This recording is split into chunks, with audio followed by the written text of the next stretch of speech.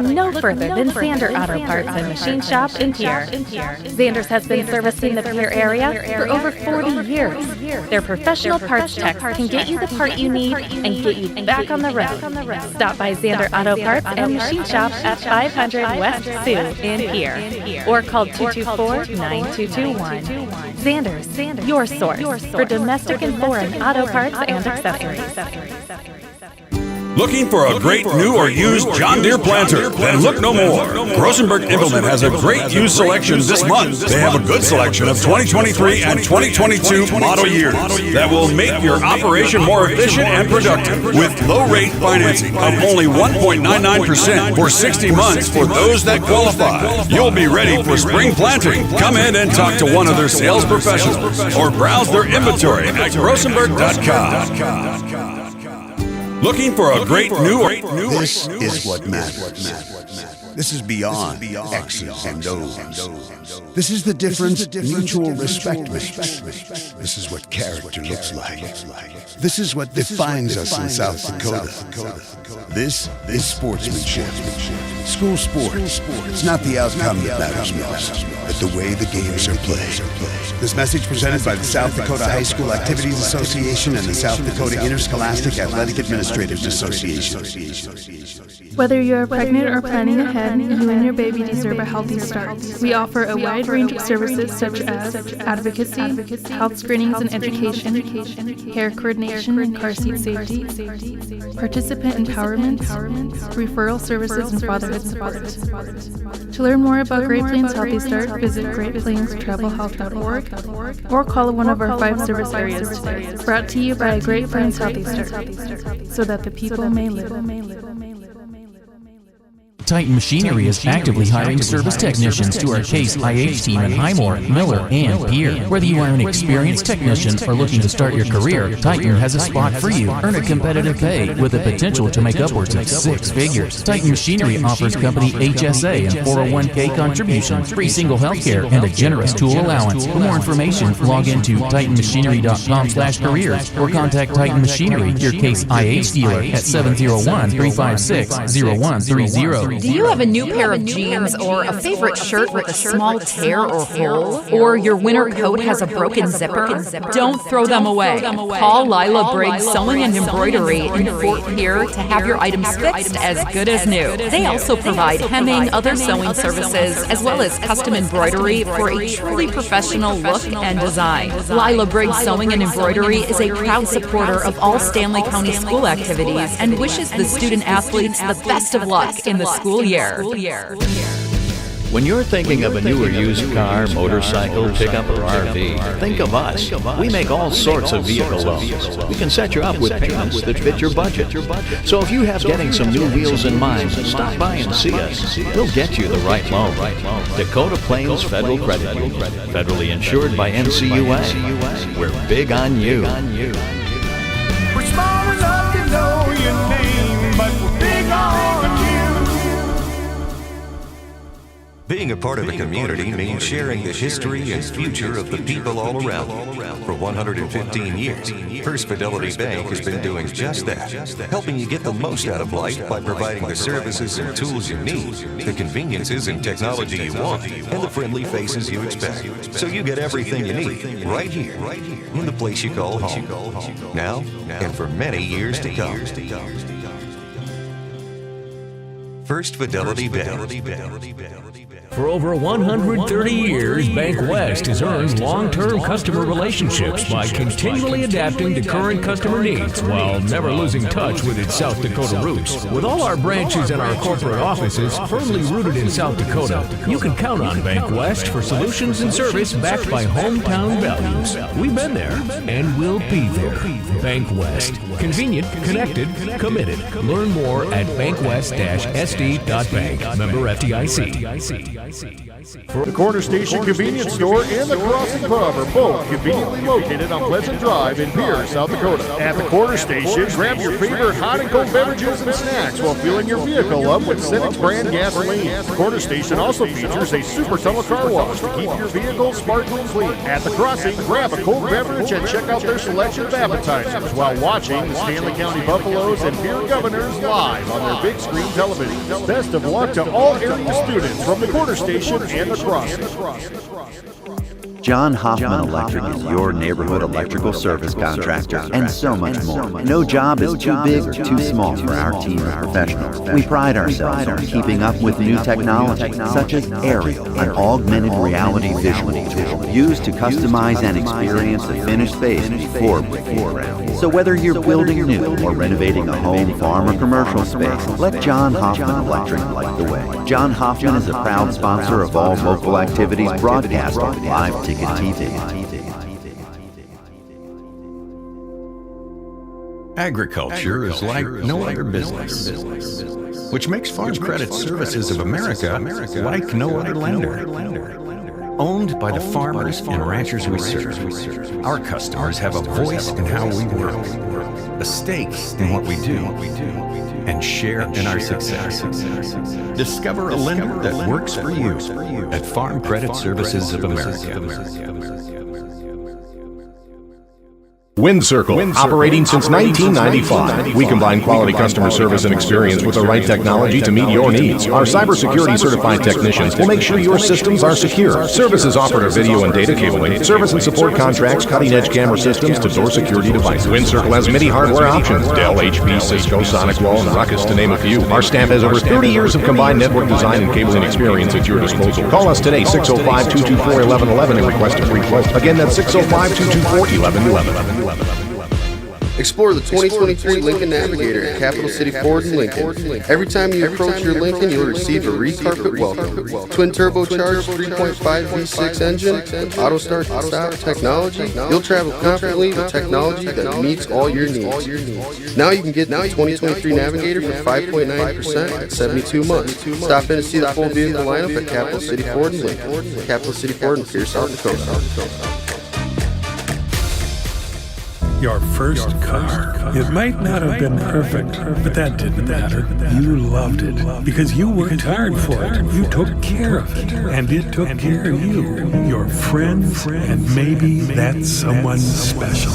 And through it all, we were there working with you, for you, to make sure it was a smooth ride. Farmers Union Insurance. More choices, great rates, local agents. Contact your local Farmers Union Insurance agent today. CoreCares helps individuals stay at home by offering caregiving, nursing, and medical alert systems in over 55 communities in South Dakota. Specializing in tasks like bathing, meal prep, and medication setups, our well-trained staff delivers exceptional care. We invest in our team through customized training and comprehensive benefits. To learn more about job opportunities or services, visit our website at corecares.com. CoreCares, proudly serving our community.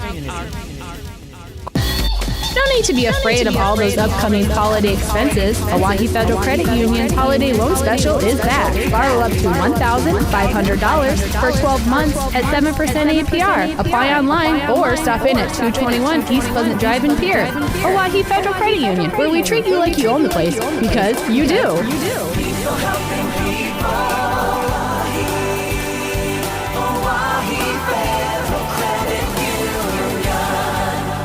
That moment when you realize your furnace is stone cold busted. We're talking a real put on every sweater you own, I can't feel my feet, penguin predicament. But fear not, there's an X. Let your local heating experts at Kites Service Experts keep you warm with $50 off any furnace repair. Like it toasty? There's an expert for that. Call Pites Service Experts at 866-EXPERTS. See website for license details. What if we said a bank isn't a place to lock up money? It's a place to set it free. If you're ready to change what you get out of banking, start a relationship with us. American Bank and Trust. One way American Bank and Trust enjoys giving back to the Fort Pierre community is through our Spirit Card program. These cards are a great way to give back to our schools and show hometown pride. Call or stop in today to get your own Spirit Card. Go Buffaloes! Do you have a pest problem? Got bats, ants, termites? Family-owned and operated, Olson's Pest Technicians have had over 50 years' experience taking care of pest problems in places across South Dakota, Nebraska, and Iowa. Utilizing brilliant methods such as Centricon bait stations for termites and Vicane treatment for bedbugs. There's no pest too tough for Olson's Pest Technicians. If you have pest problems, call 800-KILL-BUGS. Do you want to join one of the oldest established organizations in Fort Pierre? Perhaps you are more interested in protecting the future. Whatever your position, the Fort Pierre Volunteer Fire Department is for you. We are responsible for fire protection in Fort Pierre and Stanley County. Become part of this amazing team by stopping down at the fire hall and discussing enrollment. We are not just limited to adults, as we have a new cadet program for students ages 14 to 18. For more information, click on our banner ad on the homepage. From everyone at the fire hall, go Bucks! Advertising can be a struggle. Where to spend your money? Are you reaching the right audience? If you are looking for an effective method that reaches a large fan base at once, then here's your ticket with Live Ticket TV. With over 90 schools in the state of South Dakota, we can help you advertise locally with just your team or reach the region and state. Plus, a portion of all sales go directly back to the school. Get a hold of Todd Sandel today and let's get started in building your brand with Live Ticket TV. Allied Plumbing and Heating is your contact for business, farm, commercial, and residential plumbing needs located in Pierre. No job is too big or small for Allied, but our over 50 years of experience to work for you. At Allied Plumbing and Heating, the only surprise we want for our customers is how fast they get the job done. That's why we offer free estimates on every single service. No hidden charges. Give them a call today at Allied Plumbing and Heating. Remember, you can rely on your Allied. What if we said a bank isn't a place to lock up money? It's a place to set it free. What if the point of banking wasn't to bank at all, but to put your ideas to work? What if your bank asked, what if, a little more? Well, what if we told you, we do? We're American Bank and Trust, where what if meets why not? If you're ready to change what you get out of banking, start a relationship with us. What if you made the move today? What if we said... Whether you're pregnant or planning ahead, you and your baby deserve a healthy start. We offer a wide range of services such as advocacy, health screenings and education, hair coordination and car seat safety, participant empowerment, referral services, and fatherhood support. To learn more about Great Plains Healthy Start, visit greatplainstravelhealth.org or call one of our 5 service areas today. Brought to you by Great Plains Healthy Start, so that the people may live. Looking for top-notch printing services? Choose Preferred Printing, your South Dakota union printer. We provide mailing services, create banners, vehicle decals, stationery and business forms, event materials including specialty items, apparel, and more. Our skilled team brings your vision to life with exceptional quality and attention to detail. And as a locally veteran-owned shop, we're dedicated to serving our community. Experience the difference with Preferred Printing. Visit us at preferredsd.com or call 605-33... Service Master of Pierre is your go-to service experts for a wide variety of cleaning needs. Since 2003, we have developed the most effective methods and products to service virtually every type of industry. We're known for our exceptional carpet and upholstery cleaning, but did you know we also offer cleaning of all types of flooring, along with providing fire and water restoration, commercial cleaning, janitorial services, and construction cleanup. Service Master of Pierre is a proud sponsor of TF Riggs Governors and Lady Govs, as well as Stanley County Buffaloes and Lady Buffs activities. The innocence of youth. Is there anything any better? But soon they'll be in high school and facing all the same challenges you faced. How to make friends, how to fit in, how to be cool. We want our children to have everything they'll need to live fulfilling and productive lives. Make sure the kids in your family are among the more than 57,000 participants here in South Dakota who take part in high school sports or activities.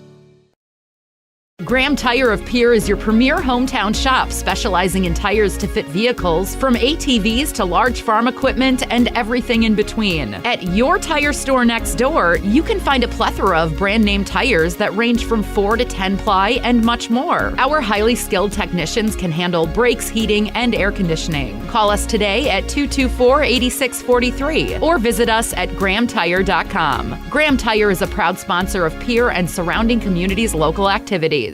Dano's Marine in Fort Pierre is your one-stop shop for all things boats and watercraft. They are your local Vexus and Alumacraft boat dealer, some of the best boats on the water. Dano's also offers a full line of services to maintain your boat out of the water so you can enjoy more time on the water. Their certified technicians proudly service Yamaha, Mercury, and Evergreen motors. Stop in today to visit about your next watercraft.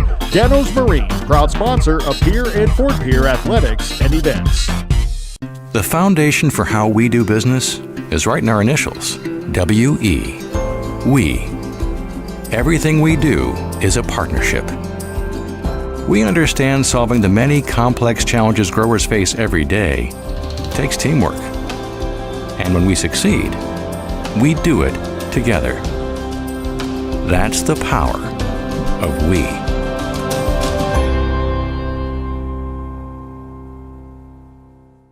Your first car. It might not have been perfect, but that didn't matter. You loved it because you worked hard for it. You took care of it, and it took care of you, your friends, and maybe that someone special. And through it all, we were there working with you, for you, to make sure it was a smooth ride. Farmers Union Insurance. More choices, great rates, local agents. Contact your local Farmers Union Insurance agent today. When you're in the need for high-quality replacement auto parts, look no further than Zander Auto Parts and Machine Shop in Pierre. Zander's has been servicing the Pierre area for over 40 years. Their professional parts techs can get you the part you need and get you back on the road. Stop by Zander Auto Parts and Machine Shop at 500 West Sioux in Pierre or call 224-9221. Zander's, your source for domestic and foreign auto parts and... Looking for a great new or used John Deere planter? Then look no more. Grosenberg Implement has a great used selection this month. They have a good selection of 2023 and 2022 model years that will make your operation more efficient and productive with low-rate financing of only 1.99% for 60 months for those that qualify. You'll be ready for spring planting. Come in and talk to one of their sales professionals. This is what matters. This is beyond X's and O's. This is the difference mutual respect makes. This is what character looks like. This is what defines us in South Dakota. This is sportsmanship. School sports, it's not the outcome that matters most, but the way the games are played. This message presented by the South Dakota High School Activities Association and the South Dakota Interscholastic Athletic Administrators Association. Whether you're pregnant or planning ahead, you and your baby deserve a healthy start. We offer a wide range of services such as advocacy, health screenings and education, care coordination and car seat safety, participant empowerment, referral services, and fatherhood support. To learn more about Great Plains Healthy Start, visit greatplainstravelhealth.org or call one of our 5 service areas today. Brought to you by Great Plains Healthy Start, so that the people may live. Titan Machinery is actively hiring service technicians to our Case IH team in Highmore, Miller, and Pierre. Whether you are an experienced technician or looking to start your career, Titan has a spot for you. Earn a competitive pay with the potential to make upwards of 6 figures. Titan Machinery offers company HSA and 401k contributions, free single health care, and a generous tool allowance. For more information, log into titanmachinery.com/careers or contact Titan Machinery, your Case IH dealer, at 701-356-0130. Do you have...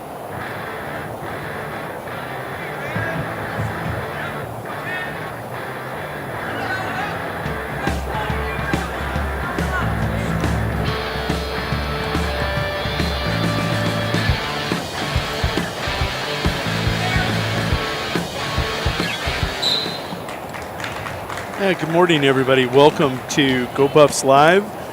This is Jody Brosick of LiveTicket.tv, joined by Brian Minning, or joining, I should say, Brian Minning of Go Buffs Live. Brian, how many years in a row is this? It's got to be, seems like 8, 9? 7 or 8, it seems like at least. Getting close to the decade mark here at Stanley County Parkview Gymnasium here in Fort Pierce, South Dakota, the home of the Big Dakota Conference Wrestling Tournament. And Brian and I are off and running. We're going to have track wrestling pulled up for you during the course of the day. And I think, because I got the ear pad in, or the earbuds, we can just sit here and look at some of these kids and enjoy wrestling mat side. This is the one place where I get to sit mat side all year long. Oh, yeah? It is. And it's wonderful.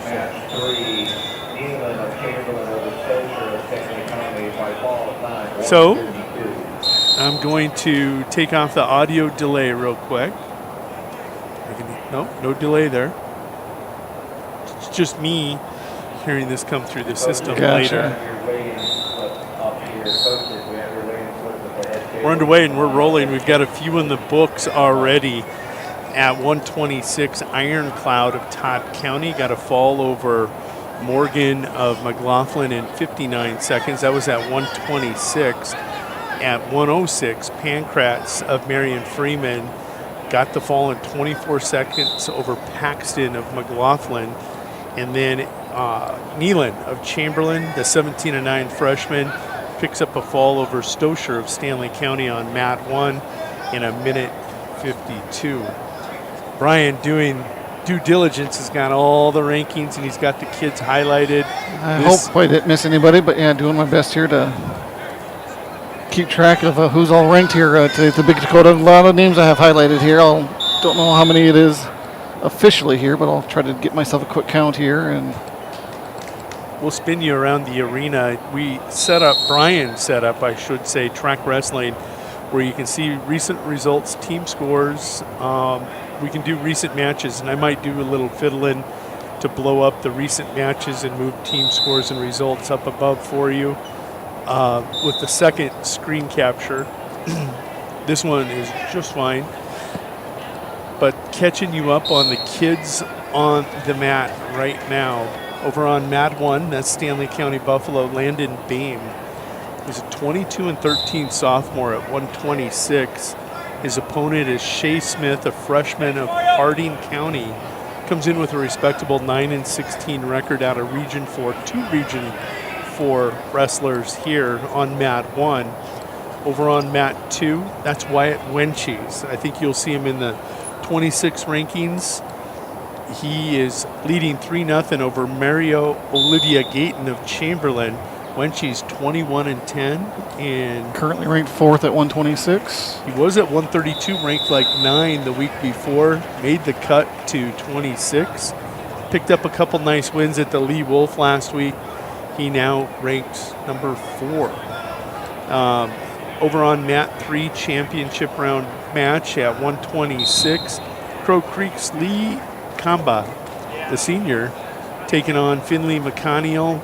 McConiel, a very good wrestler for the Marion Freeman Rebels. I believe he picked up a fall there. He had a 4-0 lead.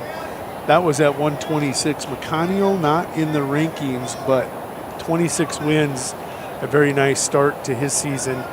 And I can't say nice start because we're winding down. Next week, state duels. Right. And then we come back with regions right after that. And yeah, the Big Dakota's kind of always been that precursor to regions and whatnot, so obviously want to be wrestling your best here before going into regions, and looking forward to those kids that might be just on that borderline, and maybe they'll get a chance to, wrestle well here this week, and maybe even have a chance to wrestle enough to, what is the top 4 that in regions that then go on to state.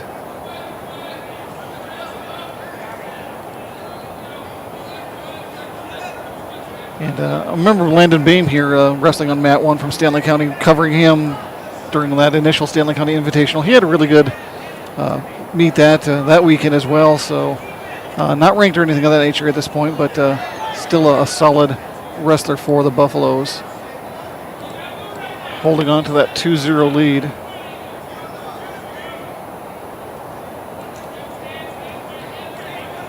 He may have increased that now to 4-0, it looks like. And my unofficial count of ranked wrestlers here this weekend across both classes and counting the girls as well that we'll see later. It looks like there will be about 40, 42 ranked wrestlers here at the Big Dakota. So a lot of good wrestlers here this weekend.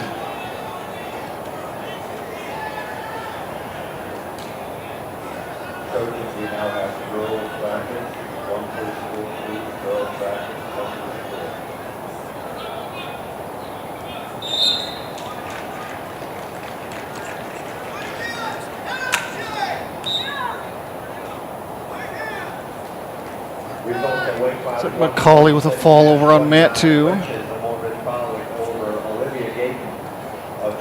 Some cool names, all starting with K. All my kids are Ks. Kia McCauley, 29-12 as an 8th grader. You see some of these kids, they talk about them achieving their 100th win. Excuse me. When you're picking up 30 as an 8th grader, you're in the running for a 200 career victory. 200 victories in a career, I should say.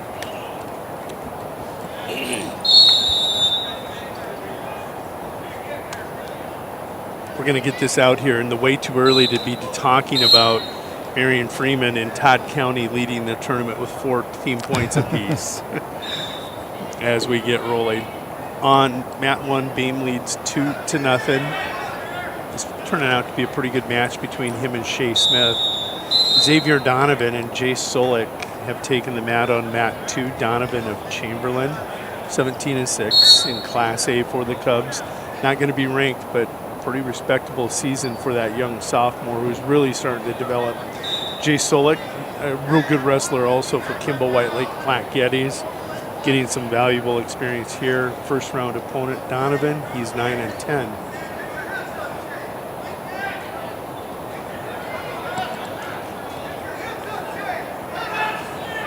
Over on mat 3, Spencer Sargent, Stanley County Buffalo. That's a good record, 28-10. Two teams that are going to surprise a lot of people, maybe that don't see these teams often enough. The Stanley County Buffaloes and the Bennett County Warriors. The county teams really putting together some nice squads here in the last few years. Brent Ireland back over in Stanley County. Stanley County's former wrestling coach now here in Stanley County from Bennett, doing a nice job with the young Buffaloes. And Sargent over there on mat 3, currently ranked number 9 at 138. His opponent is Joshua Popkes Jr.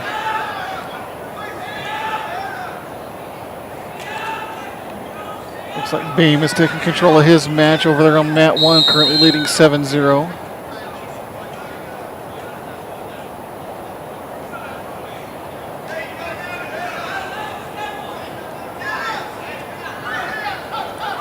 I haven't even had a chance to look at the brackets, Brian.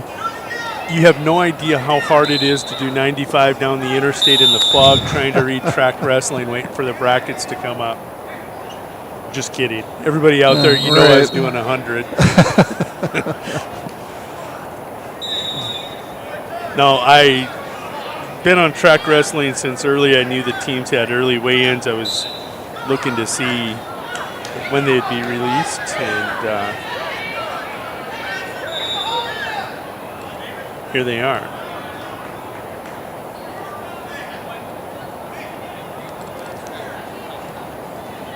Should have grabbed my laptop from the car. Could have set that up too, I suppose, if needed, and I could have brought it up on that. As long as we have a phone charger, we'll be good. Between that and the computer and the printouts, gosh, you've got us really prepared. Bame will get the victory. Final score I saw there was 7-1. Mat 1 will roll over to Lyle Knoll, one of those county wrestlers. This one of Bennett County. Lyle, freshman, 18-13, taking on Riley Sprinkle of Sully Buttes. Sprinkle just getting going here late in the season, 2-5 at 126 pounds for the Chargers.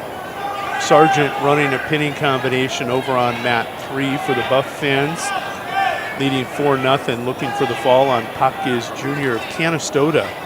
Canastota, there's a team that's new to the wrestling ranks. That's awesome.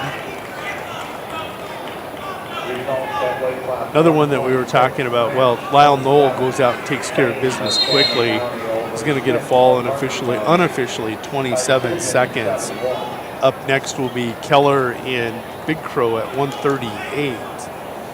Donovan trailing Solik 2-1 over here on mat 2. They are in the second period, minute 4 and ticking as both Brian and I take a look. Sargent not able to get the fall, but will get back points. Has a 6-0 lead currently over Popkiz Jr. of Canastota. Mat 1, let's roll that one over. That's Mobridge Pollock's Caleb Keller. Keller, a name that's very common up in the Mobridge Pollock area. He's going to get first takedown. His opponent is Arthur Big Crow, the Lakota Tech Latonka.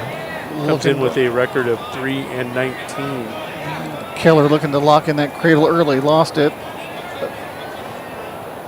Still has Big Crow on his back and in some trouble.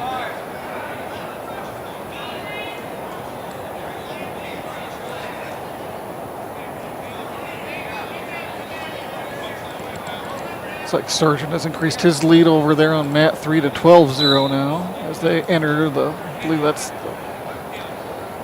maybe the third and final period over there. It currently says 2, but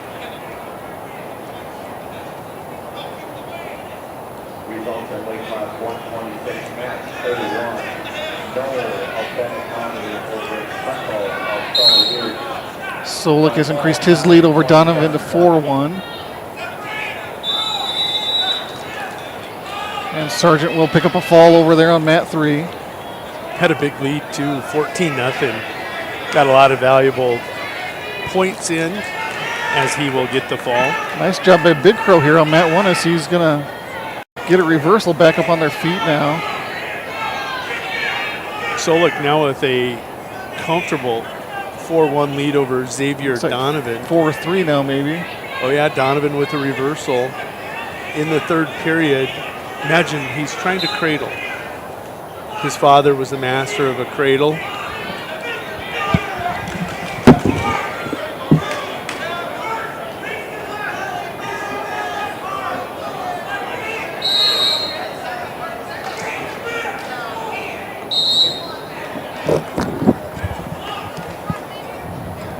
Over on mat 3, that's Carmine Krogos, 7-13 junior of McLaughlin.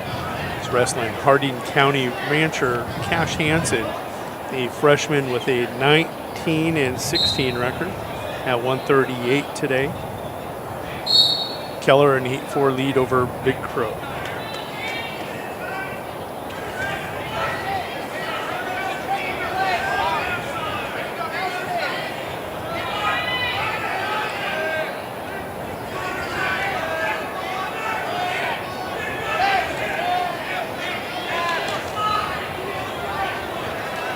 .45 to go on mat 2. Donovan still trying to hook up a cradle.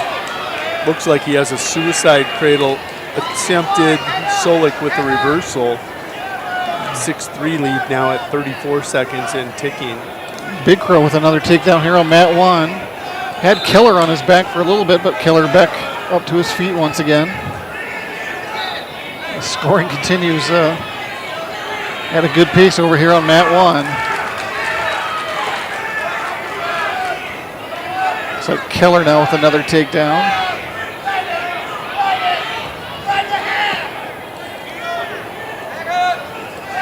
It's Keller with an 11-9 lead with just about 45 seconds to go in period 2.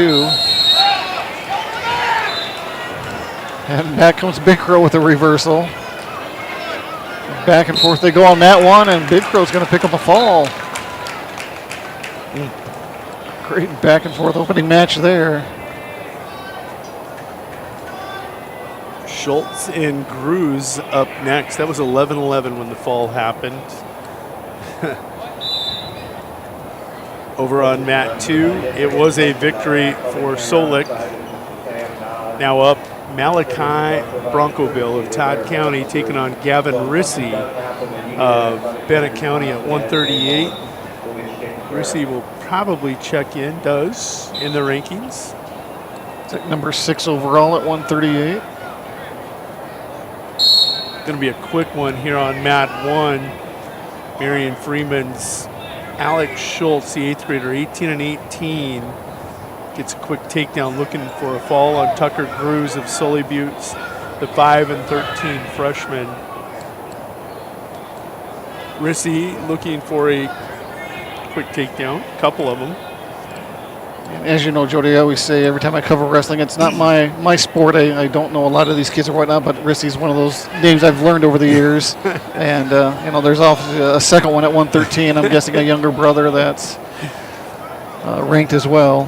If you know anything about Bennett County, you know if you hear the names O'Neill or Rissy, currently those names circulating through the high school ranks, boys and girls, incredible athletes, great genetics, very competitive young kids. Keep an eye on the girls' side, the O'Neill girls, 8th graders, 8th grader and a 7th grader. Volleyball, they were incredible. I haven't got to see them in basketball yet, but Bennett County going to be a force in Class A in volleyball out of Region 7 here in the very near future.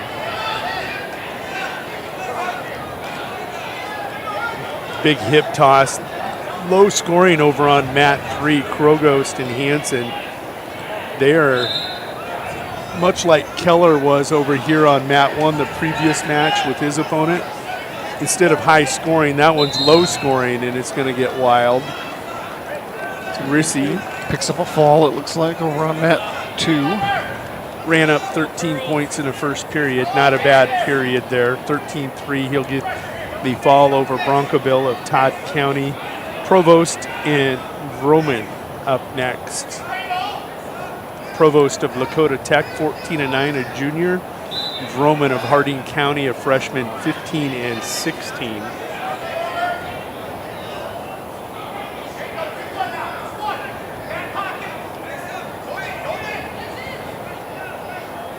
Sully Buttes, A.J. Oliver on mat 1, the 7th grader. It's 4 and 15. He leads Devin Whitefeather of Todd County by a score of 2-0.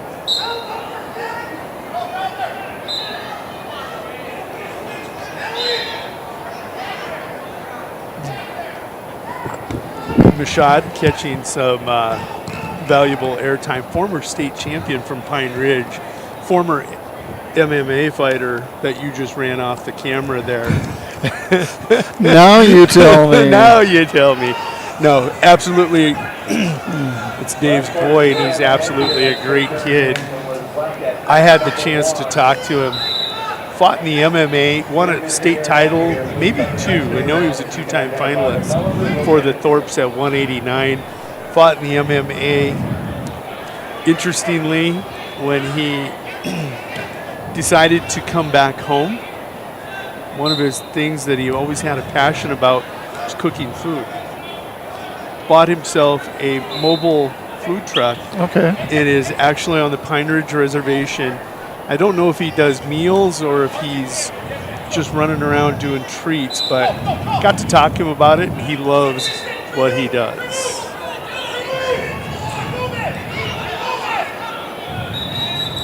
Going to be a clasping hands there on Devin Whitefeather. He will fall behind 3 love over here on mat 2. That is Vroman of Harding County, leads 2-0. Trying to improve here in the first period. 20 seconds to go. Got that half. Going to try horsing it over. Does improve, but wasn't ready for the roll through by Provost. 3-0 over on mat 3, Hansen, in that low scoring affair. Olivier over here on mat 1, increasing his lead as well. Now he's trying to get a cradle locked in, but lost it. Yeah, he's got a 5-0 lead. So make it 7 now, 2 more.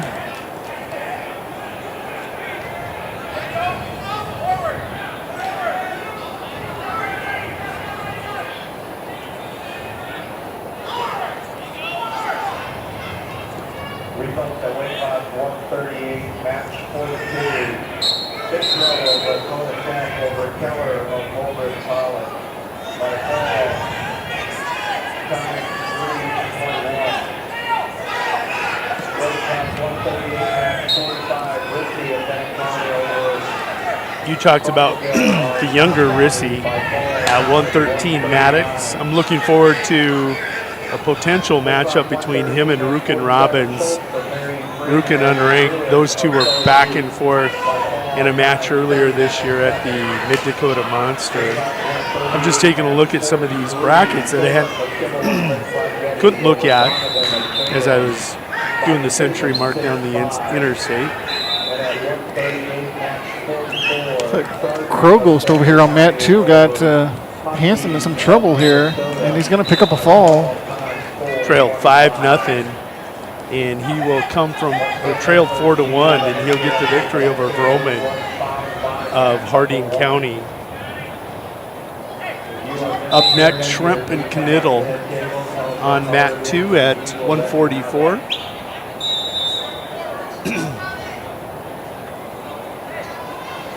Got a frog in my throat.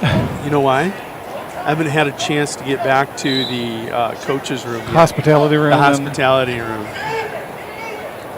Need some cherry pie to wash that down. Here's a good one over on mat 3. That's Christian Irisman of Groton area, 27-3 at 138 or 144. His opponent is Johnny Alpizer, Miller Highmore Herald, who's 5-5. This is my first look at Arisman this year. State finalist last year, I believe. 27-3 this year, and you've got him currently ranked at number 4 at 144. Over on mat 2, Trip Shrimp, 17-7 junior for Cheyenne Eagle Butte Dupree Tioche Betopa. 17-7, taking on Alaric Knittel of Marion Freeman. His first varsity match, and he gets Trip Shrimp. That's not an easy one. Shrimp probably not ranked in the A's, but in that Region 3, he's going to be a 5 seed probably, and will be in the mix to make it to state over in Class A boys. That's girls, I believe. Girls, isn't it? Yep. Yeah, you're not going to see him in there, Shrimp at 144, but he'll be in there like a bite and salad. These are the regions. And you can see who the top seed and second seed will be. He's in that mix, probably 3, 4, 5 to come out. Erisman will get the fall over on 3. Now Riken Oral will be taking on Brennan of Chamberlain. Shrimp gets the fall on 2. And Riken also ranked number 8 currently at 144. He's one of those kids that was unranked, and what's really interesting, he's 33-11. Last week he popped into the rankings for the first time in about a month and a half because Region 3 has got like 6 44-pounders that are all studs. All 4 of them picked a place in the top 8 that are there right now. The 5 and the 6 seed in that region, they would probably be in contention for state places also if they could just get out of regions. On mat 2, my baby giraffe, Kellen Brozik out there, 22-12. He's taken on Joseph Andrews of Little Wound. Andrews is 2-14 for the Mustangs. The giraffe gets a first takedown. And Kellen coming in ranked number 6 overall at 175. And he'll pick up a quick fall.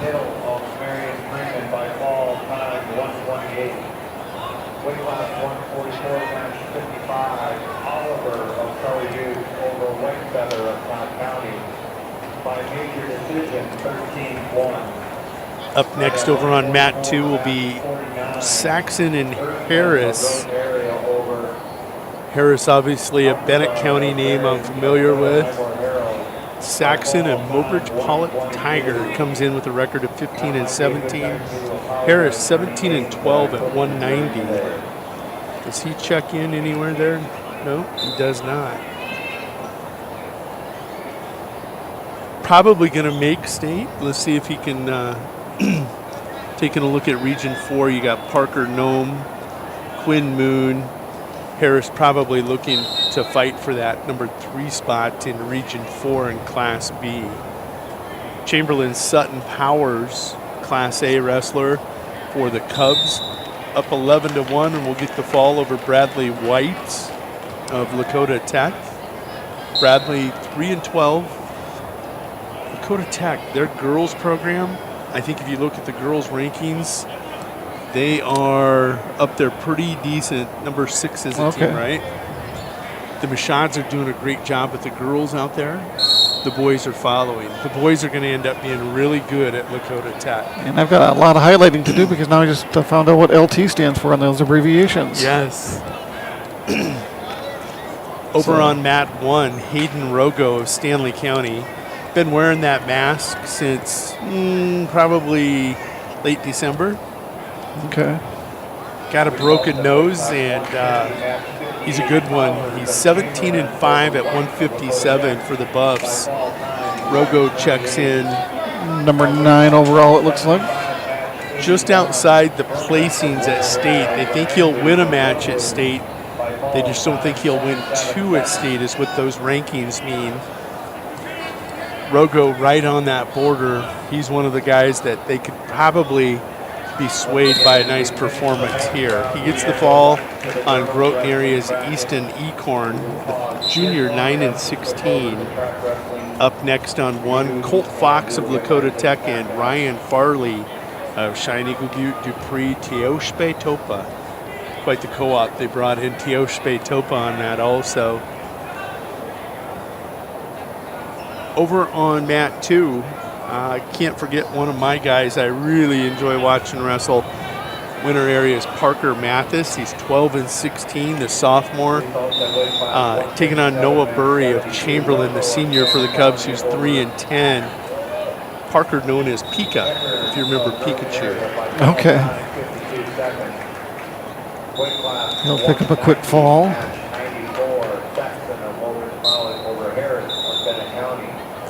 Oral cruising out on 3, 10-1 over Brennan. That one in the second period, short time. Going to go to the third period, 10-1 Oral.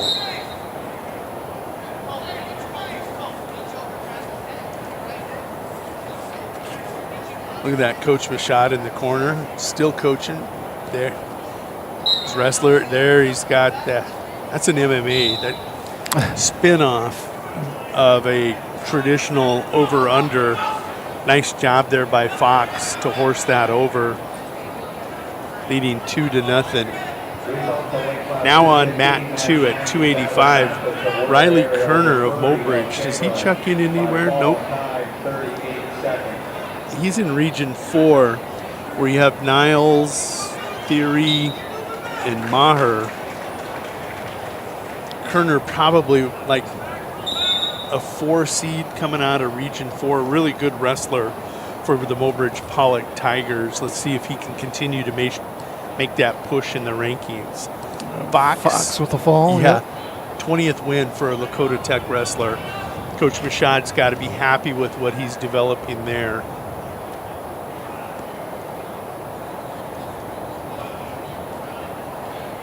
Quentin White Mountain will be taking on Tyler Rowland of Lakota Tech. Couple White Mountain of McLaughlin, 8-10. Rowland, 3-8 of Lakota Tech. This could be a fun match. Over on mat 3, that's Antoine Running Bear of Lakota Tech, 9-10. He's a senior, taking on Talon Krolikowski of Bennett County. Talon at 157, not probably ranked. No. But if you take a look at those Region 4s, he was at 150, 144. He's coming up. He might be trying to find a spot in the state lineup. Maybe competing for a number 3 seed coming out of Region 4 for Coach Ireland. Talon super physical for the Warriors. He was part of a couple of Team South Dakota wrestling teams, national teams that I was with. He's a quality wrestler for Coach Ireland out there. It's like Kerner with a fall over on mat 2. Led 5-0 over Gerard of Chamberlain and gets the fall. Coach Donovan going across. The better of the two Coach Donovans.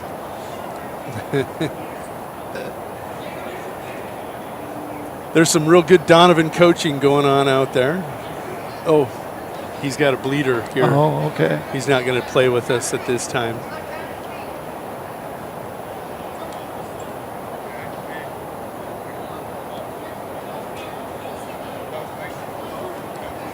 So up next on mat 2. Oh, we're going to go silent on mat 2. These were that first round. A lot of these brackets had 11, 11, 12, 13, maybe 2 or 3 matches in the first round. We'll load up here in the quarterfinals going forward. We'll see full weight classes. Let's see if they jump to the girls.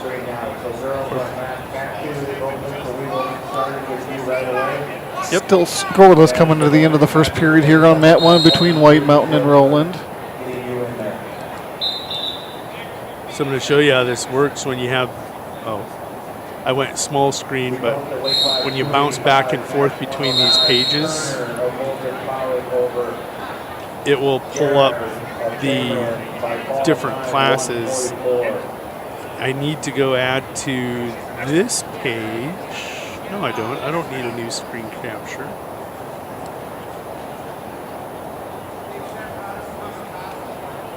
See how the girls is blank? I just switched the tab there. Sure. And then I go back over to the boys. We'll be able to bounce back and forth. So just by switching back and forth between these tabs, we can keep people. Gotcha. In case we miss your young wrestlers out there, we'll keep track bouncing back and forth so you know. Looks like we may have a girls match here getting ready to start up on mat 2 here. Trying to get it pulled up. That's Champ, right? Bennett County. According to the back of the singlet, that's what it is. Yeah, she's advertising herself right in our picture for us. Looks like White Mountain with a takedown and a 2-0 lead on mat 1. Thought that might be a close match there. White Mountain 8-10, Roland 3-8. I gotta believe I saw this out at this match at the Dakota Nations Invitational at the LNI. White Mountain will get the fall. He'll go to 9-10 and advance to the quarterfinals. Tyler Rowland will come back through wrestlebacks. That match will go empty also on the boys' side as White Mountain flexed at the camera. Atta bud. It's all right. You deserve it. Get a fall. Fall over on mat 3 there as well as, was it Krolikowski, did you say? Yep, Krolikowski. So we will have a boys match, one more over there, 2 actually. It'll be Carver Ron of Todd County, 6-14 at 190, taking on Jimmy Burma, the junior for the Sunshine Bible Academy Crusaders. And we do have that girls match happening over on mat 2. And on mat 1, we're going to have one. Look at that. On mat 1, we're going to have Kruger of Grotenary and O'Leary of McLaughlin. On mat 2, Champ. We're going to call her Sadie Stomp Champ of Bennett County, the 7th grader, 4-7, taking on Canastota's Lola Khan, the 7th grader, who's 3-8. Champ with an early takedown over there on mat 2 for that 2-0 lead.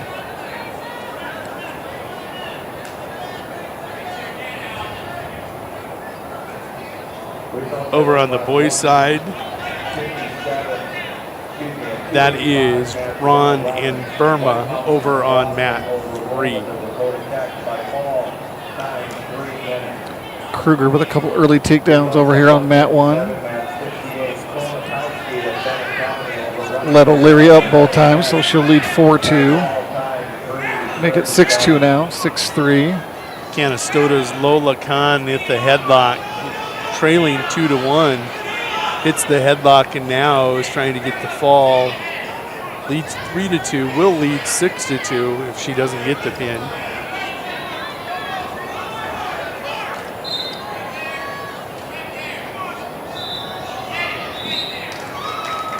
And she does. Canastota Seahawks, right? When they co-op, I believe they're the Seahawks. I'm not sure if they're a standalone team here. Okay, South Dakota High School Activities Association. Let's find out. Kruger will pick up the victory on mat 1. Didn't quite see who the victor was on mat 3 over there. Final match over there. Looked like Ron was trailing. We can get that one here in a second. Now Stetson Shelbourne and Ricky Solis of Marion Freeman. Shelbourne 25-11. He checks in ranked 6, I think. Solis 2-15 for Marion Freeman. Shelbourne up to 5 now at 285. At 5.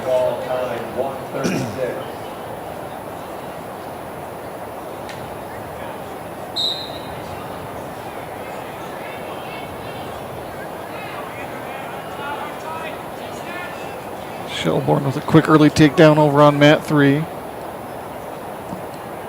Get you the girls matchup here in a second here over on mat 1. All right, Canastota, when they're not co-hopping, the Hawks. Okay.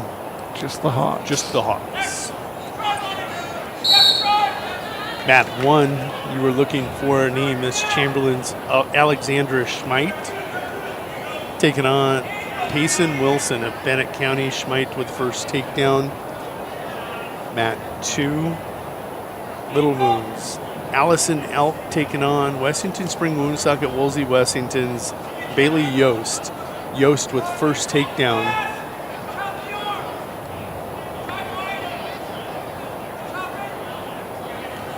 And Shelbourne with that 2-0 lead over on mat 3. His opponent Ricky Solis of Marion Freeman.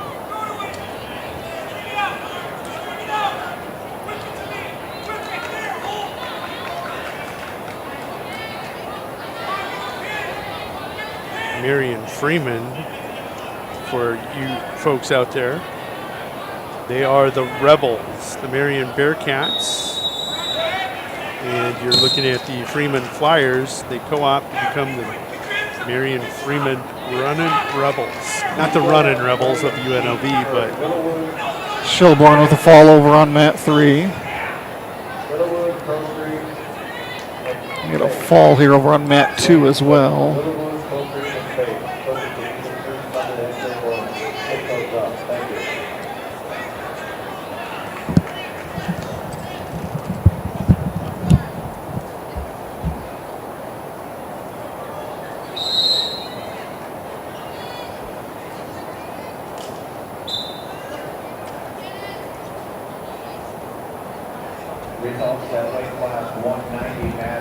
no boys matches. We're all on the girls side. We're going to get all 3 of these mats rolling. On mat 2, Miller Highmore Heralds. No. This is Harding County's Keenan Patton, 16-10 freshman, taking on Todd County Lady Falcon. Adrian Fasthorse comes in 4-11. Over on mat 3, they're getting teammates ready to go. Janie Perkins and Iva Black Elk of Lakota Tech. Perkins 17-12, Black Elk 6-14. That match, as soon as they pull it up in the track system, they will be rolling. That weight class for the girls at 100 pounds, neither one of these 2 young ladies ranked. Perkins 17-12, probably in the mix. No regions you see here on the girls. That'll change. Sure. Next year they go to regions. You've got to qualify from your region to get to the state tournament. Makes sense, as obviously the girls' sport is growing on the wrestling side of things. And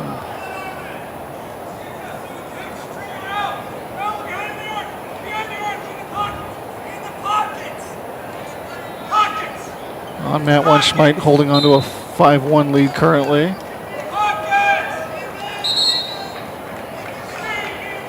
It's like Padden with a fall over on mat 2.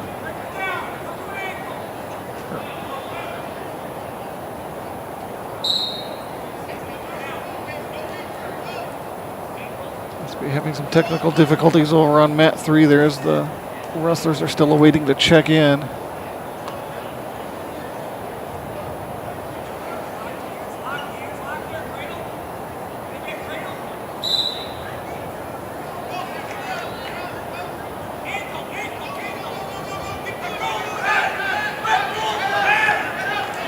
Looks like we have a couple of teammates going at it here on mat 2 now as well. Both from Miller Highmore Herald. It's going to be Hannah Ziegler, a junior at 3 and 10, taking on Morgan Wordle, a freshman, coming in at 8 and 15.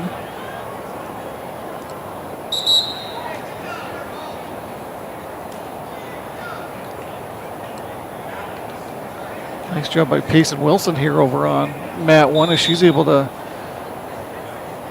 get a couple more points there. She may have cut that deficit now, or maybe even leading now 6-5. I think she did take a 6-5 lead now as that one enters the third period.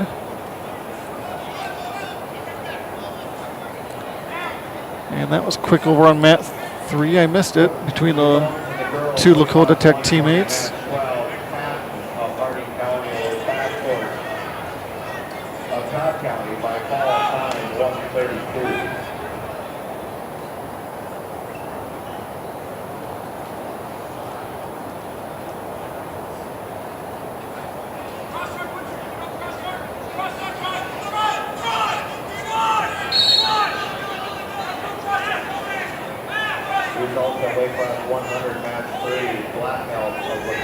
There we go. Chamberlain's Annie Gracer and Canty Whitebull of Lakota Tech out on mat 3 at 120. We saw Padden out there a bit ago. She's honorable mention, 12. looks like. I like how they do the girls. They don't make them 9, 10, 11, 12.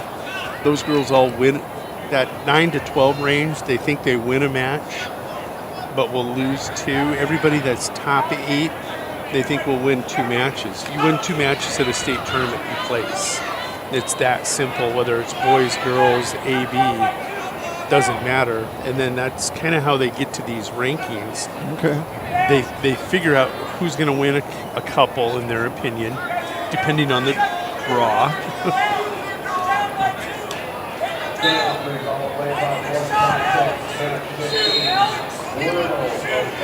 And then it just all becomes opinion, 1 through 8.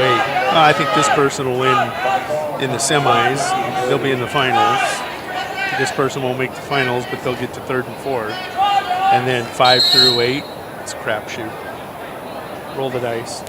Boom.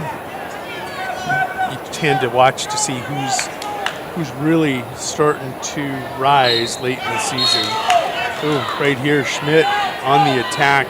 Payson Wilson of Bennett County. That gas tank looks a little low. Able to counter their shot. Nice comeback by Wilson. I believe she was trailing 5-1 at one point.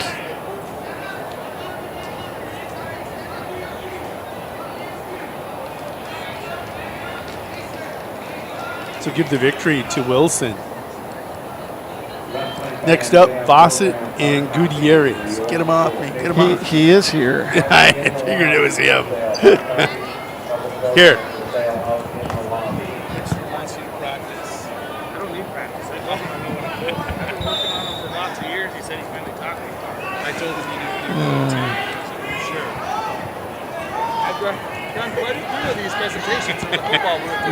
Yes, you have. Harding County legend behind us, John Latham. Hi. Sore now. My old body. No, my old body that just tears me down.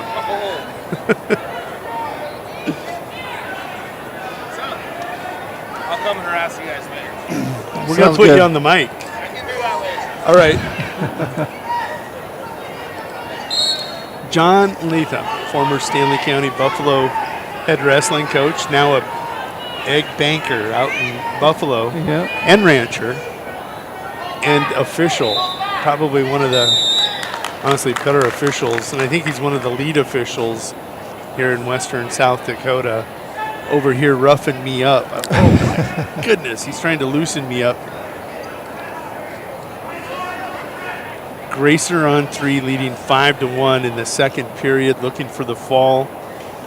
Harmony Sears of Bennett County trailing Shelby Shrake 2-0 on mat 2. They go to the second period.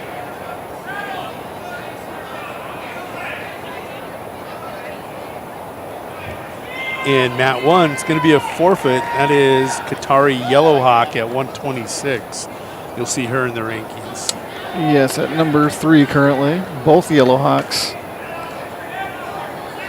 ranked. The sister Tawny at 132, ranked number 4. So we'll roll over mat 1 with that forfeit to Selena Longbreak of McLaughlin, taking on Kyla Logan of Doland at 132.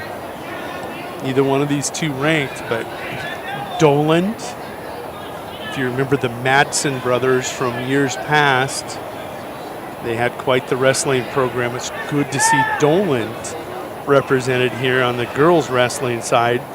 Taking a look.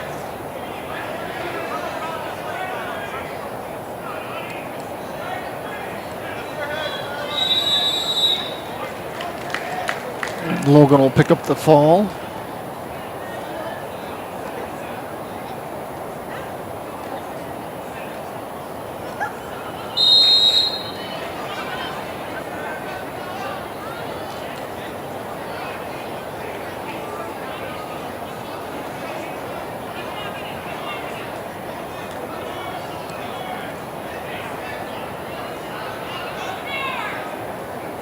Shrake over here on mat 2 with a looks like 3-0 lead. Currently now 5-0. Is it?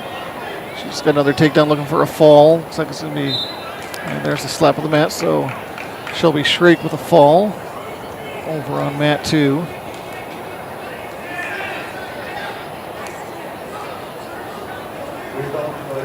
And over on mat 3 is that Greaser. My eyes can't see that well from here. Gracer. Leading Gracer. Yep. Leading comfortably 8-2.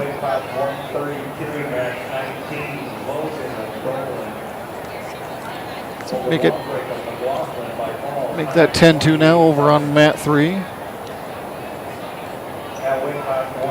Going to get ready, and we're going to roll right back into the boys here in a second. See if they're queuing up matches. You'll see mat 1 flip to boys. How many girls did you say here today? 44?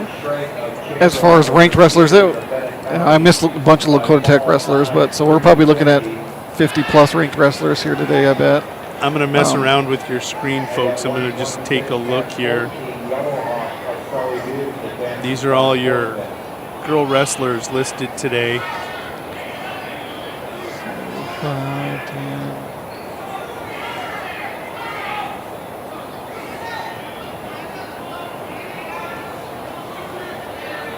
Looks like 30 girl wrestlers here today. It doesn't. Oh, there's a page 2. 60. 61. Okay. Come back over to the dashboard and get you pulled up.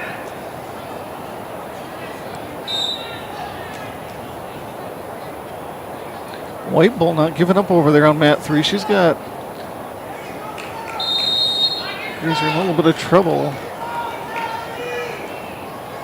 But runs out of time as that match expires now.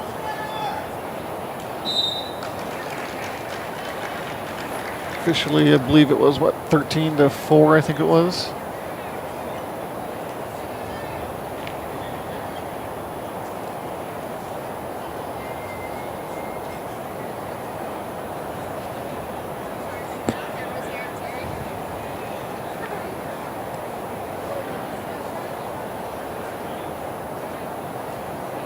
Looks like there'll be a forfeit on 3 for Lakota Rogers.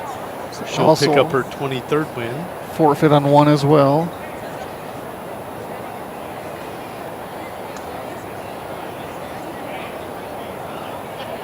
See where they're going to end here as they start rolling through these. Match on 2 getting ready to start up. Looks like that's going to be McLaughlin's Evelyn Gill, a 7th grader,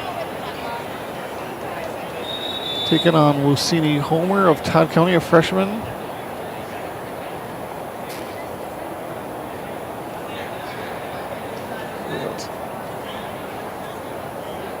Homer with a quick takedown early on.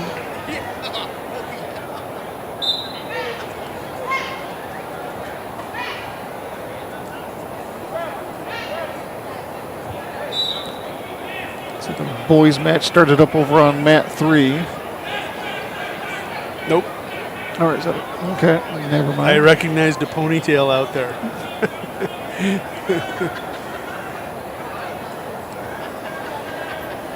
Over on 3, Eugenia DeBray at 126, taking on Adeline Lyons of Harding County. Lyons with that ponytail I saw sneak out the back of the headgear. Caitlin points at him of Todd County, taking on Kaylin Jack. That's Yamini Jack's daughter. Yamini, I know you're out there watching. Yamini. Kaylin, 8-13 junior, she gets first takedown. Over on mat 2.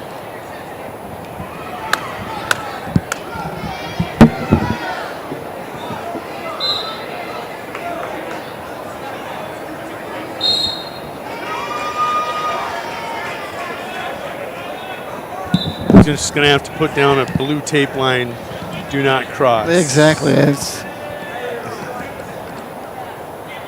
on the girls' side, Miller Highmore Herald out to the too early to talk about lead for the Bandits. Mat 1, Miss Jack got the fall. In wrestling, or in basketball, you know what Yamni means, right? I do not. 3. Okay. Yamni, administrator out at Dakota Tech. Dakota Tech, a great basketball school. He loves to call games for us. His daughter plays basketball and wrestles. It's got to be tough on him. I asked him, is it? He goes, I don't know. My girl's tough. Sandra Moves Camp coming out onto the mat on mat 1 at 152. She'll be taking on Suki Kumsline of Crow Creek. I will have to try to remember that next time I'm on play-by-play. Yes, if you want to throw out a Yamni, if you get one of the All Nations regions that, well, actually any one of the Lakota schools, Lakota Nations schools, throw a Yamni out there. They'll know what you're talking about. Glenn Drapo. And did I just read recently where they may change that up as far as the Sodak 16 was when it comes to hosting? Maybe. We'll see. It won't happen this year, but I think the higher seed is going to be rewarded, and you're going to get a home game as long as you have seating capacity of at least 700 and a 23-foot ceiling. They're really taking a look at the ceilings. Also, I think that's more probably for volleyball than basketball, but those are the 2 criteria. And if you are a host team, a higher seed, you would probably host in that scenario. Now, doesn't matter. Fort Pierce still right between schools, respecting each other's budgets. Possibly, I don't know if Mobridge or Winter had the higher seed on each other, they might want the other team to drive the extra 2 hours. We'll see how that plays out and how things work. So Sandra Moves Camp going to receive a fall, and that will be a forfeit. Up next going to be J.C. Tuberville of Harding County. Going to be taking on Moraes May of Bennett County. There's another county here today. Bennett, Stanley, obviously, Bennett, and Harding County. Any other counties that you can see?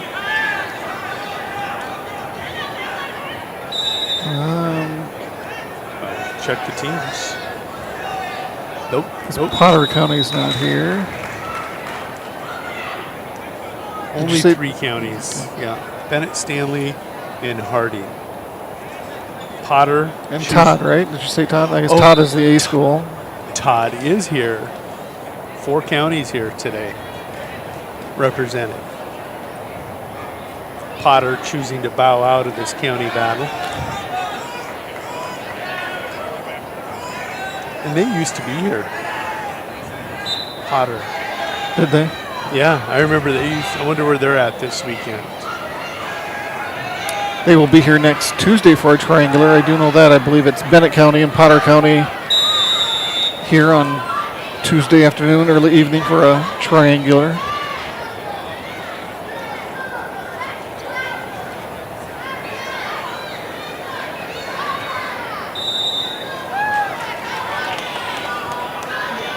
Forfeit over on mat 2.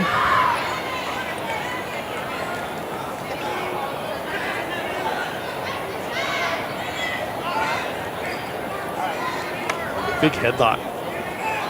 That is Eugenia Dubray out there, lands the headlock, trailing 5-0. Adeline Lyons of Harding County in trouble trying to fight off her back.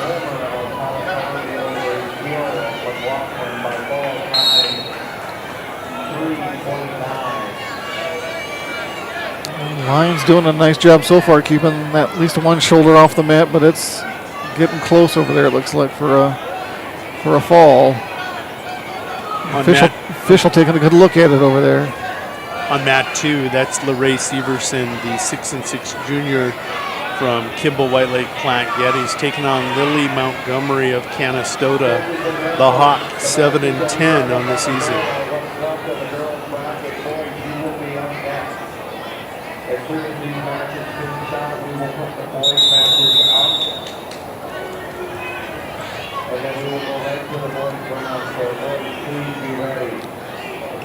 Dubray doing everything in her power over there on mat 3 to get that fall. Hasn't pulled it off quite yet.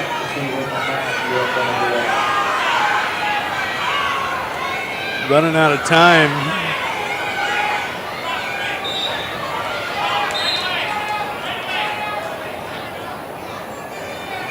We'll get 3 for the near fall points, though. It's not going to be enough. 5-3 will be the final. Oh, wait. Must have been a reversal and 3. I think they're in sudden victory. Severson will get the fall on mat 2.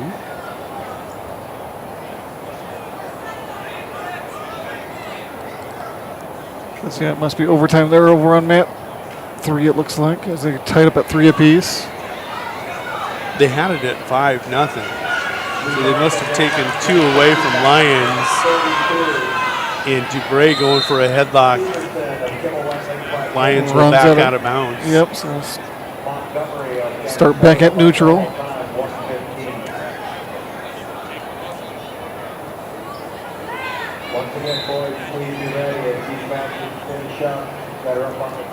Turbeville, not related to Tommy Turbeville, the senator from Alabama, but maybe I shouldn't say that. JC leads 8-0 over Mariah May of Bennett County.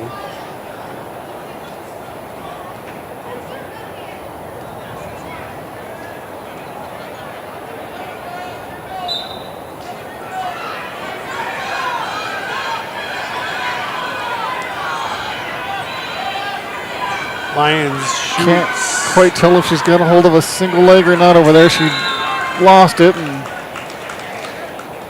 she'll give up Dubray give up. Dubray able to break out of it and get the takedown herself.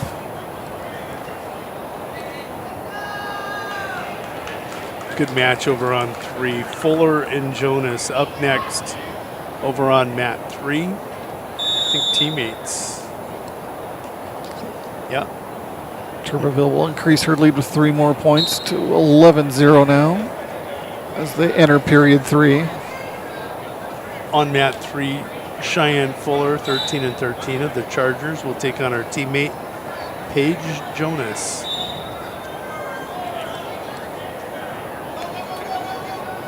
And over here on 2, Dakota Tech's Grace Big Elk, a junior at 9-7, taking on Emma Carter, a freshman from Canastota at 8-7. Yep, that's going to be a good one. 9-7, 8-7.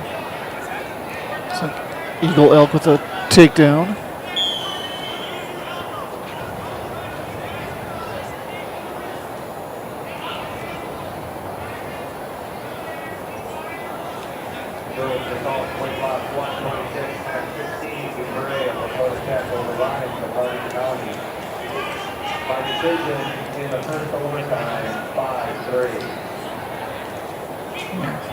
Tuberville will pick up that victory over on mat 1.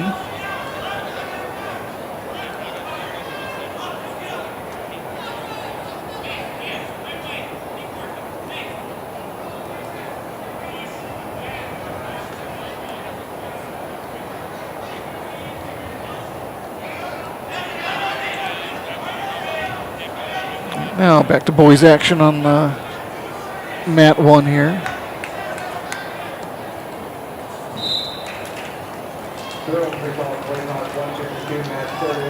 Looks like Eagle Elk will pick up a fall over on mat 2.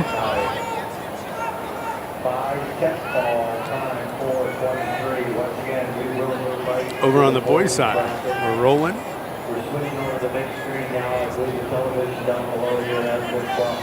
This top-ranked Ryland Robbins going to take on Remington Meyerink of Kimball White Lake Platte Geddes.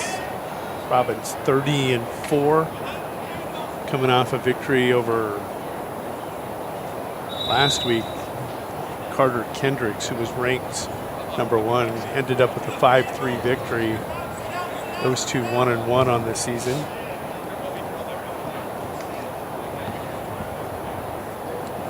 The boys starting to roll back through over on mat 2.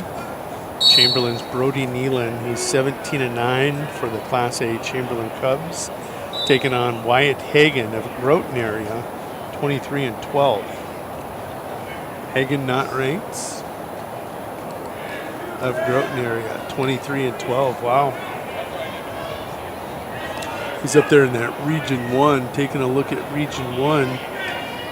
You got Guyakowski of Clark Willow Lake and Odland of Redfield ranked ahead of him. He's probably sitting around a 3 seed over in Region 1 as we look forward to those in a couple weeks.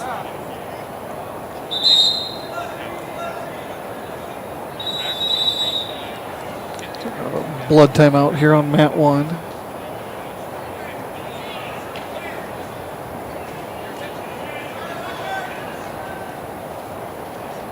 Mat 3 still rolling. The ladies up next over there. It's going to be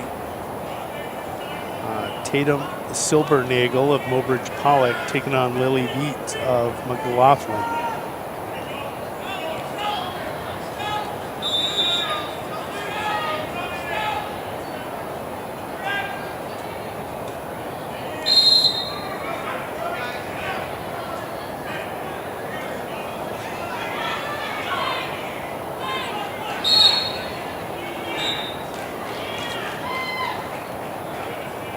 Quick fall over there on 3. Yeah, that was Mobridge Pollock. Silbernagel going to get the quick fall. She goes to 5-8 as she pins Lily Veet of McLaughlin. That means 106-pound quarterfinals on all 3 mats. Pancratz and Smoke Off. That's a good name too, Smoke Off. He's a battler. He's Russian Smoke Off.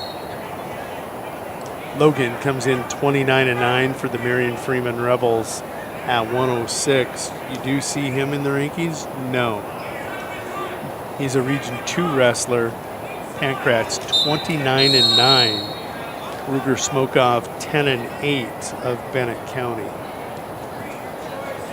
Robbins cruising here on mat 1. He leads 9-1. Meyerink not able to generate any offense. 6 seconds left, first period.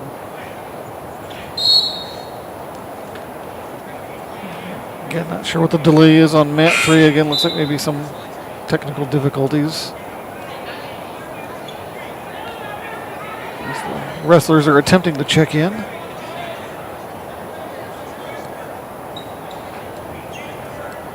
On mat 2, Nealon, he is scoreless with Wyatt Hagan. That's a quarterfinal at 106.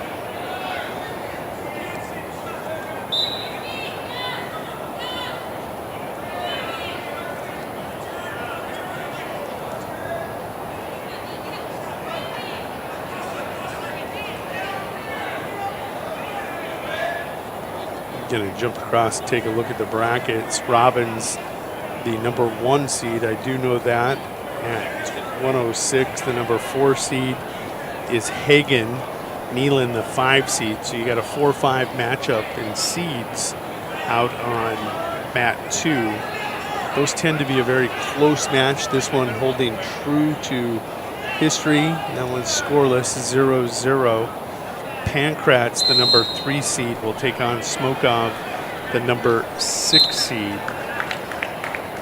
Yeah. Pankratz coming in at number 6 overall at 106.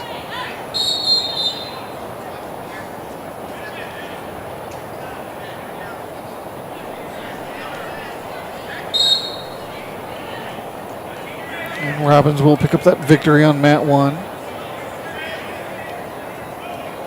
Robbins advances to the semifinals. He'll get the winner of Nealon and Hagan, who are wrestling on mat 2. Robbins, I thought, was impressive with 30 wins. On the mat now, you've got Chase Hurd, 36-5 at 36 wins. Chase, the number 2 seed. Dane Smith of Harding County, the 7th grader, the 7 seed here in the Big Dakota Conference tournament. Hurd coming in, yep, number 5 overall at 106.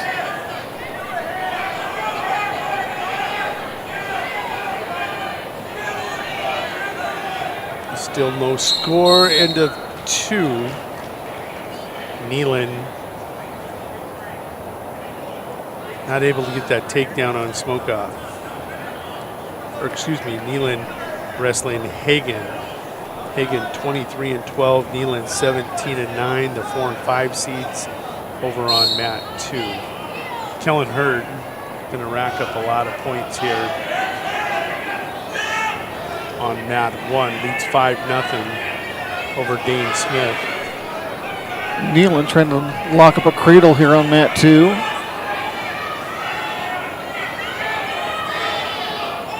Chamberlain loves the cradle.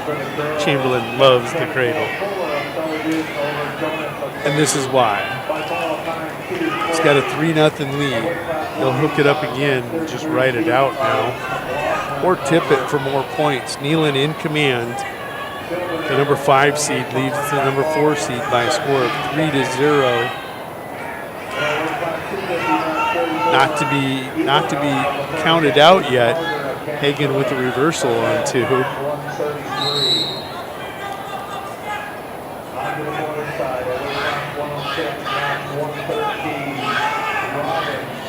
With a minute to go, Hagan's coach telling him to cut. Nealon will take a 4-2 lead.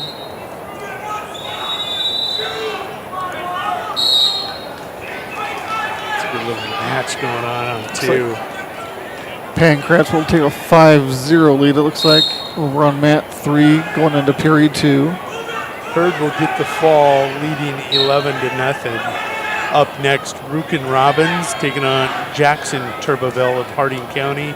Robbins 27-11 as a 7th grader. Turbeville 9-18. Robbins will check in as the 3 seed. Turbeville the 6 seed here in the Big Dakota Conference tournament. 4-2. Hagan needs to come up with a shot or he's going to drop this match to the 5 seed. Nealon. And on mat 2, that's got our attention.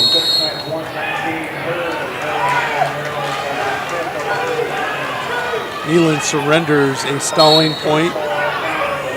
Hagan comes charging. that'll be a final 4-3. Keep an eye on these 4-5 seeds when we're talking about them today. They tend to be ferocious quarterfinal matches.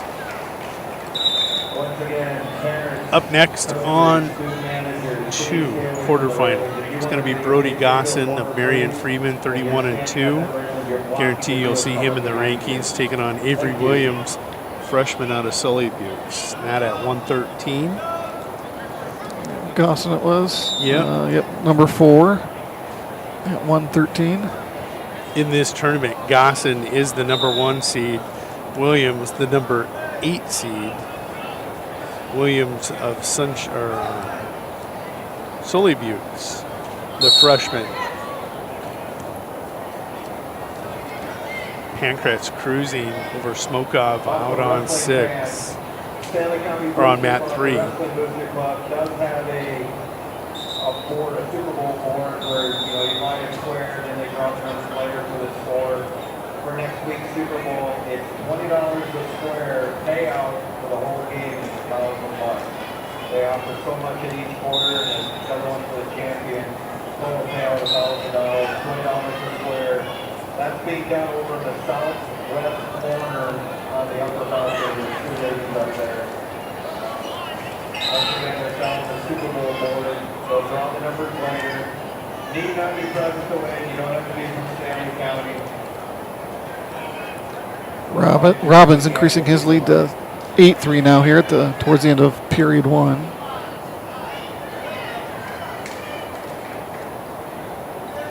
I like Gosson's style. He's not going to run up points. He's looking for the fall, and we'll get it. I've noticed that, you do see some wrestlers who just try to accumulate the points and then kind of go for the kill, if you will, where others just go for the kill immediately.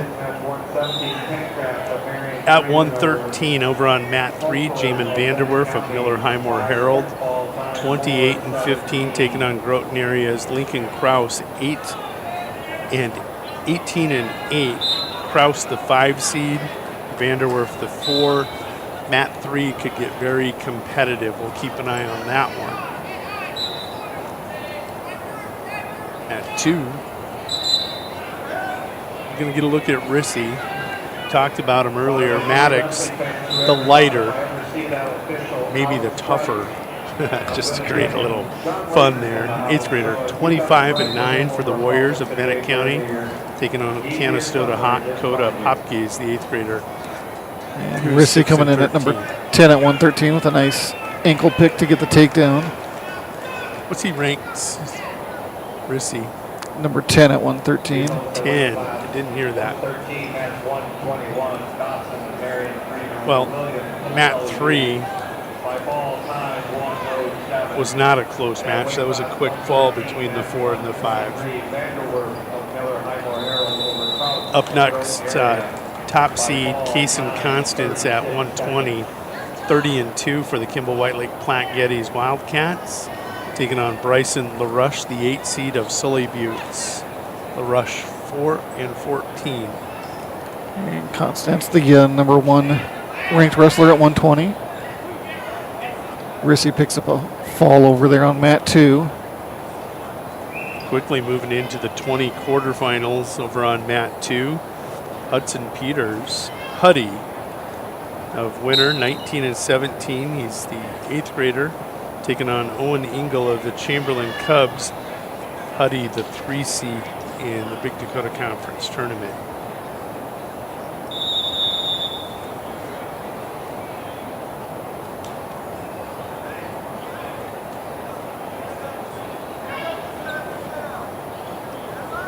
Ronkin, Robbins, 12-4 lead. Goes to the 3rd period here against Jackson Turbeville.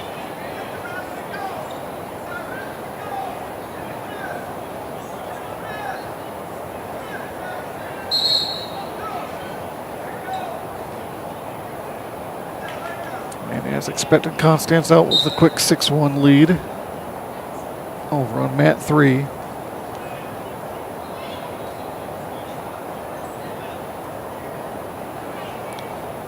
Still scoreless between Peters and Engel on mat 2. Did the whole gym just suddenly get quiet? It does seem that way, doesn't it?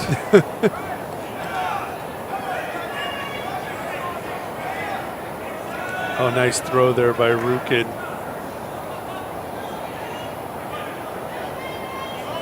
Gave up an escape, hit the lateral drop for a takedown is all. We'll take a 14-5 lead.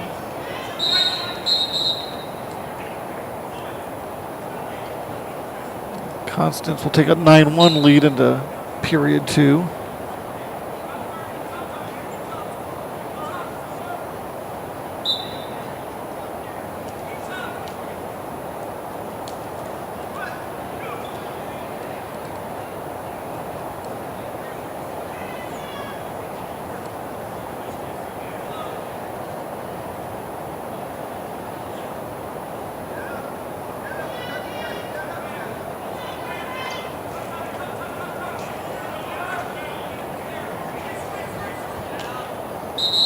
And Jody, this weather actually might come in our favorites. Usually that sunshine will come in through these You're right. doors here and get a horrible picture on mat 2 here. And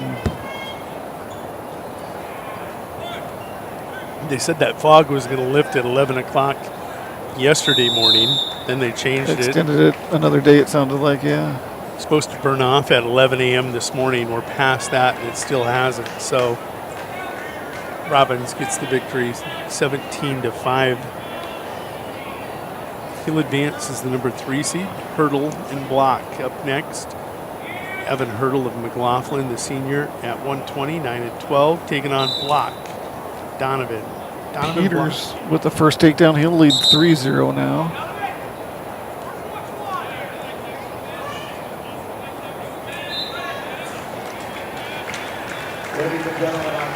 And Constance finally able to get a fall over on mat 3. 200 wins for Case and Constance over on mat 3. We'll wrap up a 13-1 victory over LaRush of Sully Buttes.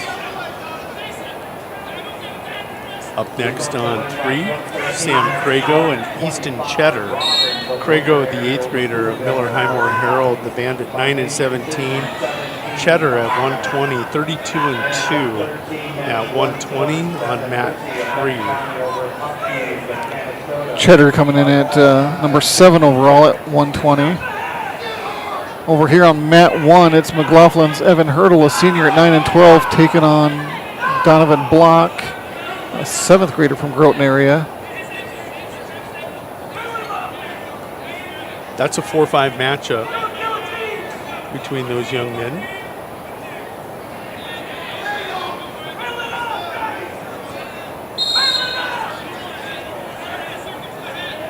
Peters working on locking in a cradle over there on mat 2.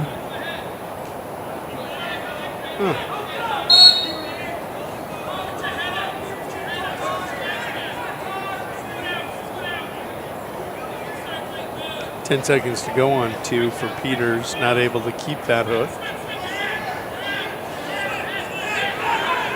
That can't be right on mat 3. It can't be 17-0 already. No. 5-1. There we go.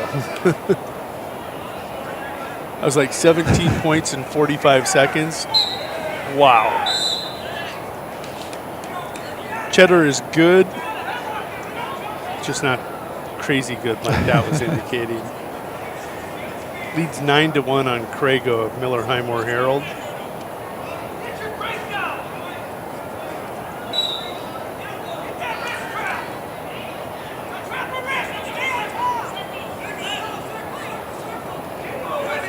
That's a block from Groton area out to a 5-0 start, but a nice reversal by Hurdle here to take control now. As he's accumulating some near fall points.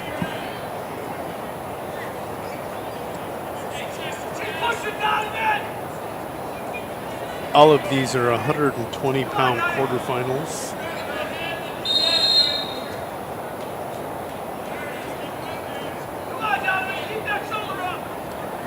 Cheddar does take a 12-1 lead to the second period. They might have been trying to forecast over there, what he was going to score.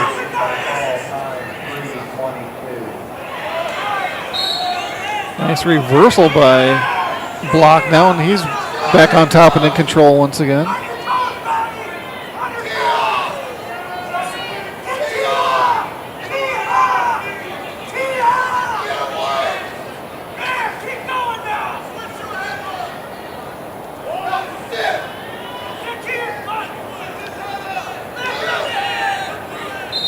Block trying to lock in that headlock. He does. He's going to get a fall.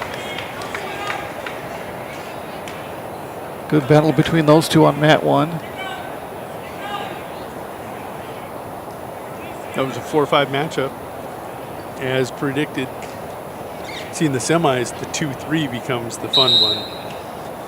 Here's Gavin Braun. He is ranked, I believe, number 2, top seed today at 126. Taking on Patrick Ironcloud, the 12-16 Falcon of Todd County.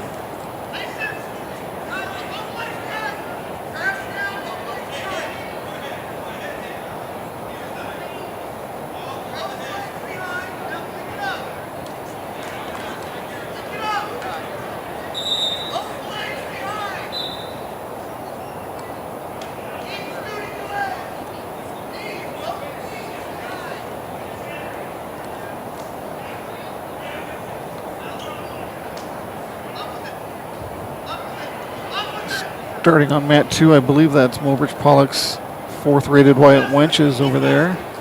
Bet you recognized him by his hair. Correct. I do pick up on some of these subtle things over the years, and he's taking on Finley McConnell of Marion Freeman.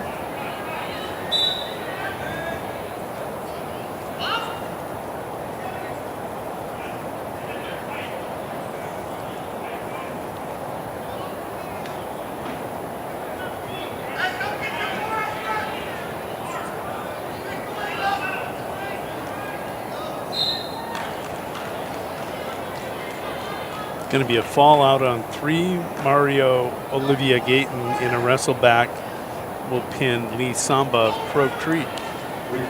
Crow Creek, the Chieftains. Up next, Connor Osborne at 132 on mat 3. 28-8 junior for winner at 126. Or no, at 132, taking on Jack Kahn of Canastota. Am I loud? Or can you not hear me? I'm good. I have it loud.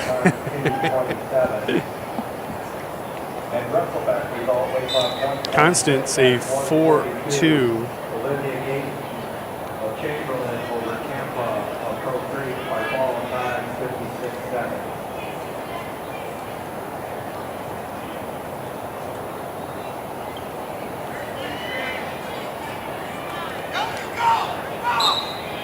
Ironcloud giving Braun a bit of a battle here on mat 1, but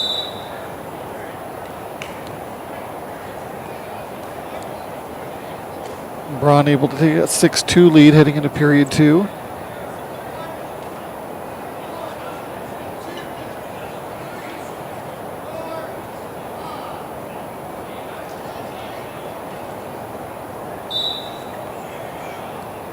Connor Osborne with a 2-0 lead over on mat 3. And over here on mat 2, we got a fall, as that looks like it's going to be Jordan Schaefer of Miller Highmore Herald, defeating Lyle Knoll of Bennett County. Results at 126, match 141. Wenches of Mobridge College over McConnell of Freeman by fall, time 130. Osborne looking to lock up a cradle over on mat 3.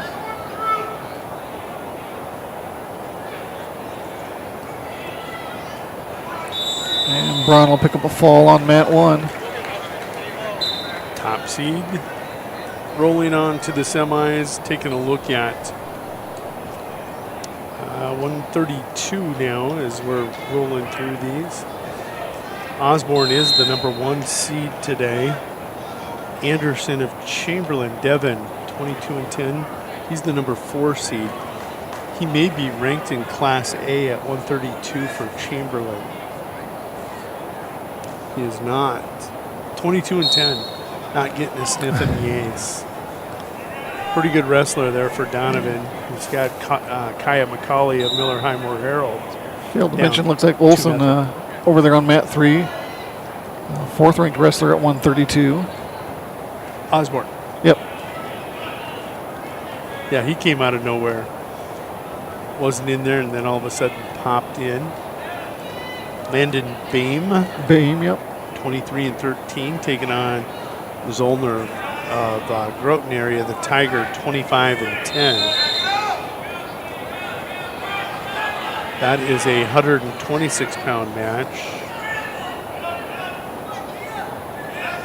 That's a 4-5 matchup. That'll be a good one here on mat 1 between Boehm and Zollner. Their records indicate it too. 23-13 for Boehm, 25-10 for Zollner.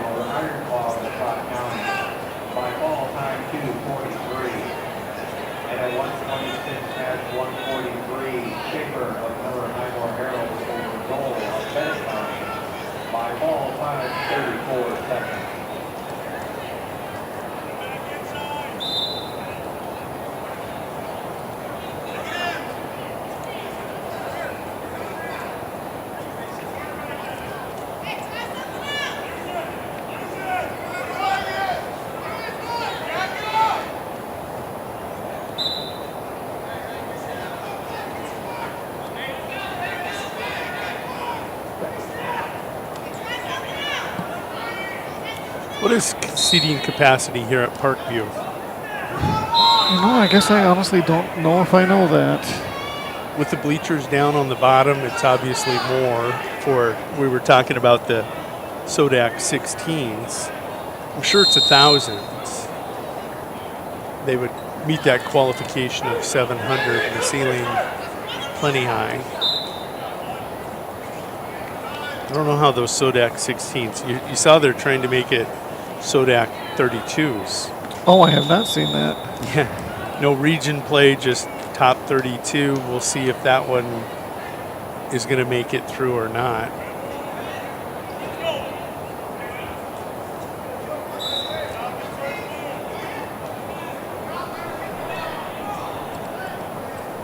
Boehm and Zollner scoreless through the first. Anderson leading McCauley 8 on mat 2 as they go to the second. Osborne, Tech Fall 16-0. And now you've got Johnny Lenz 32-8 taking on David Fees. 15-13 from Faith. Lenz of Kimball White Lake Platte Geddes at 132. Coming in at number 7 at 132. Boehm's going to pick up a reversal and score the first 2 points of that match.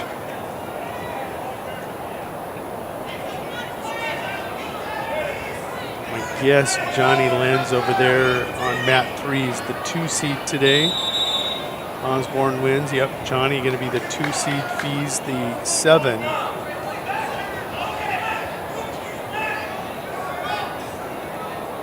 Haven't seen Whit Myers. He'll be the next 32-pounder that we see coming out from the Buffaloes. Freshman, 23-7. He's on deck to take on Preheim of Marion Freeman, who's 24-13. That's a 3-6 matchup. And they're 10 and 11 in the rankings, according to Dakota Grappler. Yeah, and that's a 3-6 matchup here today in the quarterfinals.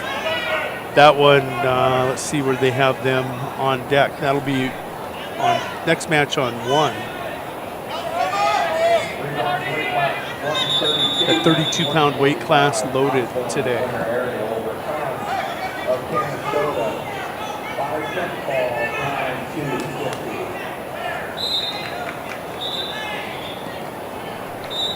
Boehm still holding that 2-0 lead with about 40 seconds to go in period 2.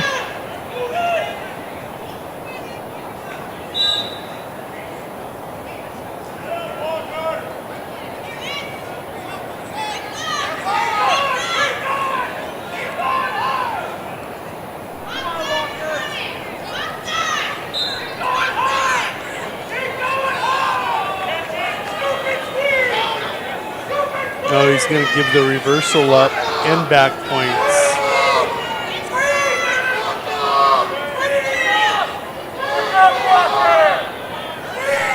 He's got a couple seconds to hold on, and he does.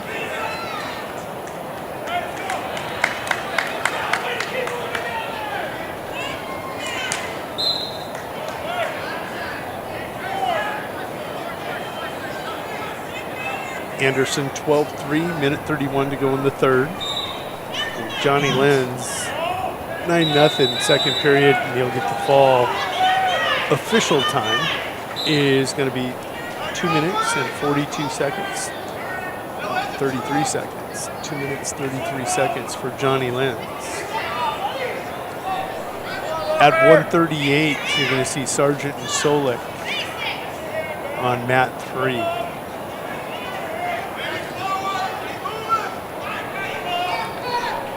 Sargent again coming in ranked number 9 at 138.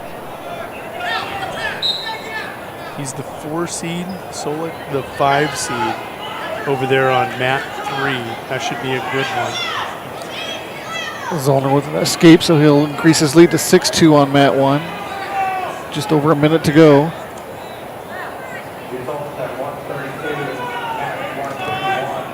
Bain in deep on that single. Didn't get his knees and his hips up under him quick enough. Allowed Zollner to counter.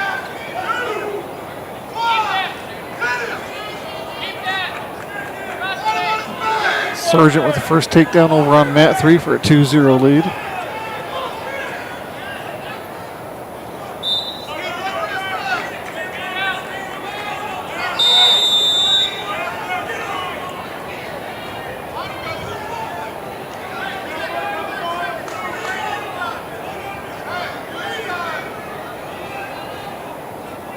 Bain got to come up with something big here in 35, down 6. 8-2 your score. That on mat 1.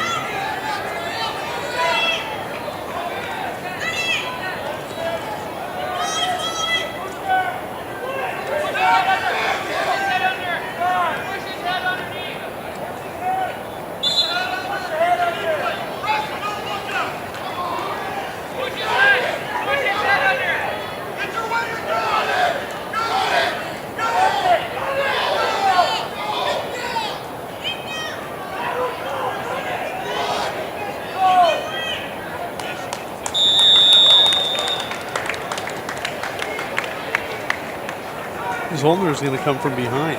Trailed 2-0. He hit that big 5-point move to take command. Towards the end of that period, that's how things can just change that quickly in wrestling. Yeah, you get a reversal and some back points and go from trailing 2-0 to leading 5-2 at the end of a period. Good one over here on 1. We talked about it. Keaton Preheim. 24-13 of the Marion Freeman Rebels, taking on Whit Myers of the Stanley County Buffaloes, 23-7. These two men ranked 10 and 11. And taking a look.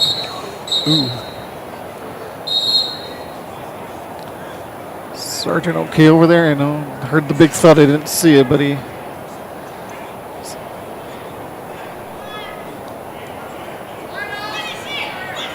Looks like he's okay, shaking his head. He's back to his feet. Sargent ranked or seated 4, Preheim 5.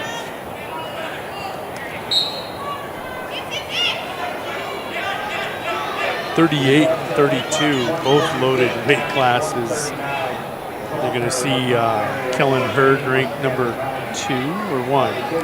1 at 138. And Carson Keyser coming out here pretty quick. He's ranked number 3. That's why you end up with kids seeded 4 and 5 in a tournament ranked 10 and 11 in a quarterfinal when the number 1 and 3s show up at the same tournament.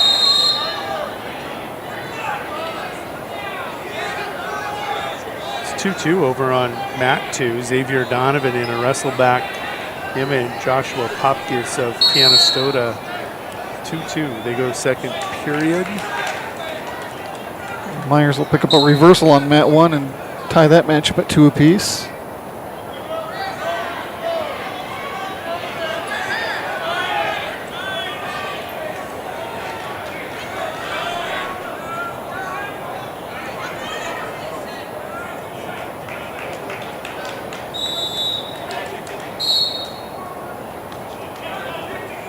2-2 on mat 1. McConney will get 2 back points. Myers 2-point reversal. 4-2 will be the score. Not sure how Preheim picked up those 2. Might have to look at the history. I guess they gave it to Witt. I guess I saw the red go up and I thought Myers was the green band.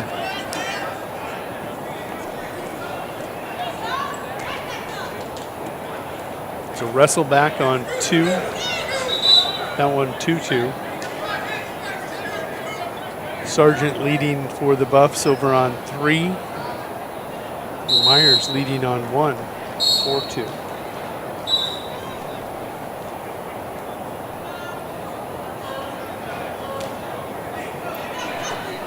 They sit out, going to hit the switch. Nice reversal by Myers to increase his lead now to 6-2.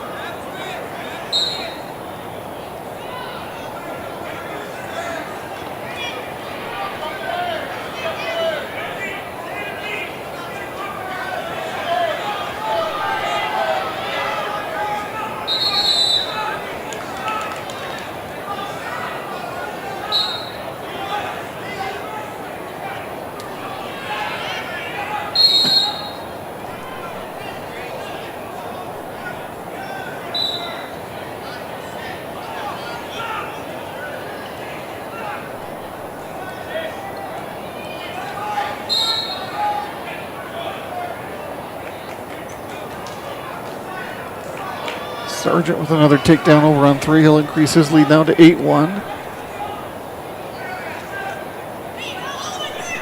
Nice shot by Witt. And he'll turn it into a takedown. Yep. Yeah, he fought underneath. He just dropped levels and got underneath. Caught Preheim reaching. He's going to get that takedown. Great work.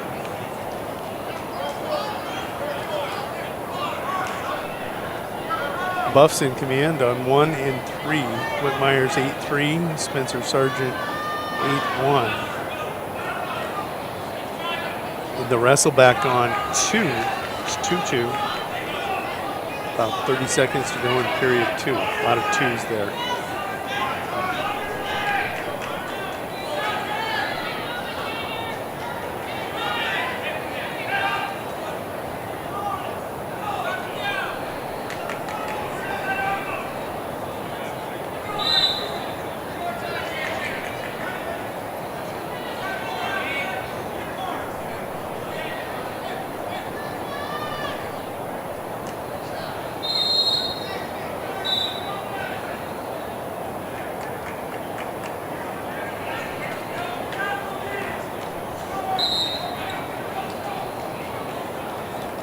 Final over on 3 gives Spencer Sargent the victory over Jay Solik.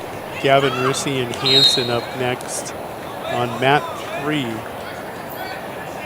Taking a look at that matchup, it's a 138 quarterfinal. Gavin Rissy 27-9 of Bennett County taking on Cash Hansen 20-16 of Harding County.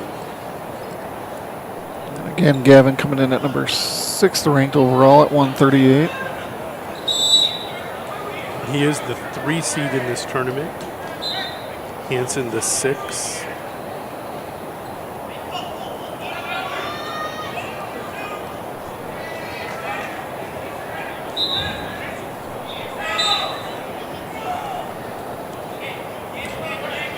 I don't know, Jody. I think these others, we should have something where these other schools are with, especially the schools that wear all this purple and gold.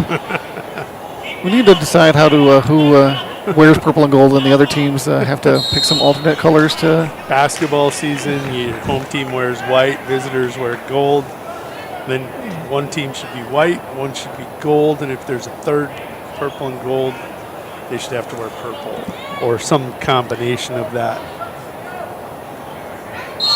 It is tough. It can be. Bennett County, Stanley County, Harding County, and Winter all wearing purple and gold here today. It makes it fun. Test our eyesight of us old guys. It's a good thing we're Matt side. True.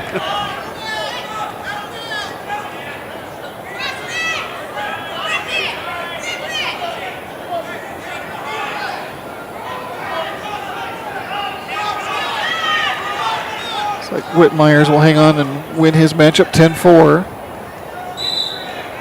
Good victory for Whit. It is. Not only over the 5 seed, but the 11th ranked wrestler in your weight class right behind you. That sends a message. Up next, it's a 138-pound quarterfinal. Kellen Hurd. He's at 35-1 for Miller Highmore Herald. He'll take on Arthur Big Crow of Dakota Tech. Hurd ranked number 1. His one loss was to second-ranked Jurgensen, and he avenged that last week up at the Lee Wolf in Aberdeen. So we're going to roll over mat 2 also. It's going to be a wrestle back. It's going to be Malachi Bronco Bill of the Todd County Falcons. His opponent, Carmine Krogost of McLaughlin. Rissy with a takedown and pair of 2-point near falls. Takes a 6-0 lead into the second period on mat 3.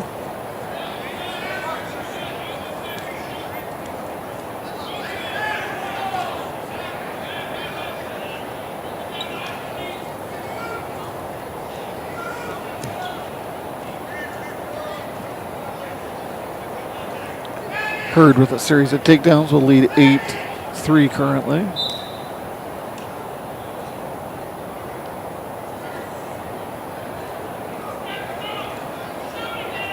Krogost with a takedown over on mat 2. Over Bronco Bill. Couple good names. 2-2 now. 2-2. 4-2 now. Looks like Krogost back in control on a reversal. Kellen will pick up the fall. Exactly 3 minutes and 30 seconds of that match. At 144, you're going to get Arisman. Christian, 28-3. Groton area taking on Cody Provost of Lakota Tech, a 15-9 junior for the Tatanka.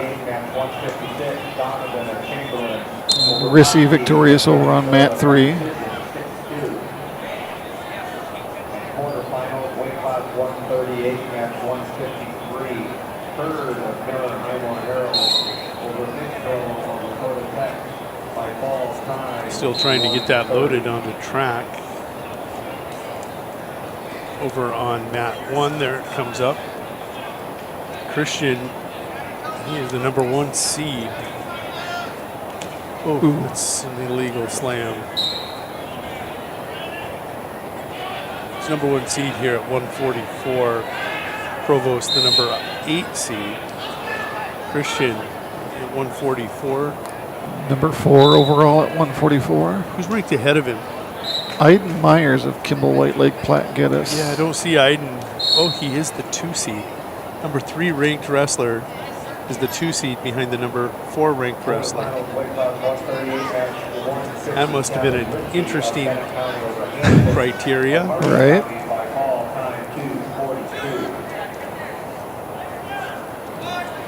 Wrestlebacks on 2 and 3. Bronco Bill and Krogost. It's Krogost 6'2". At 144. Quick fall there for Irisman.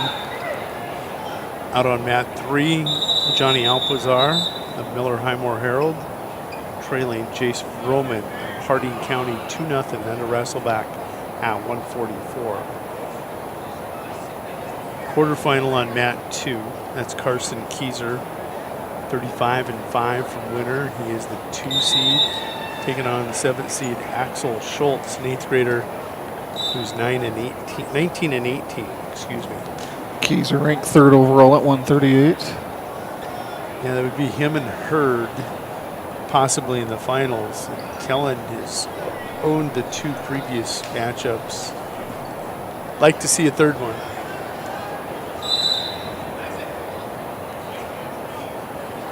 Speaking of Iden Myers, must have picked up a forfeit.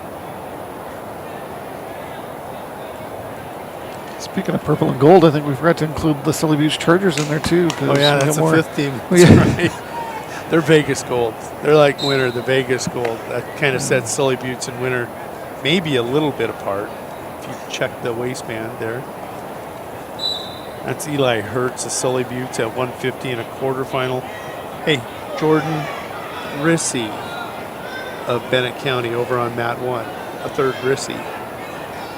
Jordan, a 14 and 14 sophomore for Bennett County. Hertz, 3 and 5 junior. That's at 150. Taking a look at the seeds. Rissy, the 4 seed. So you got 1 seeded 3, 1 seeded 2, and 1 seeded 4. I don't know if Jordan is related to Gavin. If anybody knows for sure if the Rissies are all brothers or cousins, let me know. Keyser leading 6-1. He's been shooting takedowns.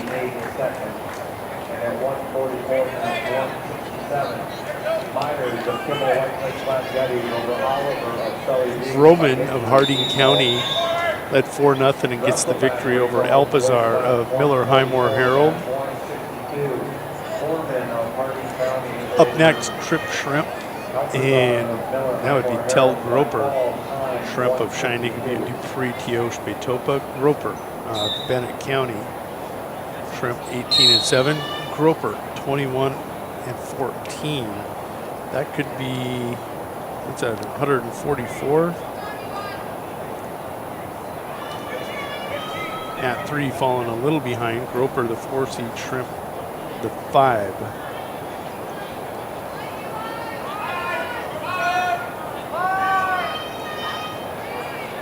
That's a fault.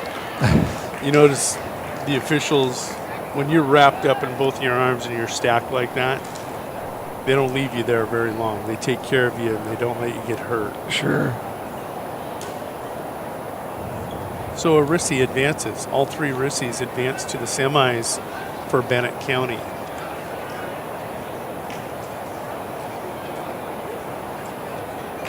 We'll have to check the live stream, see if anybody commented. Nope. You probably didn't have comments turned on, did you? Probably not. That's all right. A lot of people know how to get a hold of me. On mat 1, quarterfinal at 150, Carter Kanichke, only an 8th grader. I think he's got 70 career victories already for Kimball White Lake Plant Geddes. He's 27 and 12. I bet he's in there at 150. He is at number 8 overall. His opponent is Gus Buchanan of Harding County at 150. Kanichke, correct me if I'm wrong, one of those legendary names in that Absolutely. Kimball White Lake area. Absolutely. You've been following wrestling long enough to know that. And it's not just wrestling. You see him in all, much like the Rissies of Bennett County. Kanichke, a name out of Kimball, forever attributed or attached to Kimball. Go back to the Kimball Coyotes. Sure. Kanichke, the number 2 seed as an 8th grader in this tournament. Buchanan, the 7 seed. Keyser wrapped up his victory on 2. So now Riken Oral at 144, taking on Tate and Shaw of Stanley County. Oral 34 and 11, and Shaw 13 and 8. Oral, one of those kids as a sophomore, I gotta believe he's at or past 100. He's one of those kids that will push the 200 barrier eventually. Oral, the 3 seed, Shaw, the 6 seed in this tournament. Again, Oral currently ranked 8 at 144. Kanichke will get the fall. Carter advances at 150 as the 2 seed to the semifinal. Buchanan to the wrestlebacks. Up next, Ryer of Chamberlain in Class A. Is he ranked at 57? He will be taking on Joseph Broken Rope of Little Wound. Who are we looking for? Ryer at 157 in the A's. Yes. Right. He is the only A-ranked wrestler here today. Unless I missed one, which is very possible. No, I don't know about that. Groper, the 4 seed, will get the fall over Shrimp. Official time is going to be 2 minutes and 36 seconds.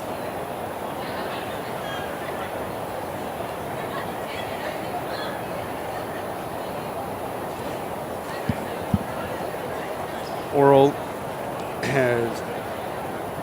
he didn't spring the leak. It looked like Tayton had a seal break on him. He's leaking a little blood here on 2.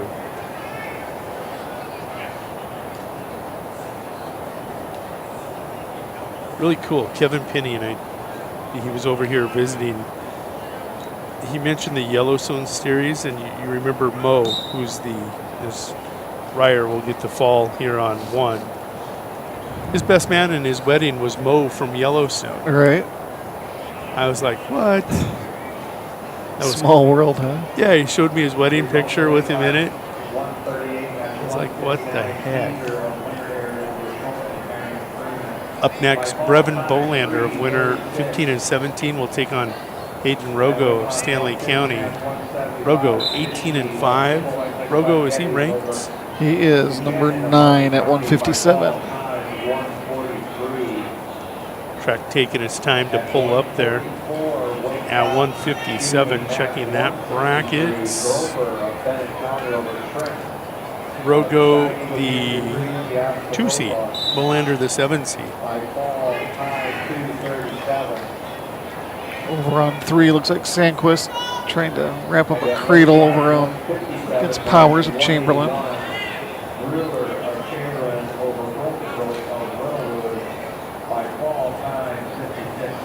Sandquist, the top seed from Obridge at 150. He's 12 and 5 and a junior. Not ranked, I don't think. Not that I see. Powers comes in with a record of 5 and 9. Picked up a fall in the first round in a minute 28 to get to this quarterfinal. In trouble here though. Sandquist looks good. Sandquist might have been one of those kids that was at 57 and drops. Speaking of Chamberlain, I can't remember his name, but did the Polar Bear's little brother graduate then too already? Oh yeah. Okay. Yeah. Spider Monkey, that was the nickname I knew him by. Because I didn't see him in the rankings. I was like, okay, well then he must have graduated because he's up at Northern State. Okay. Football and wrestling.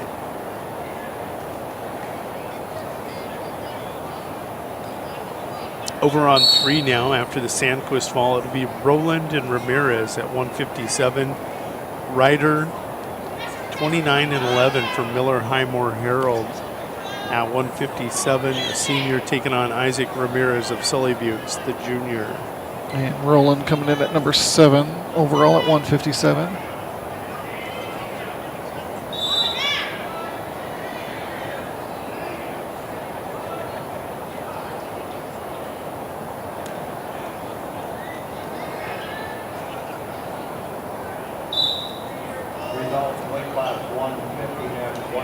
Roland, the top seed. Ramirez of Sully Butte drew the 8 seed. Pretty good match here on 1. Rogo leading, but 2-0.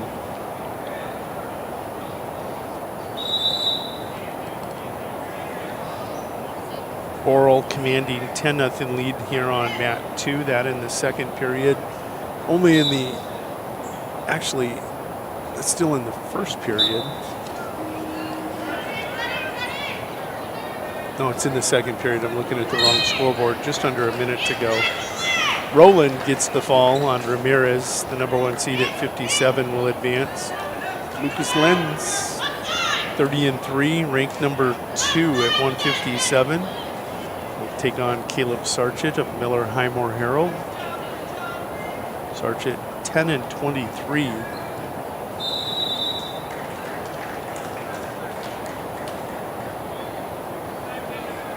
Oral led 14-2 will get the fall. Up next, Gus Bartles going to take on Wonder Check. Wonder Check of Faith, an 8th grader, 5 and 9. Bartles, 21 and 16 for winner at 150. He was ranked a week ago and he fell out this week. He's that 4-5 type guy in the region. And as you see, borderline kids. Yeah, Carter Konitsky ranked. Gus likely to come out. Oh, that region 3. You got Sommer, you got Roberts, Saba, and Konitsky back. Probably a 5 seed in that region. Lucas Lenz over on mat 3, number 2 at 165. Go for the fall against Caleb Shortek. It looks like Miller Highmore Herald. Quarterfinal result, weight class 144 at 165. Oral and winner area over Shaw of 10,000. By fall, 9-3-30. Rogo has increased his lead by 2 to 4-0 now with just over 30 seconds to go in period 2. Picked up a reversal there to start the period. Lenz will get the fall. As will Bartles of winner area, it looks like, over on 2. Taking a look at that weight class at 150, Bartles is the 3 seed today. Hey, my baby giraffe is out there. He's top seed here at the Big Dakota, but I think he's ranked, what, 6? Yes, 6th overall at 175.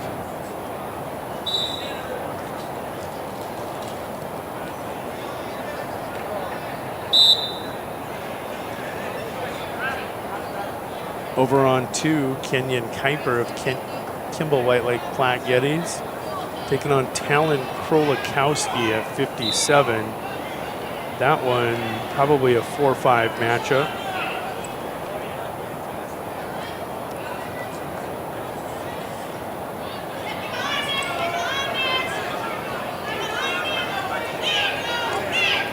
We'll go with another takedown on 1. It'll increase his lead now to 6-0.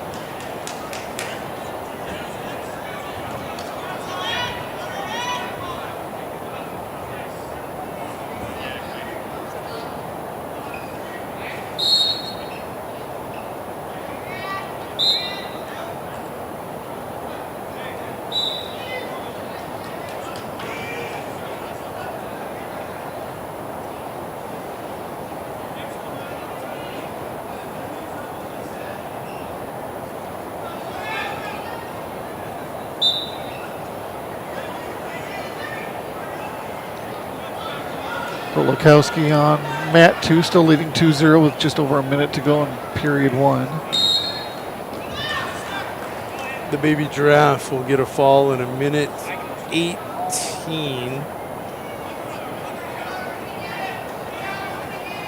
He will advance to the semis. Up next at 75, Jerk Thompson and Ben Hoft. Jerk Thompson, 10 and 8 of Lakota Tech. Hoft of Groton area, 10 and 20 for the Tigers.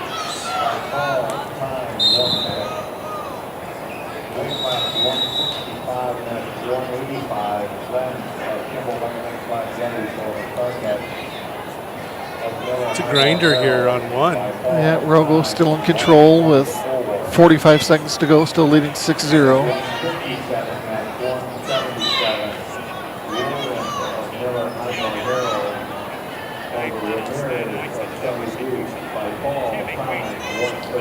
Jerk Thompson and Hoft have taken the mat out on 3 at 75.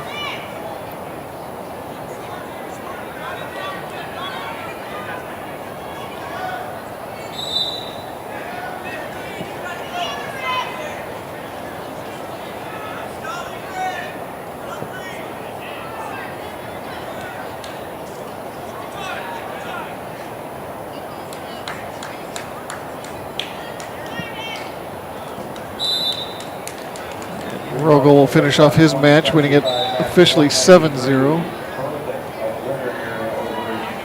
Up next at 65 on mat 1, Legend Benedict, 8th grader at 165. He's 12 and 16. Will take on Bradley Chandler, a junior from Dakota Tech, the Tatanka, 13 and 14 on the season.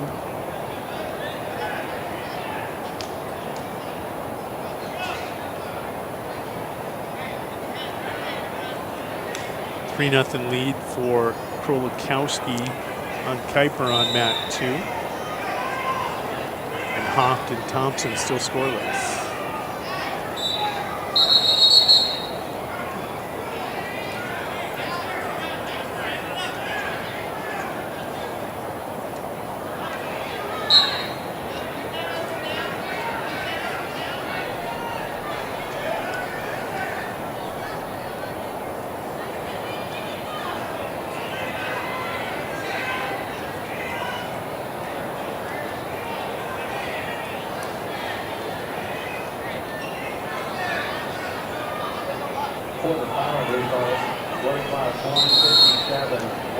Hard to take out Benedict.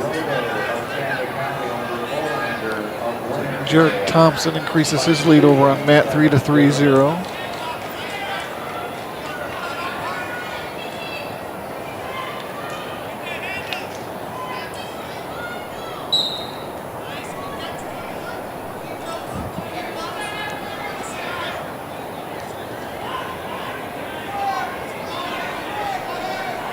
Krolikowski will extend his lead to 8-0 now.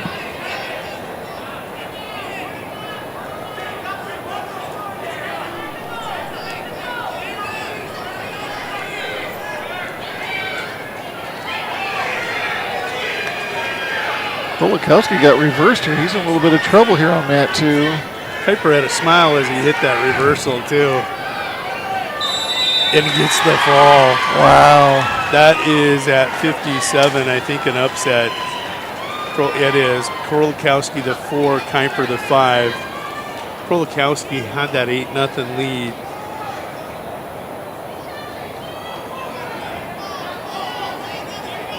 It was one of those moments you just go, wow. Up next is going to be Blum and Hurst at 165, a quarterfinal. I'll pull up that 65-pound bracket here. Don't think we have a lot ranked at 65. Well, we do. We have 3 ranked wrestlers. One that you know, I know too, Colton Brady. Colby Kolda, I don't know that we've seen. Yeah, we did see him maybe. And Lucas Lenz, we definitely saw. So looking at this bracket, Lenz, the 1 seed, Benedict, the 5 seed, right now leading 9-2 over the 4 seed, which is Chandler. Blum and Hurst over here on mat 2. Hurst, the 4 seed, Blum, the 5. Jarek Thompson, the 3 seed at 75, will get the fall over Hoft of Groton area. As will Benedict on 1. He'll pick up a fall as well.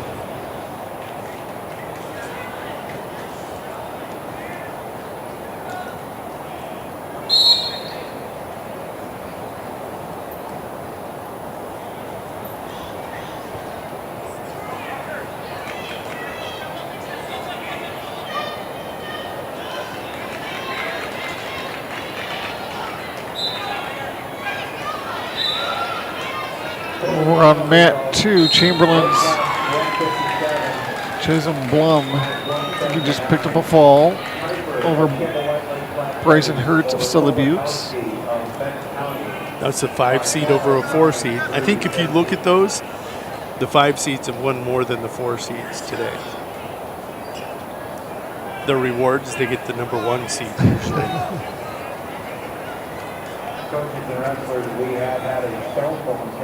So taking a look, yeah, let's catch up. Dusty Rose of Chamberlain, the 2 seed, taking on Caden Westergren of Sully Buttes at 175. Rose 15 and 11. Westergren 3 and 7. Colt Fox on mat 2, and Isaiah Skipaniak. Looks good to me. I think it's Skipaniak of Groton. They're underway. Fox at 190 as we move deep into these brackets. Fox, the number 1 seed for Dakota Tech. He's 20-7 at 190. Yeah, I don't have anybody 190 ranked here. Wide open tournament, fun tournament for those kids. Chance to get on the podium, maybe pick up the gold. So Fox picked up the fall over there on mat 2. Up next, Harrell and Curtis. Oh, maybe I'm wrong here. Saxon and Harrell at 190. Harrell, the 3 seed. Saxon, the 6 seed. Watch Kobe Harrell as the 3 seed. He might be dangerous to win this tournament at 190. Rose gives up a takedown to Westergren, trails 2-0. And here on mat 1, Corbin Cucker of Groton area, 16-5. Pretty good record for Mr. Cucker for the Tigers, taking on Dion Tenold of Harding County. Cucker leads by a score of 9-2 in that 165-pound match on mat 1. Cucker, the number 2 seed. Tenold, the 7.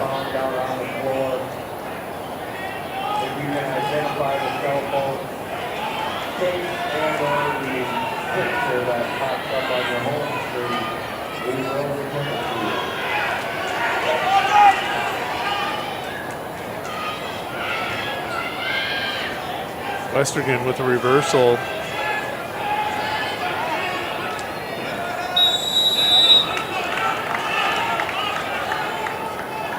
Westergren doing a nice job. 4-0 so far.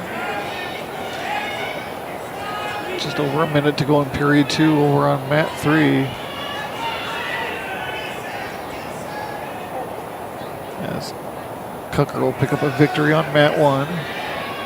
Over here on 1, it will be Garrett Wessendorf, 15-16, sophomore for Kimball White Lake Platte Geddes, taking on Troy Ron of Todd County, 9-12. Ron, the 5 seed, Wessendorf, the 4 seed. So Rose will pick up a reversal over there on 3. Get his first 2 points of that match.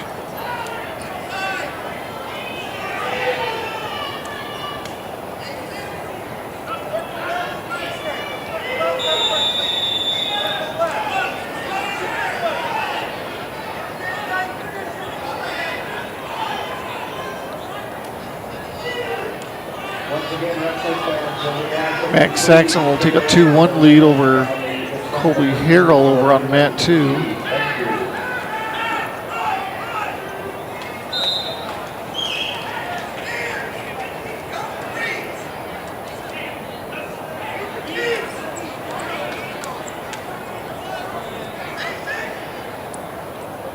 As Westergren and Rose will head to period 3 with Westergren holding that 4-2 lead.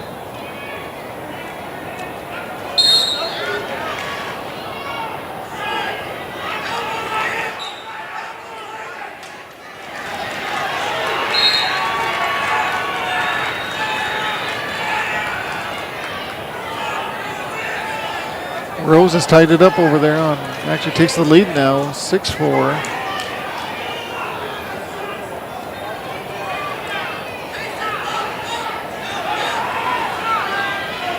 Wessendorf first takedown, leads 2-0.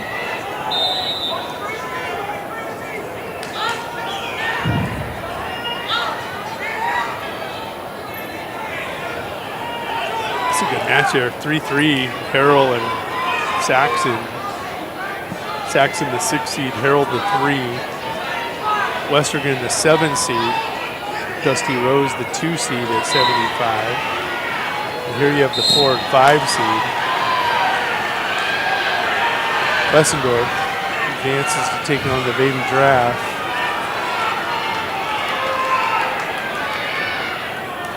Up next, Pika. Parker Mathis will be taking on Arnold.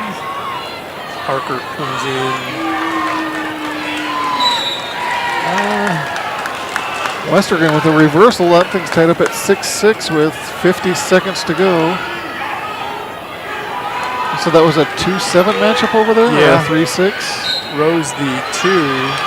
Rose is going to pick up a reversal now and take an 8-6 lead. 40 seconds to go. Looking for a fall now. Westergren might have ran out of gas. Yeah.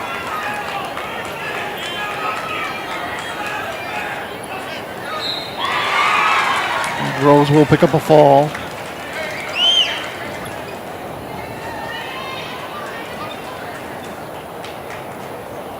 Parker Mathis on 1, 13-16, taking on Raymond Arnold of Marion Freeman. The Rebel 2-11, taking a look at that 215-pound weight class. Quarterfinal, Parker Mathis, the top seed, 215 today.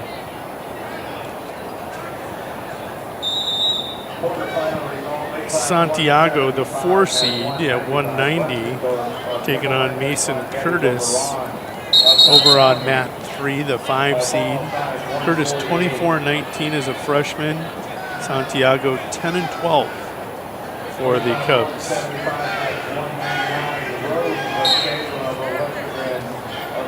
Turn, Parker! 5:31. And at 190, match 205, Carl of Miller Highmore Arrows over Saxon of Morris College by fall time 3:15.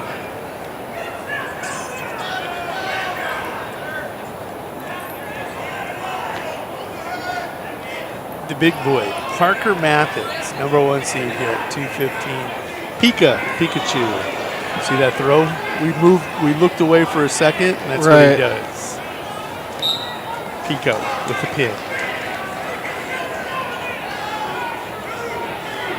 Taking a look at mat 2. White Ziegler of Oldbridge Pollock, 14-15. He is taking on Groton area Tiger Charlie Frost, the sophomore, who's 9-11. I think Frost with a 2-0 lead on 2. Frost's the 5 seed, Ziegler the 4 seed. We're gonna have to go back and count how 4s and 5s fared today. A quarterfinal on 1, Lakota Tech's Adrian Rowland, a sophomore, taking on Adley Rendell of Kimball White Lake Platte Geddes. Rendell, the Wildcat, is sophomore, 18-17. Rendell, the 2 seed. Rowland, the 7 seed. And over there on mat 3, I think it was Santiago with the initial takedown, but an escape and a reversal from Curtis. It's going to make it 3-2 at the end of 1.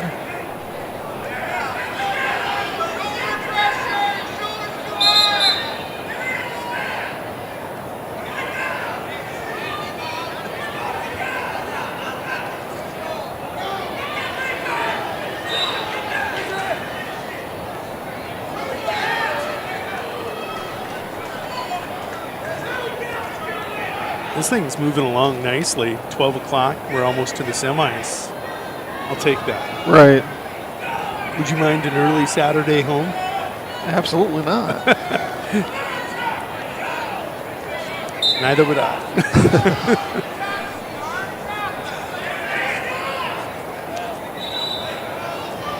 You haven't commented on my goatee.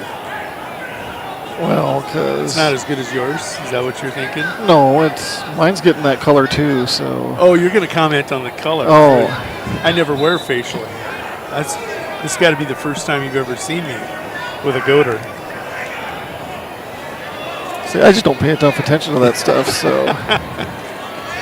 I shouldn't, but that's my ADHD, OCD mind. It's constantly picking up things, and I attach them to people. Rendell looking for the fall on 1. The 2 seed at 215.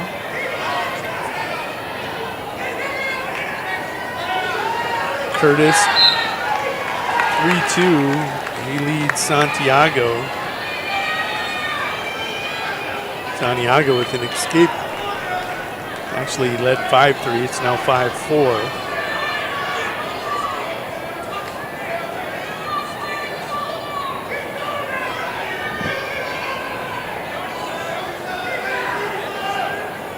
Up next over on 1, Riley Kern, the Mobridge Pollock Tiger, sophomore, 14 and 17.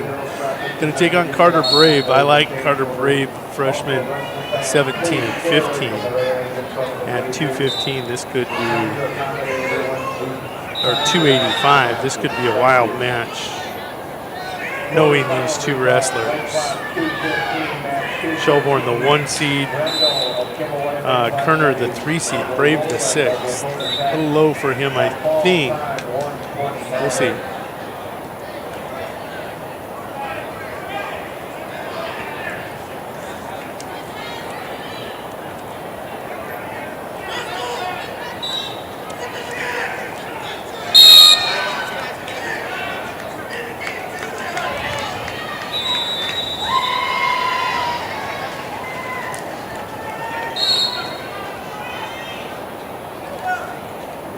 The athleticism on some of these big guys is just unreal.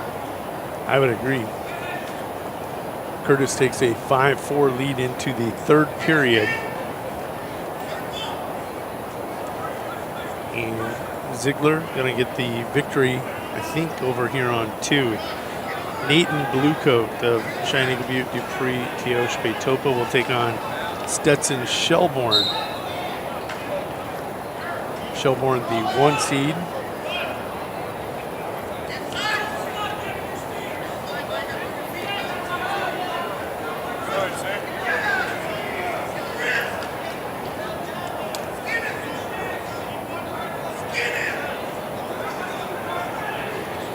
Curtis' 6-4 lead, 41 seconds to go. It's like Brave got the first takedown. Yeah, he does that. Kerner able to get an escape. Brave maybe 5'8", 5'9", just a gamer. I think he was the Lakota Nation Invitational champion. Had 285. He's got to wrestle Class A kids all the time. He's probably happy he's here at this tournament, sitting as a 6, underappreciated. Bluecoat and Shelbourne scoreless in that 1-8 matchup.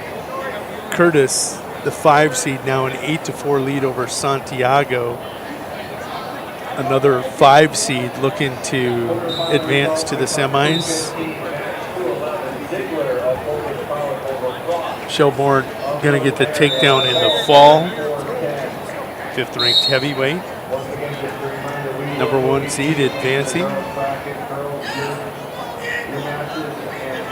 And now it's going to be Riesel and Deffenbach. Mathis Riesel, 16 and 15, the junior. Bandit taking on 22 and 21, Dalton Deffenbach.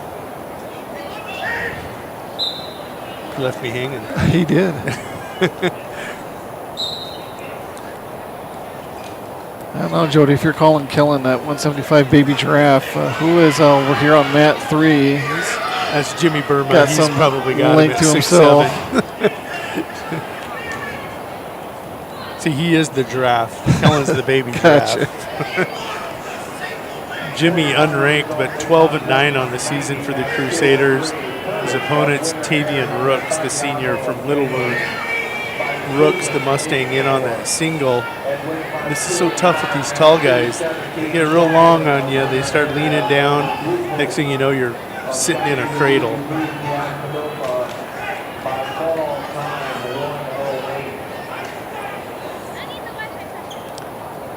Still a good battle here on 1 between Kerner and Brave. 2-2. Heavyweights always keep it close. See, and then Brave does that. You look away at the athleticism you talked about earlier. Was that a fall? It was not. No, he's going to get 3 points for the take or the near fall, 1 extra point for stopping a pinning combination, and they're going to penalize Brave with a full Nelson. And Kerner, because it's a penalty point, if he doesn't continue, he'll win the match by medical forfeit. So interesting. You hope for his sake, his health, Kerner's able to continue. I think he will.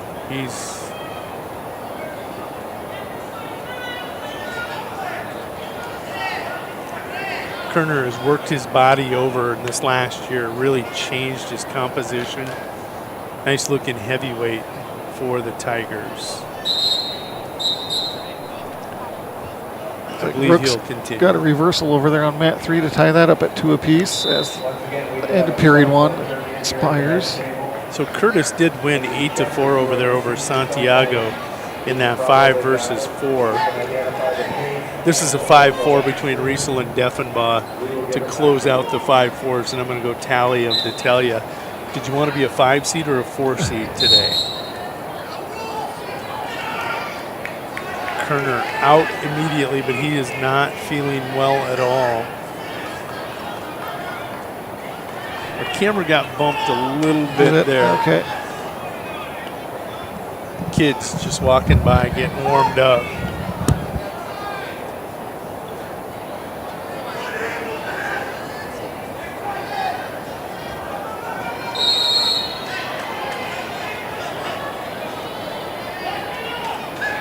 Slight adjustment, perfect. That will be your championship match.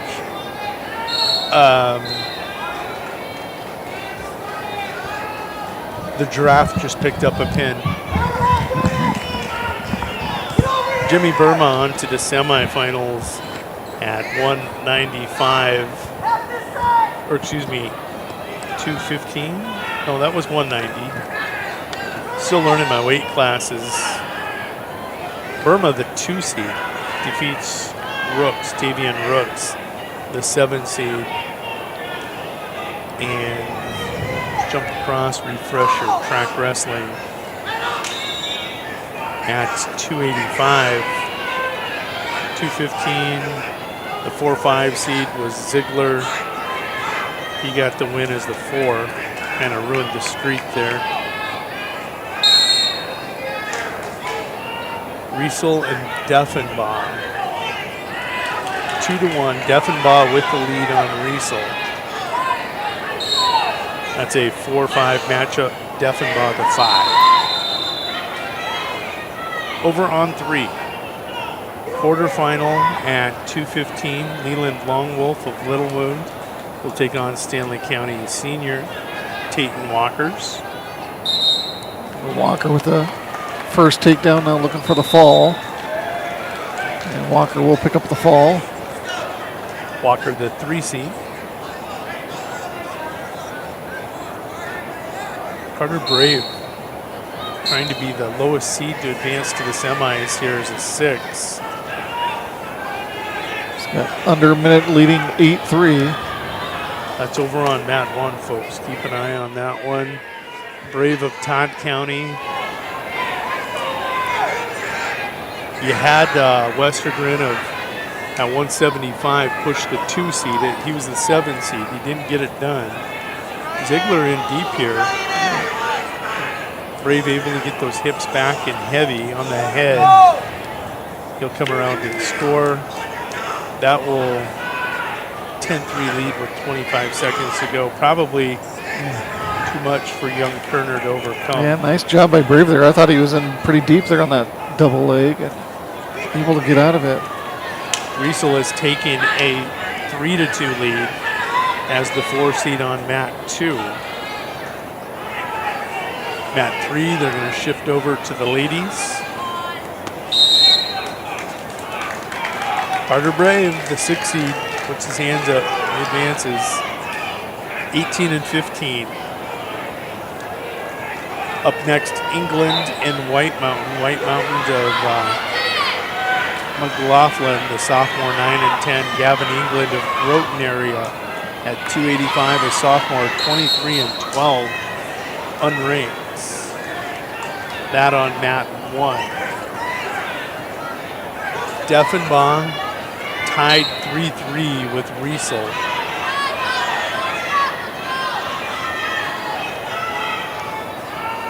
Dalton, another one of those kids that has really changed the composition of his body. Yeah, over on mat 3, looks like a Dakota Tech wrestler defeating a Lady Buffalo. Can't tell who it is from my vantage point. We're too late to the party. Track moved on.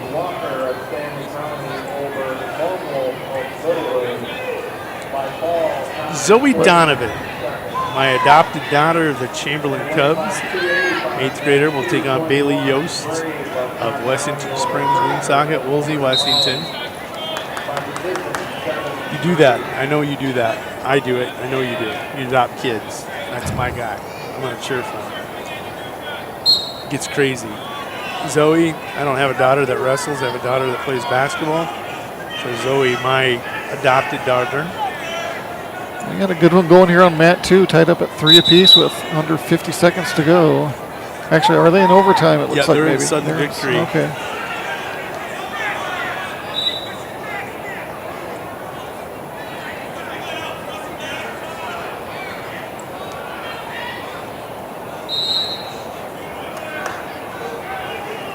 Semifinal result was on 100 match 37 pushing for the first set over Hanson of Stanley County by ball time 33 seconds.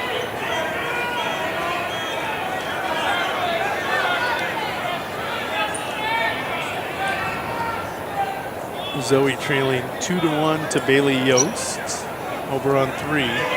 Scoreless on 1 between White Mountain and England.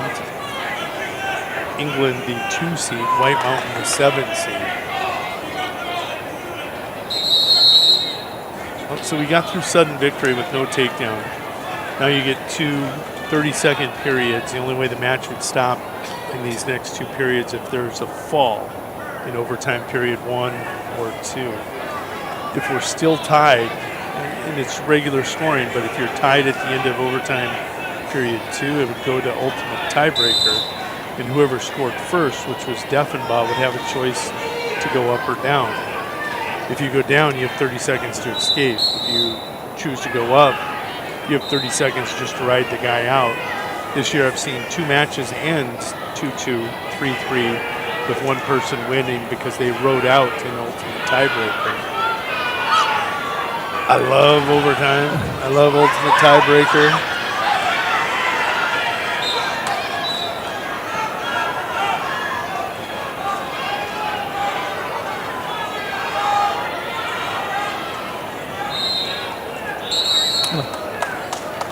So Riesel rode out. All he's got to do is get an escape and hold on. He could get an escape, but Deffenbaugh could take him down and he would win 5-4.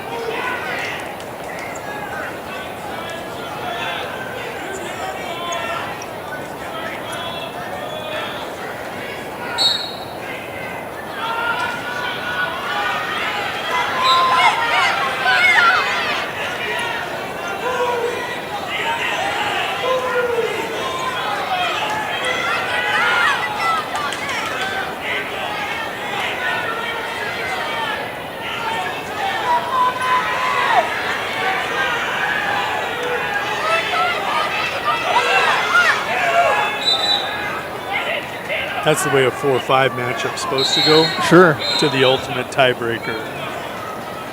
I know Mom is up there in the stand saying, "You're crazy, Jody. Don't ever say that again. It kills the Mom." And the gas tanks on both these guys have got to be on empty. Because they've tied at the end of that second period, this is the UTB. Dalton's just got to ride him out. If Riesel escapes, which he just did, he would win. I don't like covering. I want to be right on the guy. I want to chop. I think Dalton, in the future, should rethink that. Cover him. I didn't see what he did in the regular period. Gives a guy a chance. All you got to do is be fast. Crawl. Yost. I was going to say, I believe that was Yost with the victory over there on mat 3.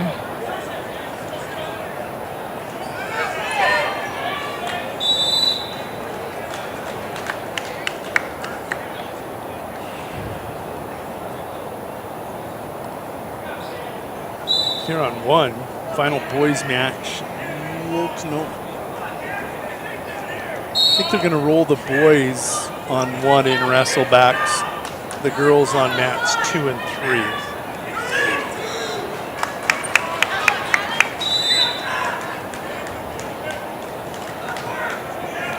England with the first takedown of the match. Yeah, 3-0.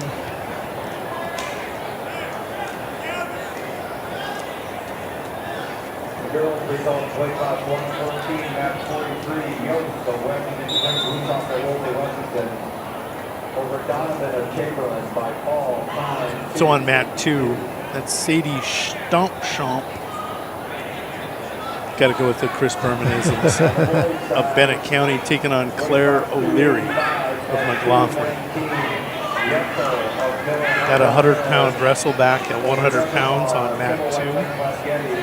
Mat 3, Keenan Haddon, a freshman out of Harding County, taking on Dakota Rogers at 120. That's a semifinal for the girls over on mat 3. And it looks like Padden will pick up a fall for Harding County. Nope, that's Chomp. Oh, that was, okay, wrong one. She chomped. Get my 2s and 3s mixed up here. Over on mat 1, Quentin White Mountain goes down. He trails 3-0. He has about 1:30 to work with yet.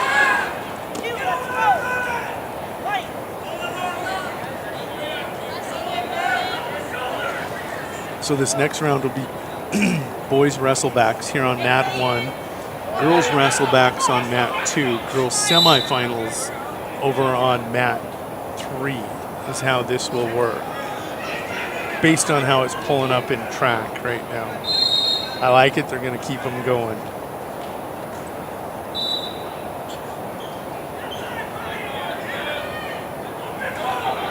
Taking a look. England 23-12. Oh, he's got the fall. He's going to get the stacked pin of Quentin Whitehorse, or White Mountain, excuse me.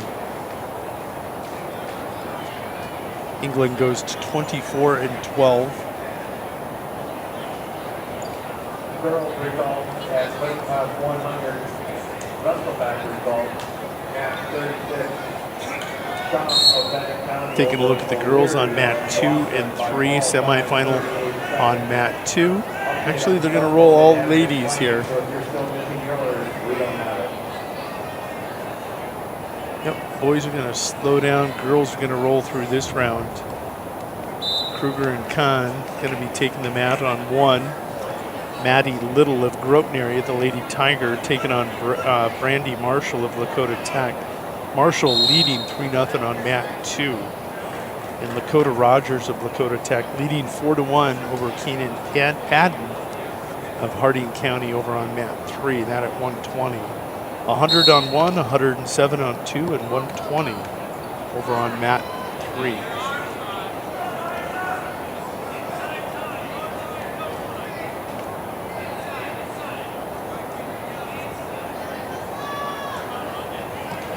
Jody, is this year 3 for girls wrestling already? Is this year 3 for girls wrestling? Or is it 4 already? Well, they've been, boy, seems like forever now. But I think 3 as far as organized with teams, team scoring in the weight.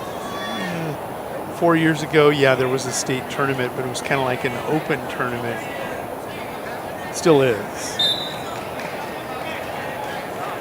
But I think this will be 3 because Canton Seahawks have won the first 2.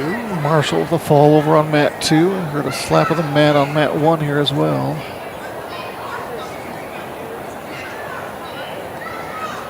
As Kruger will pick up that victory. Lady Governors have been second a couple times to the Seahawks.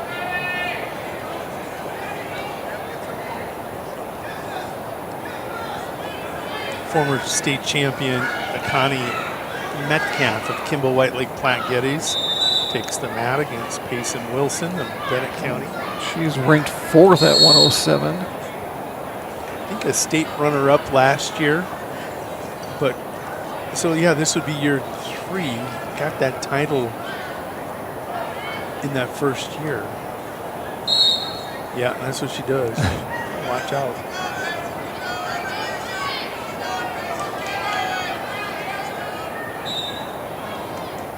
Going to be a fall over on 2. Conte White Bull will get the fall over Vanessa Gutierrez of Little Wound.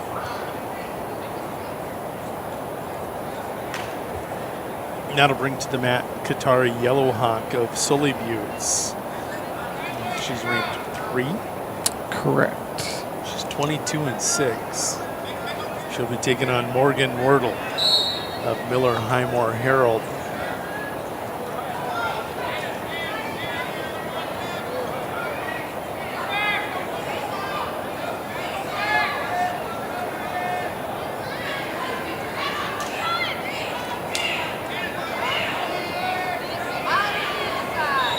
Metcalf locks in the cradle and will give the fall. Akani goes to 9-3 on the season.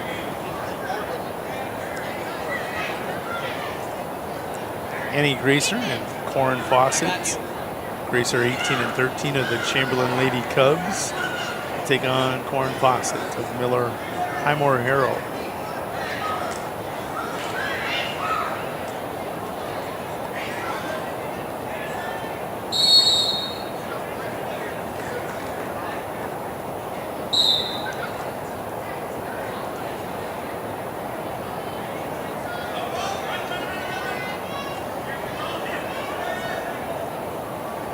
Quick takedown for Qatari. I believe her sister's ranked in a weight class right above her. Correct, at number 4. Pretty good wrestling partner when you have that. Right. A ranked partner living in the same house as you. Oh, nice throw by Wordle. Is Wordle ranked? No.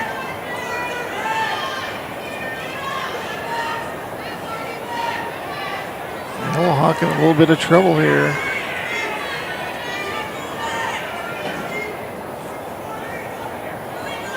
Able to roll out of it, trying to get back up to her feet. Still has a headlock, though.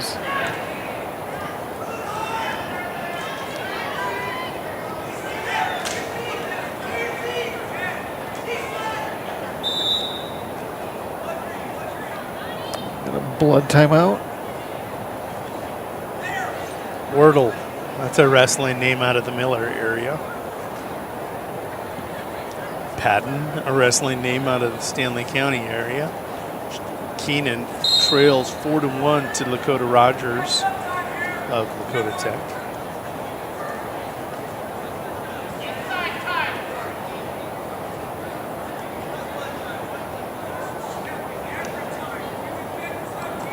Over here on 1 at 120. What is that? Is that Annie Grazer? Sophomore at 18-13, taking on Corin Fawcett. Senior at 7-9 from Miller Highmore Herald.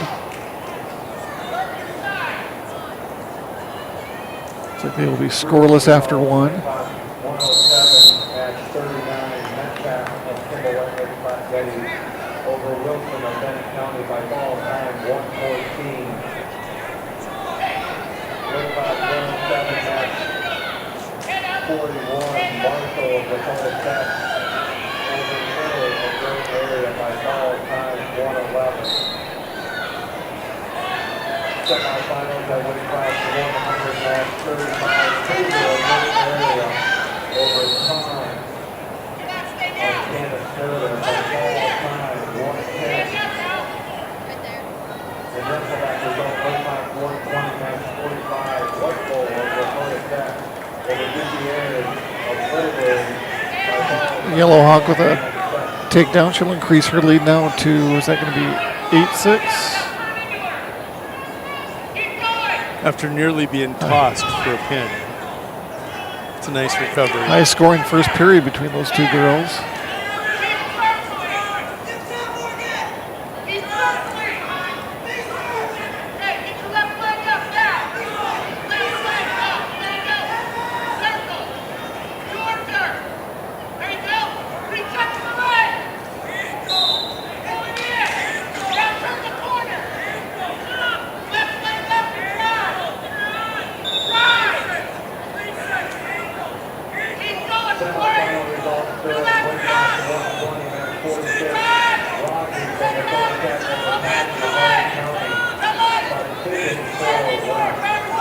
Over on 3, we've rolled that mat over to Eugenia Dubray of Dakota Tech. Shelby Shrake, the junior out of Chamberlain. That 126-pound quarterfinal over on mat 3. 126-pound quarterfinal on mat 2. 120-pound quarterfinal on mat 1. And Grazer able to pick up the first takedown.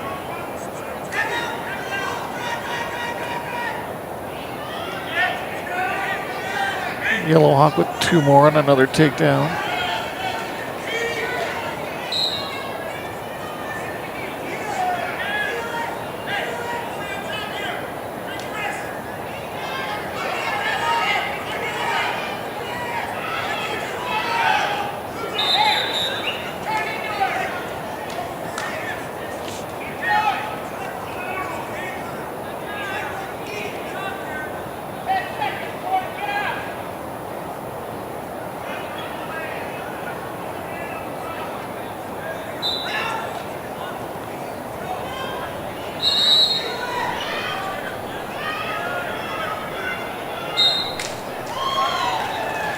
Oh, fast. Over just like that. Was that Yellow Hawk with a fall? Yep.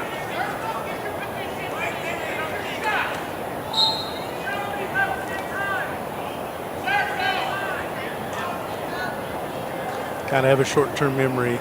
The good ones do. Right. You get tossed to your back, you forget about it, and you roll on. Yeah, Whirl did a nice job early on there. Up next on 2, that's Giada Sherrick of Dakota Tech. 24-1. Giada Sherrick at 132. She ranks 132. She's 24-1 and she's not ranked. Oh, she is number 2. Oh, okay, you missed so an LT. Yeah, there's the LT that I missed earlier.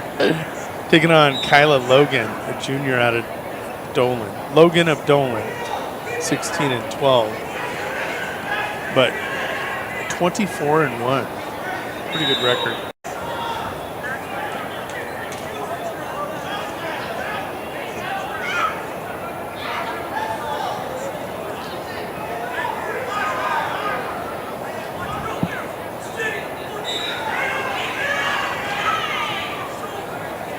Beautiful hip toss by Sherrick. Right at the edge of the boundary there. Shrake and Dubray still scoreless. There's first point. That'll go to Shrake over on mat 3. She'll take a 1-0 lead. 1-0 lead. Giada Sherrick goes to 25-1. Here comes another Yellow Hawk. She's got a black eye. Wonder if she got that from the sister. Tawny Yellow Hawk, 23-9 of Sully Buttes. The Lady Charger taking on Gabby Wordle, 13-12 of Miller Highmore Herald. Tawny checks in ranked number 4. So we will have a 2 versus 4 matchup possibly there. Oh, more LTs in here. Yeah, I know. I missed them all. And TCs. We'll have to watch those brackets. There's quite a few young ladies ranked here from Todd County and Dakota Tech. Brian, you're learning just like me. Right.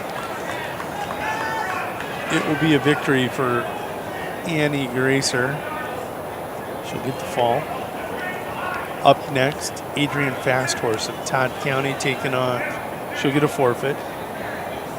Then we'll move on to Jasmine Perez of Mobridge Pollock, the Lady Tiger, taking on Unsina Homer of Todd County. Homer 4-11 and a freshman. So I think you mentioned earlier the girls are going to have their own regions and whatnot next year. Are they going to have their own classes, or is it still just going to be one large girls class still? Yeah. It hasn't grown that much. That much yet. 18% growth this year still.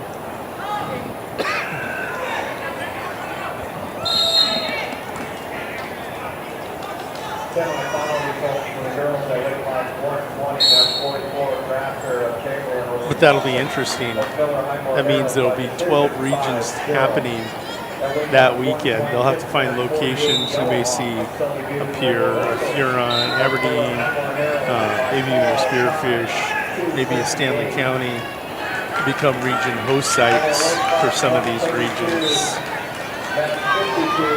It's going to be a fall for Shrake out on 3. Eugenia Dupre, a very tough opponent. Shrake will get the victory.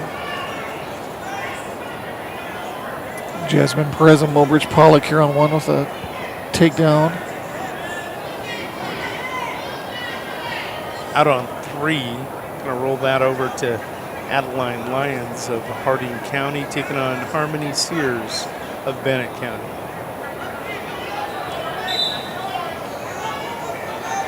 Got to create a wrestling tournament. Only way you get in is if you're a county. If you're what? If you're a county. Oh, there you go. Add Potter County to the mix. Trying to think of who else. We'll call it Top County.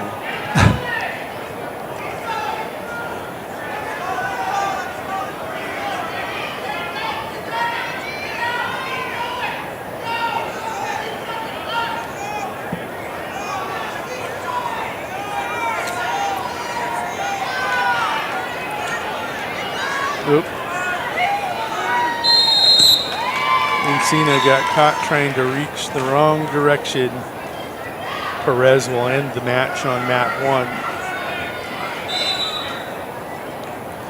Perez on to that semifinal up next at 138 of Wrestleback. Paige Jonas will get a forfeit. And we will move to 165. Lily Montgomery of Canastota taking on LaRae Severson. Severson of Kimball White Lake Platte Geddes. So we have a forfeit on 1. Paige Jonas will pick up a forfeit.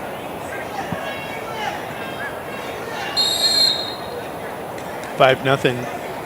Tawny Yellow Hawk with the lead. Looking to go 24-9 on mat 2.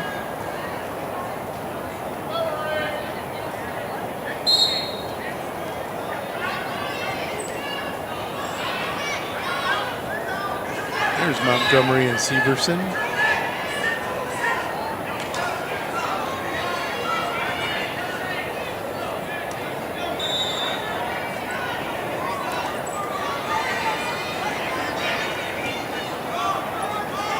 Severson with a beautiful low outside shot. Going to collect first takedown over on mat 1. Looks like Sears with first takedown over on 3 leads 2-0. Make it 6-0. I missed some near fall in there too. Actually,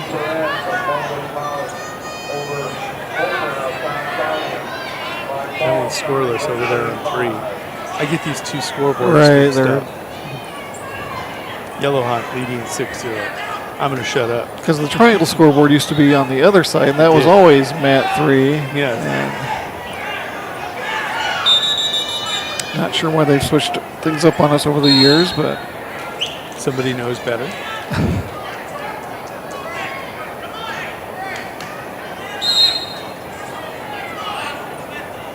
Uh-oh. Latham's got his phone out and it's turned sideways. He's showing him our video, calling us out for something. Uh-oh.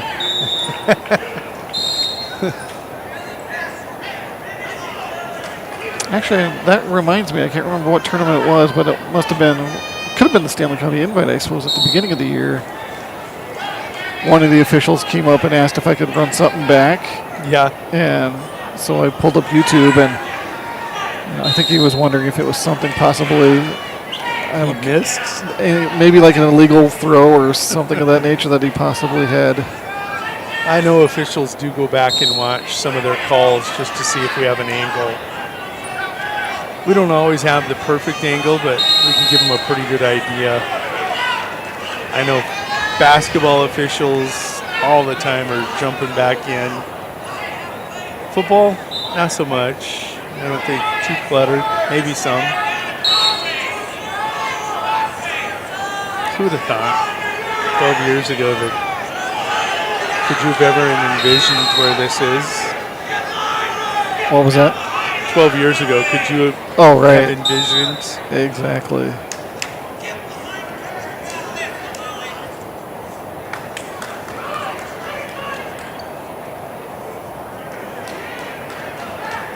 Severson and Montgomery. Yeah, anytime anybody asks about a live stream, first thing I ask them, like, well, are they on live ticket? And if they don't know, then I look it up myself. And no, I'm not going to give the name of the school or the conference, but I believe we're going to be moving into the college realm next year with services for a college and maybe an entire college conference. Interesting. Which would be really, really fun. Have to up our game. Severson will get the fall here on 1. Tawny Yellowhawk leading 8-1 over Wordle. Blood time, Tawny.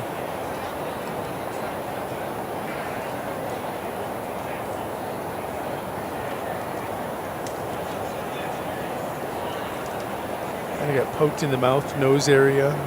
Trying to clean that up. Teammate's going to wrestle Keelan Jack. Yamni. His daughter will be taking on teammate Chloe Fire Thunder. Out on 3. Jack comes in 9-13. Fire Thunder 19-7.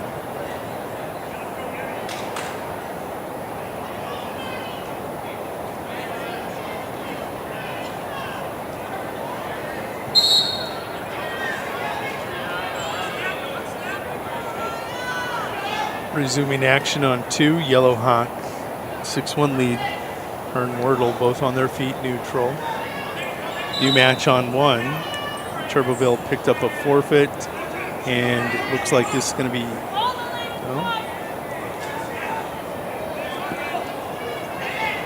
Uriah Big Crow of Dakota Tech taking on Lily Vietz of McLaughlin. Was it not a Wordle that the other Yellowhawk wrestled as well? Katari, did she wrestle a Wordle too there just a little bit ago? I don't remember. I think you might be right, though.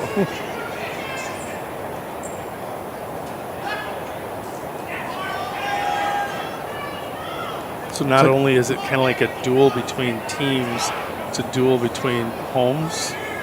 The Yellowhawk home versus the Wordle home. Victory for Big Crow over on 1. Unique rated in those rankings for Todd County. It was Claremont, right? Yeah, she's ranked number 6 coming out, taking on Canastoga's Emma Carter of Canastota. Oh, right there, I suppose. 6 versus 7 in the state here on mat 1.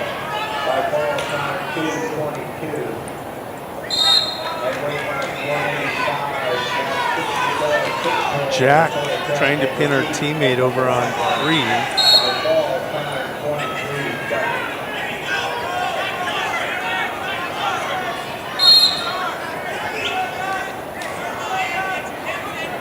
She hits a near fall for Yamni.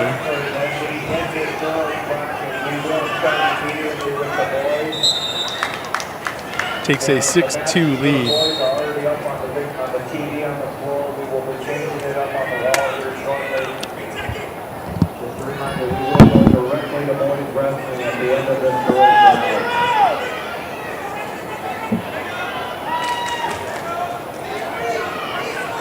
At weight class 250 for the girls, match 68 Claremont for Todd County with Foster on Freeman by Pretty fancy neckerchief you got there with your name on it. Can we just hurry over here to keep people from walking around? I graduated from that. Sorry, man.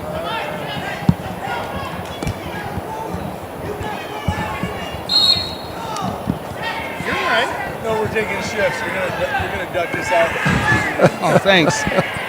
Is it even on? Of course it is. Of course we're live. So you got to watch that language now. I've been good so far.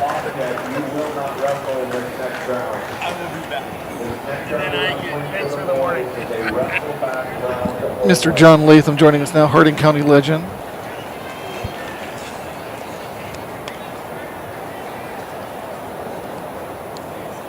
I suppose Brozick won't bring me back anything to drink or anything. No. I'd say there's zero chance of that. You came by at a good time. There's zero action going on. Perfect timing. You can't mess anything up here. Getting ready to start the boys' semifinals, huh? Is this on the girls' page here? Is this on the boys? I can't tell. Looks like it's on the girls. Mat 2. On mat 2, looks like we have Cheyenne Fuller of Sully Buttes, sophomore at 14 and 13, taking on Kyler Foreman, freshman from Miller Highmore Herald with 12 and 14 record.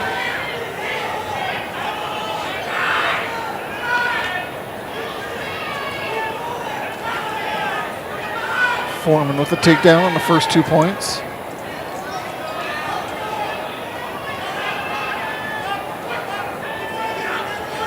Looking at crossface here.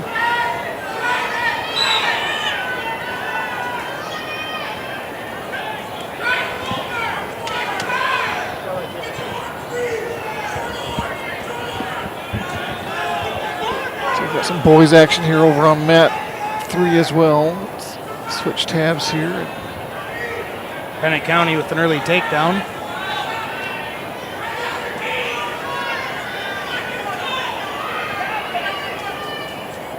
As we wait for track to refresh here.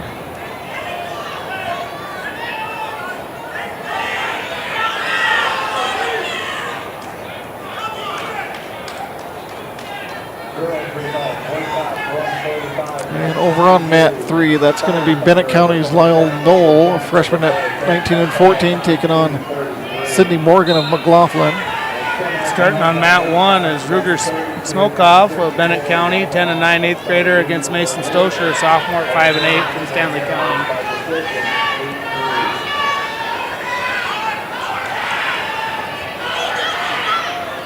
Foreman still holding that 2-0 lead, looking for a fall over on mat 2. Smokoff gets an early takedown and some near fall here on mat 1.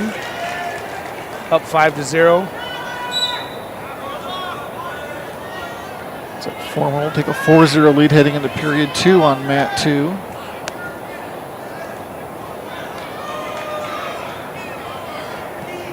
As Knoll increases his lead to 8-1 over on mat 3. And a fall on mat 1 for Smokoff of Bennett County in the first period. Be our first finalist of the tournament.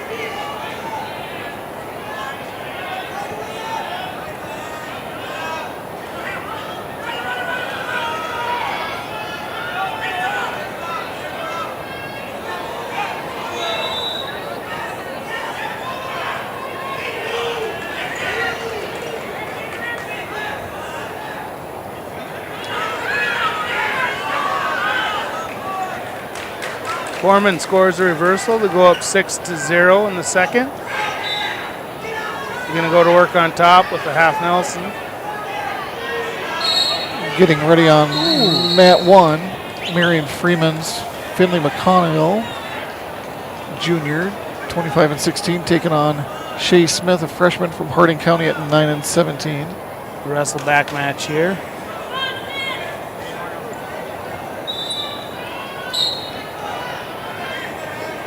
Have an illegal hold over here on mat 2 with Foreman putting a full Nelson on.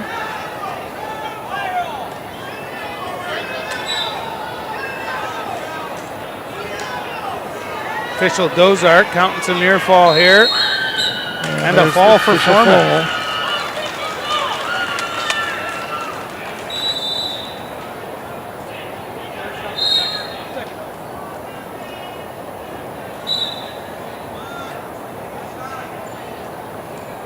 Knoll still leads now 8-2 with about 30 seconds to go in period 2 over on mat 3.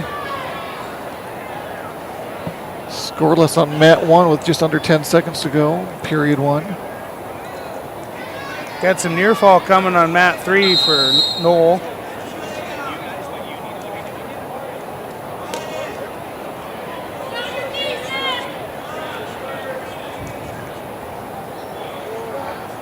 We'll still mix things up here with the girls match getting ready to start on 2.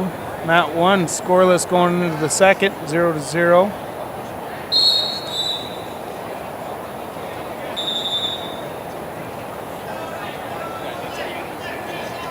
We end the second at 13-2 on Mat 3.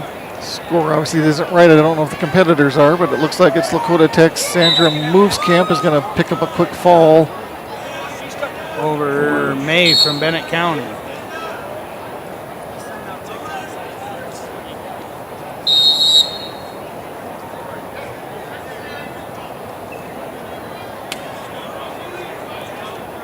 Noel extends his lead to 13-2 over on Mat 3.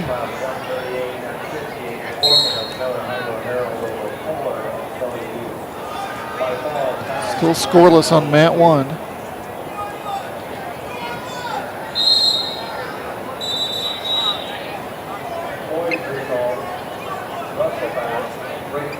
Near fall was coming there on Mat 3, and then we get into a potentially dangerous situation. Noel will start on top, up 13-2.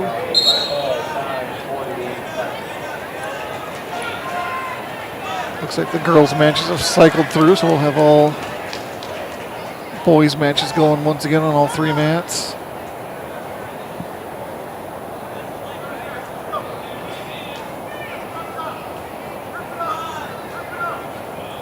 Noel extends his lead to 12 points on 3, up to 15-3 now. About a minute left to wrestle.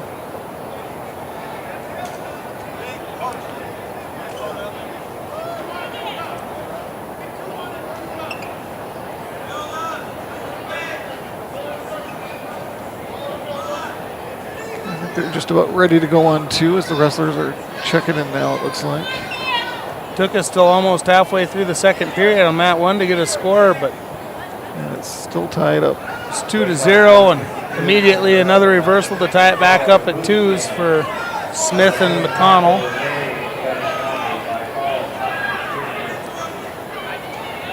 More back points for Noel over there. This should wind up being a tech fall if he comes off his back over here. But before that can happen, we'll have a pin. And starting up here over on Mat 2 is going to be Chamberlain's Mario Oliva Gayton, a senior, taking on Landon Bame of Stanley County, a sophomore.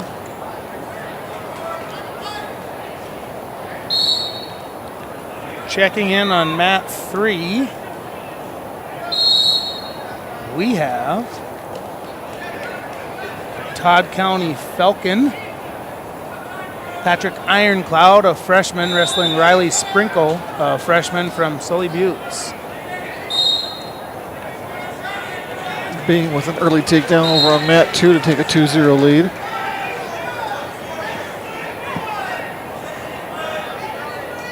Patrick Ironcloud has a cradle locked up over on Mat 3 with the takedown to near fall. So McConnell will take a 4-2 lead here on Mat 1 with I believe it was a reversal. Was, as time expires. Start the third period, 4-2.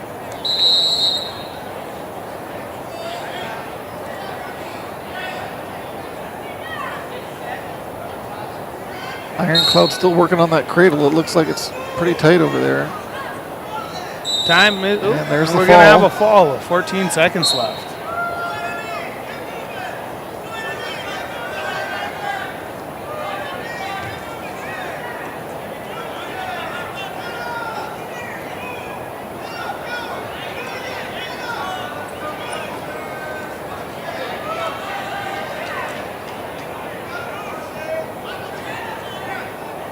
Still 4-2 on Mat 3 with a minute and a half, or Mat 1 with a minute and a half to wrestle. McConnell over Smith so far. Bame now leads 3-0, it looks like, here on Mat 2. Just about had another takedown there. And Schultz was able to stop him for a second. Over on 3, Alex Schultz of Marion Freeman taking on, is that Caleb Keller of Mobridge Pollock? 8th grader and a freshman going at it. Bame did secure a takedown to come up 5-0 over Mario Olivia Gayton. 53 to left to wrestle on mat 1, still 4-2. There was a stall warning on the top man. McConnell with his first warning. So Smith looking for some sort of a reversal here with 45 seconds to go.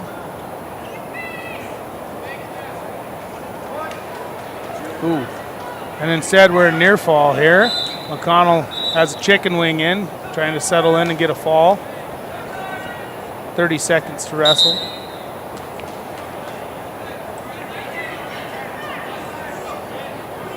Scoreless over on mat 3 as they enter period number 2. Bame has come up 5-0 now with 15 seconds left in the second.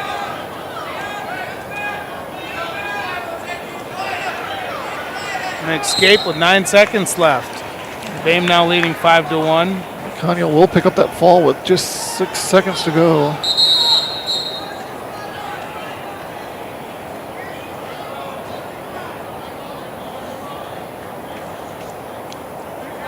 I thought they told me we were doing wrestlebacks and semifinals, but it appears it's just wrestlebacks here. That does look like what it appears. These are all yet consolation wrestleback rounds. Back here on mat 1, Marion Freeman's Keaton Preheim taking on Luke Olson of Mobridge Pollock.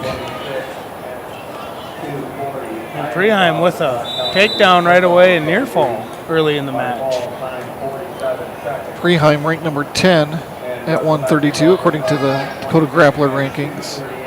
I believe it was he and Whit Myers had a really good match on their opening round. Whit able to come up on top of that one.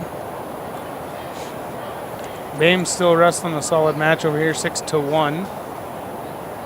With about 1 minute and 10 seconds to go. Keller with a 1-0 advantage over on mat 3. Middle of the second period.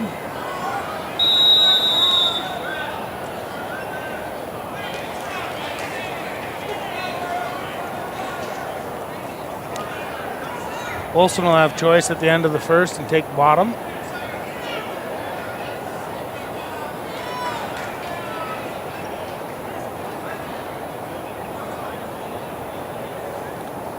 Preheim out with a 4-0 lead here as they start period 2 on mat 1. Bame secured another takedown, has a half in deep for some near fall. 26 seconds to go, up 8-1 with the fall.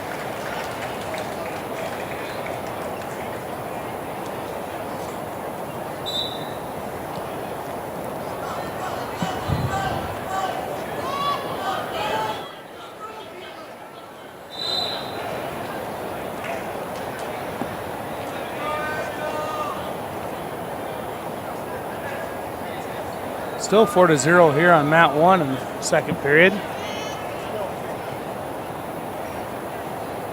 Action ready to begin on mat 2. Emil Spotted Horse of McLaughlin, a junior. Wrestling Jack Kahn, a sophomore from Canastota.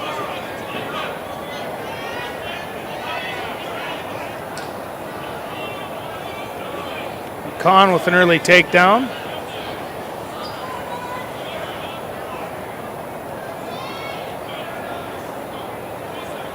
Canastota, one of our newer wrestling programs, standalone programs. Looks like Schultz taking a 5-1 advantage over there on mat 3 now. Should have some near fall coming to him here, and he does. Now 8-1 with 1 minute and 15 to wrestle.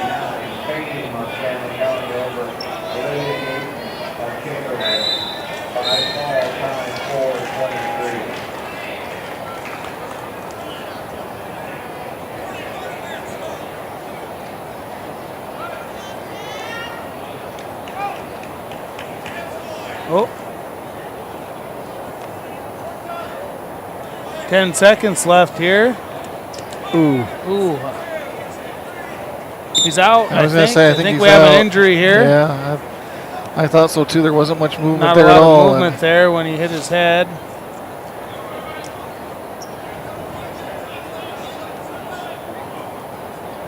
Regardless of which, it appears we're going to end the match with a fall. Have a trainer coming out to take a look at him on mat 1. It's Luke Olson from Mobridge Pollock. Here goes Mr. Nas. We've had a little bit of change and some action over on mat 3. We're 9-4 now. 30 seconds remaining over there. Schultz still holding on. Back in the neutral position.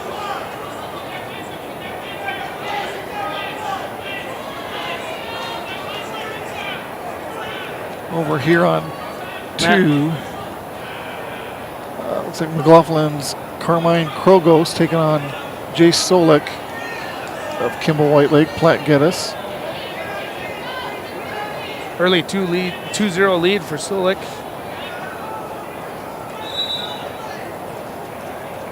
If we can get this official out of our way, we can call mat 1. Good to see. I can't remember that wrestler's name, but good to see he's back up on his feet. And don't recall who that was. That young man from Mobridge Pollock appears to be doing okay. And back on 1 here as action resumes at 1:38. Tucker Gruis of Sully Buttes taking on Arthur Big Crow of Lakota Tech.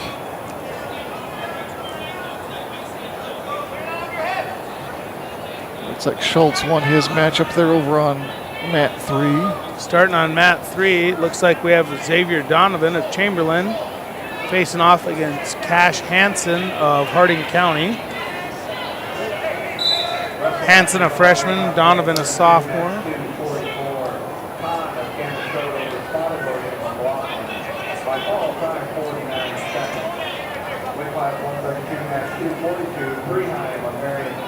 Arthur Big Crow with an early takedown and coming into near fall criteria. If we can get a count or not.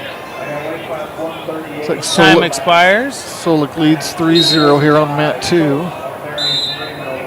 He's going to have 2 near fall to finish the period 4-0. Solik is up 3-0.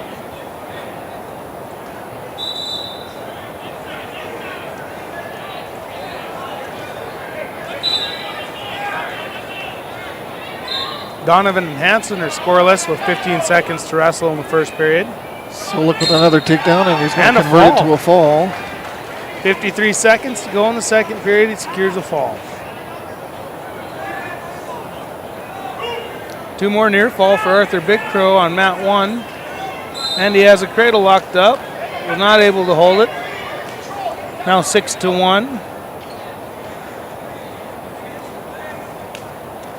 And getting ready to start on mat 2 at 1:44. Stanley County's Tayton Shaw, Jr., taking on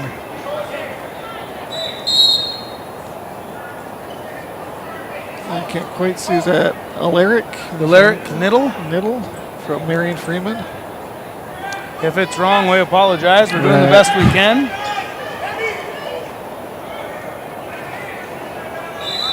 Another takedown for Big Crow here on mat 1. 8-1 now here as he goes to work in a half Nelson. Still scoreless on mat 3 and on mat 2.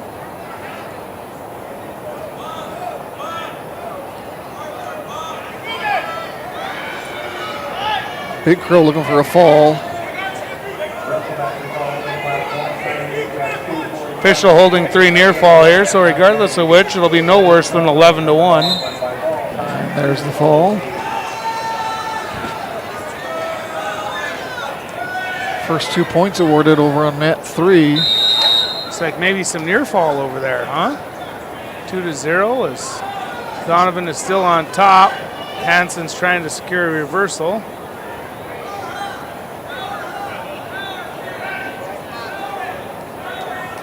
Donovan's got his arm deep underneath there, trying to hold him out in front. Hansen's trying to work a power half to free up his leg. And he gets a reversal, 2-2 now.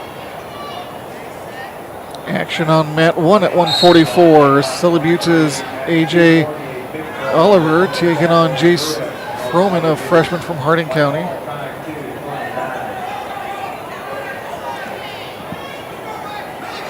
Looks like Froman with that early takedown and 2-0 lead. Tied up on mat 2 with 20 seconds to wrestle in the second. Still scoreless on mat 2. Excuse me, mat 3. Wrong number there. Yeah. I think I could remember what those matches were. They've been the same mats the whole time. Right. Roman getting a fall here, first period. So I think we had a takedown and an escape over there on 2. I think they're going to award Niddle with a takedown and Shaw with an escape. I guess just a 1 point. 2-1 here. Must have just been an escape. I was with you. I thought we had a takedown and escape. Official scoreboard just says 3-0 now that Shaw's got an instant takedown after the escape. Still 2-2 over on mat 3 as Donovan starts on bottom.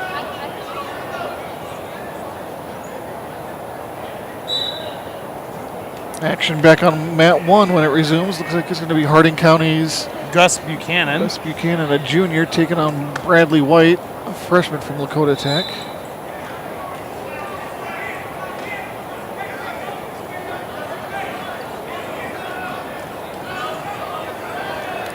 Good match over there on mat 3 yet, still tied 2 apiece, minute 50 to go, period number 3. Been a fun one to watch so far. For only having 4 points scored, there's been a lot of action. Shaw trying to lock in a cradle over there on mat 2. He's going to get it. As you see some near fall coming as time expires. Now 5-0.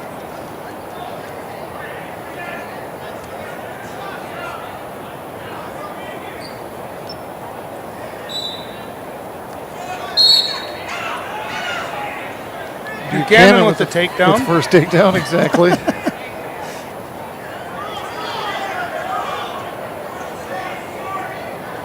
Should have near fall coming to him here too if he doesn't secure the fall. I had the cradle locked in. Nice job by White to power out of it.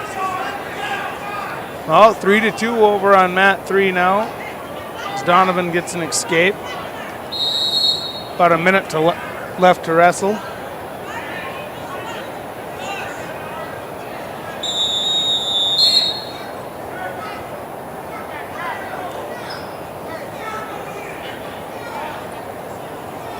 White chooses top to start the second period over here on mat 1. Shaw with another takedown over on 2. Now 7-0. Lead to 7-0, yep. Match started a little slow, but he sure turned it on here in the second and third periods. Donovan's got 23 seconds now to hang on over there on mat 3. Hansen in on a single leg. Down to 12 seconds now.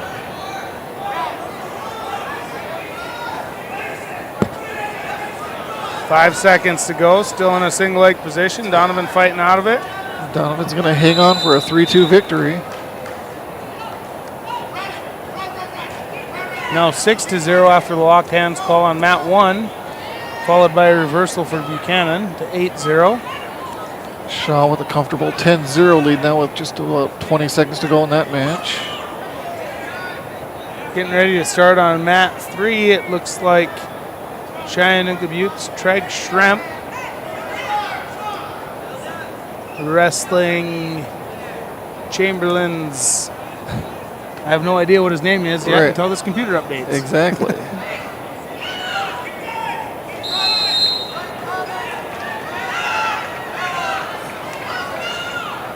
Shaw will finish out his match with a 13-0.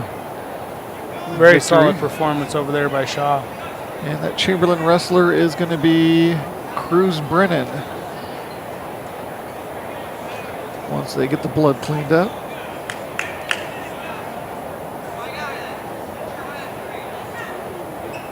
Tripp, one of the taller athletes you will see at this weight class. He does have some size to him.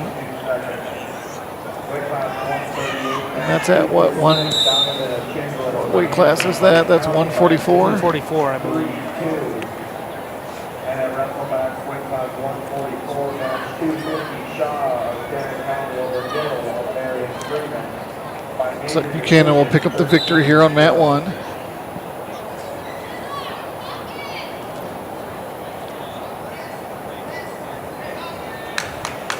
Action over on mat 2. Little Wounds Joseph Broken Rope, sophomore, taking on Antoine Running Bear, a senior from Lakota Tech.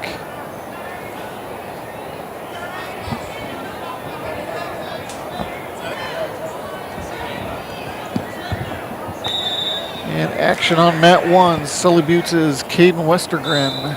We have a takedown on mat 3 for Brennan. Sophomore taking on Joseph Andrews, a sophomore from Little Wound. At the end of the 20th round, we will again move directly to the girls' wrestling. All of the boys' matches are currently up on the big board on the wall. Once those are completed, we will move directly to the girls' wrestling. Westergren will earn the first takedown and a 2-0 lead. Shemp working for escape here and short time left, and he gets it with 6 seconds to go. 2-1 now. Westergren trying to lock up a cradle right here on the pretty tight. If he front can of us stay in here bounds. on the boundary, exactly. Stay in bounds, and they come out. Yep. 3 near fall to follow. Running Bear with a takedown over on mat 2 for a 2-0 lead.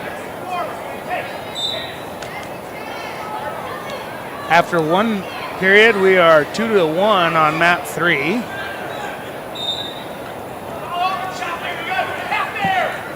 And folks, you can blame your own coaches if you can't see the action on mat 2 there. Looks like we're going to have a fall by Dakota Tech. That was Running Bear.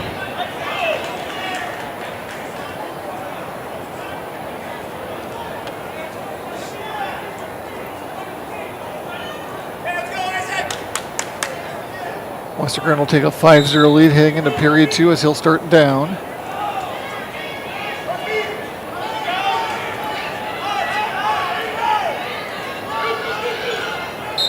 Get a reversal, increase his lead to 7-0 now. And on mat 2, we have Easton Ekern of Groton wrestling Isaac Ramirez of Sully Buttes, pair of juniors here. Westergren picking up the, I'm assuming it was a fall. 3-3 now over on mat 3. Brennan and Shrimp tied up. You got about 35 seconds to go in period 2 over there on mat 3. Action back on mat 1 at 190. Todd County's Carver Ron taking on Isaac Sapaniak. Let's see here. Sapaniak from Groton area. And a quick fall from Ron. 17 seconds into a match, takedown and a fall. 2-0 on mat 2 for Ekern. So we'll be heading for overtime over on mat 3. Second period, never mind. Still might happen, but it'll keep us in suspense for a little while longer. And on mat 1, we have Noah Burry of Chamberlain and Adrian Rowland of Lakota Tech. That's at 2:15. And now we got threes across the board over on mat 3. Shrimp starts on bottom.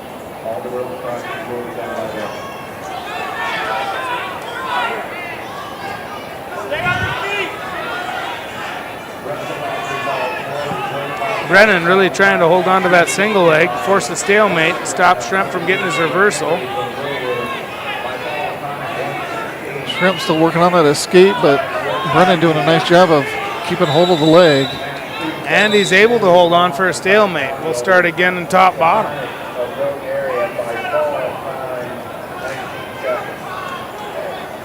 Ekern with a comfortable 6-0 lead over here on mat 2. And we're tied up at 0 on mat 1.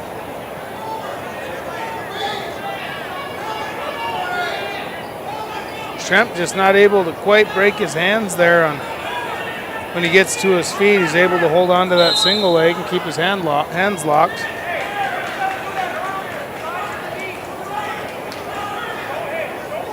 Scoreless first period between Roland and Burry. Minute to wrestle on mat 3. So, John, is Shrimp at a bit of a disadvantage trying to get escape when you're that tall? I always thought it was hard to wrestle guys that were tall like that. There's just a lot more leg to grab onto. Especially in that situation when it goes to cut out, there's always a leg right there to grab onto. But it appears that we're going to have some near fall coming for Brennan. The officials holding 3. Under 30 seconds to go over there. Now 9-0 on mat 2 for Eckern. And Brennan's going to get a fall out of it with 20 seconds remaining. Shrimp may have just run out of gas over there as well. Looks like Burry with I'm guessing a takedown and a 2-0 lead here on mat 1.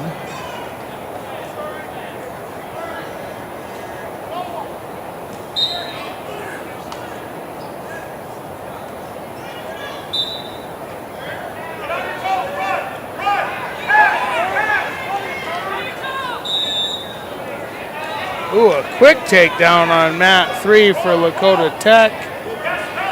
And that'll be Cody Provost of Dakota Tech with that takedown, taking on Devin Whitefeather of Todd County. I don't think we had 3 seconds run off the clock before that was awarded.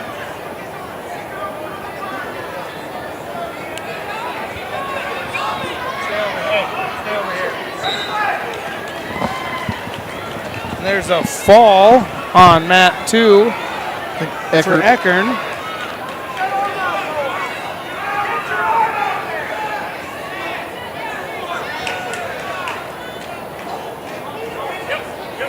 Pretty good action here now on mat 1 with a 5-3 match. I believe Burry leads 5-3 now. Actually, it's Roland. Looks like it leads 5-3. Burry's back in now, tying it up at 5 each. 17 seconds to go in the period. This will be Provost with a victory over on mat 3. Coming up on mat 2 at 190 pounds, Ethan Harris, a sophomore from Bennett County, against Carter Santiago, a senior from Chamberlain.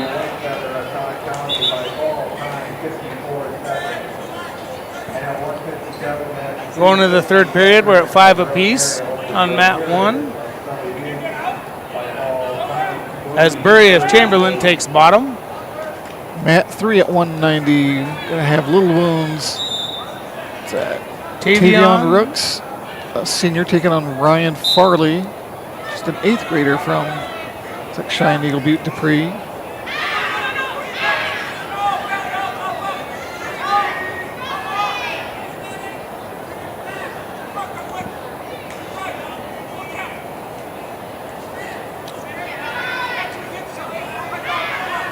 Over on 2, also at 190, looks like Bennett County's Ethan Harris, a sophomore, taking on, you already said Carter Santiago, didn't you?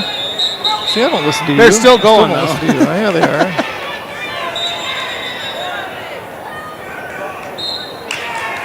It's going to be Roland getting a fall over Burry.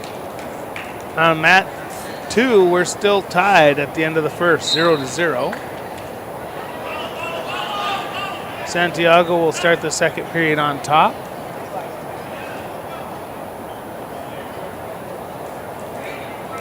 And it appears we're going to have the big guys on mat 1. Once things refresh here, there it is. Dakota Tech's Tyler Roland. And Nathan Bluecoat of Cheyenne Eagle Butte Dupree. Kiosh by Topa. Roland, it appears, just watched his brother win the match before. Right, I was just going to say that name sounded familiar, so.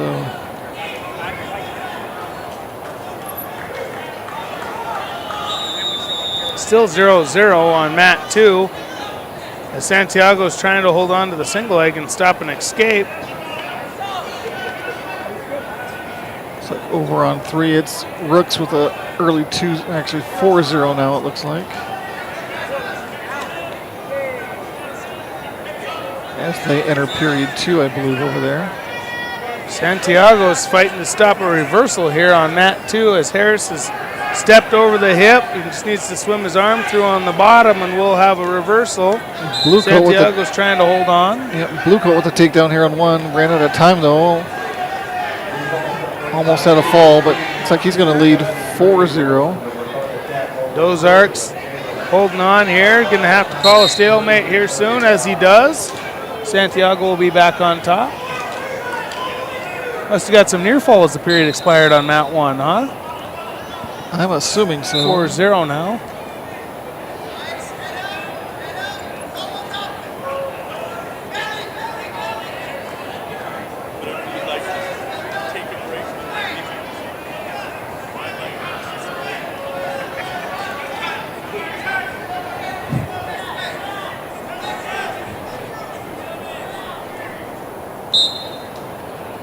And Blue Coat with a fall over on mat 1.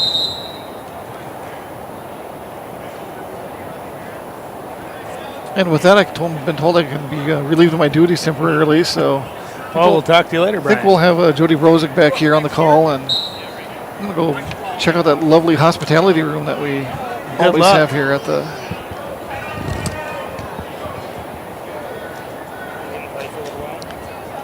I think I'll have what she's having with the green lips and blue lips and.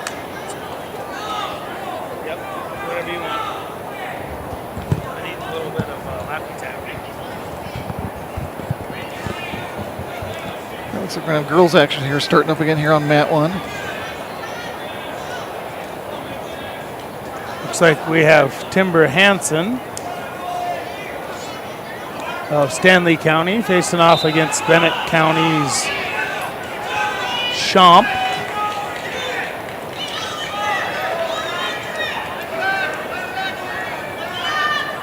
Good double leg for Hansen, not able to finish before she gets to the out of bounds line.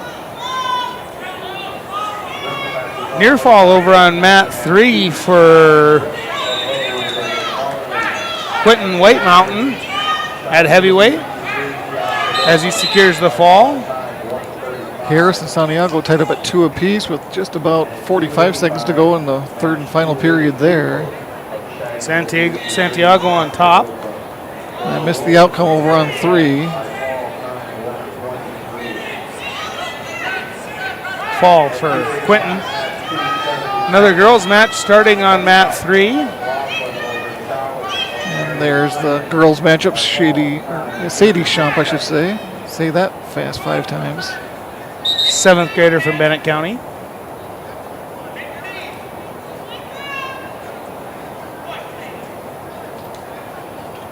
The only points we're going to have scored on mat 1 after the first period was an illegal hold for Hansen, so that's 1 point to Champ.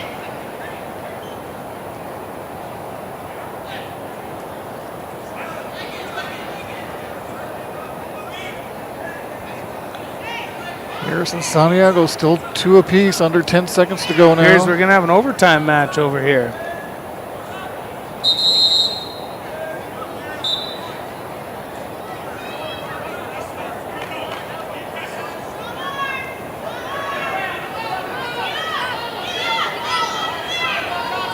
Overtime, first takedown scores in the first period. First points of any kind actually stops the period.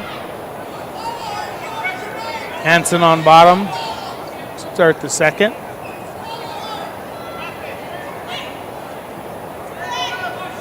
Has the leg, working to a reversal. She can stop a cradle here. Kicking over the top. And there's a reversal, gonna work into some near fall now. As she does. Santiago with the shot as they go out of bounds. Still tied up. 27 seconds to go. Champ with a reversal of her own. And near fall to follow.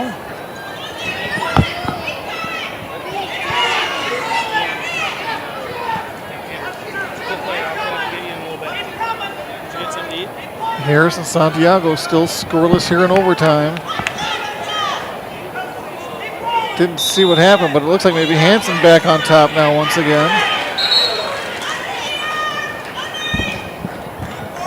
And a takedown in overtime for Santiago. Santiago got it, all right. Hansen and Schomp here going back and forth. Hansen back in control now on top, and Hansen will pick up the fall. Action over on mat 3 at 107. Going to feature Chamberlain's Alexandra Schmeit taking on Maddie Little of Groton area. Took them a while to get them checked in. They must have to do some computer work. Still going to have another boys match over here on 2. Should be the last one, I think. Some heavyweights coming at you. Chamberlain's Cooper Gerard, sophomore, taking on Dalton Deffenbaugh. Also a sophomore. Kimball Whitelake, Platte Geddes.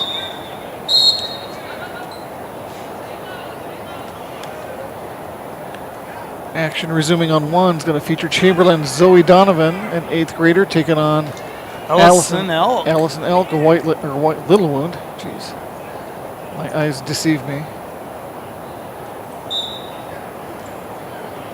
Still tied at 0 as we start the second period on mat 3. Scoreless as well so far over there with the big boys on mat 2. And as we say that, Chamberlain scores a takedown. And that was Gerard of Chamberlain.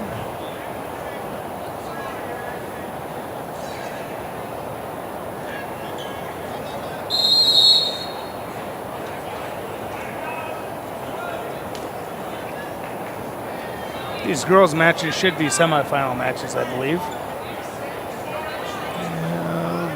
That one says a consolation semi. That one just says round 3. Oh, I think this round 3 is actually a round robin bracket, if I recall. I did look at that earlier. My memory is not what it once was. I hear you. So we got a Little over on mat 3 with a 2-0 lead.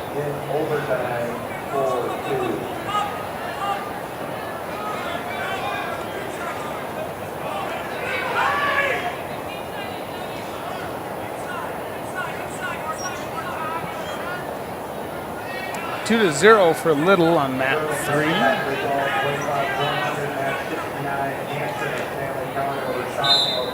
2-1 now on mat 2. Like Deffenbaugh looks like he earned himself an escape to cut the deficit in half.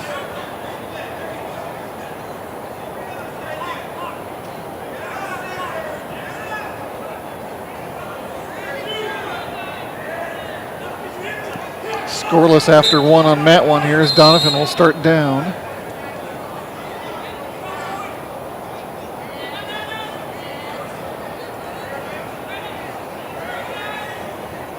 Oh, looking for a cradle here. Donovan trying to fight it off.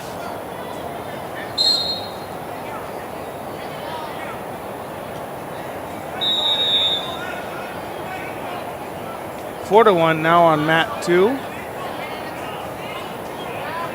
Ooh, Donovan with the reversal and some near fall, it appears. Now 2-0, the first point scored of the match. Looks like Gerard with another takedown increases his lead now to 4-1. Donovan does secure the fall, minute 15 to go in the second period. Little still holding on to a 2-0 lead. I think she just may have been awarded another takedown. No, it still says 2-0.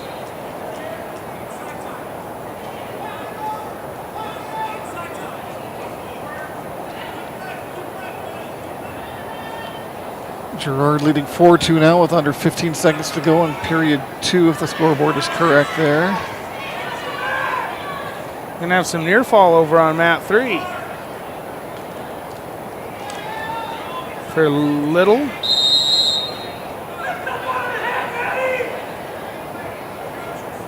And Gerard will take that 4-2 lead heading into period 3.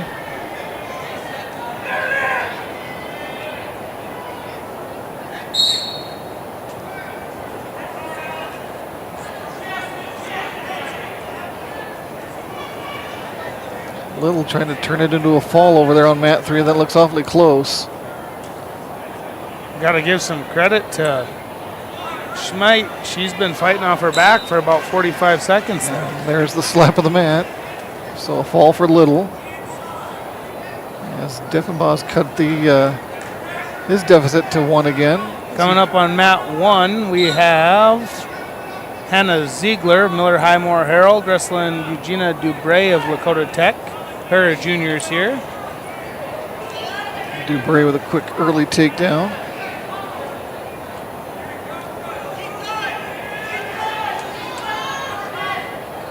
For 3 now on mat 2.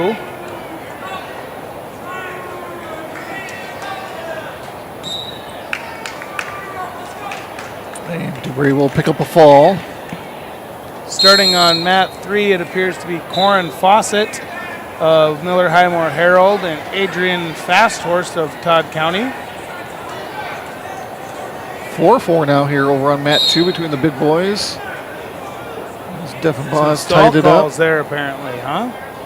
Let's check the history here when it updates. 45 seconds to go there on mat 2.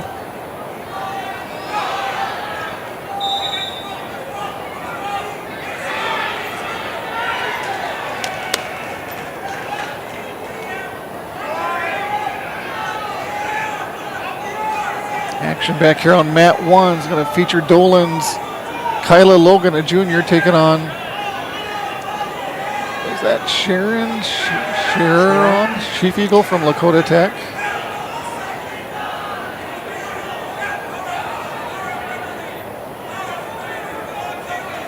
Six to 4 now on mat 2. Gerard, another takedown here, it looks like. Looks like he'll hang on and win that one 6-4. Great battle between those two. 2-0 starting the second over on mat 3. But we have some blood time before we continue.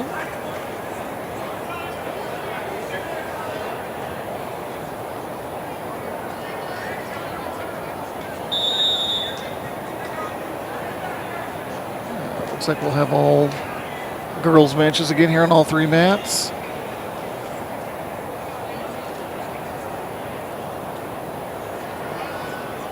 It appears on mat 2 we're going to start with Lola Kahn at 100 pounds for Canastota against Iva Black Elks of Lakota Tech.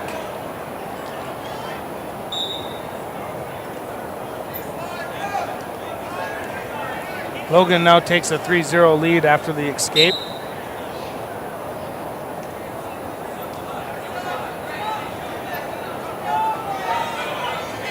And after the takedown, now 5-0. Fast Horse leads 2-0 over on mat 3.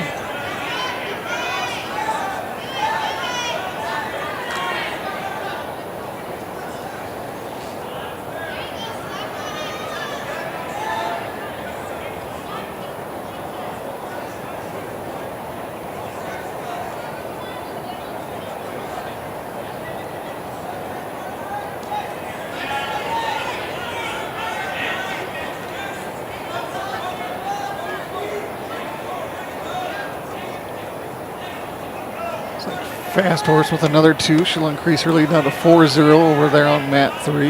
Logan locked up a double chicken wing here, trying to score some near fall. That looks... He steps over the head with the bottom leg. It'll be enough to tip the shoulders and start getting some swipes. That does not look comfortable at all.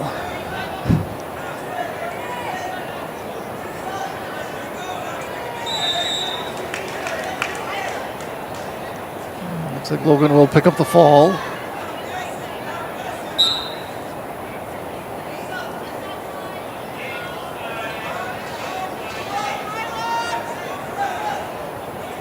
Kahn and Black Elk still scoreless as they enter period 2. The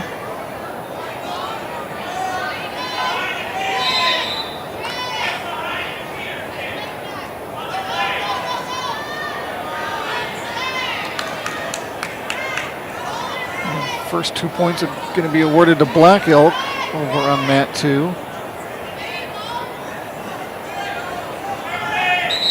Going to look for a ride out with 11 seconds to go here. Try and keep the score at 2-0. A forfeit on mat 1. Kaylin Jack will advance via forfeit.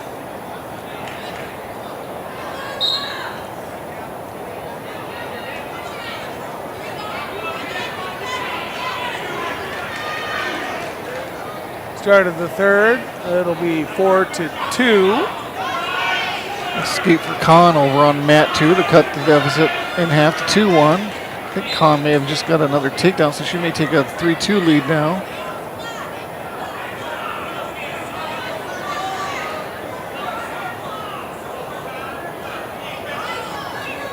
She'll make it 4-3 now as Black Elk has an escape.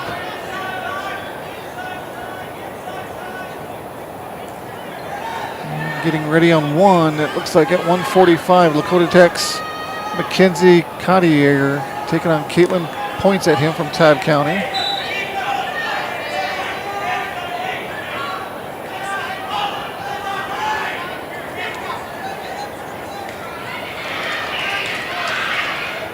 Canastota with another takedown on mat 2 and near fall. Now 6-3 before the back points, but there's a fall first.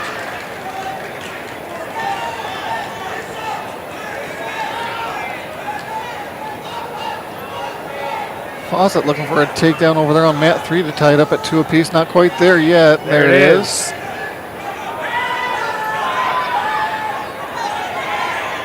Halfway through the third period over there, we're tied up.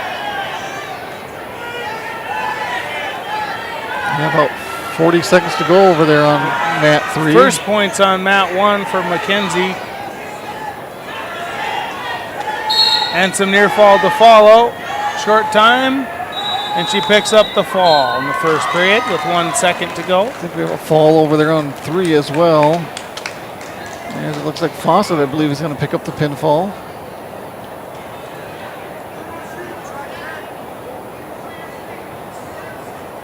And action starting over on 2 at 1:20. Lakota Tech's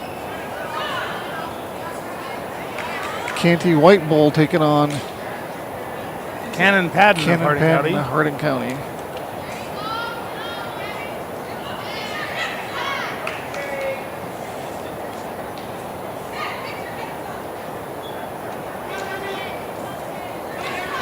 Padden, an honorable mention in the rankings here from Dakota Grappler. White Bull with an early takedown.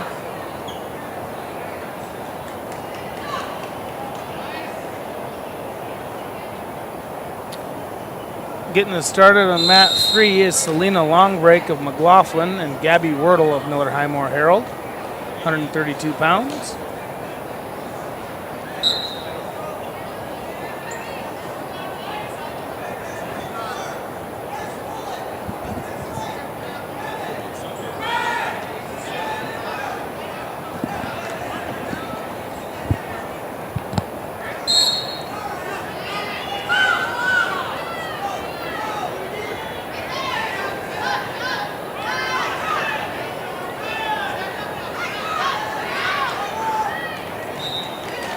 Didn't see what happened to the young lady from Todd County there, but she looks like a shoulder issue. Needed a little bit of help getting off the mat there.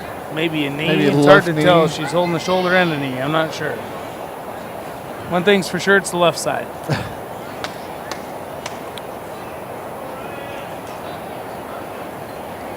I didn't see the result of match 3. On mat 3, I missed it too. Padden's got a butcher locked up here, trying to get some near fall. Getting ready on mat 3 when they're ready. Looks like it's going to be Todd County's Lucina Homer, a freshman, taking on Paige Jonas from Sully Buttes. Just getting started on mat 1. We have Lakota Tech's Araya Big Crow and Tatum Silbernagle of Mobridge Pollock. Big Crow with an early takedown. Padden has near fall held here, up now 3-2 as she comes off the back, looking for a fall.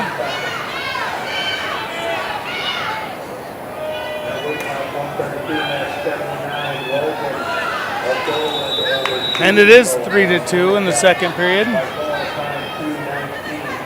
Where'd Brozick disappear to? He was just standing here.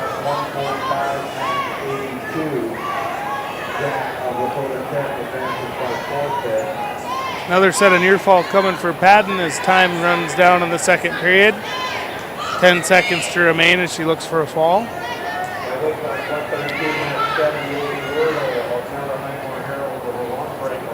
Jones now holding 2-1 in mat 3 with Jones. Holding a 2-0 lead. Yep.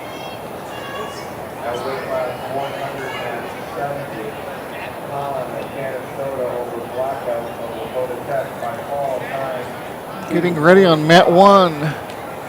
Todd County's Unique Clearmont taking on Grease Eagle Elk of Dakota Tech.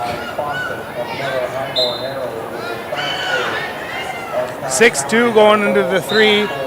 Ken Padden over Kente White Elk on mat 2. Padden now on bottom as Black Elk looks, or White Bull looks for near fall. Struggling there.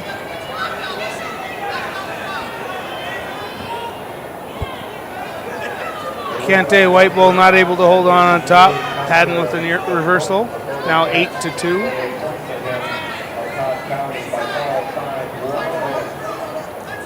Two to two now. Yep, Jonas and Homer tied up at 2 apiece over on mat 3.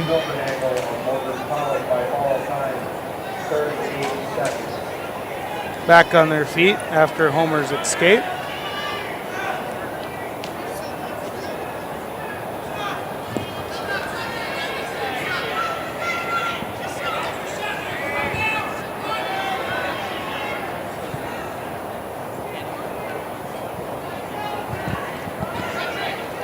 Still scoreless on one here between Claremont and Eagle Elk on mat 1.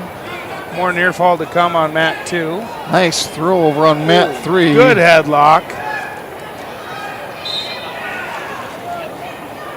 So that's going to be. That was Homer with the takedown and fall. Able to get a fall on Jonas.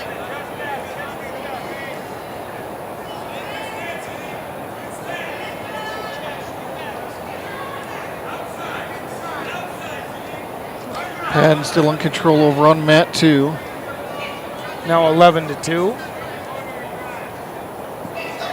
Still scoreless on mat 1 as they come to the final 10 seconds.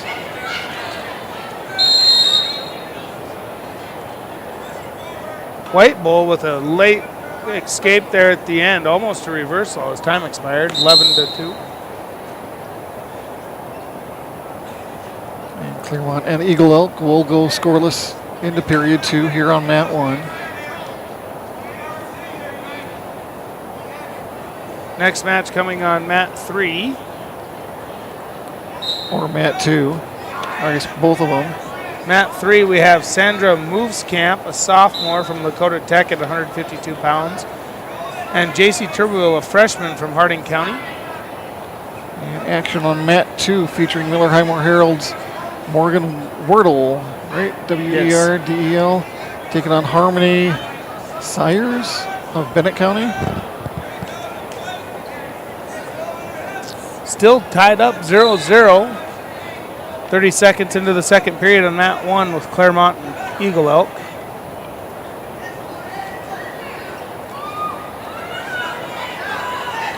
Sandra Movescamp with the takedown right away. Running a half Nelson and some near fall to follow.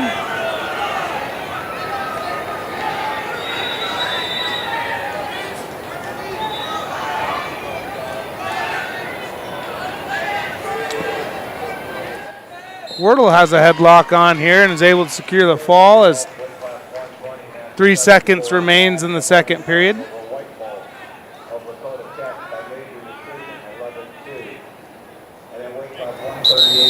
Okay, well, I'm going to turn it over to the professionals now, so.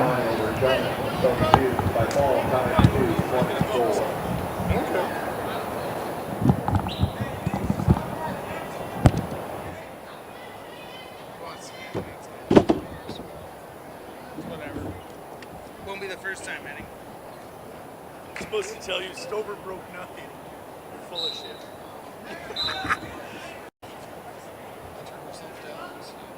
Better question. Did Brad tell you that? 'Cause that's not what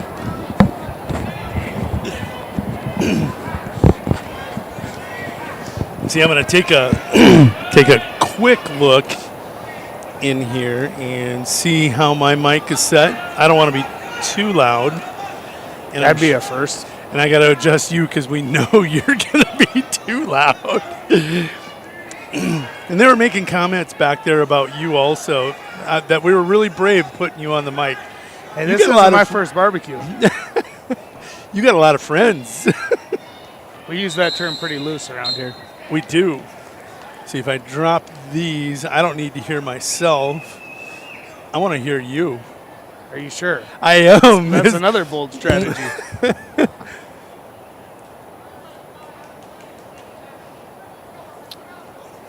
Getting back into boys matches on mat 3. How you been, bud? Good, really good. You? Good. As you can tell, I'm older, fatter, and uglier, grayer. You forgot wiser. I don't know about that. I was pretty bud before. Coming on mat 3, we have Dane Smith, a 7th grader, and Ruger Smokeoff, 8th grader from Harding County and Bennett County, respectively. We're getting close to our first points on mat 1 as we get some near fall. And taking a look over there on mat 1, that's Unique Claremont. I think she's ranked 6th right now at 250. John didn't highlight the girls correctly. He only looked at Sully Buttes, but she is 6th. That is correct. Good help's hard to find with a war on. That's what I say. The war hasn't started yet, but I'm afraid it's coming. Very possible.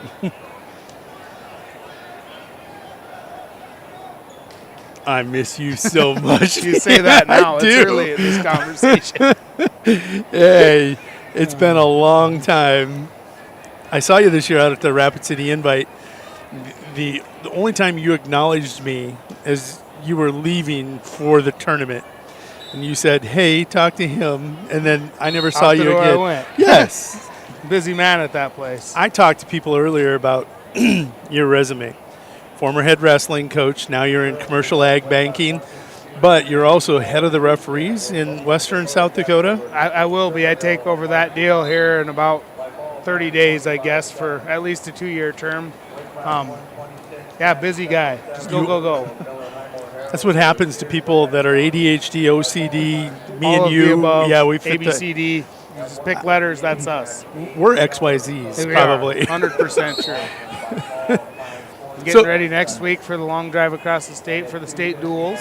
Hey, I'm looking forward to that. Will you have the bees? I do have the bees. So I'll be in Watertown next weekend. We'll be setting up one of these systems with PTZs on the mat from multiple angles. That'll be fun. Kind of like we did with the winter dual triangular. It ended up being a triangular. I'm going to set up a network. We're going to run it. We're going to pull in a feed. We're going to bring in people from each of the towns that are participating. And we're going to, I believe I know quite a few of the kids, but I still want that personal touch. Maybe somebody from the top 4 seeds, giving that perspective. Me, a guy that always balances things out, even for the underdogs. I can let those guys they come in and shoot. Good. Yeah. That'll be a good time. Those multiple angle cameras will be a nice addition. So we are into the semifinals. You betcha. Rolling at 106 on mats 1 and 2, 106-pound semis. Mat 1 is top-ranked Rylan Robbins taking on Brody Nealon of Chamberlain. And then over on mat 2, it's Logan Pankratz of Marion Freeman taking on Chase Hurd. Hurd, he's ranked 5. I gotta believe Pankratz, was he in the top 6? Yeah. 5 and 6 over here on that, too. We had a stupid quarterfinal, 10 and 11 in the state at that 138-pound weight class. Loaded. It's what you like to see at these tournaments towards the end of the year. You do. This tournament has traditionally had some fantastic semifinal and finals matches, and it does not appear to be any different this year. Robbins 3-2 with Nealon. You know, Nealon in the A. I don't know if he's ranked for not. Chamberlain. Coach Donovan talked. He's got a bunch of kids that are fringers. They're close to popping through out of Region 3. They've really, those younger kids for Donovan really started coming on here in the last 3 weeks. Took some lumps early in the season, but they're really starting to do some good things here. Boy, he was happy last week today I've been We're watching. talking about the same guy? Yeah, we are. Oh. I don't know happy was in his vocabulary. So today he's back behind you guys, and I accidentally pushed the wrong button. He's not happy today with their performance. He's really disappointed after, like you said, last week a great performance, good week of practice, and today he thinks they're laying eggs out here. It's not Easter, he said. No, that's true enough. Russell back over on 3. That's Ruger Smokeoff of Bennett County and Dane Smith of Harding County. Are you in the wrestling room out there at all? I go in and help with some little kid stuff, but that's about all I have time for right now. Well, you're busy. We've established that. Very. My Between the nephews are ranch. wrestling now, so I go in and wrestle with them some, help Awesome. out when I can. Hopefully more to come here in the next 3-4 weeks as we get into the postseason for them. AAU, and yeah, that's awesome. All boys here at this point on mats 1, 2, and 3, semifinals on 1 and 2. Still relatively close here between Neyland and Robbins. Neyland's wrestling a solid match here. Yeah. 5-2 now, I believe, but staying in a good position and staying out of the tilts. I mean, getting long when he needs to. Really doing a nice job of knee unders to get away from action on one side. very, very good job of defending the 2-on-1 tilts here.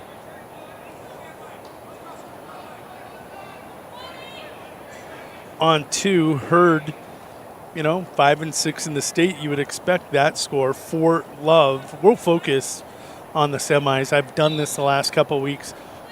Not to ignore like Smokov and Smith over there, but I want to see that culmination. I want to focus on these kids that have really started to see the cream rise as this season has went on. And as we stated earlier, Smokov and Smith, it's not a close match this time at 12-1, but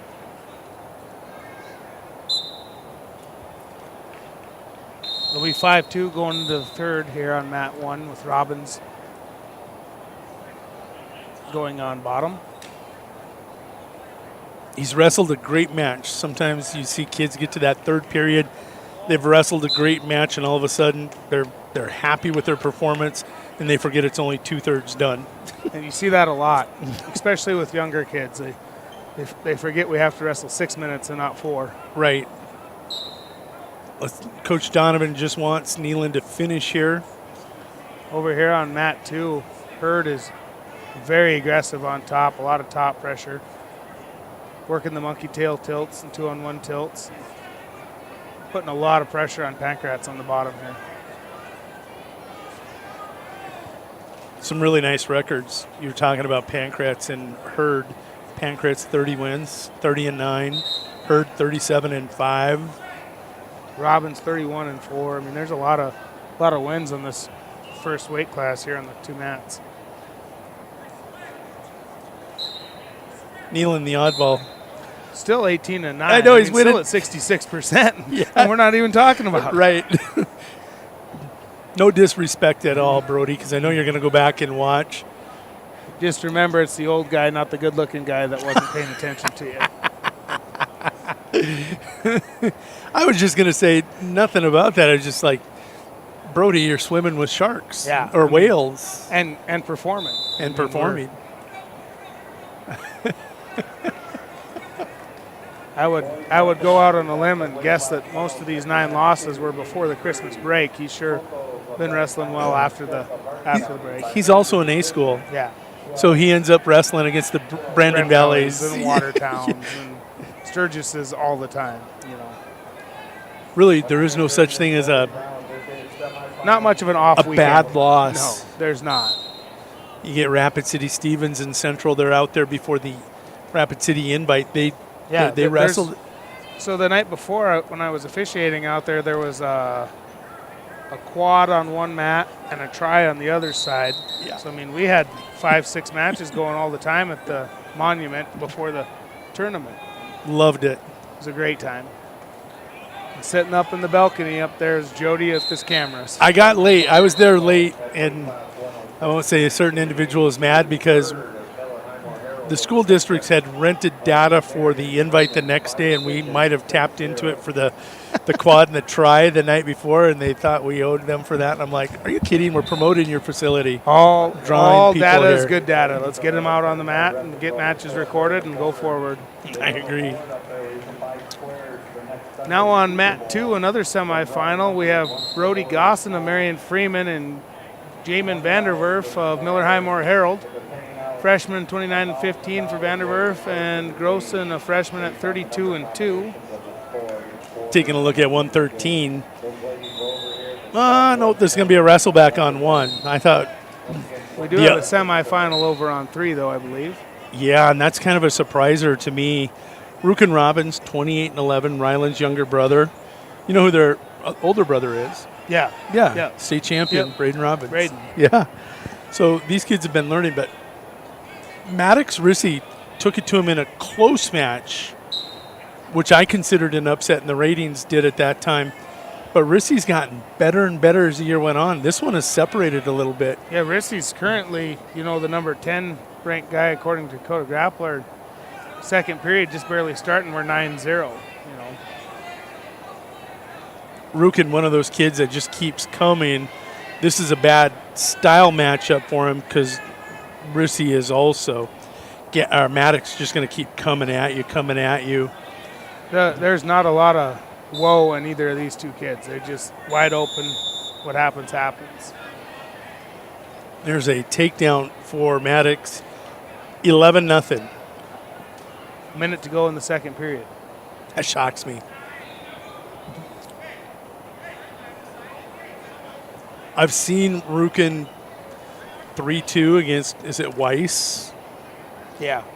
Yeah, Tyler Trant, actually. Okay. 3-2 and 5-2 in 2 matches with him. And you look at what Rissy's doing here.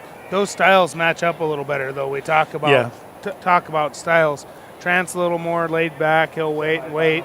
It's harder for him to wrestle guys that go, like we talked about, wide open, forward, forward, forward. These two guys are so similar, it'd be fun to watch them in the practice room. It'd be entertaining. That is where championships are molded. That's for sure. Over here on 1, that's a wrestle back. Tegan Paxton of McLaughlin. He leads 5-0 over Remington Meyerink of Kimball White Lake Plant Geddes. Meyerink has picked up a 3-point near fall and now has an over-under. He's going to work it from the other side into a half. Pretty tight here. More near fall to follow.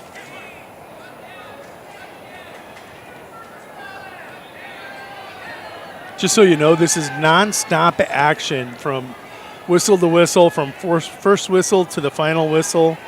Today there are no breaks at all here at the Big Dakota Conference Tournament. Pretty good pictures out there. Really clear. We were talking about we're actually going to have a decent shot on mat 2 this year because of the overcast skies and the fog. Usually there's so much glare, it's like my head's out there. You can't see anything. Your head? A little bit of baldness coming on. I'm not going to say anything about that. You were thinking I'll just say it for No, when you were talking about that beautiful, good-looking guy versus the old guy, I thought I was the good-looking guy and you were the old guy. Oh, now, come on. Robbins trying to make a little bit of a run. 4-0 streak here to cut it to 11-4. Rissy trying to come back, sitting back on that ankle. He's got it up on a shelf, and they'll stalemate it. Potential or stalemate. I can't tell what Dozark was going with there, but it was one of them. 15-6 the score. Minute 34 to go in that third period. Both wrestlebacks are on mats 1 and 2. Coda Popkes of Canastota, which is awesome. The Hawks getting back into the wrestling realm. He leads 2-0 over Jackson Turbeville of Harding County. Is Turbeville related to Tommy Turbeville, the former head coach from Alabama? I doubt it. Doubt it. I mean, okay. They're all related. It's just how far back do they go? He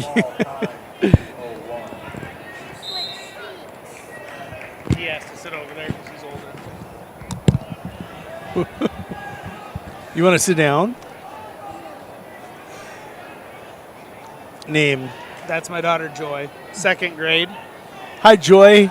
She's a Buffalo. She goes to school in Fort Pierre here. The beautiful looking buffalo. Daddy.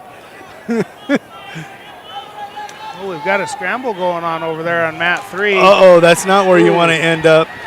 Short time, Rukin. Oh.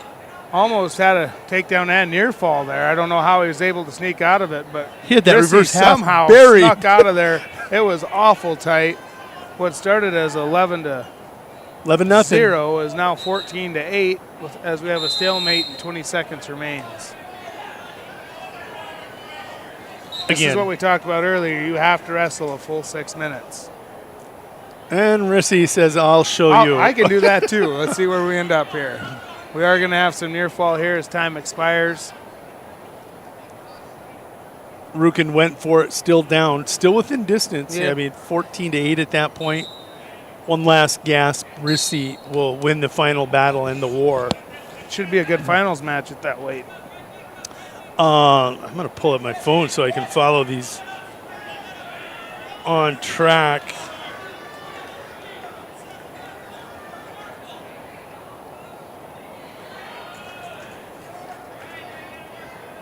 Thank you, sir. Taking a look at the finals that have been set. At 106, it's Rylan Robbins. He punched his ticket 7-2 over Nealon of Chamberlain. And then you have Chase Hurd of Miller Highmore, Harold the Bandit. He gets through 6-0. At 113, 106. That'll be a 1-5 matchup according to our rankings. That'll be a fun one to start the tournament with. And that's another one of those style matchups. It's been close every time they've wrestled. Those two kids, they leave it all out on the mat. We're going to wrestle, and it's going to be worth the price of admission. Brody Gosson at 113, a Marion Freeman, 33-2, a freshman. Made it to the finals with a fall over Vanderwerf in a minute 13. Now Maddox Rissy with that 19-8 victory over Robbins sets the stage for another 4-10 matchup. I like it. Out wrestling now on mat 3 is Kason Constance, a senior, currently the #1 ranked kid from Kimball White Lake, Platte Geddes. And that match is now over. So he will be in the finals here coming up this evening. Fast and Furious. 3 consolation matches going. We have a really good one going, as we talked earlier, from Canastota and Harding County, 8-7 currently. Turbeville of Harding County, 9-19. Popkins, though, 6-14. I was confused momentarily. I saw the orange and black singlet, the hair. I thought it was Wenchie's of Mobridge Pollock. And no disrespect to him. He's right behind us. He's got a look. Very similar build, very similar hair. I mean, very, very easy to say that. Crago over Ingle, 5-0 at 120 on mat 2. We have some near fall coming from McLaughlin over on mat 3. That's Hurdle over LaRoche, currently 5-0. And a fall for Turbeville. I like it, though. Popke slams the hands on the mat. Frustration, that's how you get better. Get back in the room, keep sharpening things, and let's go forward. Anybody that does not like losing is okay by me. Yes. I like to see a little emotion. Keep it a little bit in check, and let's go forward. Let's roll over mat 1. Looks like a semifinal at 120. Hudson Peters of Winter, 20-17, the 8th grader, taking on another 8th grader, Easton Cheddar of Marion Freeman, who's 33-2. Cheddar's a lot of fun to watch. When he's on a roll, he does a lot of good things. What's his rank in the current? He's 7 currently in the Dakota Grappler rankings. That's at 33-2.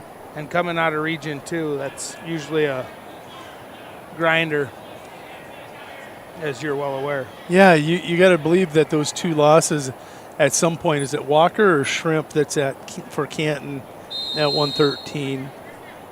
It's Walker. Yeah. So he has to have bumped heads with him or Flogstad. Probably wrestled Bartles a couple times. I mean, it's that country down there in the southeast seems to just produce kids and produce kids and produce kids. It's a lot of fun to watch. Cheddar with a couple takedowns leads 4-1, catching you up on those wrestlebacks on 2 and 3. Crago 5-0 still over Engel of Chamberlain. They're in the third period, minute 40 and ticking, and Hurdle leading La Roche by a score of 7-0 over on mat 3. 20 seconds to go in the second on that one. Oh, chicken wing here on mat 1. Going to have some near fall for Cheddar.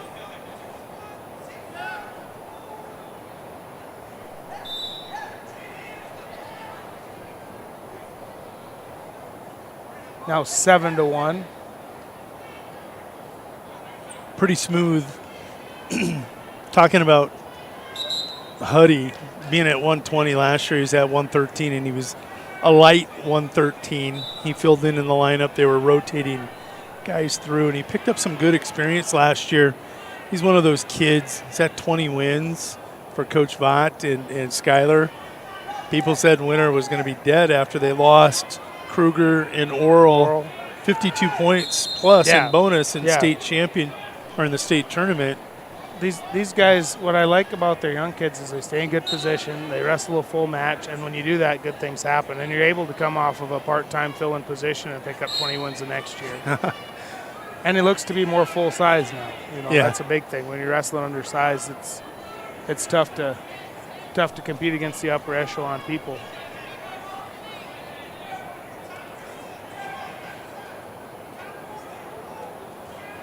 Crago now out 8-0 over on mat 2. Crago in that gray smoky singlet from Miller Highmore Herald. He's going to pick up a few more near fall in the cheap tilt here. Yeah, and he already had the major, so just add to the bonus. Yeah. But he's still wrestling all the way to the end. That match will end 11-0. This one could be fun coming up here at 26. You got Wenches and Schaefer, I believe. Yeah, and both of them made the cut from 32 down to 26. Wenches 2 weeks ago was number 9 at 32. I think he's at 4 this week at 26. 4 at 26. And you take a look at Schaefer. He's not on our rankings yet, but he was, and he was been on and off 2 or 3 times. Yeah. One time as high as like 7th, I believe. Take a look at the records. You got Wenches 23-10, number 4, but Schaefer 31-8. Schaefer, a freshman, Wenches a senior. Seems like he's been a staple on that team for about 13 years. Cheddar will get the fall in 3:31.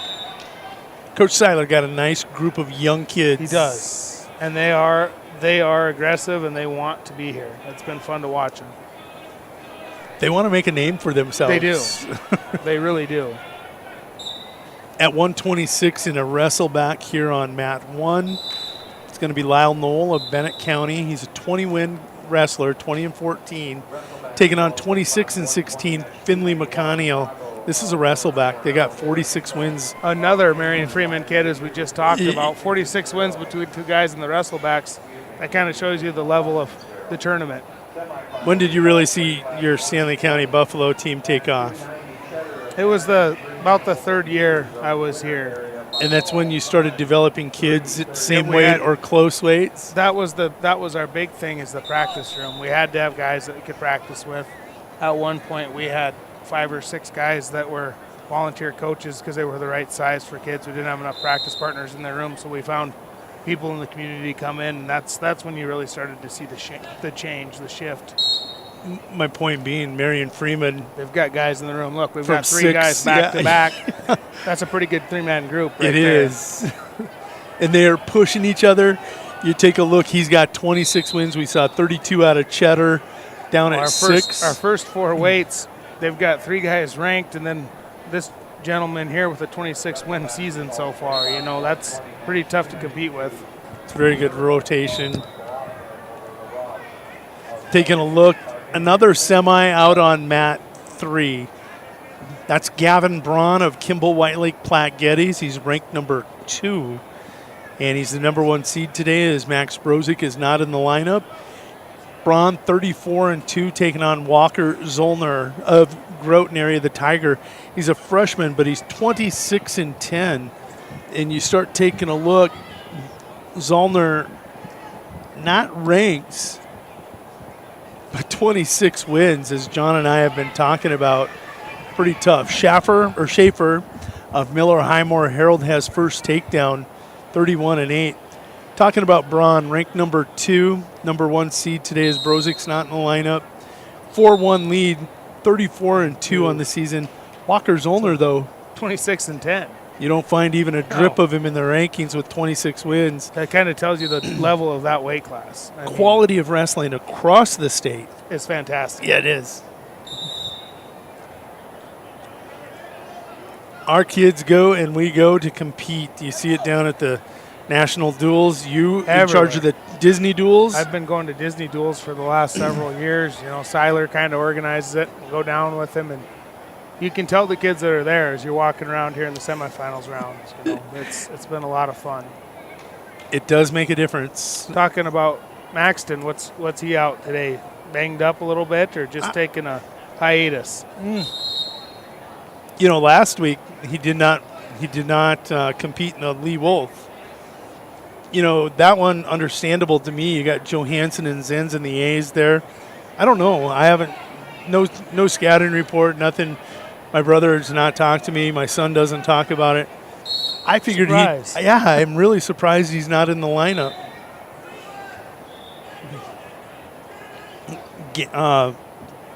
Max, I think, with 3 losses on the season. Braun, he's 34-2, and one of those losses was a close loss, I think, in sudden victory to Max down at the Mid-Dakota Monster. I think that was sudden victory. So, you know, I don't think it's a duck, because really you have a chance to go out here and just set aside. Yes. You're up 2-0. Even if you lose at regions, you're probably still going to be, well. Yeah, 2-1. But even so, I mean, if it's 2-2, then they go by most current. Most current. But if it's 2-1, it should still be. They did not do that last year with the Low-Tech Brozik. That is true. Finals. They should have. They should have, but they did not. Interesting. Just little drama out there for everyone. By the way, Braun leads 6-1. Jordan Schaefer with that 31-win season, leading number 4 Wyatt Wenchie's 4-2. And a good match over here with 7 seconds left. This will be a crucial ride out. John says crucial ride out because end of the period scoring so significant in the final outcome. If you can finish the period 4-2 versus 4-3, that makes a big difference. Does. Well, we go to the third now. Wenchie's will cover. He trails 4-2. He's got to come up with points now. Fast. I mean, the time is running out. How long do you ride if you can't tip? And you're not going to tip a Schaefer unless you catch him. I doubt it. To me, as soon as he went down, I would have probably chose neutral. Maybe 15 seconds, no more than that. You have to give yourself an opportunity on your feet to accomplish something. Over on 1 and 126, Lyle Knoll leads 5-1. Braun 6-2. They're going to stop it as being potentially dangerous. It's a good match over there too, Braun and Zollner. Zollner impressed me. I got to see him in the quarters here on Mat 1. Off the top of my head, I don't remember his opponent, but Braun, what I like to see there is the old halo headgear. He's bringing back the old style. Don't see many of those anymore unless they're in a face mask. What are you talking about? Old style? That's the only thing I know. Well, you're old. Oh, jeez. Did I just... Yeah. I dated myself, didn't I? That's what I wore, too. I can't say anything. But the halos were awesome because you could take the cup off and right underneath the chin. And that's what I liked about it. You see Braun doing that. They were easier to adjust. We didn't have as many headgear slippages. Zollner had that really nice match against Bame.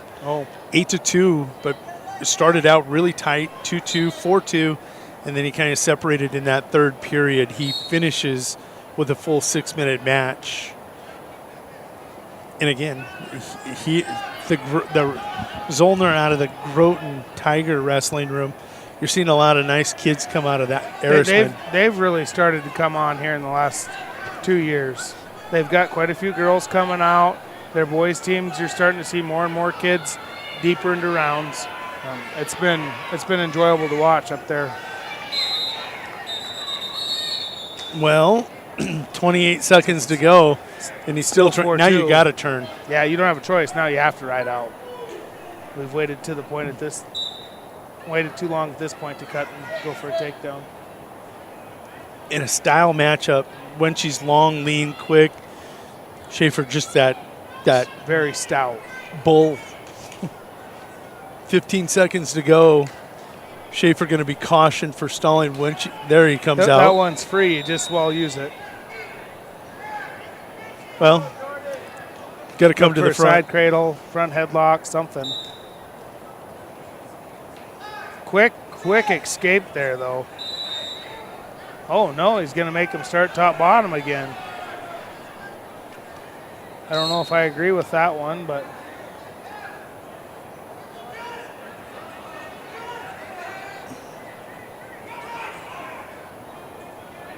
Two seconds too late.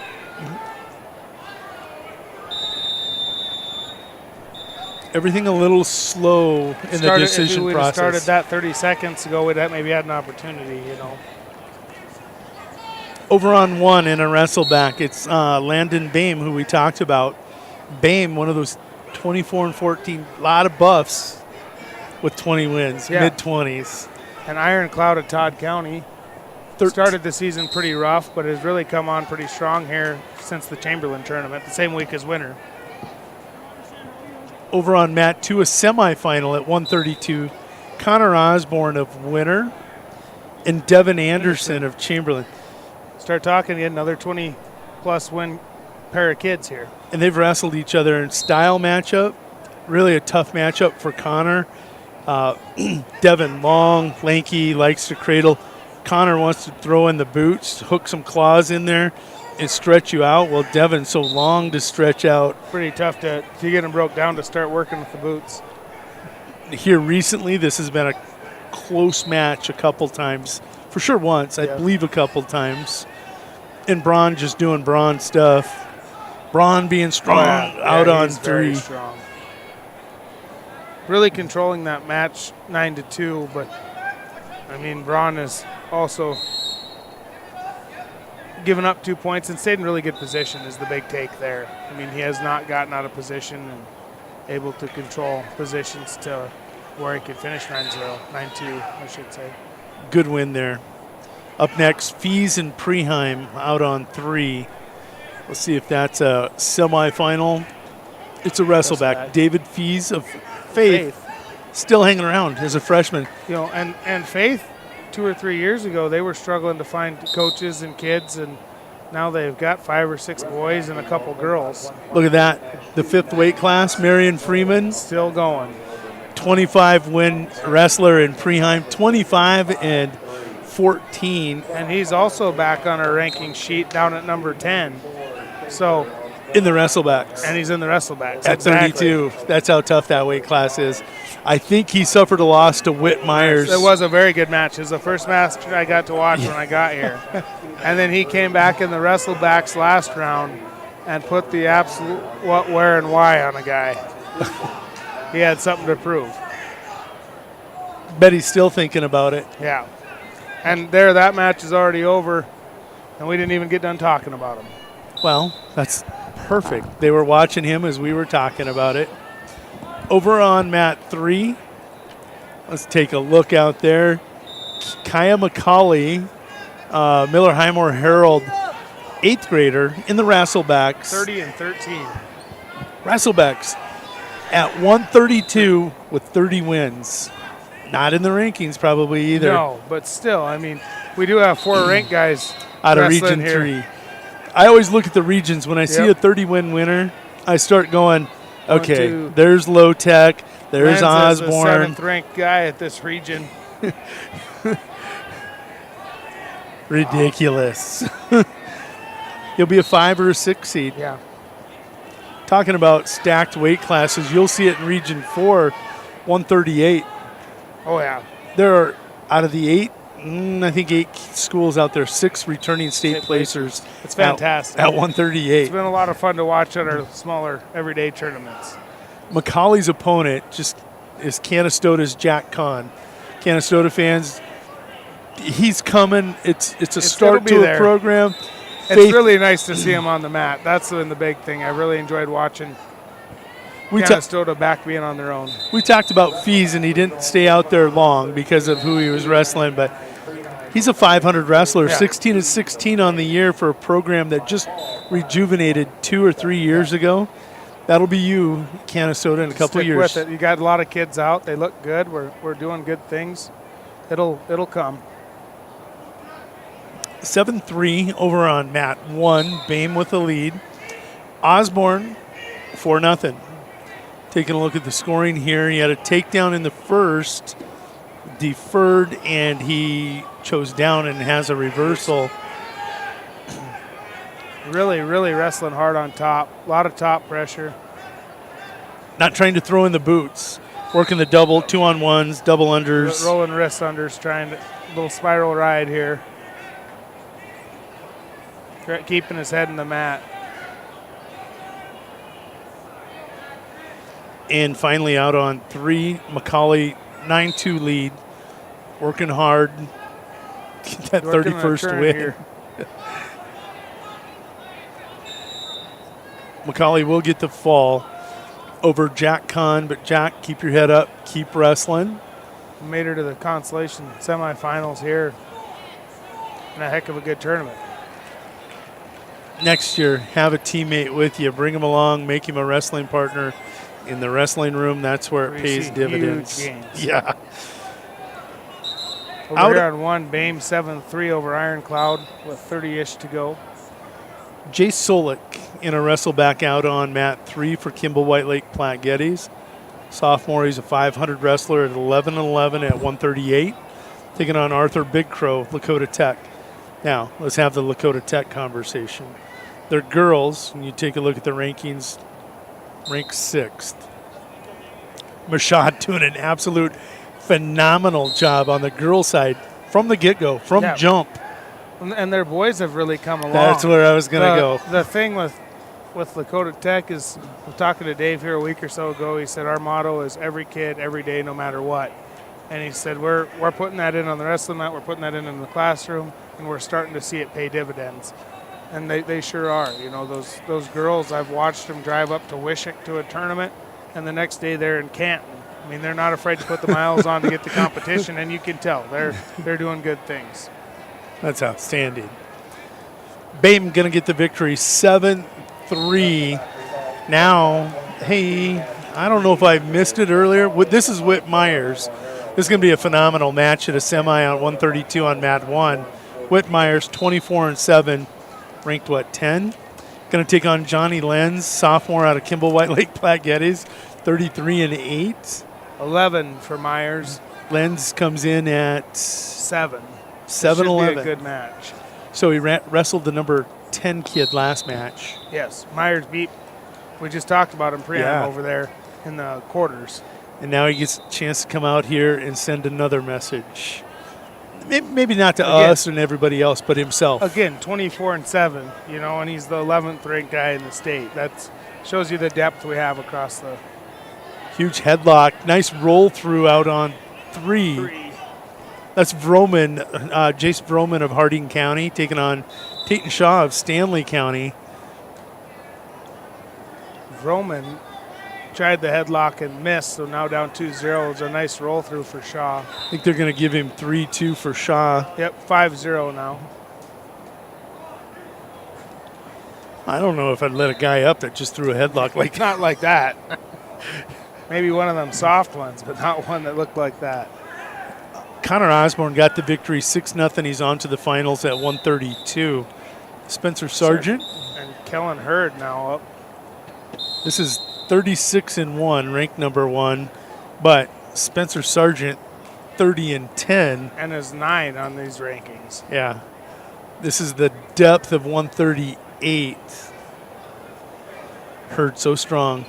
He's Herd's solid, and he has been for years. You know, he just stays in good position. He does good things.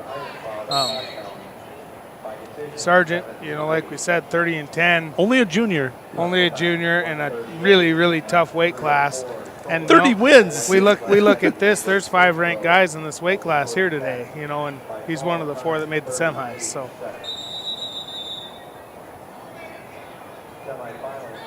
Going to be blood time.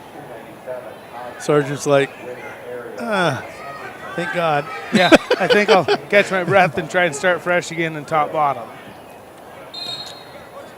I'm going to turn you back over with Mr. Menning here, and I'm going to take my kid up and get a bite to eat, and then we'll come down and visit with you again later. I would love that. All right. Thanks, Jody. I really would. Have a good one. Thanks, John. Hey, Joy. Joy. Let's go get some food. I'm going to take you. Ooh, she's hangry. She's always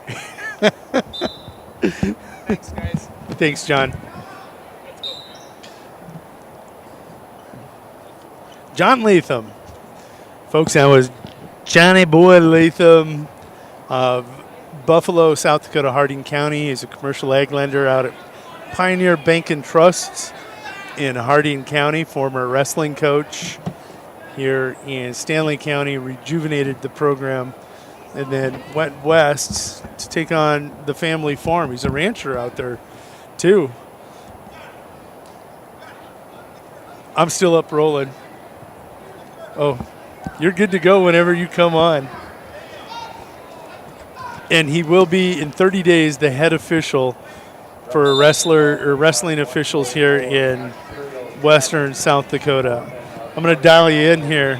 Brian, you're on 1. I had him turned low because he's got a booming voice. Right. And I'm going to turn you right to about there. I'm exactly the opposite. Don't say that. You're just fine. Different personalities. We talked a lot about style matchups. You two are just different styles. Sure. You're that sophisticated, silent type. John's that loud. Yeah. No, John, a great guy. Absolutely. Kellen Hurd over on mat 2, leading 5-1, picking up more back points. He's got Sargent. He's going to get the fall in that 1 versus 10 matchup. Up next, Gavin Rissy and Carson Keyser at 138. Keyser ranked 3, Rissy ranked 6. 3 versus 6 in this next semi. Got a good one going here on mat 1 here, too, between Myers and Lenz. Lenz ranked 6 or 7. At 132, Lenz is 7. Myers currently at 11.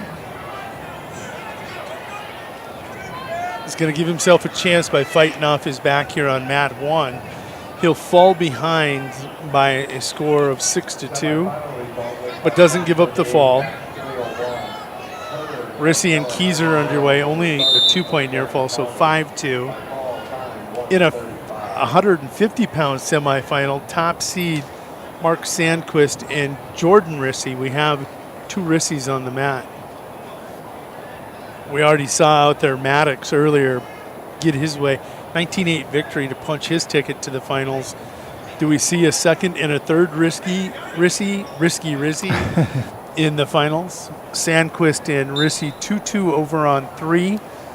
Gavin Rissy and Carson Keyser scoreless here on mat 2 in the first period.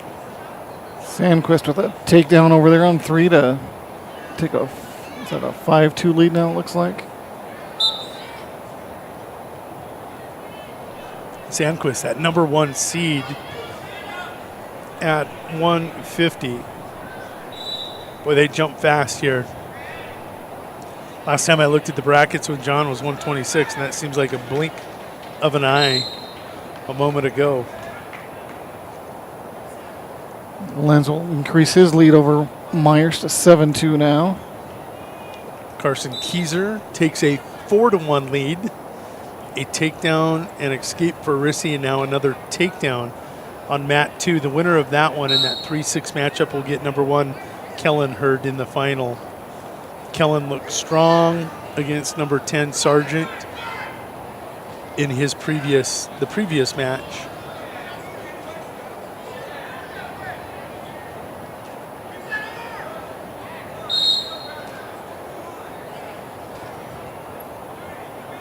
You talked about purple and gold on purple and gold. How many Warriors do we have here today? Winter, Bennett County. Is there a third Warriors team? We're going to take a peek. Off the top of my head, I don't believe so.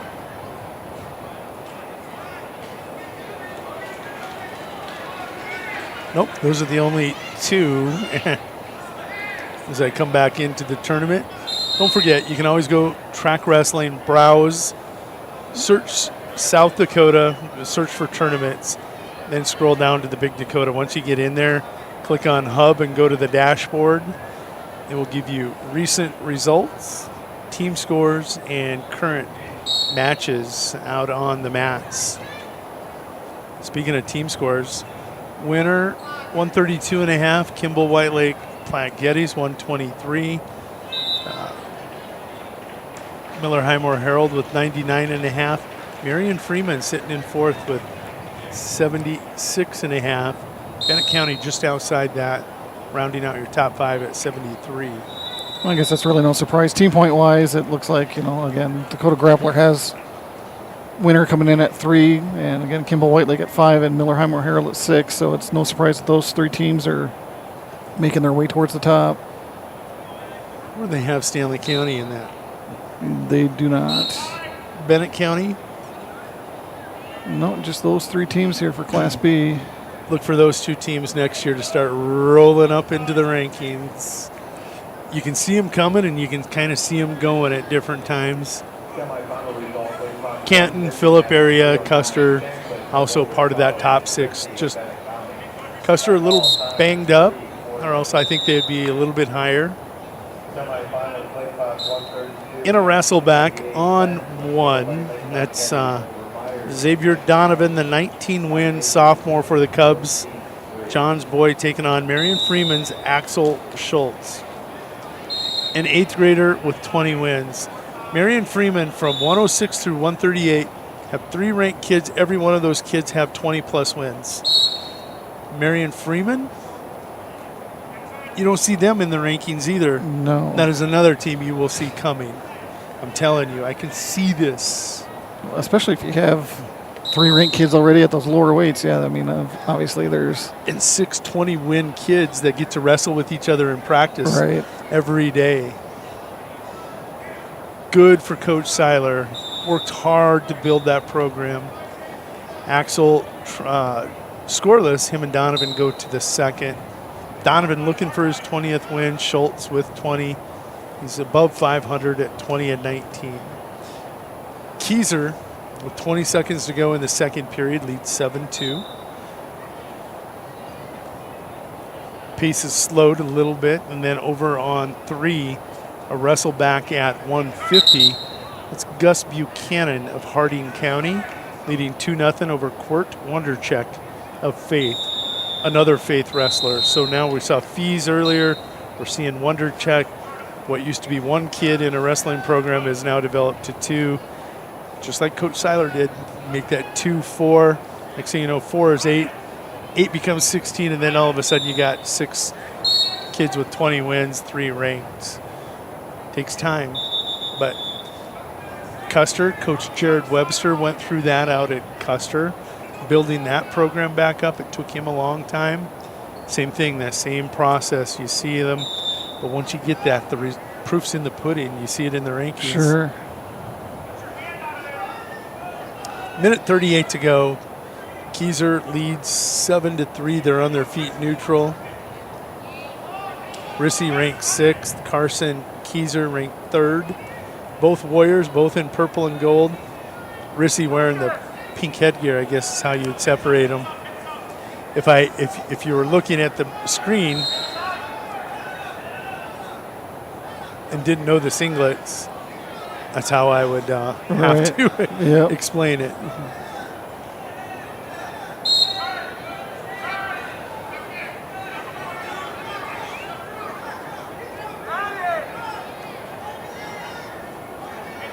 Buchanan 4-0 lead out on one. Donovan looking for back points. Can't quite turk that over with a spur kicked in.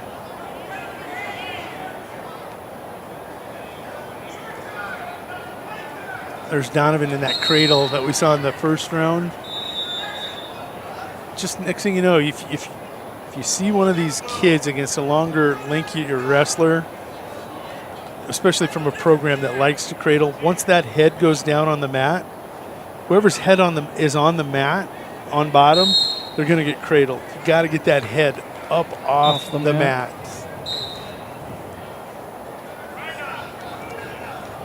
That's one thing Coach Seiler will probably mention. Got to keep your head up. Now he's got to fight hands. See, the head's on the mat. He's got to take his hands and fight hands underneath, or else Donovan's going to roll over and he's going to pull that cradle up from behind the knee.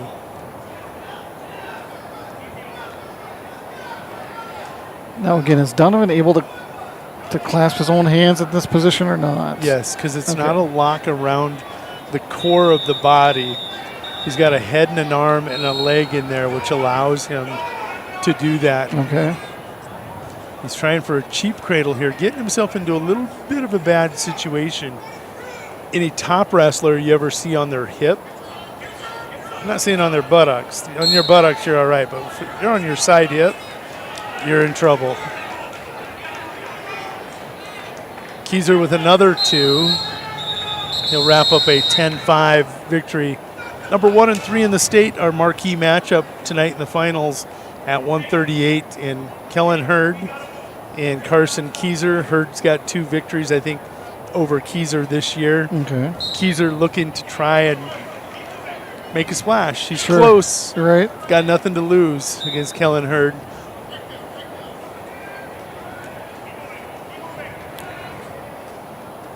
Over on mat 2, 8th-ranked Riken Oral taking on 3rd-ranked Iden Myers. First matchup between the two, Iden Myers 32-1, 32 wins. Oral 35-11.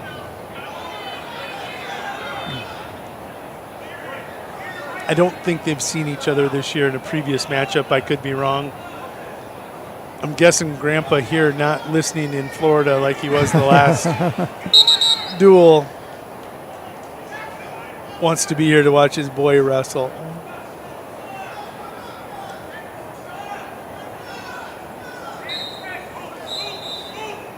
Iden able to get in on that low single.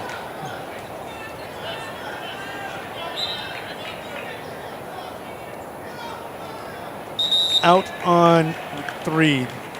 Final minute of that match, 4-0 Buchanan with the lead over Wondercheck.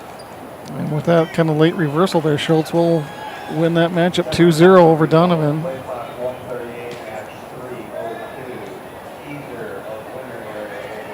Wow. Now you're going to get to see number 3 Christian Irisman at 144 on mat 1 of Groton, 29-3. Taking on Tel Groper, the number 4 seed. Only an 8th grader for Bennett County, 22-14. 8th grader with 22 wins. Pretty good wrestling room developing out there in Martin. 2-1, Ide Myers had a takedown we missed. Oral with an escape. That'll make it 2-1.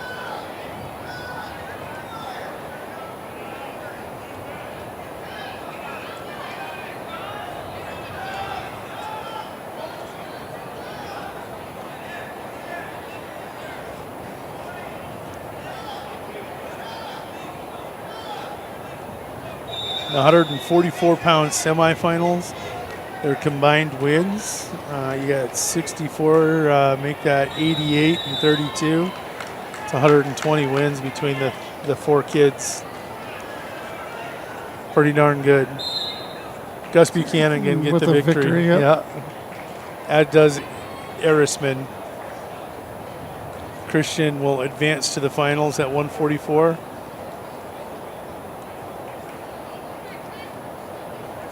Carter Konitsky, the 8th grader, 28-12 for Kimball White Lake Platte Geddes, ranked number 8. A week ago, Gus Bartles was ranked 8th before Carter got back into the wrestling swing of things. Probably a 4-5 type matchup here in Region 3. Gus 22-16. Carter Konitsky 28-12.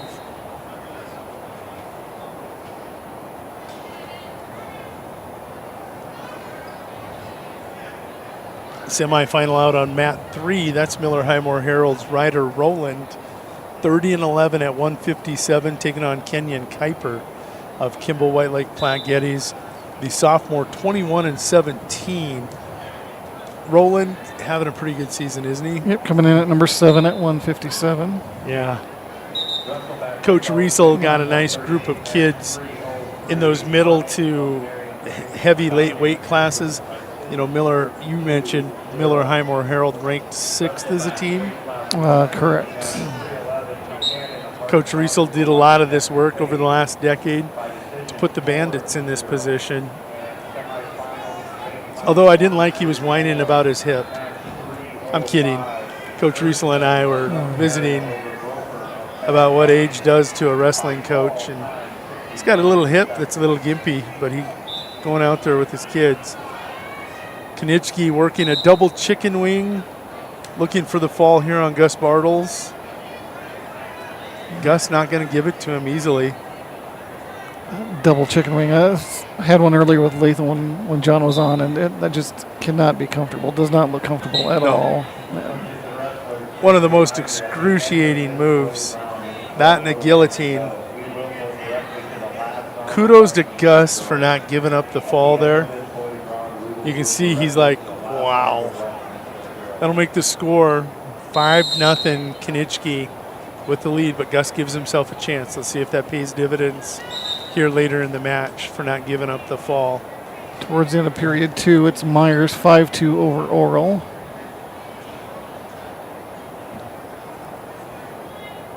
You know, interesting, 5-2 in a semi and they're on their feet. The guy leading 5-2 is in danger of losing the match because a takedown to your back, you give up 5, you could lose foot to back. Always a 5-point potential. Here Iden will cover. Iden only with 1 loss on the season though at 144. That's how you get to be ranked number 3. His 1 loss to Miles Renner in the Mid-Dakota Monster, and I think that was in the final, I want to say, because Jace Blasius wasn't there. It was Myers and Renner in the finals at the Mid-Dakota Monster, and that was a 1-point match. Otherwise, he's undefeated. 5-3, now just a takedown away from making this really interesting. Rowland, 30-11. Don't want to say rolling at the moment. It's going to go neutral with a 2-0 lead here over Kuiper. So a blood timeout here on 2.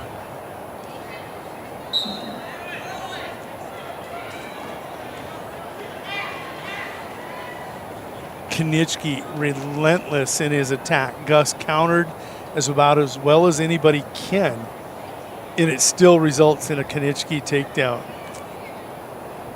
Leads now 7-0 over Gus Bartles of Winter. That on mat 1. Mat 2, blood time, minute 37 to go. They're back. Toeing the line, Myers and Oral. They resume. Rowland, another takedown. He leads 4-0, minute 15 to go out there in the second period on 3.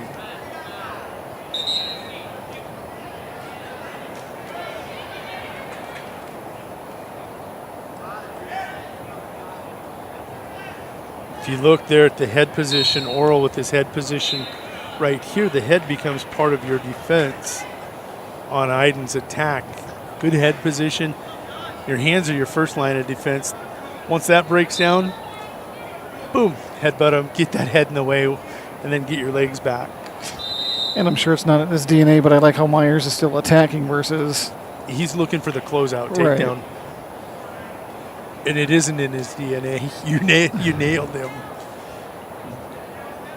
Konitschke will go down to start the third period. He leads 7-0. There's going to be a caution here on Gus Bartles on 1.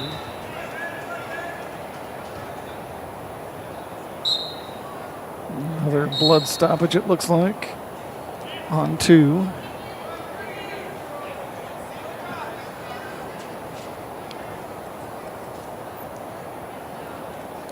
Roland still with that 4-0 advantage over on mat 3 with 45 seconds to go in period 2. Konitschke, a closeout takedown there. Don't want to say closeout, but 10-0 is pretty commanding. He's not given any escapes to Gus. Gus has not been able to generate offense. Carter proven 32 wins is not a fluke, or 28 here for this young man. Konitschke on to the 150-pound finals. The 8th-ranked wrestler at 150 is going to take on. See if we have our other 50 finalists. Sandquist of Mobridge Pollock. And Sandquist, interestingly enough, you said was the number 1 seed, correct? It is. Roland, the number 1 seed out there with Kuiper, still leads 4-0. Here you got Rogo taking the mat, and this is going to be a 157-pound semifinal. Overall, with 20 seconds to go, still trailing by 2 here on mat 2. Oh yeah, that one's going to be the closeout, and then Ryer, ranked 8th in the A's, comes in from Chamberlain 21-6. Rogo 19-5 for Stanley County. I think he's ranked 9. Correct. That's my mind stupid. Sorry. We're all under 10 seconds now to try to get that takedown.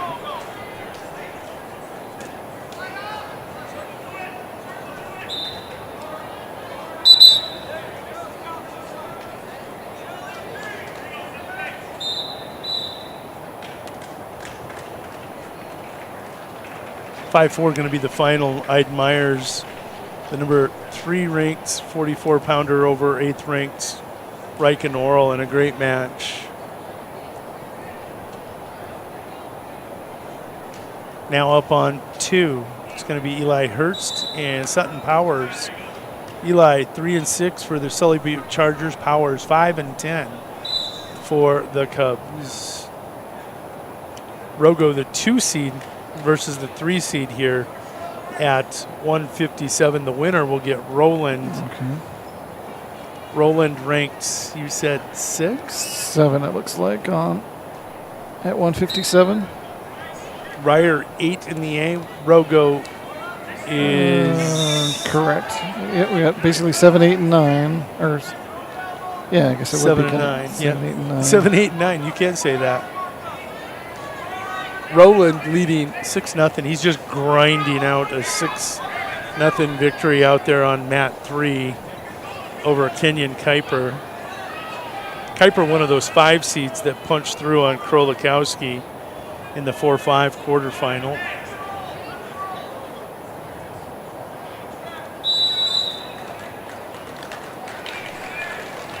Nice shot by Powers here on 2.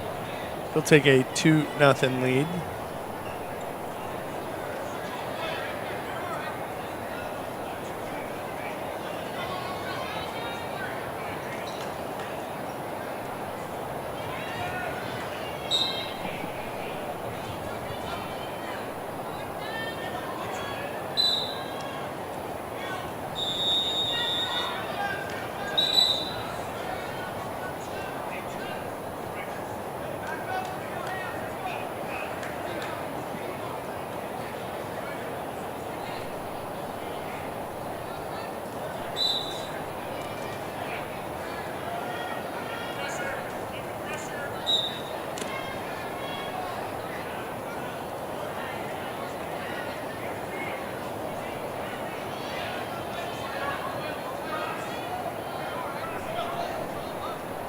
Roland over on mat 3 will come away with a 6-1 victory.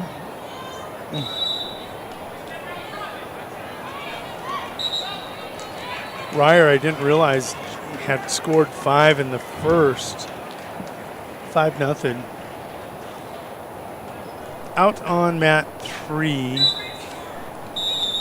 it will be a 157-pound wrestleback, Brevin Bolander of Winter, 15-18, taking on Anton Running Bear of Dakota Tech.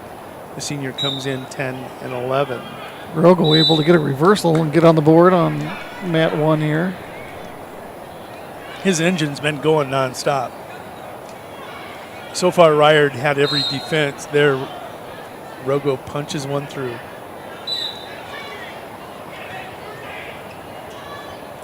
Now let's see if he can generate an offense here on top.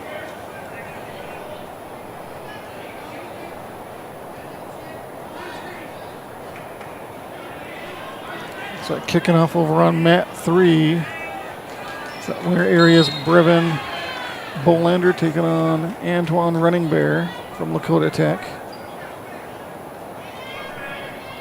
Bolander with an early takedown and a 2-0 lead.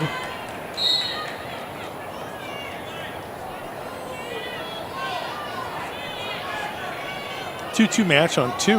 Now you're seeing Powers. He's got a double chicken wing, but he's kind of staying out in front instead of sitting out on it and wrenching it like you and I would. It would kill us. Right. And yeah, once he got flat, he was able to get those shoulders down and get the fall. In a wrestle back at 157 on 2, coming up after this Powers fall. Talon Krolikowski, 20-9, taking on Eastern Eckern, junior from the Groton area Tigers, 10-17. Ryer able to get that reversal back, and will take a 7-2 lead heading into period 3.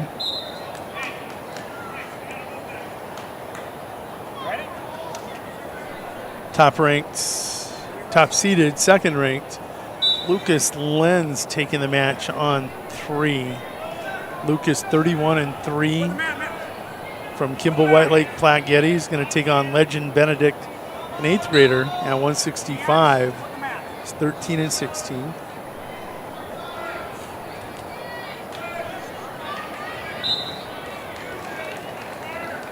Krolikowski still upset over that first round loss in that 4-5 matchup. Pin in his next 2 matches. What did your numbers come out as when you? I haven't done it yet. Haven't done it yet. I'll turn it over here. Let's get next matchup is Corbin Cucker and Chisholm Blum in a 165 semifinal on mat 2. Blum 10-8, Cucker 17-5. All right, let's go take a look. Let's find the official tally.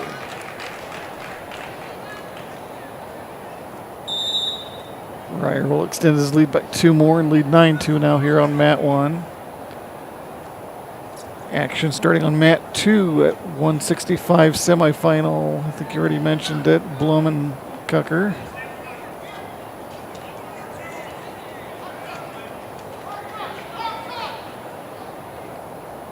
Lands with a 2-1 lead over on mat 3.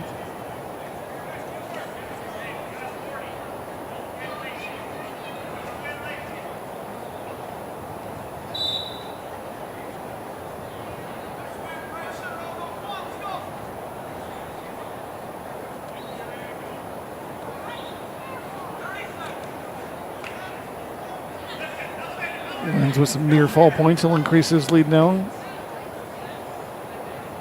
to 7-1 towards the end of the first period.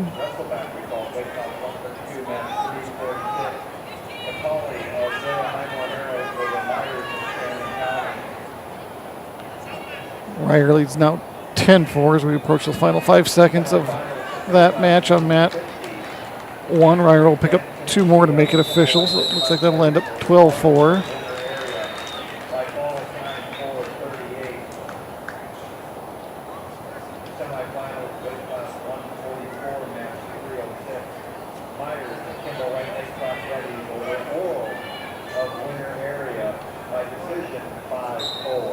All right, I got the tally. You tell me what you thought it was. Okay, there's 14 weight classes. Okay, that was my next question. I was going to count here real quick, but you answered it for me. What the heck? Let's go with Trying to figure out which way I want to go. I want to say 8 and 6, but I don't know which direction I want to go. Okay. Let's go 8 for the 4 seed and 6 for the 5 seed. I was camping or out to lunch or something. Of the 14 matchups, the 4 seed won 10 of the 14. Wasn't as close as I thought. I don't mind being wrong. I will tell everybody when I'm wrong. But as a 5 seed, you got a shot. I mean, about 2 to 1, about 65, 68% for closer to 69 actually for the number 4 seeds. It's like wrestle back action here on mat 1. Harding County's Dion Tinold, 8th grader, taking on Bryson Hertz of Sully Buttes. Tinold with a 5-2 lead, it looks like, after the end of 1. Lucas Lenz cruising out there 14 to 1 over Legend Benedict. Lucas, of course, number 2 right now in Class 165. Last week he had lost to number 1 Jet Breen in the finals, 5-2.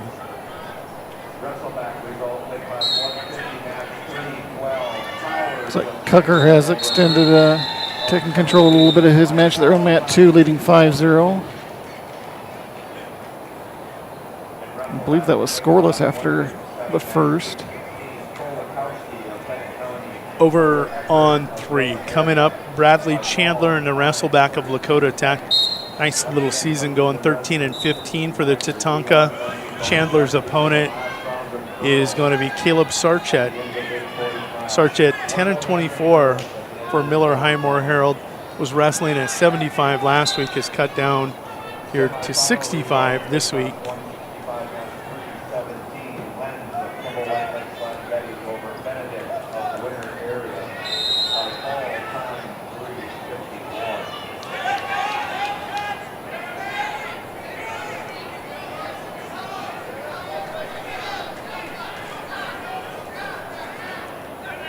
Cucker with a couple more on mat 2 to extend his lead now to 7-0.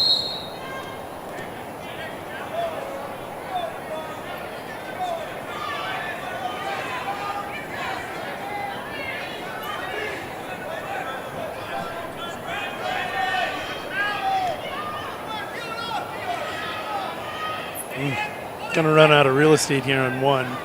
He's got to pull him back in. He recognizes that. Nice job there by Hertz pulling his opponent in.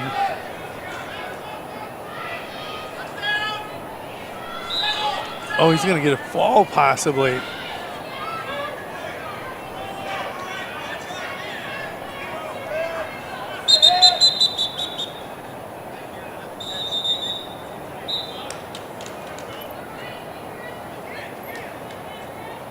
Nice job by the Hertz. Pulling Tenold back in. Ends up getting 2, tightening that up. Scores 5-4 on 1. You're right, Cucker has started to grind. He now leads 7-0 on Chisholm Blum. I think, yeah, 65.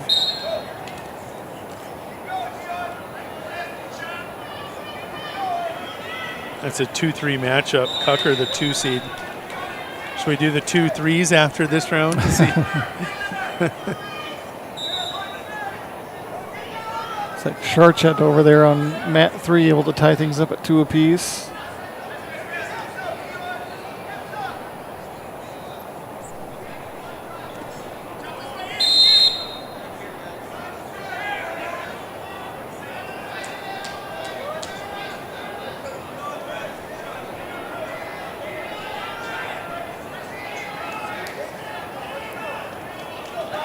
Charchet looking for the fall over there now on 3. And gets it. And there's the slap of the mat. Yep. Declan Ron. Wrestle back over on 3. Ron 9 and 13 at Todd County. Deckel 6 and 8. Shine Eagle Butte, Dupree, Teoshpe Topa over on mat 3. Wrestle back at 175. And Hertz going to get another. Was a nice move, and Going to get 3 points out of that, so she should take the 7-5 lead heading into period 3.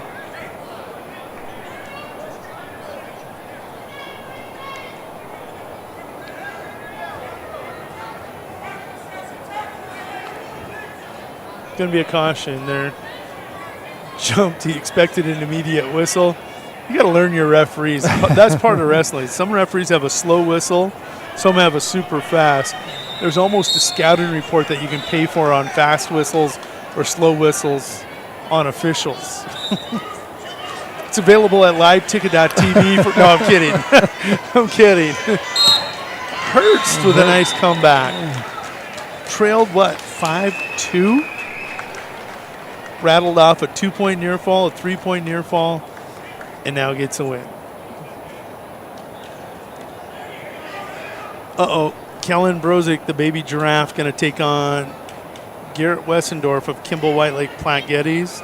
Kellen 24-12, Wessendorf 16-16 of Kimball White Lake Platte Geddes. But these two know each other so well, anything can happen in this match. Action over on 3 at 175. Todd County's Troy Ron taking on Cameron. Is that Deckel? Deckel with a 2-0 lead.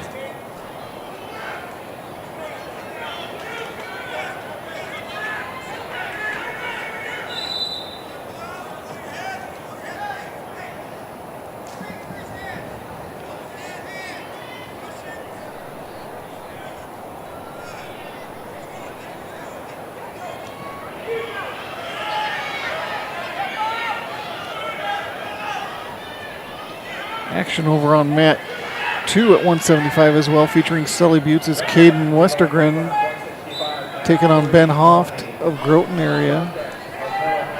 It's like Westergren with a takedown and a 2-0 lead there.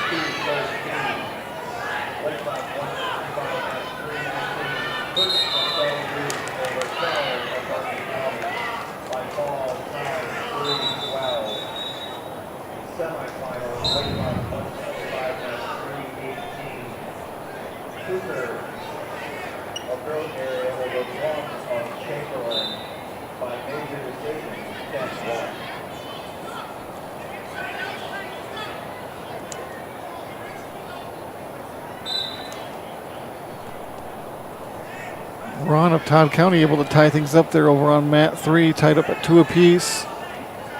About 1:30 to go in period 2 over there on mat 3.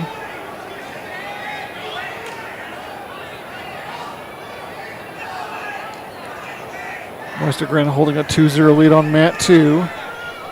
It's like Deckel with another takedown. He will take the lead over on mat 3. And Deckel will get a fall over Ron on mat 3.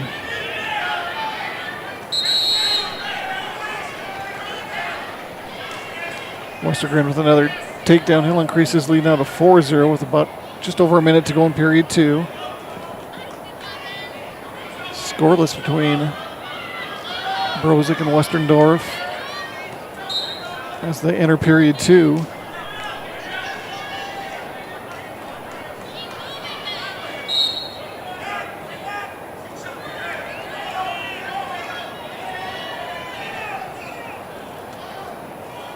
Action over on mat 3, a 190-pound semifinal featuring Miller Highmore Herald's Colby Harrell taking on Jimmy Burma of Sunshine Bible Academy.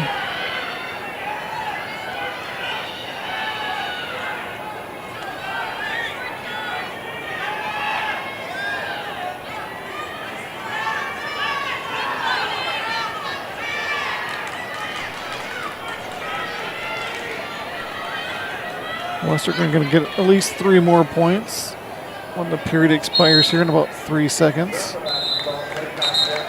So Westergren will lead now 7-0 heading into the third and final period.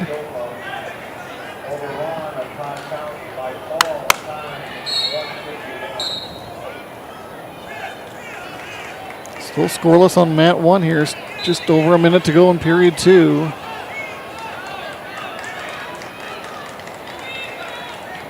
Brozick and Westerndorf.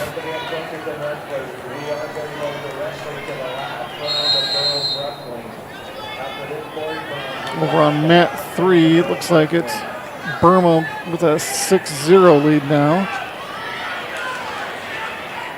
Here's Brozick with a reversal for the first 2 points of that match.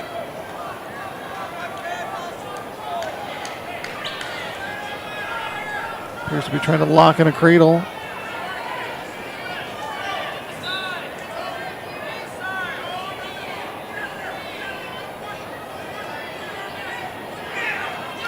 Westerndorf able to get his head out and going to come up with a reversal of his own.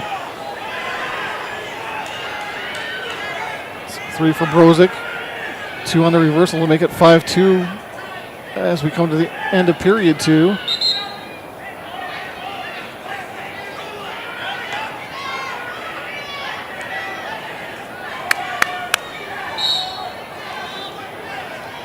Westergren leading comfortably over there on mat 2, 10-0 now with 55 seconds to go in that match.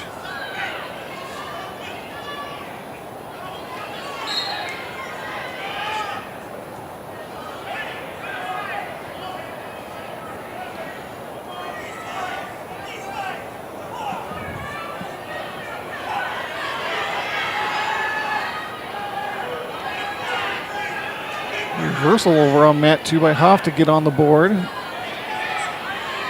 Still trails big though, 13-2. Westergren will get a reversal himself, it looks like, so make it 15-2 on mat 2.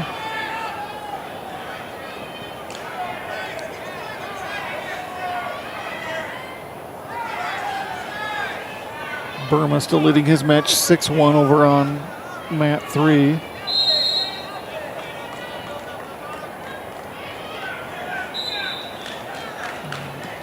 Brozick still holding a 5-2 lead with just over a minute to go on mat 1.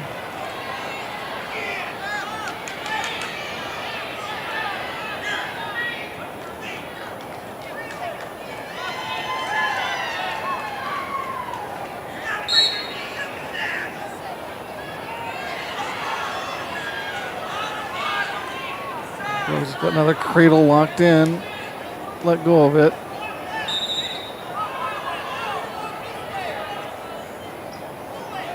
Didn't quite hold it long enough for any back points to be awarded.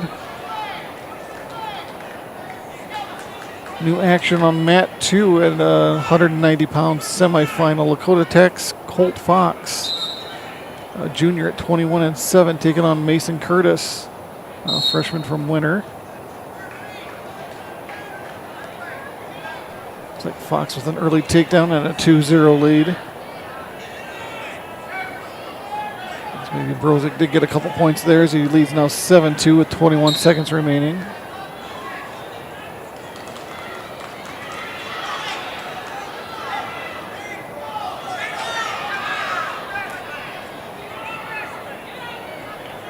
Westerndorf with an escape, but under 10 seconds to go now.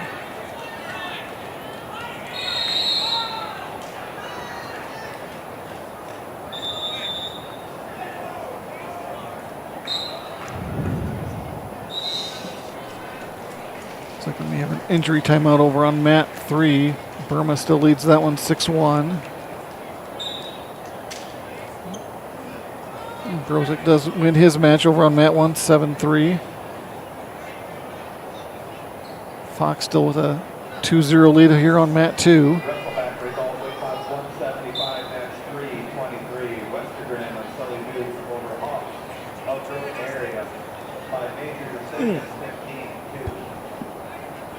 Did you turn my mic off? Or was I silent the whole time? Somehow you were silent the whole time, but... Oh, gosh. All right, looks like we got a 175-pound semifinal here on mat 1. I'll make a bet with you. That semifinal will be closer than the final. We saw that seed and we were like, how did he get 4? Anyhow, I'll shut up now. No, you're good. Back on mat 1, Jarek Thompson of Dakota Tech taking on Dusty Rose of Chamberlain.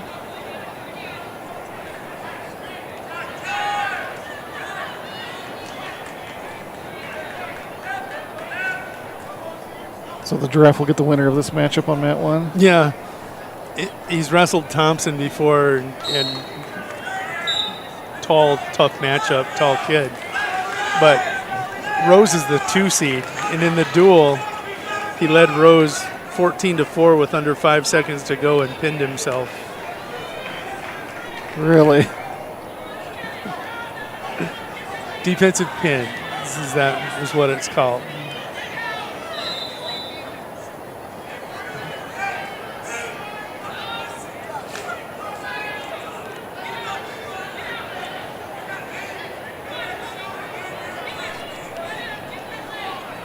Colt, I was just looking at Colt Fox and Mason Curtis. That's a 1 versus 5 matchup here on mat 2. Fox leads 3-0, minute 15 to go in the second. Semifinal out on mat 3, Kobe Harrell.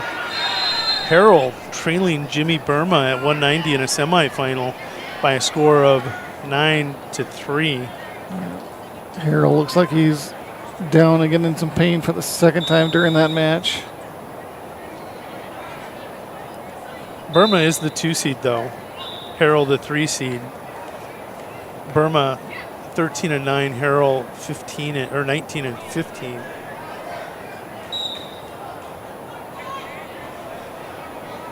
As that one heads into the third and final period, Burma up big 12-3 currently.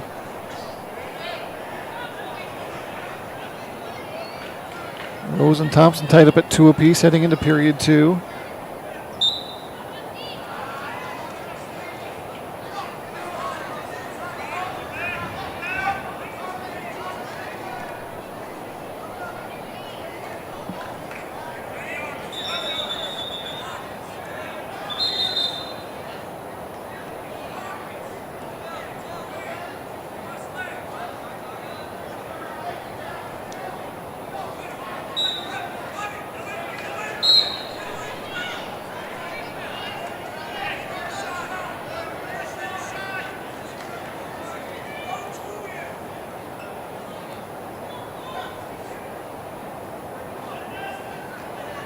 Fox will take that 5-0 lead heading into the third and final period over on mat 2.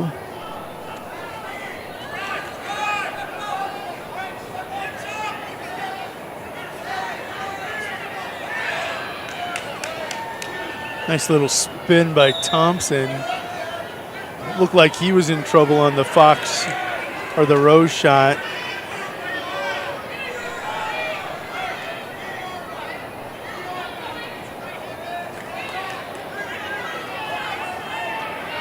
Thompson 8-2 now.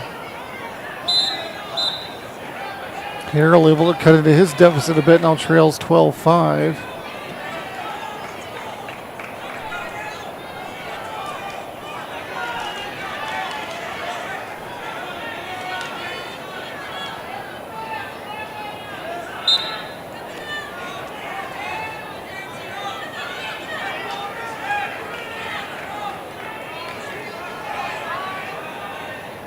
Fox 21-7, now leads 10-0. He's having a nice season there for Dakota Tech, as is Jarek Thompson. Here, 11 wins, looking for 12.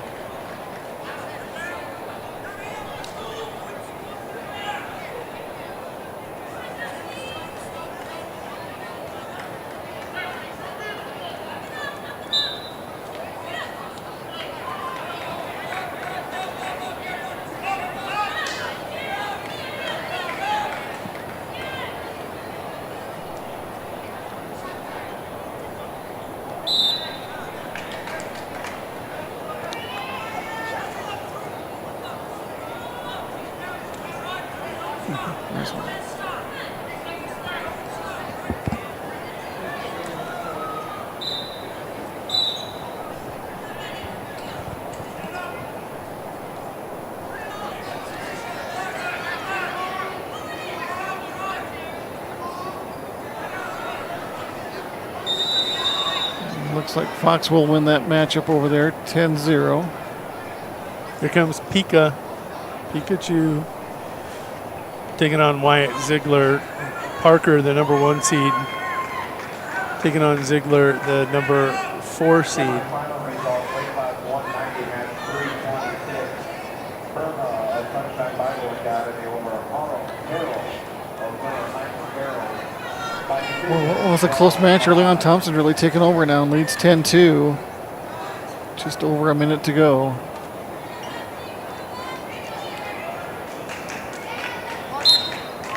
And Thompson will end up with a fall.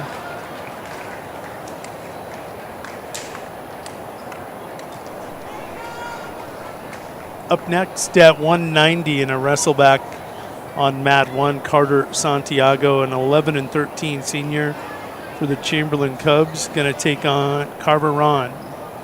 Carver, a 7-15 Todd County Falcons. Ziegler with the first takedown over there on mat 3. Near reversal by Mathis, but Pika. I'm going to get you calling him Pika. I know. On mat 2, 190 in a wrestleback, Little Wounds, Tavian Rooks, 10-13. Trails Matt Saxon, the number 3 seed actually, from Mobridge Pollock. 2-0. Saxon 16-18. If I am correct, 2 6 seeds won 215. And action here on mat 1 at 190. Carter Santiago from Chamberlain taking on Carver Ron of Todd County. Still scoreless as that period 1 ends.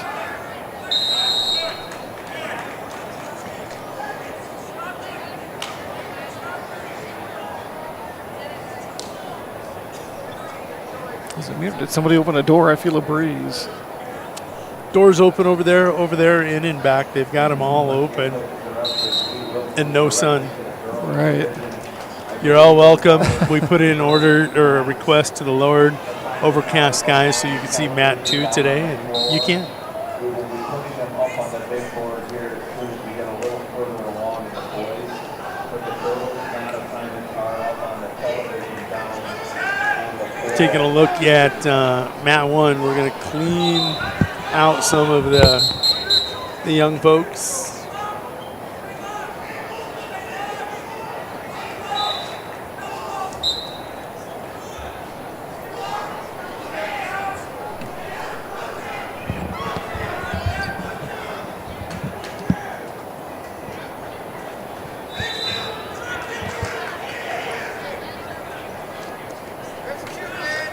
There we go.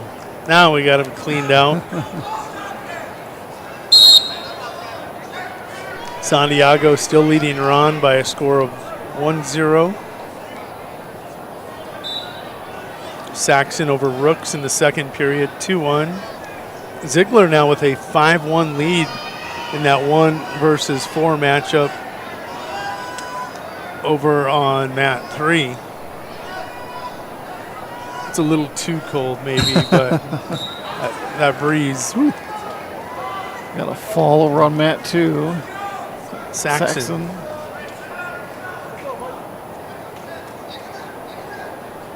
Please don't touch. Like that singlet for the Tigers.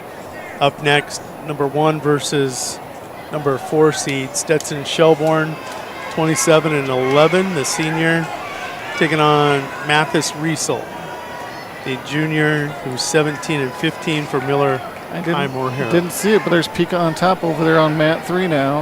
I didn't see what happened. You never know where he threw from. And he's vicious. He's like a piranha. There it is. He smells blood and it's over. The most vicious Pikachu I've ever seen. Parker gonna get the fall. Trailed 5-1, got a reversal and the fall. Tayton Walker and Adley Rendell at 2:15 in a semifinal over on mat 3. Tayton Walker of Stanley County, the Buffalo, comes in with a record of 18-12. 60%. Taking on Adley Rendell, sophomore for Kimball White Lake Platte Geddes, 19 and 17. Rendell the 2 seed, Walker the 3. Walker with a nice early takedown.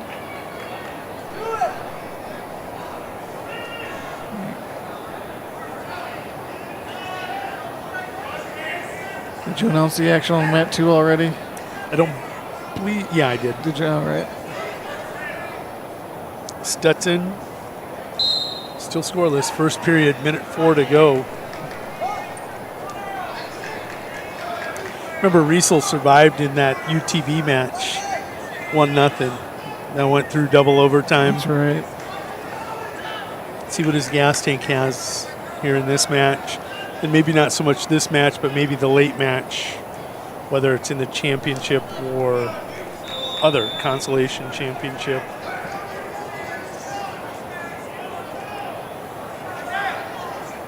Santiago with a 10-2 lead with about a minute 25 to go in that match here on mat 1. Dominic used to be his brother that wrestled. 126, 132. Don't think Dom ever got to 138. He was a incredible cross-country runner, track long distance. He was up in North Dakota. Dom is. Dom, I don't know if you're watching. Check in if you are. Say hello.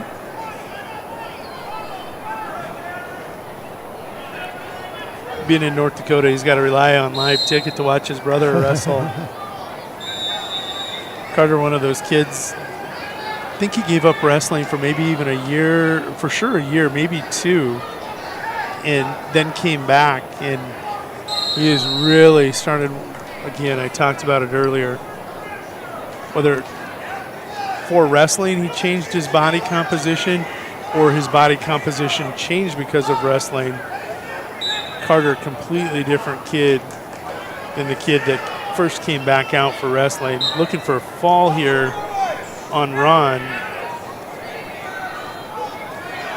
Walker able to get his second takedown over on mat 3 for a 4-1 lead as Santiago completes the fall on mat 1.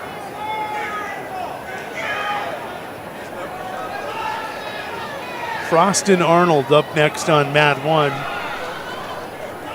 Charlie Frost, 9 and 12 fresh sophomore from Groton area. The Tiger takes on Marion Freeman Rebel. Freeman Arnold. Shelbourne leads 3-0. Yep. A takedown, an escape.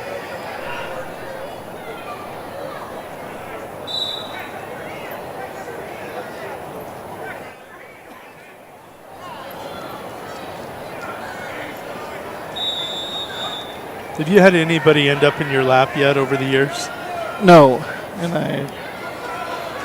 Well, knock on wood. We hope it's not today.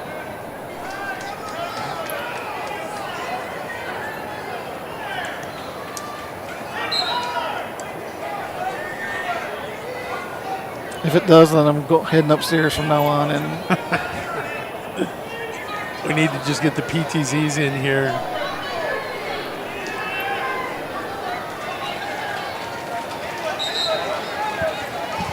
Uh-oh, who's that? I don't know.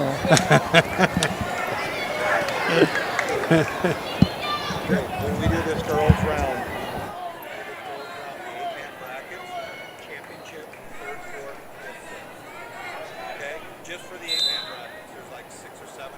Why don't you keep it that way the whole time?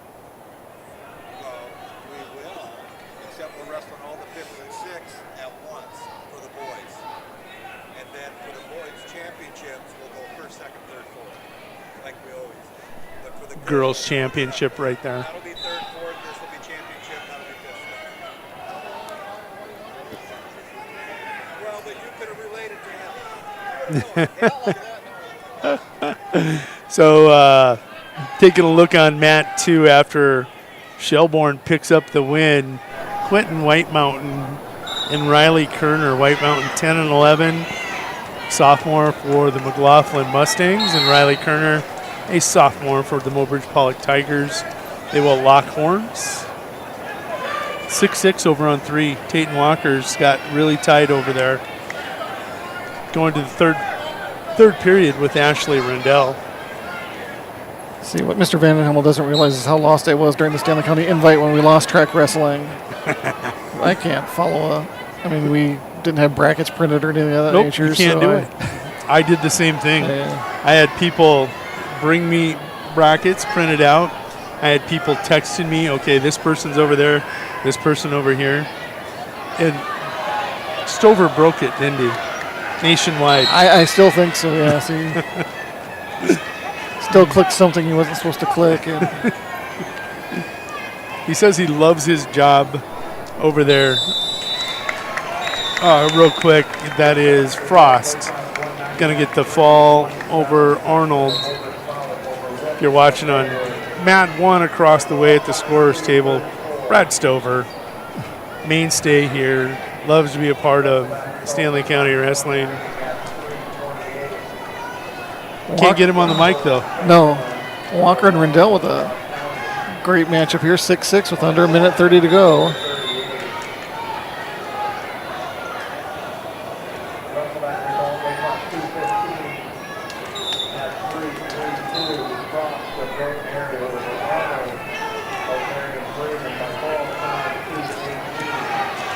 So yeah, with my lack of wrestling knowledge, I was like literally just saying, all right, it's a Stanley County wrestler versus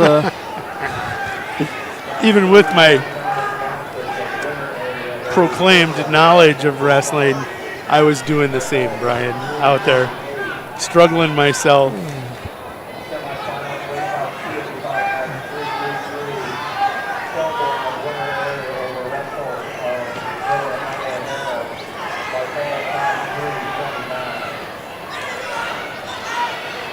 Here on Mat 1, I don't think we've introduced this Chamberlain's Cooper Gerard. He's leading 2-0 over Nathan Bluecoat of Cheyenne Eagle Butte Dupree Teoshbe Topa. 285-pound wrestleback. I think Tayton Walker might have gotten an escape out there on 3. He leads. He's got 10 seconds. 7-6.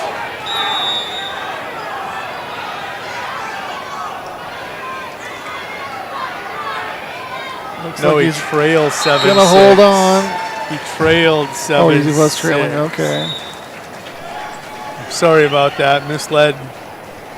Great effort. The 3 seed and the 2 seed, Walker and Rendell, 7-6, and they finished hard. Shot at the end. He was going for it. Up next, Carter Brave in England at 285. This is a 2 versus 6 seed matchup in a semifinal over on Mat 3. Brave, a freshman, 18-15 England, a sophomore, 24-12 for Groton area. I don't know, I saw daylight under there, but I won't argue. Cooper Gerard going to get the fall for the Cubs. Nathan Bluecoat will go back. I don't know if he'll wrestle for 5th and 6th or if that was his day.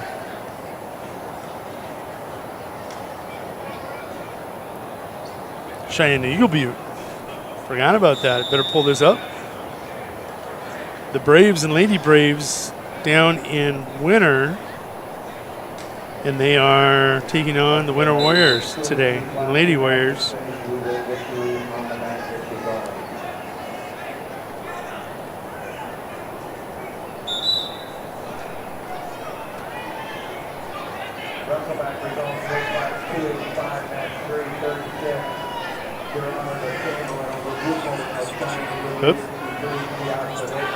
Over on Mat 2, Kerner leads his match 3-0. About a minute 40 to go in the final period, 3-1 now.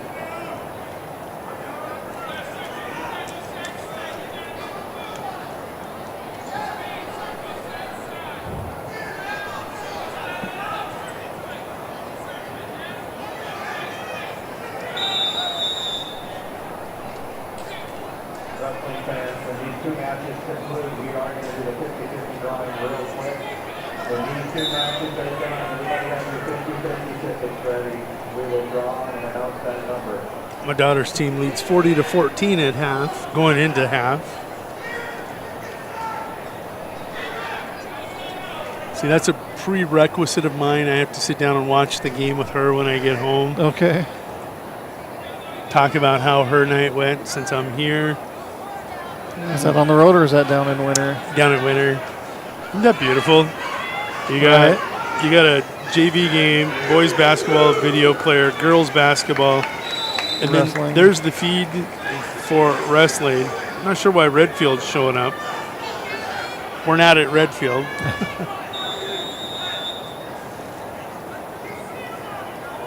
But I hope you all enjoy Live Ticket as much as I do. It helps me keep in touch and be in multiple places at once.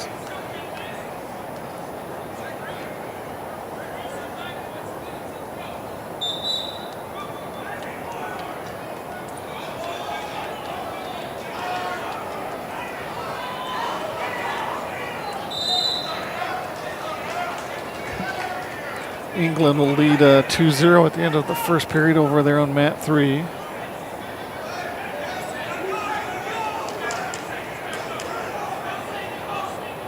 Carter Brave, the lowest seed to get to the semis at number 6. We got to see his athleticism in that first match here on mat 1 in front of us. A little bit bigger opponent, maybe a little stronger in England. Let's see how he fares. Kerner will win his matchup officially. Looks like 9-2.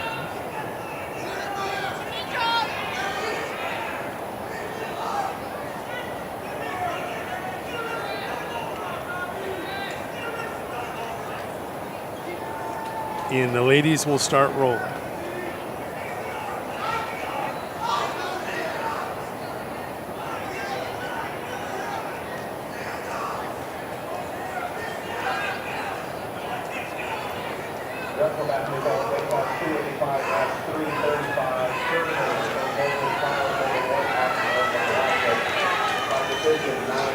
I don't know if I heard Mr. Vandenhemmel correctly. We may take a small quick break here as they announce the 50-50 winner. How small? Probably 2 minutes. 30 seconds maybe. Are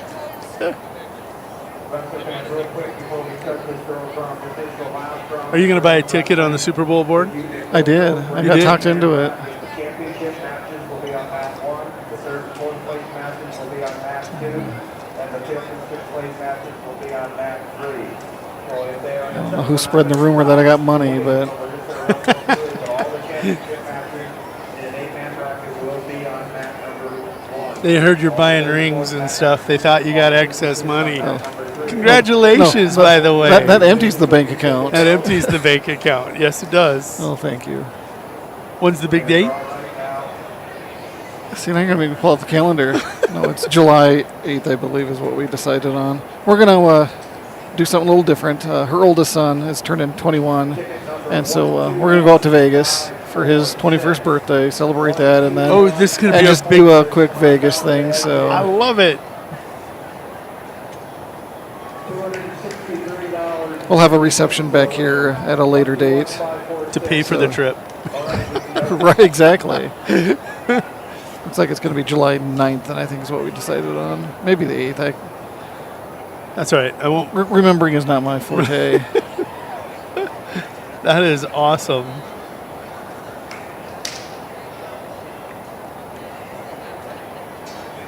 How long was this in the oven cooking? How long? Yeah, how long were you guys? A long time. Long time? Okay.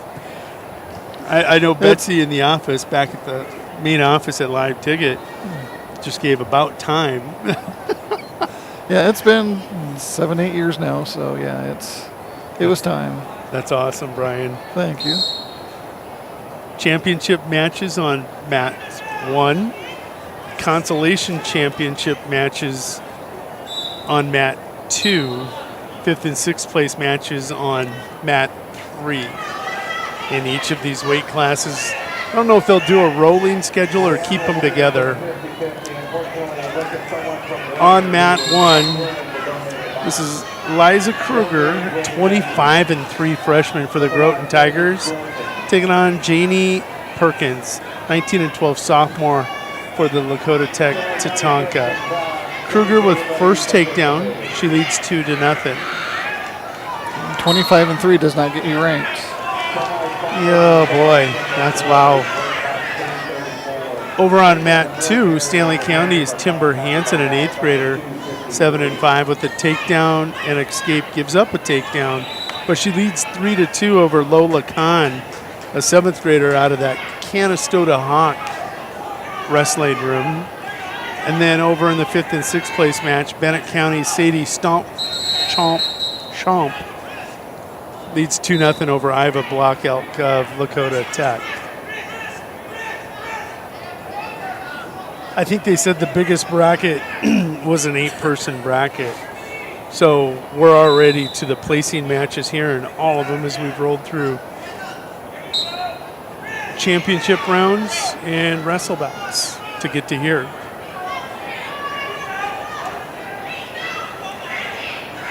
Oh my gosh.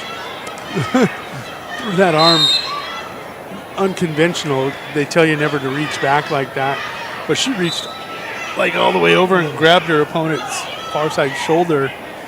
It's got to be a double jointed young lady there. Hansen with a nice reversal over there on mat 2, and will get a fall out of it.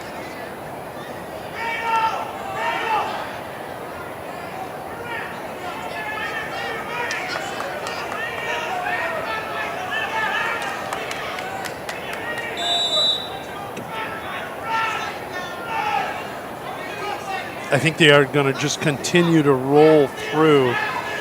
So now we'll move to the 107-pound weight class consolation championship on mat 2. Groton area Tiger Maddie Little. She's 5-10. She's a 7th grader taking on Payson Wilson, 7th grader for the Bennett County Warriors.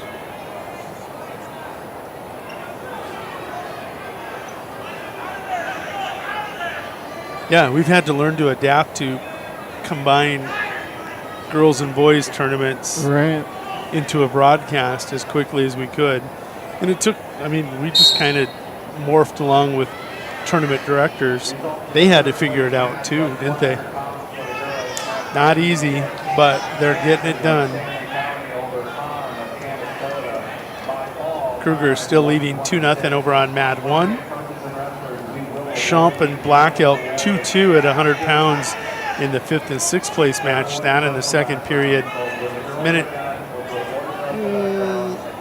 36 seconds to go. And Jody, I would assume possibly in a couple of years, as girls wrestling continues to grow, this will possibly be a 2-day event with boys on one day and girls on another type of situation. That, or I can see a separate date for the girls. Okay, sure. And then boys on a separate date. But then you got to have the manpower to put on 2 tournaments where when you do it as one. It really depends on what the girls' numbers are going to do. You're seeing the continuing meteoric skyrocketing of participation. It's going to facilitate changes. I don't know, 2-day might be it, where you come in on Friday night and wrestle opening rounds from 5 to 9, 6 to 10. And Schomp with a fall over there on mat 3. Bennett County picking up a win. Stanley County had a win over here with Hansen. At 120 over on mat 3, a 5th and 6th place match. Conte White Bull, 26-13, 26 wins. She's wrestling for 5th and 6th against Adrian Fasthorse of Todd County. And Kruger in complete control here as period 2 winds down. She leads 7-0 on mat 1.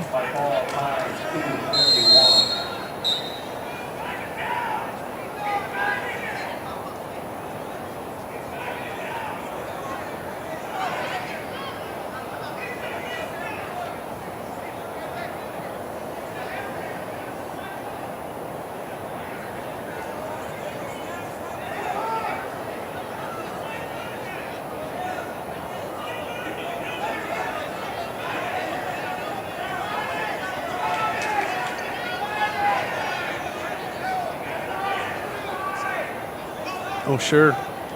Jeannie Perkins, I saw her ask for time, medical time. Went over and got an inhaler probably has, obviously. Sure.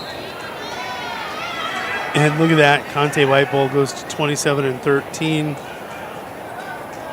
As she gets the fall over Adrian Fast Horse on mat 3. She'll finish in 5th here at the Big Dakota Conference Tournament.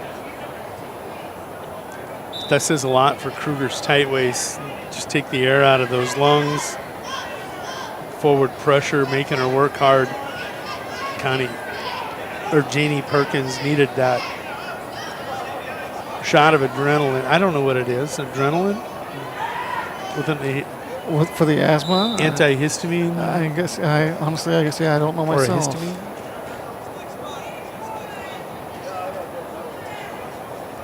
We're going to jump over on mat 3 to 126 now.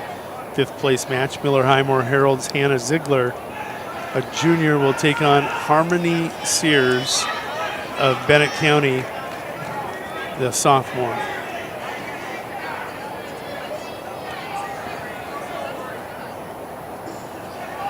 We fall to the 5th place match at 120 pounds, match 91. White Bull from Dakota Tech over Fast Horse. County by 4 times. I don't know if this will put Kruger on the map, but the Big Dakota is going to be a big enough tournament to get her ranked. But my goodness, I mean, again, 26-3. 3 losses, and I mean, there must obviously be some pretty good competition there at the 100-pound weight class, or 107, I guess is what, or was she 100? Either way.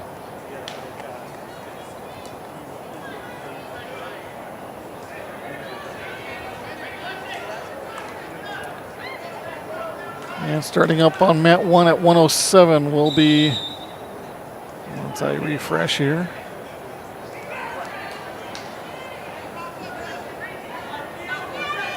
will be Kimball Whitelake's Akane Metcalf, ranked number 4 at 107, taking on Brandy Marshall of Lakota Tech, a sophomore at 7-5. Metcalf, a senior at 9-3.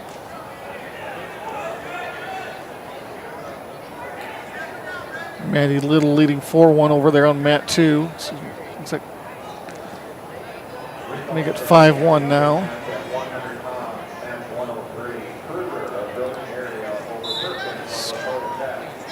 Scoreless over on mat 3 between Ziegler and Sayers as they enter period 2.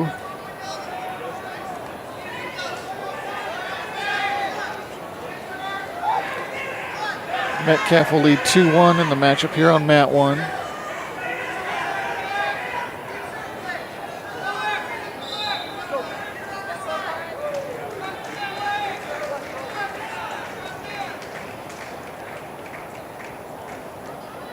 Little increase her lead. Actually, she may be victorious here, it looks like, as she gets her hand raised over there on mat 2. So Maddie Little over Payson Wilson. The 3rd place match at 107.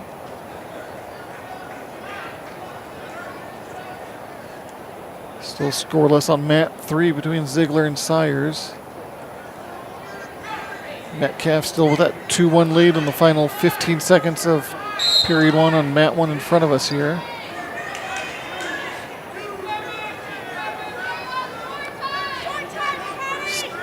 Starting up over on mat 2 at 120 pounds, 3rd place match. Harding County's Cameron Padden taking on Corin Fawcett of Miller Highmore Herald.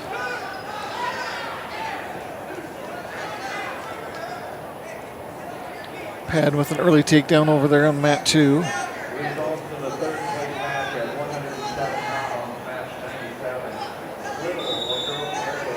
Padden, an honorable mention ranking according to the Dakota Grappler rankings. She's looking for a quick fall over there on mat 2. And Padden will pick up a fall.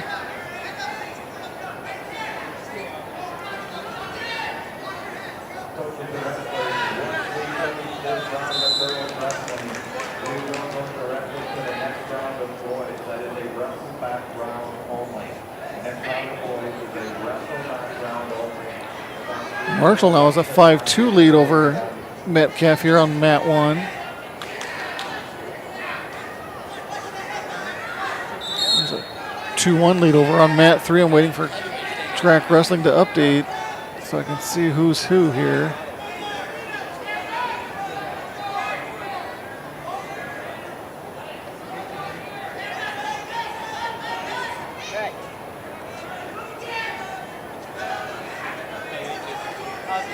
Good, brother. How are you? Good, yourself? Good. How's your shoulder? Get healthy. Yeah, that's what we're trying. Third place match here at mat 2 at 126. Lakota Tech's Eugenia Dubray taking on Morgan Wordle of Miller Highmore Herald.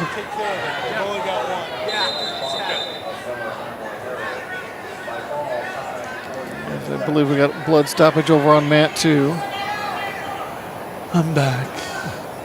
And it is Ziegler with that 2-1 lead over on mat 3. Championship match is not quite going as fast as the other matches, Brian. That tends to happen.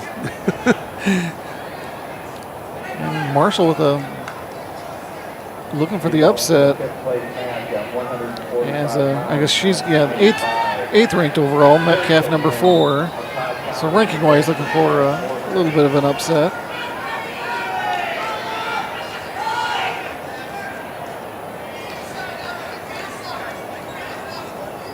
That's loss of control. Oh, no change.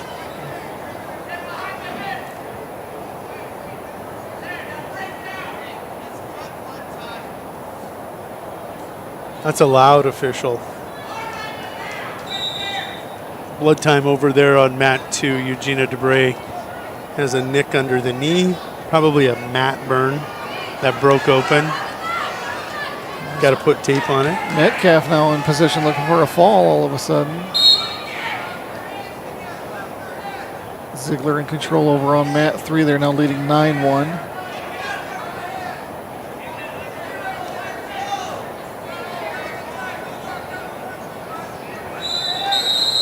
Metcalf holding on to that headlock. Lost it now, but is going to gain 3 more points. And with that takedown, will take a 7-5 lead. You know, she could have sat there for 2 minutes, not exerted any more effort, just held the head and won 7-5.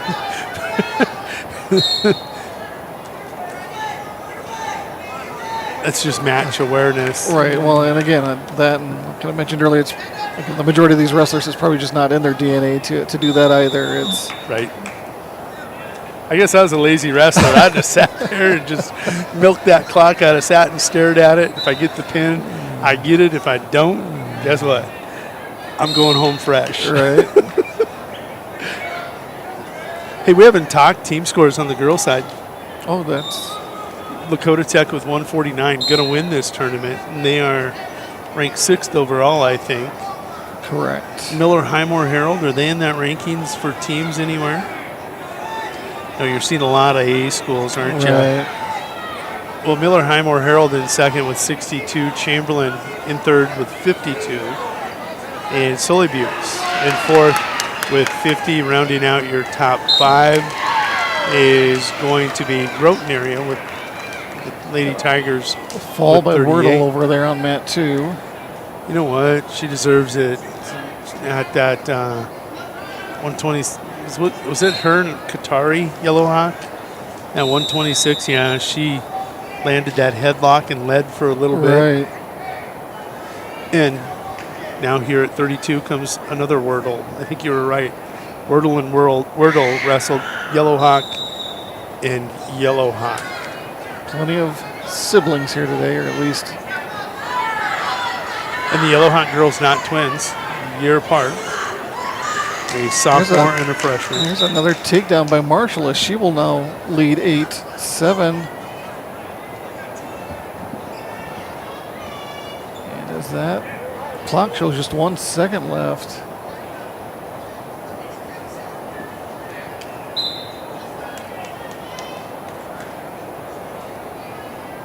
So she is going to go up 10-7.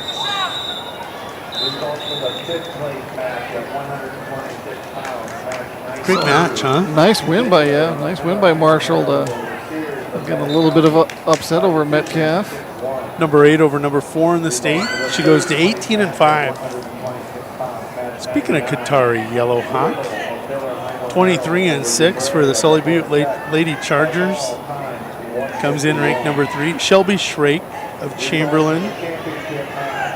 Not going to see her in the rankings. She's an 11-6 junior who's getting better every time she goes out on the mat.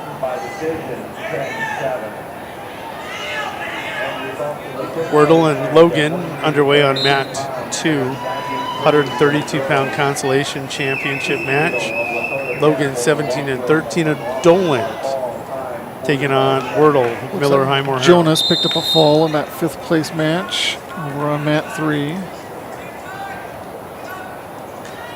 Sully Butte's girls accumulating a few more team points.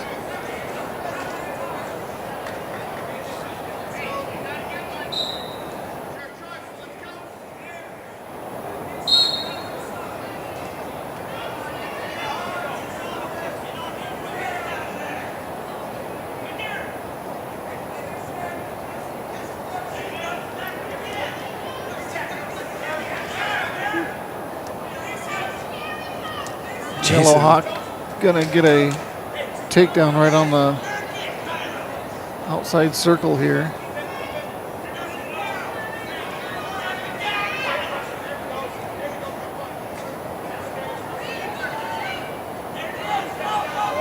Jason Simler said, I sound like I was either out too late, up too early, or need a nap. Says it does look and sound good, though. Simler, you remember the old days at the tournaments. It's probably a combination of all 3 of those things. Way too late, way too early, and yes, I do need a nap. Always good to hear from Jason Simler. Wordle and Logan still scoreless in their 3rd place match at 132. 50 seconds to go in period 2 over there.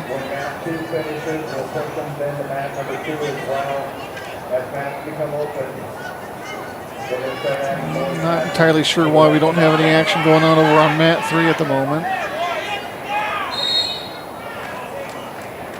We're going to be putting that up here on the big board to show it up on the wall for the boys after that.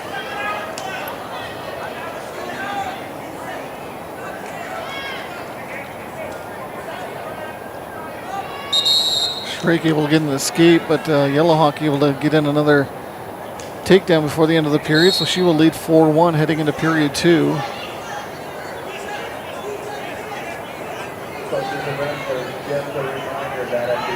And Logan with the first takedown over there on mat 2. We are going to pause and do all the girls' awards. So at the end of this next wrestle, at the end of this wrestle back round for the boys, we are going to pause and do all the awards for the girls.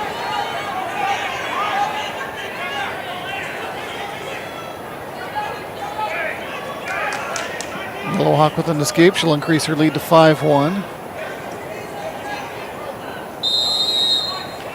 So the 5th and 6th place matches must all be over done? with, huh? Yes. We'll put some of them over there. Right?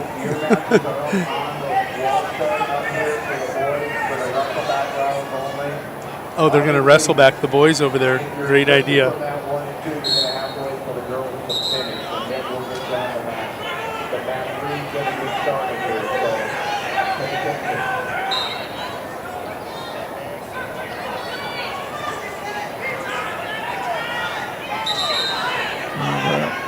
Inadvertent headbutt or something, I think, on mat 1 here, or maybe an inadvertent eye poke.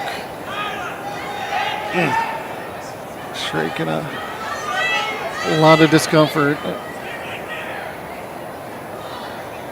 Never fun to get poked in the eye.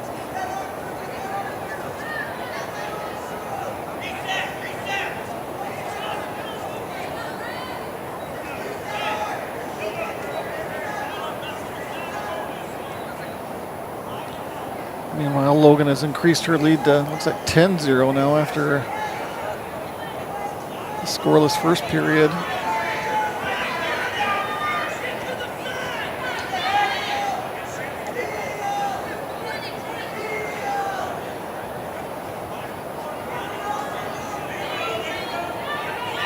Doesn't look like Schraik will be able to continue, so they're going to call the match as I think Logan got a pinfall over there.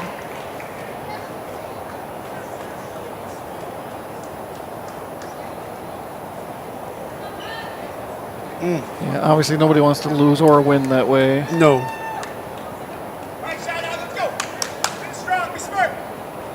You know, pokes and eyes, nothing to take lightly. There's things called detached retinas, and she's obviously not comfortable. Shelby going to sit that one out. I'm all right with that. She knows her own body. Absolutely. So let's flip over match 1 and 2. Number 1, the championship match at 132. This is number 4 ranked Tani Yellowhawk, 24-9. Boy. Giadi Sherrick, 25-1, ranked number 2. This is number 2 and 4 in the state. I think they wrestled at the Rapid City Invite, if I remember correctly.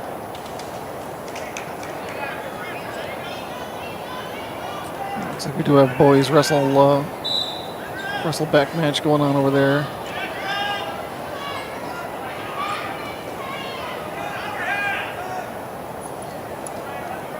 .106 consolation semi. Brody Nealon and Ruger Smogov over there on fall over on mat 2. Looks like a Sully Buttes wrestler. That's going to be Cheyenne Fuller with the fall over Lucini Homer. They're going to make a run at second. Sully Buttes. That's true, yeah. Scoring points. Nealon looking for the fall on Smogoff will get it.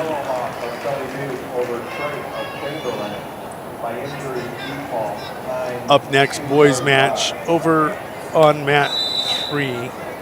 It's going to be 106 consolation semi. Remington Meyerink, an 8th grader out of Kimball White Lake Platte Geddes. 7-13, taking on Logan Pankratz in a consolation semi. Pankratz 30-10. 30-10. Ooh. Sherritt with a near takedown here on mat 1, but just ran out of room. I think this will be a good match. I really do.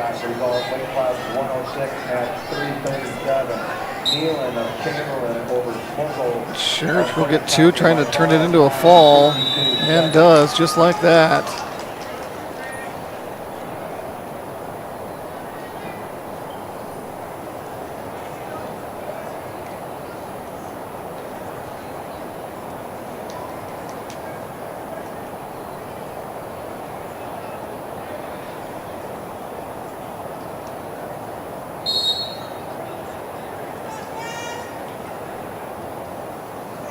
And that'll end the 132-pound match.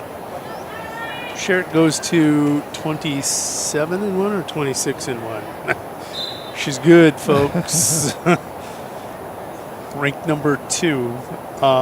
Taking a look on mat 2 for 3rd and 4th at 145. Lakota Tech's Kaylin Yamni Jack is taking on her teammate Mackenzie Codier. Codier, a sophomore. Championship match at 138 on mat 1. Mobridge Pollock's Jasmine Perez. We saw her get a fall earlier.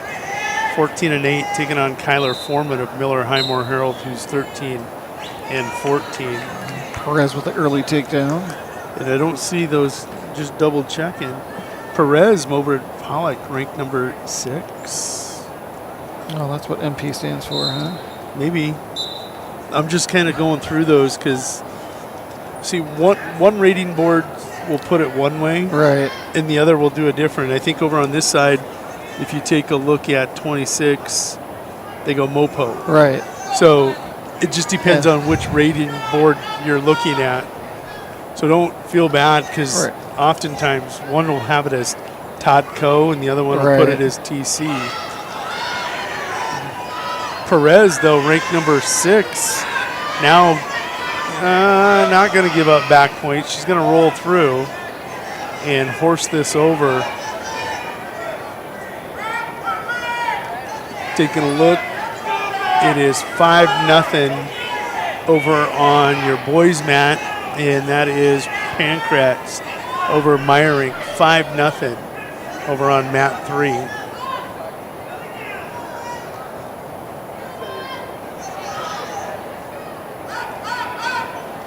Still only 4 o'clock.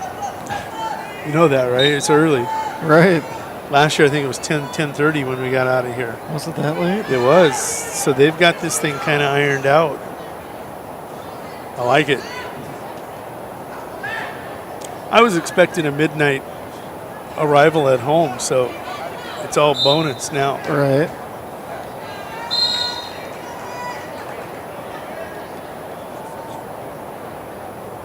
And taking a look, did Jack get the fall? She did. Yamane Jack. No, it's Jack. Not on mat 1 here. Sorry, I wasn't looking at the. Yeah, she won in fall 224. So now they're trying to get the next match up and going. Or is that it on the girls' side for 3rd and 4th place matches too?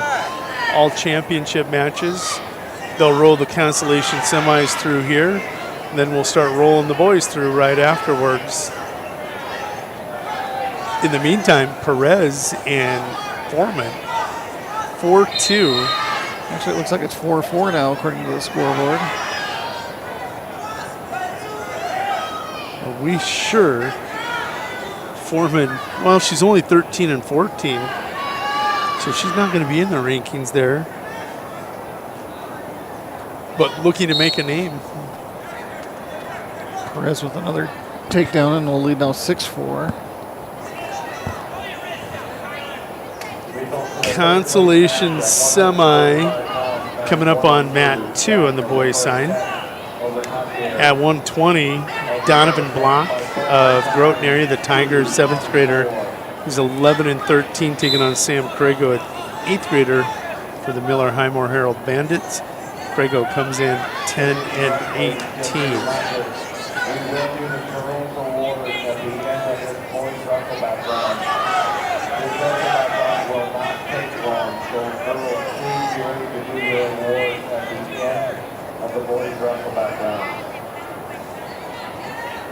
Oh, just forcing over a half there. Final 30 seconds here between Perez and Foreman.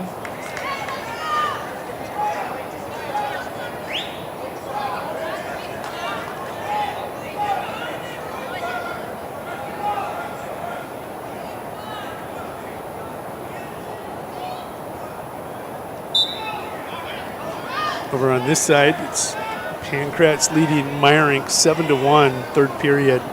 Under a minute to go on mat 3, still scoreless. 2-0 lead for Crago over on the boys' side. So Perez will hold on to that 6-4 lead heading into period 3.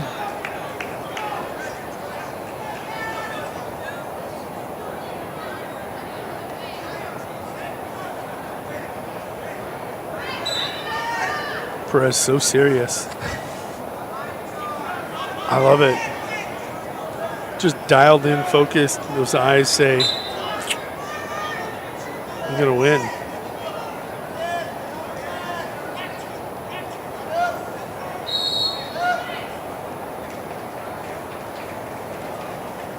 It's going to be a final over on mat 3. 11-3 the final. Yeah, as Pancrats will wrestle for the Consolation Championship at 106. Meyerink will wrestle for 5th and 6th. Up next, it's going to be Jamin Vanderwerf of Miller Highmore Herald at 113 in a consolation semi. He is 29 and 16, wearing that black singlet. His opponent, Jackson Tuberville, 7th grader out of Harding County, 10 and 19. That Vegas gold singlet. Perez able to earn an escape and increase her lead now to 7-4, looking for another takedown. Nothing official yet. Boy, she's got a lap there. She's going to just there. She's going to get it back. And some near full points to add on to it.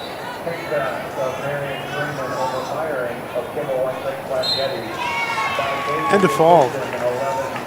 Told you those eyes were determined. Up next at 145, it's going to be Regina Miles of Dolan, 19-5.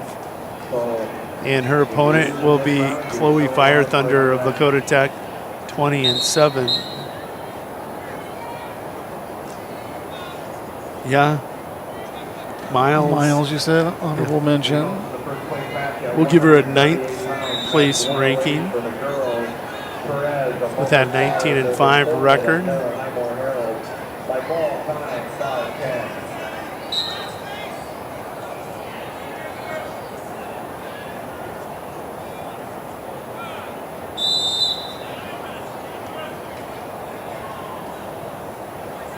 Boys side, let's check it out. Vanderwerf over on mat 3, a 7-0 lead now over Turbeville. Craigo on mat 2 of Miller Highmore Herald. Yeah, I'm going to put the mouse between us. That way, if you want to jump between, you can. Craigo leading 8-0 now. It's the start of period 3.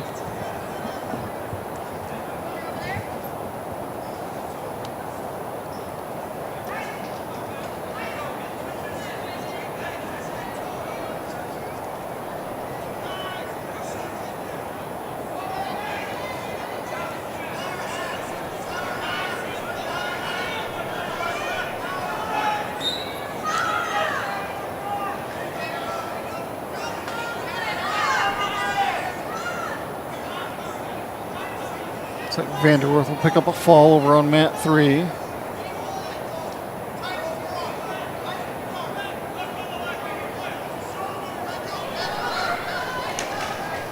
And there's the first 2 points in the championship match here on mat 1.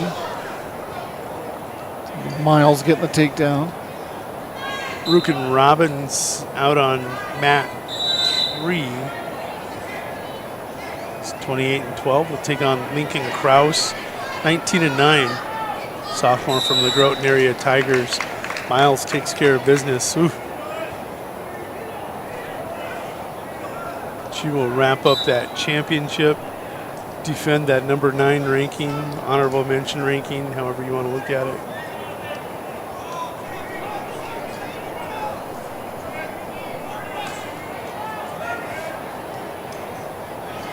Looks like maybe we're going to have all boys here once again. Is that going to wrap up the girls' side of things? Well, what weight was that at? That would have been at 145. 52, 65, 85, and 250. Maybe no wrestlers.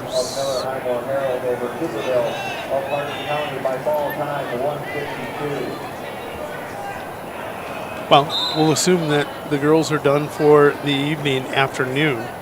We'll say afternoon. We get to focus on the boys. At 138, consolation semi.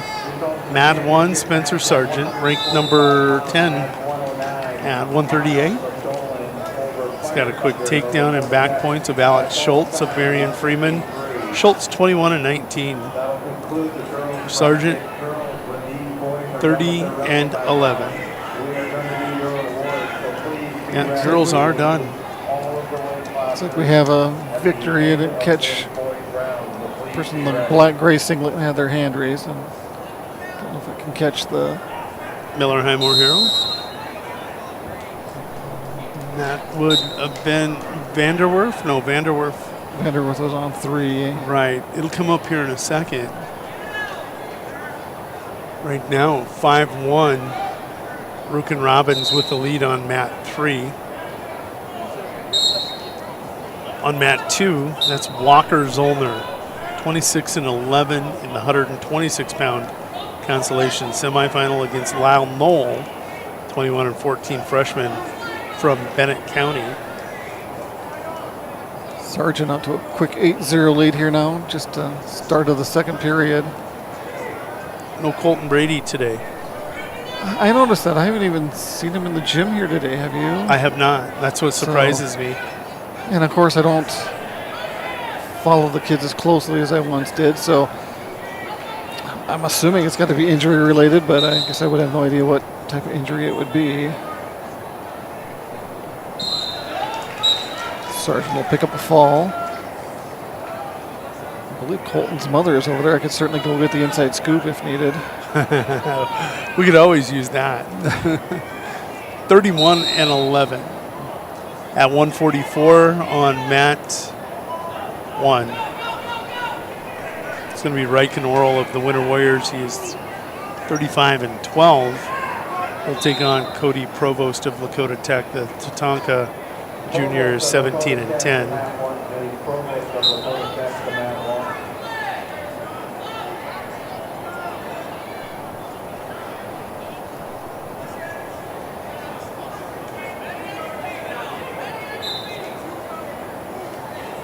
Rukin a 12-5 lead over on mat 3.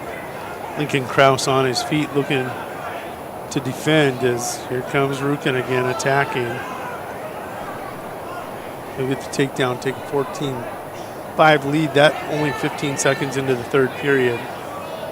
He'll surrender the escape and hip toss.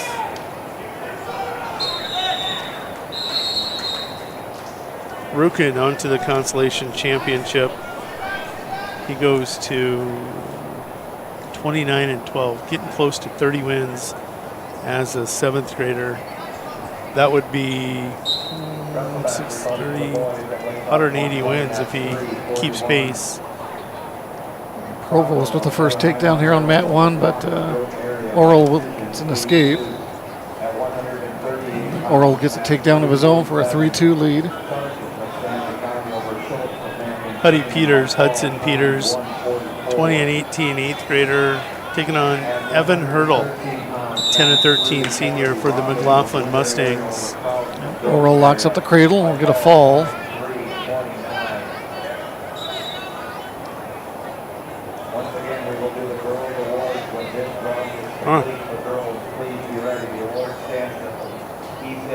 See that Bennett County singlet? It's white. That kind of helps us. They wear those late in the tournament. That's a nice singlet. It is. That's Jordan Rissy at 150, 15-15, taking on Gus Buchanan, a junior for Harding County. He's got the Vegas Gold going on. I like that singlet too. Two nice singlets that we can separate the two opponents quite easily.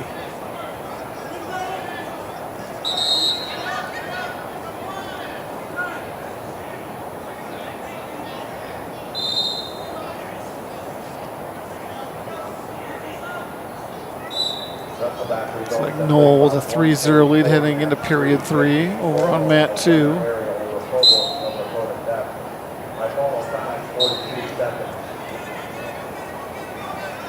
And Hurdle of McLaughlin with a 2-0 lead as they head into period 2 over on mat 3.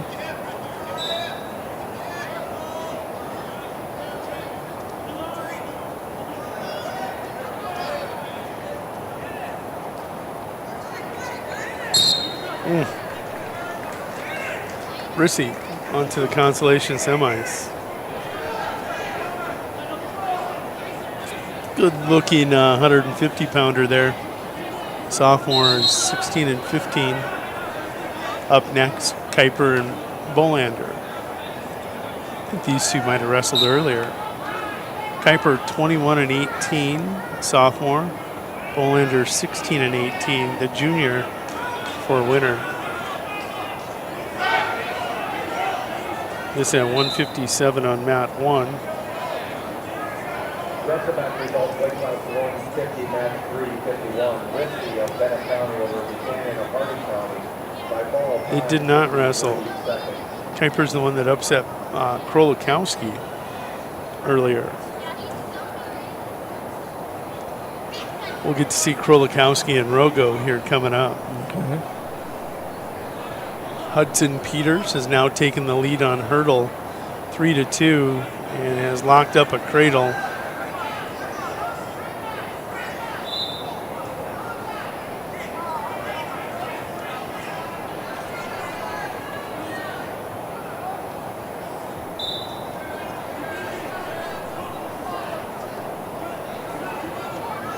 Oh, nice little roll through there by Noel, if you saw that. I think you did. I caught just enough of it, yeah.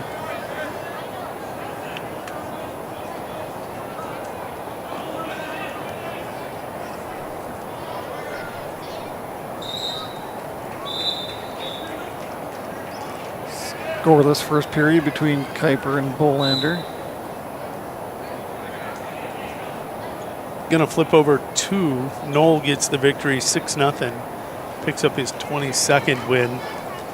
4th-ranked Wenches and Bame will take the mat. Wenches 23-11, ranked number 4. Bame 25-14 for Stanley County. What's really interesting about that match, this is a huge Region 4 matchup. If you take a look,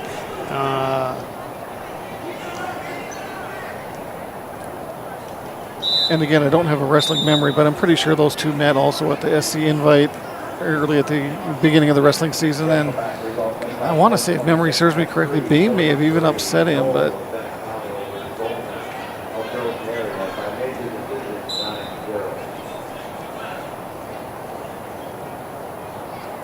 I could be certainly thinking about something else entirely.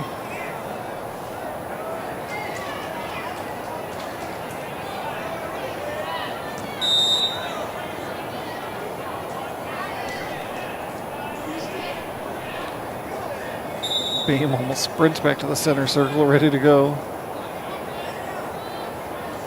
Hudson Peters leading 7-4. 50 seconds to go on mat 3.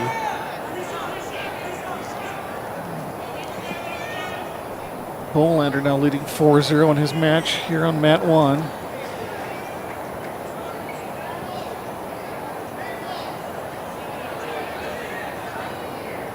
Bame will give up a takedown and Wenches will lead 2-0.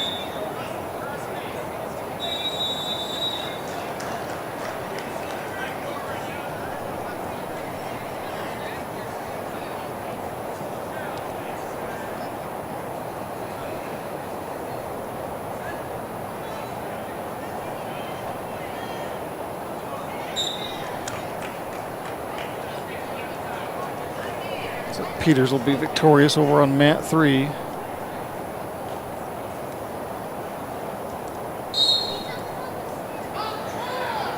Taking a look at mat 3, going to roll it over. Devin Anderson of Chamberlain, 23-11. The Cub is a senior, taking on Keaton Preheim, junior for Marion Freeman, 26-14.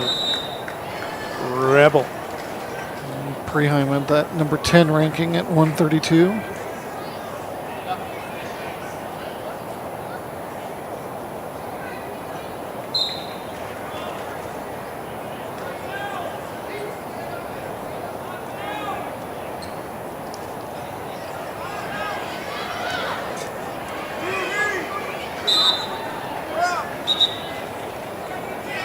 Kuiper getting busy.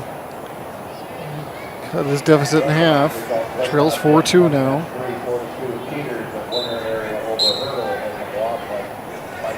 Jay Solik of Kimball White Lake Plant Getty's a sophomore, 12-11. Will take on Gavin Rissi, a junior out of Bennett County, who's 28-10. Rissi, I believe, ranked 6th at 138. Solik unranked.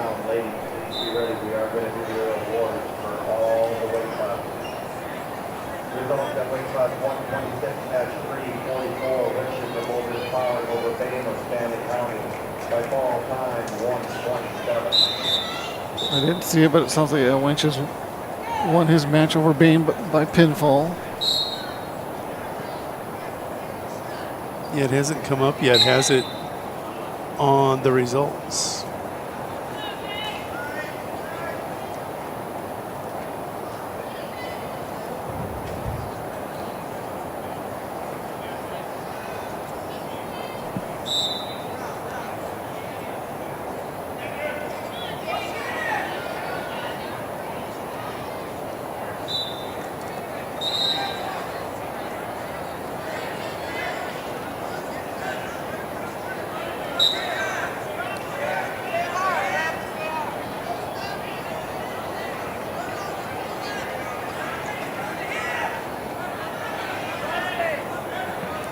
Kuiper with 45 seconds to work with, trailing 5-2 here on mat 1.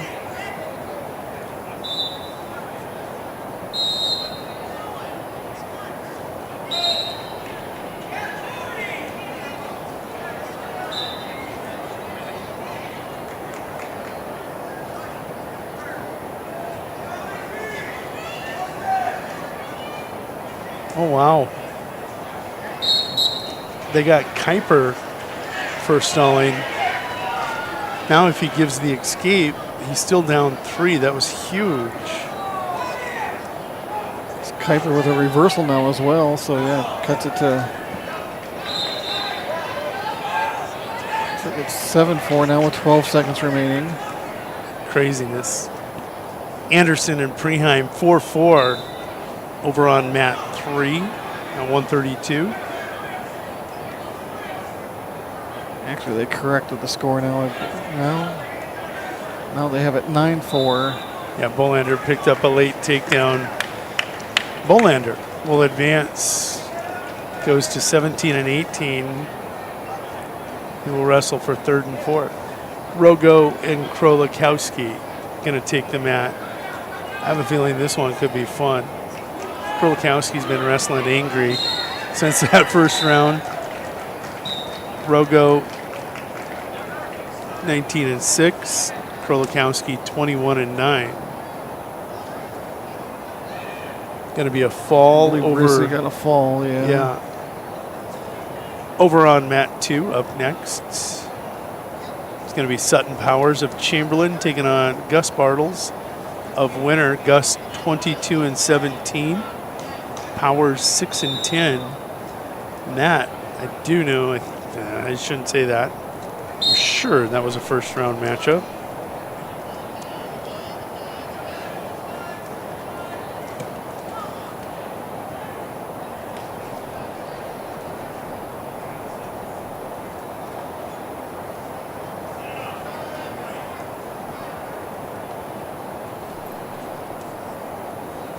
It was not.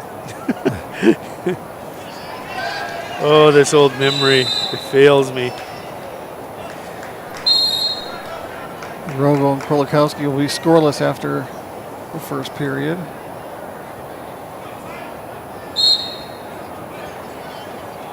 Out on 3, that's at 144-pound consolation semi. That's Tel Groper, 22 and 15. He's an 8th grader taking on 18 and 17 freshman Jason Broman. Groper of Stanley County, Broman of Harding County.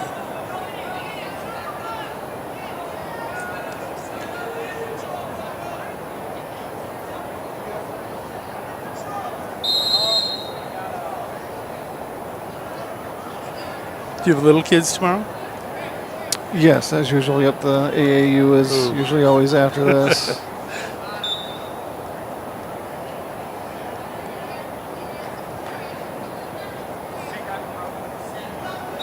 So my hope is I have a triangular on Tuesday, so I'm hoping to be able to just store this somewhere down below here so I don't have to haul everything back upstairs and down again. And who's the triangular on Tuesday? It's Potter County and Bennett County, I believe, come to town. It is a county war.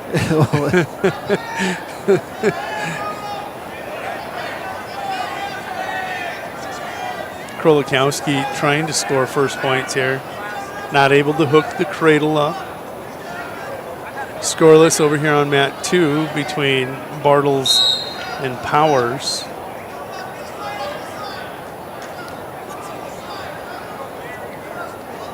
Do you suppose that face mask is bothering Rogo at all? Yeah, it affects breathing. Okay, that would make sense. It's restrictive of your airwaves. Rogo does pick up the reversal. Also your sight, you don't quite see things peripherally like you do without it. But man, it's wonderful to walk off the mat with your nose feeling like it's in one piece. I know he appreciates that more than anything.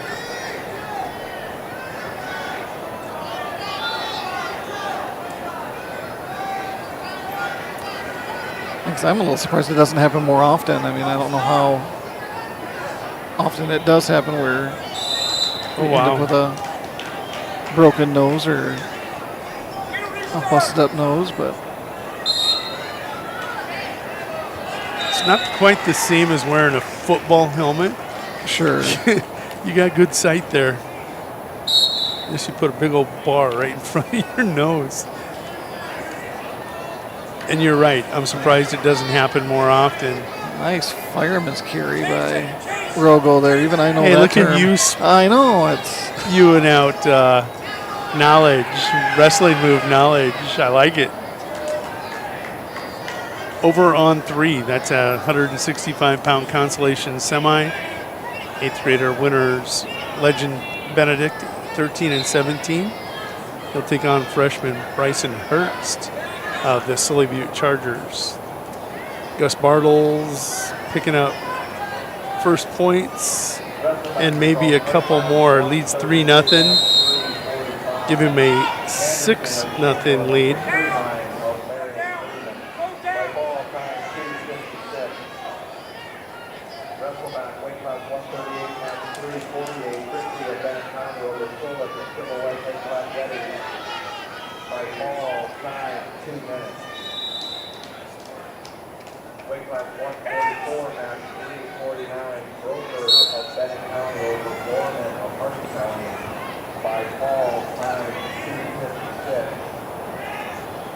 Gus Bartles takes a 6-0 lead into the third. Benedict locking up a cradle over on mat 3. Short time. Rogo has a 10-0 lead here on mat 1. Trying to get a fall out of it. And gets it. Rogo ranks 10? 9. 9, it looks like. That's a big region matchup also with Talon. Up next, match 1. Caleb Sarchett of Miller Highmore Herald, 11 and 24. Will take on Chamberlain's Chisholm Blum, a freshman, who's 10 and 9. Stanley County Region 4, they're out west this year, are they? I don't know where the region is, but it is west. I don't think Custer hosts. Maybe Phillip. You know, you got Badland Brawlers, Custer, Hot Springs, Harding County. Faith will be in that. Stanley County, Mobridge, Pollock. Who are some of the other teams? Hill City.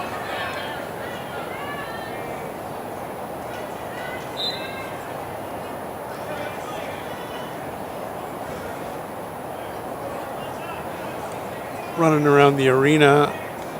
Bartles with 23 seconds to go leads 6-0, looking for a fall. Looks like he's going to get it. Over on mat 3, a minute to go. Benedict leads Hurst 7-0. Okay, I could have swore it wasn't here at Parkview because I thought I had put my live ticket schedule out and I could have swore it wasn't on there, but now it says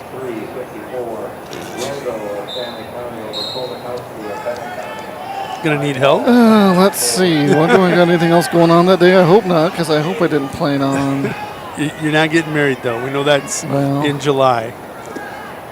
My calendar is open. I would double check. I didn't think you had it. I didn't think so either.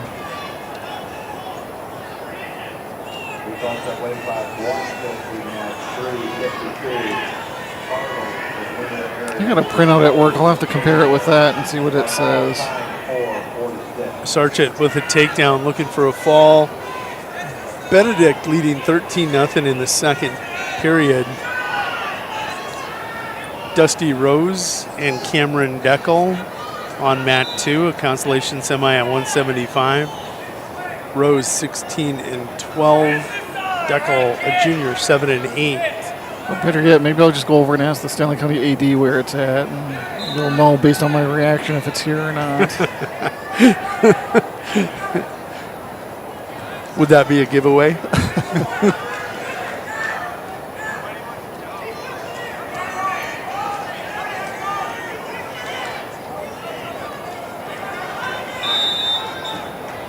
I'm going to pick another Region 4B school and see what,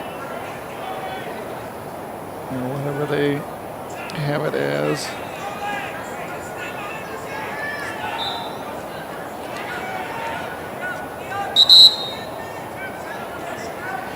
Let's look at Bennett County and see what it says.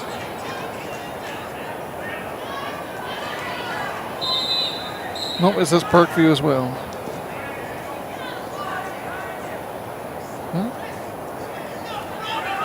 Sarchik going to get penalized for clasping hands.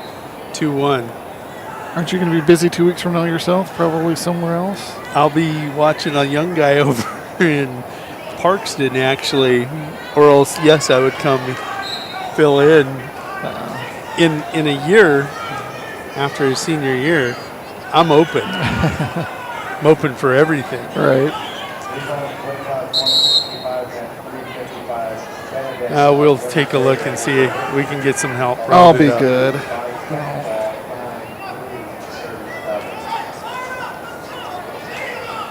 Deckel leads Dusty Rose 3-2 here on mat 2. Mason Curtis of Winter and Mac Saxon. Mason and Mac going to wrestle over on mat 3. 190-pound consolation semi. That one just underway. Dusty Rose now picking up back points on Deckel.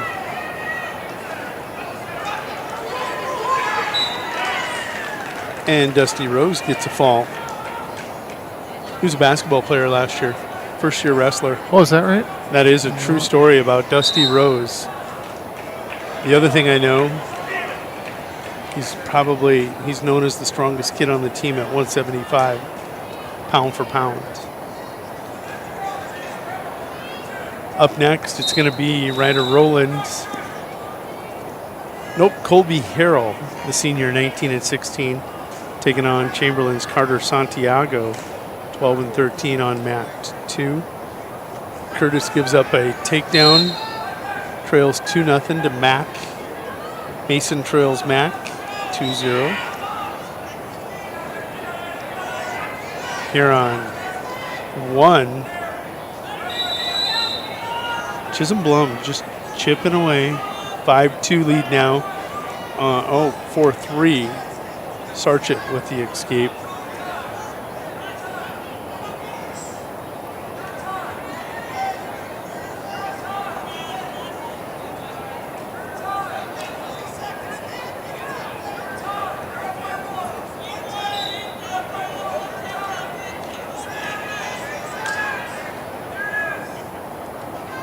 I think for regions they only run 2 mats, so I think I'll be okay then.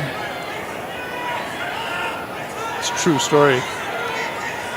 They can't run more. Every region's got to be the same.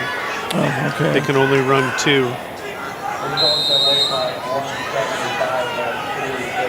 So you'll have seating also along here.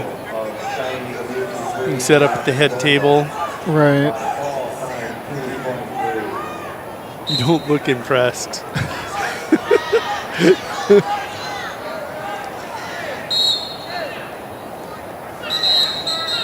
If my wrestling knowledge is better, yeah, it would be. We'll find help. Don't worry. We'll you're find. Good. Just everything's a fireman's. A hip toss, a crossface, half Nelson, rolling wrist under, 2-on-1. So Westendorf and Caden Westergren of Sully Buttes will wrestle. That'll be a mouthful. Yeah, Westendorf and Westergren. Watch out. Westendorf pulls up. He could have finished that one.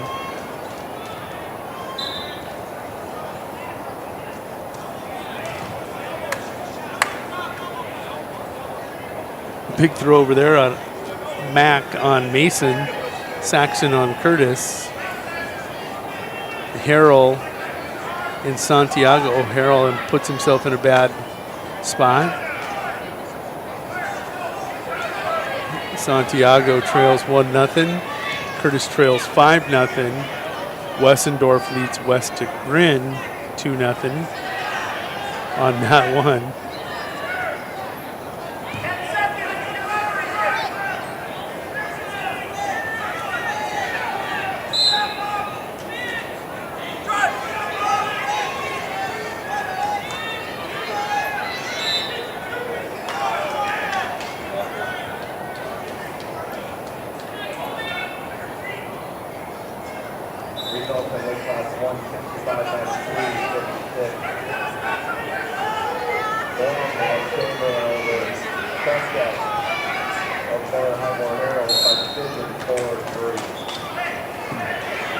Curtis with a reversal over there on mat 3s.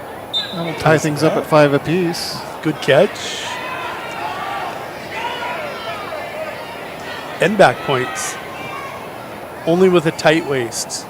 No pinning combination, just a tight waist. See that? And yeah, he was trailing 5-1 there too. So that in the third period. Good catch. Got a minute and 15 to work with. Must have a blood timeout on mat 2 here, it looks like.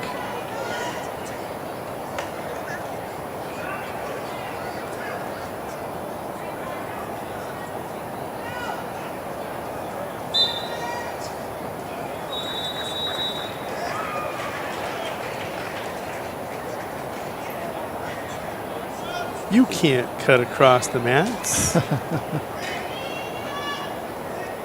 Oh, yeah, she's putting water in the corner for the upcoming match. She can do that.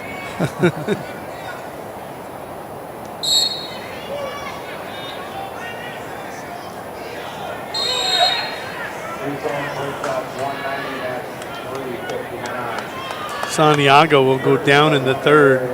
Trails 1-0.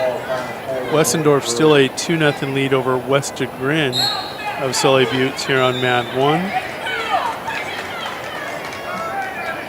And the winner wrestler must have picked up a victory there over on mat 3 as it's Tayton Walker from Stanley County taking on Groton area's Charlie Frost over on mat 3 now.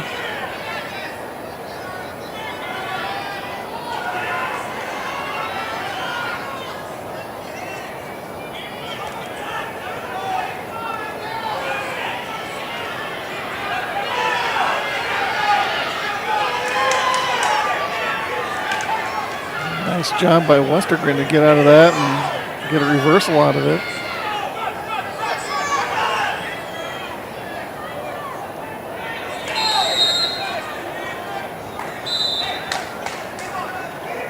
Wessendorf will take a 5-2 lead to the third period. I think he'll have choice. No, Westergren will. No, Wessendorf will. A little bit of a blood timeout here first.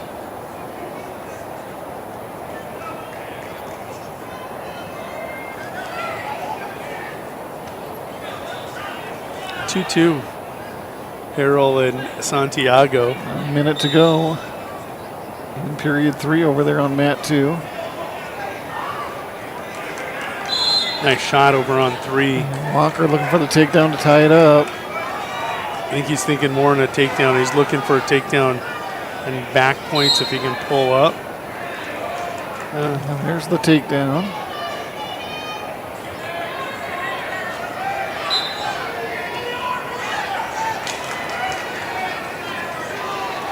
And there's some back points for Walker now.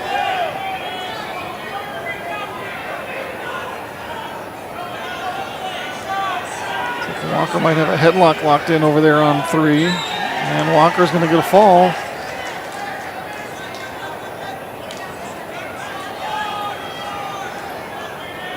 "15 seconds to go between Santiago and Harrell.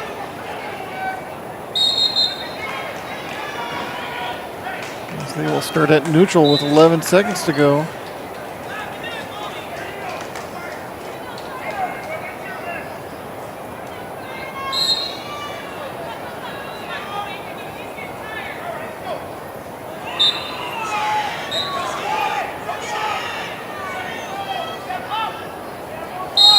Santiago and Harold will head to overtime.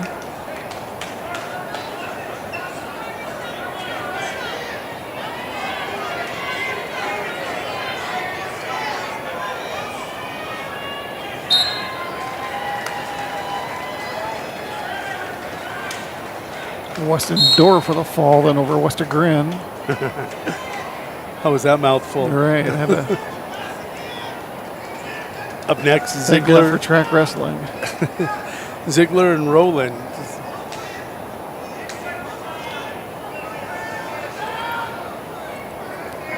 I know I say this every year too, but those Chamberlain singlets, I get a craving for Pizza Hut.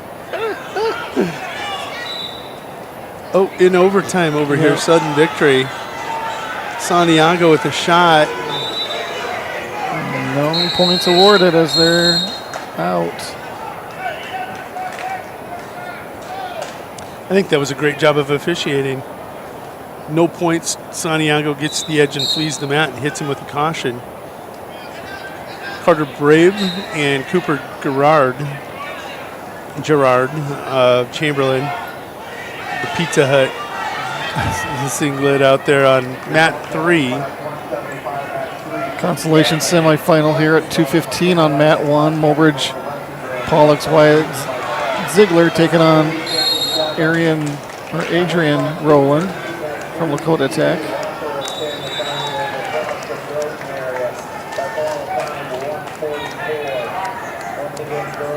You got to applaud the officiating when they get it right. Ziegler going to get the fall on Adrian Rowland of Lakota Tech. That'll close out mat 1.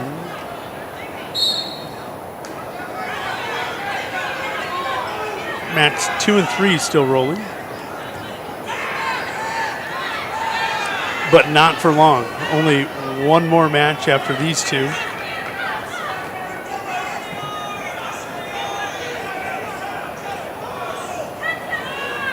Harold looking for the 30-second ride out on mat 2.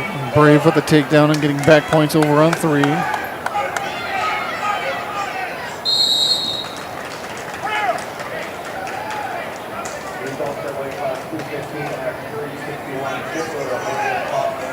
Great match between Santiago and Harold here. See what Harold has in the gas tank, see if he can get an escape. Up next on 3, Riesel and that didn't take long.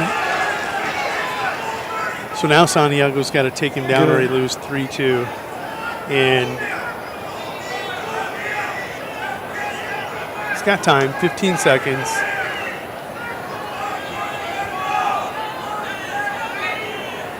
I'm going to cue this one up while they're... Harold's going to put it away with a takedown of his own. And come away with a 5-2 victory. We're going to leave it right here. Big screen is, this will be the last match of the consolation semis. It's going to be Riesel and Kerner. Riesel 17 and 16. Miller Highmore Harold Bandit in that black singlet taking on Riley Kerner. The Mobridge Pollock Tiger comes in wearing that black and orange singlet. And we'll leave it here for you. Big screen for the big boys. Once this last match is done, we are going to do the girls' awards. So if we can get the award stand cleared on the east end there, please clear away from the award area. Thank you. We're talking about you, John Latham.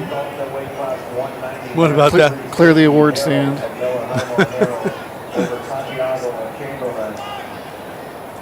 By decision in overtime, 5-2. We might get another mini break here as they do the girls' awards after this. We will. I'm going to run grab a Coke for sure if there's one over there. Caffeine, much appreciated. As Jason Simler so kindly pointed out. Oh boy.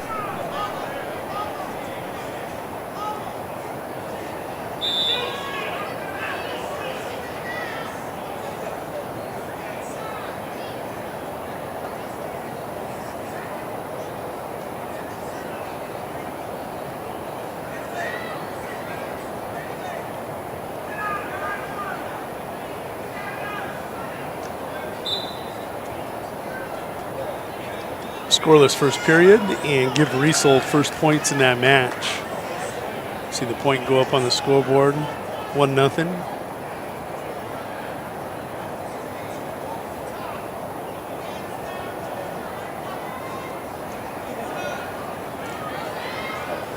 Riesel had a really good tournament up at Lee Wolf last weekend. Come through and placed.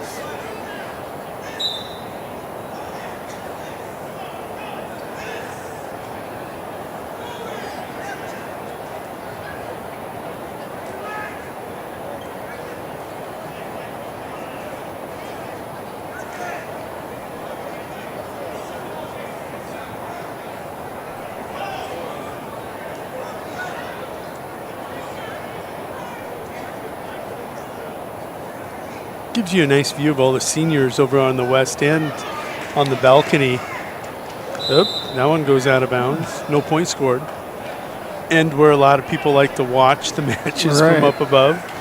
And it's my understanding, I don't know if it's going to be next year, but I don't know if they got the building done on the corner of basically, what is it, the highway there in 2nd Avenue right across from the Stanley County Courthouse. The wrestling room? Is meant to be a wrestling room. Not sure if that's exactly complete, but I think it's supposed to be a wrestling and weight room. So I think the plan is to, from what I've heard, is to move this weight room over there. Not sure if they're going to put more seating over there, if that's the plan. I'll have to speak to more people. And that would be fun if they did put bleachers in there and wrap them all the way around the top plus on the bottom.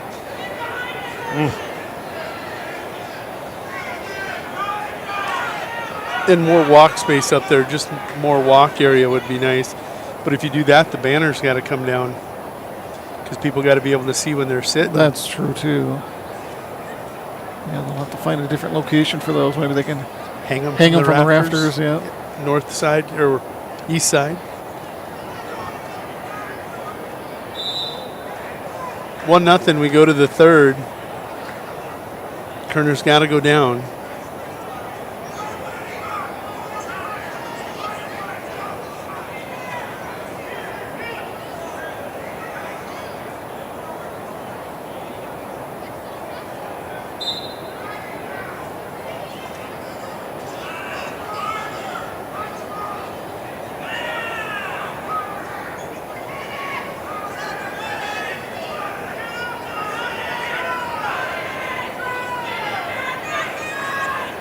Oh, Riesel going to end this one.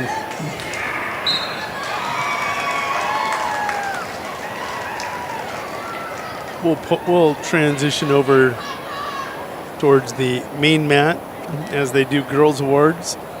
We get about a 10-minute break while they do awards. You want me to turn the camera here? Yeah, turn the camera, and we're going to turn on sponsors while we take a break.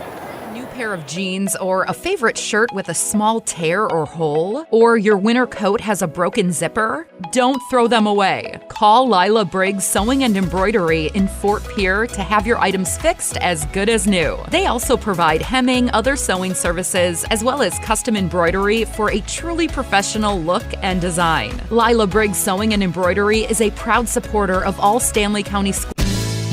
When you're thinking of a new or used car, motorcycle, pickup, or RV, think of us. We make all sorts of vehicle loans. We can set you up with payments that fit your budget. So if you have getting some new wheels in mind, stop by and see us. We'll get you the right loan. Dakota Plains Federal Credit Union, federally insured by NCUA. We're big on you. We're small enough to know your name, but we're big on you. Being a part of a community means sharing the history and future of the people all around you. For 115 years, First Fidelity Bank has been doing just that, helping you get the most out of life by providing the services and tools you need, the conveniences and technology you want, and the friendly faces you expect. So you get everything you need right here in the place you call home. Now and for many years to come. First Fidelity Bank. For over 130 years, Bank West has earned long-term customer relationships by continually adapting to current customer needs while never losing touch with its South Dakota roots. With all our branches and our corporate offices firmly rooted in South Dakota, you can count on Bank West for solutions and service backed by hometown values. We've been there and we'll be there. Bank West. Convenient, connected, committed. Learn more at bankwest-sd.bank. Member FDIC.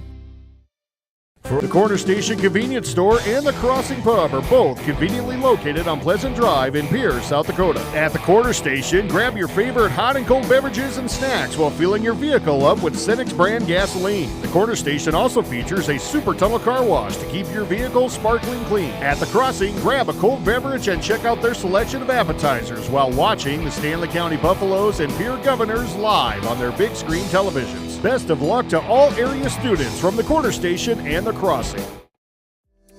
John Hoffman Electric is your neighborhood electrical service contractor and so much more. No job is too big or too small for our team of professionals. We pride ourselves on keeping up with new technologies such as Aerial, an augmented reality visual tool used to customize and experience a finished space before breaking ground. So whether you're building new or renovating a home, farm, or commercial space, let John Hoffman Electric light the way. John Hoffman is a proud sponsor of all local activities broadcast on Live Ticket TV.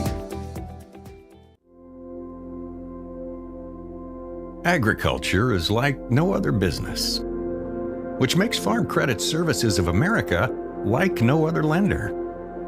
Owned by the farmers and ranchers we serve, our customers have a voice in how we work, a stake in what we do, and share in our success.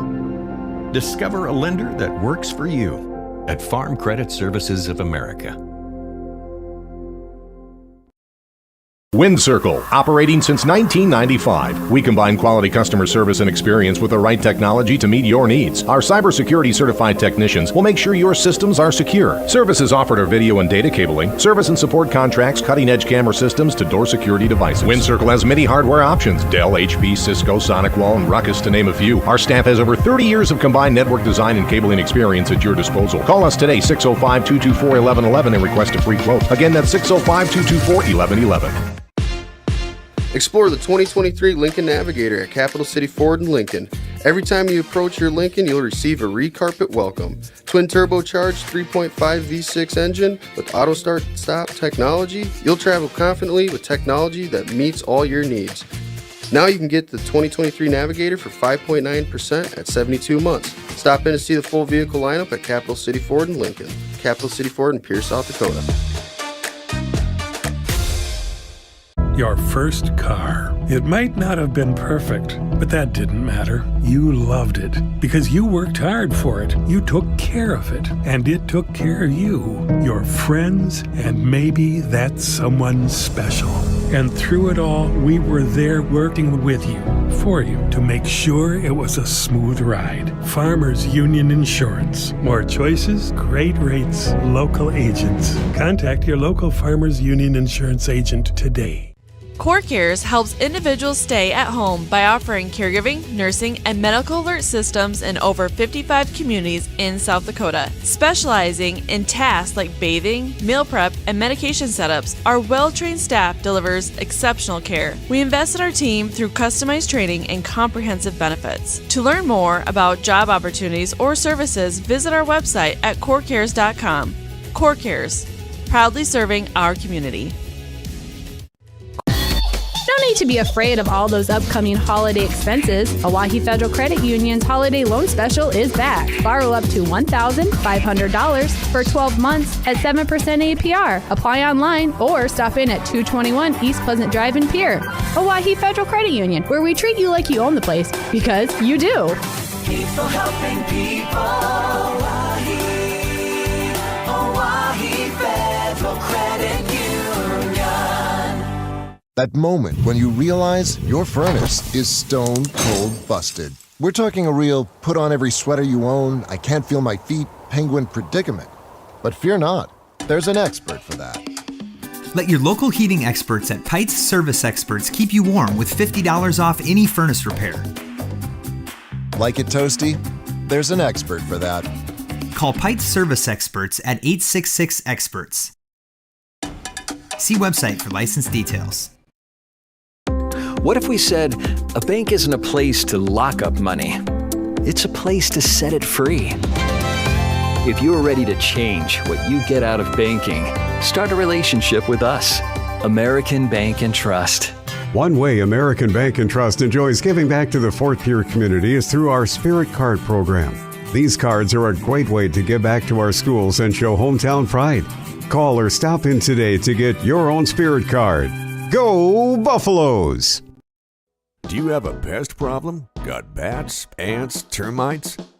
Family owned and operated, Olson's Pest Technicians have had over 50 years experience taking care of pest problems in places across South Dakota, Nebraska, and Iowa. Utilizing brilliant methods such as Centricon bait stations for termites and Vicane treatment for bed bugs. There's no pest too tough for Olson's Pest Technicians. If you have pest problems, call 800-KILL-BUGS. Do you want to join one of the oldest established organizations in Fort Pierre? Perhaps you are more interested in protecting the future. Whatever your position, the Fort Pierre Volunteer Fire Department is for you. We are responsible for fire protection in Fort Pierre and Stanley County. Become part of this amazing team by stopping down at the fire hall and discussing enrollment. We are not just limited to adults, as we have a new cadet program for students ages 14 to 18. For more information, click on our banner ad on the homepage. From everyone at the fire hall, go Buffs!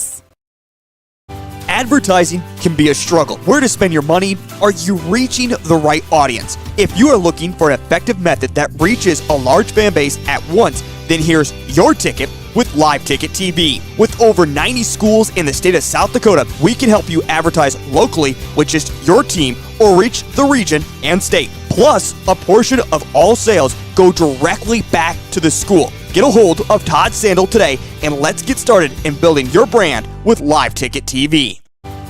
Allied Plumbing and Heating is your contact for business, farm, commercial, and residential plumbing needs located in Pierre.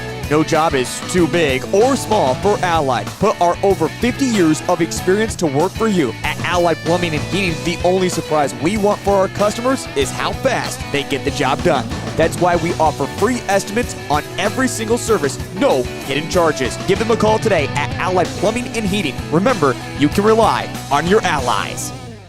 What if we said a bank isn't a place to lock up money? It's a place to set it free.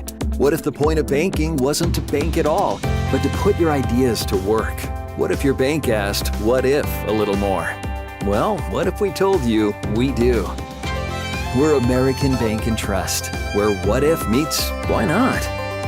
If you're ready to change what you get out of banking, start a relationship with us. What if you made the move today?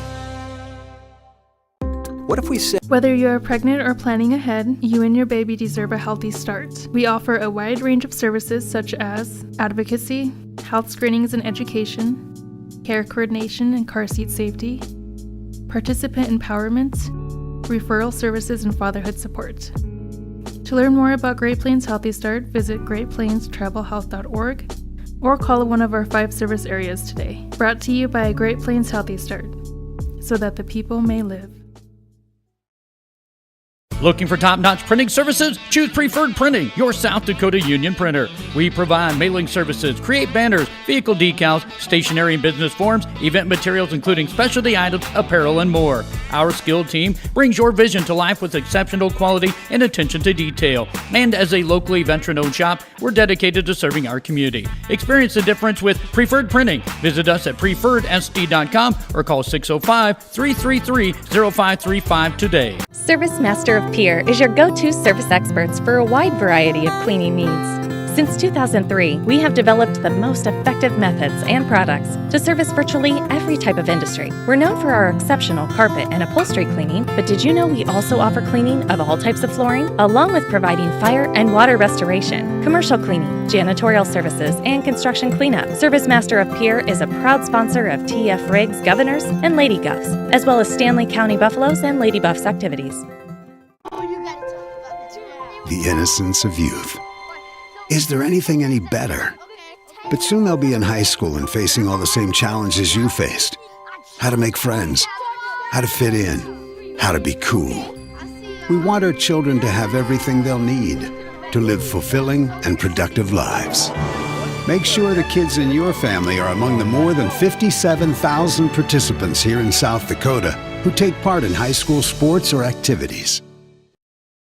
Graham Tire of Pierre is your premier hometown shop, specializing in tires to fit vehicles, from ATVs to large farm equipment and everything in between. At your tire store next door, you can find a plethora of brand name tires that range from 4 to 10 ply and much more. Our highly skilled technicians can handle brakes, heating, and air conditioning. Call us today at 224-8643 or visit us at grahamtire.com. Graham Tire is a proud sponsor of Pierre and surrounding communities' local activities. Dano's Marine in Fort Pierre is your one-stop shop for all things boats and watercraft. They are your local Vexus and Alumacraft boat dealer, some of the best boats on the water. Dano's also offers a full line of services to maintain your boat out of the water so you can enjoy more time on the water. Their certified technicians proudly service Yamaha, Mercury, and Evergreen motors. Stop in today to visit about your next watercraft. Dano's Marine, proud sponsor of Pierre and Fort Pierre athletics and events. The foundation for how we do business is right in our initials, W-E. We. Everything we do is a partnership. We understand solving the many complex challenges growers face every day takes teamwork. And when we succeed, we do it together. That's the power of we.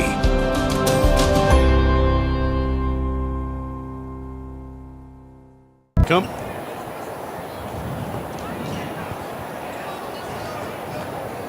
Welcome back to Parkview Gymnasium here in Fort Pierre, South Dakota. What we're going to do, we're running all 5th and 6th place matches on all 3 mats to get things started here. And first match that is up at 106, this is Ruger Smogoff of Bennett County. The Young Warriors 12-10 on the season, taking on Remington Meyerink, the Kimball White Lake Platte Geddes Wildcat. He's an 8th grader, 7 and 14. Over on mat 3, they are queuing up a 120-pound 5th and 6th place match. Donovan Block of Groton area, the Tiger, the 7th grader, is 11 and 14. He'll take on Evan Hurdle, the senior for the McLaughlin Mustangs. He comes in with a record of 10 and 14. At 113 on mat 2, Jackson Tuberville, the 7th grader out of Harding County, the rancher, will take on Lincoln Kraus, the sophomore from the Groton area Tigers. So Groton with a couple kids here coming through, catching the medal round, and we're off and officially running all the way around. I think they just got to get some of the kids here. Right, I'm not sure exactly what the holdup is on some of these, but all I had today, taco dip, and a couple grand bars, 100 grand chocolate bars.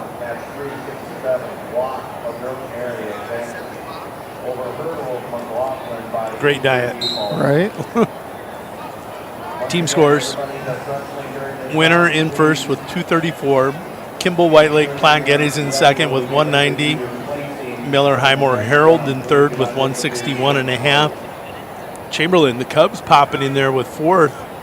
Coach Donovan got his kids going. He was worried they were not wrestling very well. They're sitting in fourth with 116. In Bennett County in fifth with 107. I think maybe we're waiting more on table workers than we are the wrestlers. I know where they are at. They're back eating candy bars. Right. And taco dip also. All right, looks like we're ready to go on mat 2 now.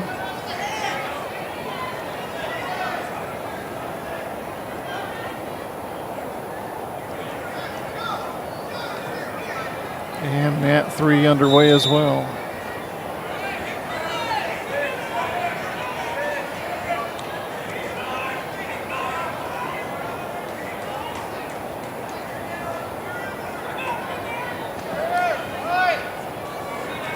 Meyerink with a 3-0 lead here as period 2 winds down, under 30 seconds to go.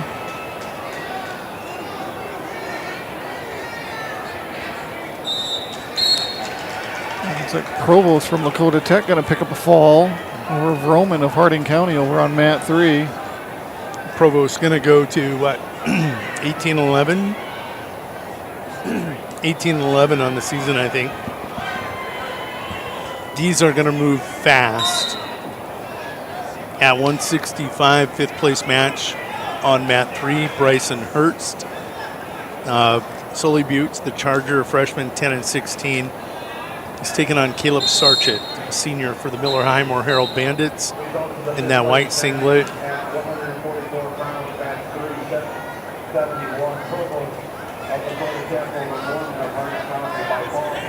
The 106-pounders chewing up all the clock, aren't they? They are. They're in period 3. Meyerink still 6-0 lead. Here's an attack by Smokov. He gives up on that outside single a little early. He's trying to go upstairs and throw. Meyerink gonna make him throw into the edge of the mat. Kraus of Grotner on mat 2 with a first takedown and a 2-0 lead. That's gonna be a pin. Turbeville arching his back, but ooh, that's tough. It's like Sarchett over there on mat 3 from Miller Highmore Herald with a takedown as well.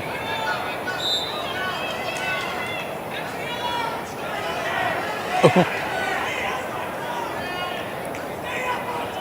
couple of attempts to shuck him, and now he's got the reversal. Goodness. Nice move. Might turn it into a fall himself. That was pretty. Oh my goodness. He just arched his back, tripoded off his head. Yeah. He's like, you're not going to pin me. The frustration there on mat 2. Gosh. Came too high, and he's going to flip him over for the fall. At 138 on mat 2, Alex Schultz, the 8th grader from Marion Freeman, 21-20, a nice 21-win season. Taking on Jay Solik at 12-12. Kimball White Lake Platte Geddes, Wildcat, Solik a sophomore. And I found out no JV wrestlers in the tournament, only varsity wrestlers. That's another reason this one has went quite fast. Like, we have a couple 285-pounders. We have some other kids we could have brought.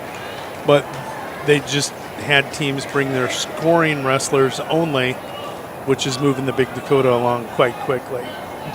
Mixed thoughts on that back in the coach's room, the concierge room. Let them wrestle. Well, it's the time of the year that we need to get moving.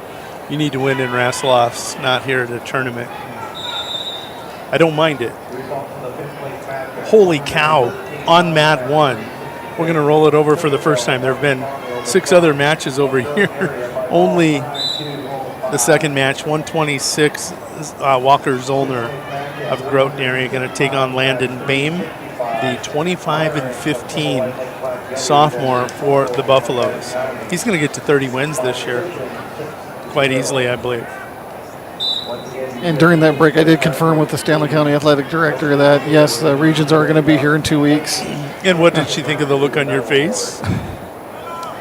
Did she sense the I just asked when it changed because, again, I know the schedule I have at work showed Rapid City, I believe, originally, and she said, yeah, it changed about a month ago.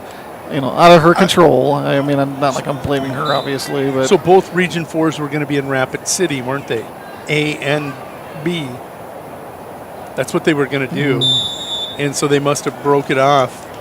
Possibly the summit said, Gotcha.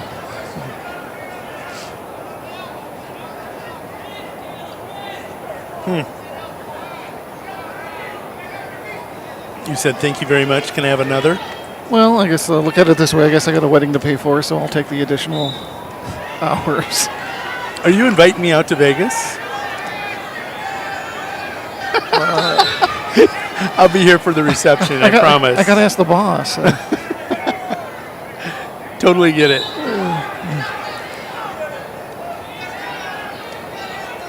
Bame led 2-0. He's still leading. We're in the second period. Taking a look, 2-1 over on mat 2. right now. Solik leading Schultz.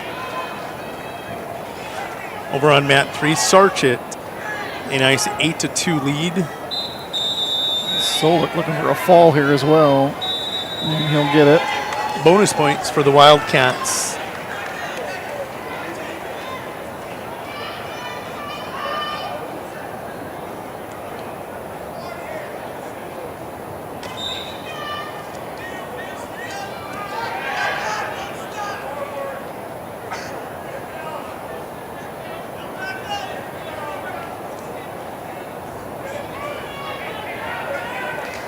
You can see Bame's face, that is tight.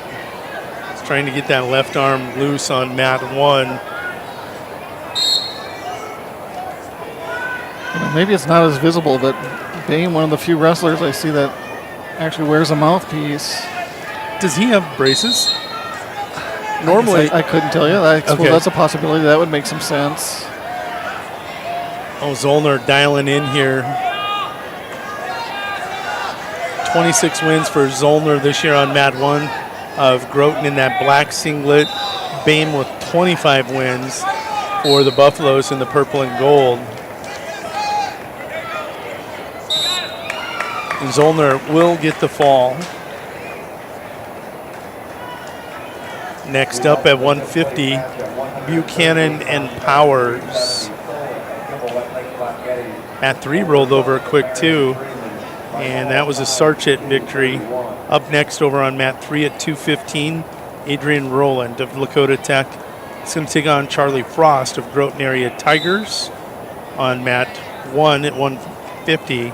This is Gus Buchanan of Harding County in that Vegas Gold singlet, taking on Sutton Powers of Chamberlain.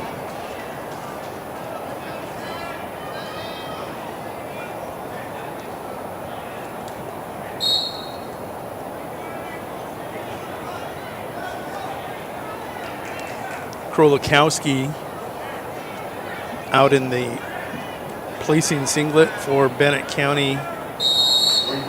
That purple and gold, that's a cool singlet. Krolikowski with a 2-0 lead on Kenyon Kuiper of Kimball White Lake Platte Geddes.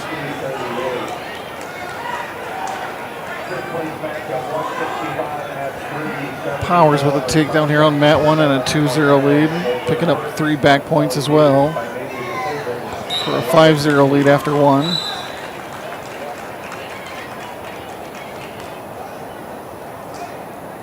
Looks like we may have a blood timeout on mat 2. Quick match out on 3, Frost at 215. The Tigers going to get the victory over Rowland. We'll flip that one over to 285. It's going to be Riley Kerner, the Mobridge Pollock Tiger, 15-19, taking on Cooper Gerard, a 7-20 sophomore for the Cubs. The picnic singlets are gone, Brian. I do love the Cubs' new mascot that they've went to. Don't know that I've seen it. Let's see if we can pull it up here online.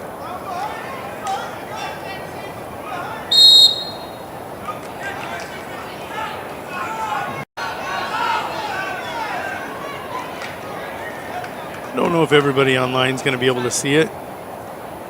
Probably not, as it's up a little bit, but okay. They went to the new Roaring Bear.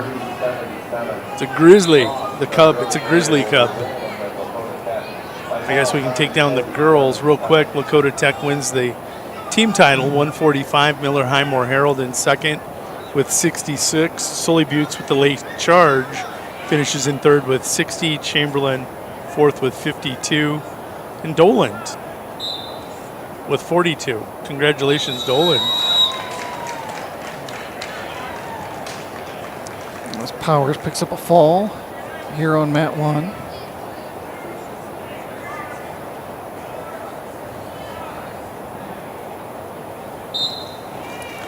Again, didn't see what happened, but looks like we have an injury timeout here on mat 2 now as well. Kuiper will come through that. It's going to be a fall over on mat 3. It's the final. Riley Kerner turns and looks at the camera. Do you think they all know where the cameras are? We've seen kids flexing at the cameras, Right. pointing at them. Now that a smile as Riley Kerner gets a victory. Here on 1, that's Caden Westergren of Sully Buttes at 175, taking on Cameron Deckel. Deckel of Cheyenne Eagle Butte Dupree, Pioche Topa. Deckel with a quick takedown, but a nice. Did they give Westergren a reversal? Just an escape. Just an escape. And you saw Deckel might have poked him. He come up and he's like, "Ooh, are you all right? Sorry."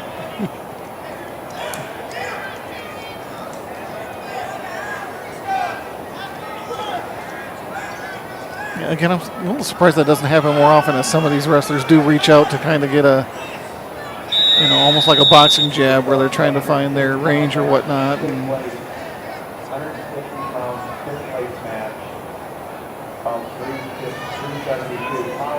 looks like we are done on mat 3 as the tape comes up. Oh, they're going to slide the mats, aren't they? And we got a fall here on mat 2. Krolakowski.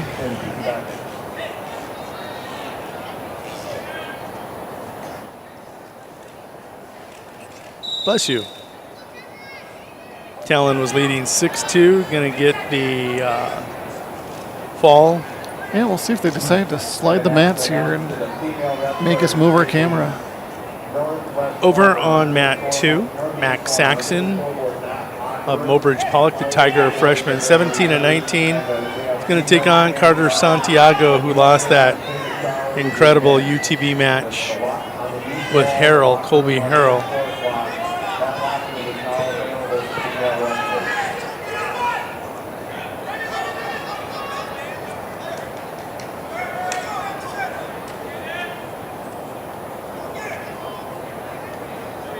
Results in the fifth place match at 157 pounds, match 3-7-3, Kolakowski of Benton County over Piper of Kimmel West Ready by ball time 2-0-8.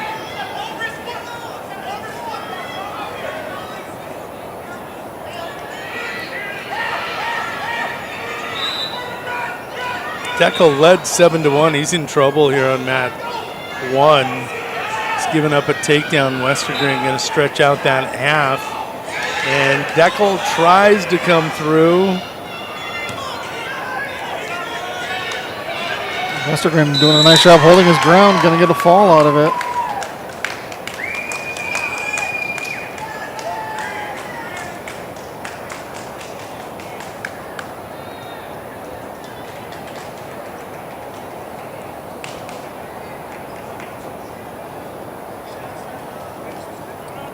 Looks like they're waiting for this match on mat 2 to conclude before they take that other section out on mat 3. Let's do this for people. Let's go one camera. We can ditch a camera. We'll shoot this one this way and this one that way. Oh, that's what I didn't do. I didn't cross cameras, did I? That's all right. This is a nice view here on one. This one, plenty good. As is this one. We can actually just rotate. We don't need to cross them. It's a nice view. See, that's what happens when you only do this once a year. I can't remember from year to year. I saw you pulled up the tournament from earlier. Yeah, so I could look at the format to see how it was. I loved it. I was like, yep, I get it. Totally get it. Because I had forgotten all about the track wrestling embedding the score or the scores into there, and I was like, yeah, I have no idea how to do that. So yeah, we'll leave that to the experts. Not that I could do it anyway because the dashboard wasn't live then, but we left the experts at home. I'm not one of those. Santiago trailing 6-2. Matt going to pick up another takedown. It's a headlock, and he is looking tight for headlock too. Yeah, it is.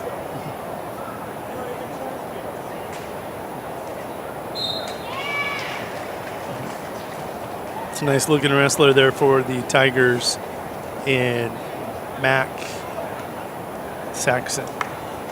Saxon will go to 18-19 on the season. So we're going to kill and make some changes here real quick. We're going to take you to sponsors while we are correcting our screens. We'll be back after a word from the sponsors to resume. Championships on the east, consolation championships on the west. Your first car. It might not have been perfect, but that didn't matter. You loved it because you worked hard for it. You took care of it, and it took care of you, your friends, and maybe that someone special.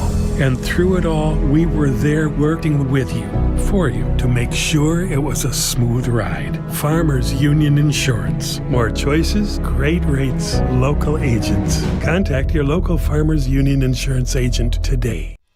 When you're in the need for high-quality replacement auto parts, look no further than Zander Auto Parts and Machine Shop in Pierre. Zander's has been servicing the Pierre area for over 40 years. Their professional parts techs can get you the part you need and get you back on the road. Stop by Zander Auto Parts and Machine Shop at 500 West Sioux in Pierre or call 224-9221. Zander's, your source for domestic and foreign auto parts and accessories. Looking for a great new or used John Deere planter? Then look no more. Grossenberg Implement has a great used selection this month. They have a good selection of 2023 and 2022 model years that will make your operation more efficient and productive with low rate financing of only 1.99% for 60 months for those that qualify. You'll be ready for spring planting. Come in and talk to one of their sales professionals or browse their inventory at grossenberg.com. Looking for a great new... This is what matters. This is beyond X's and O's. This is the difference mutual respect makes. This is what character looks like. This is what defines us in South Dakota. This is sportsmanship. School sports. It's not the outcome that matters most, but the way the games are played.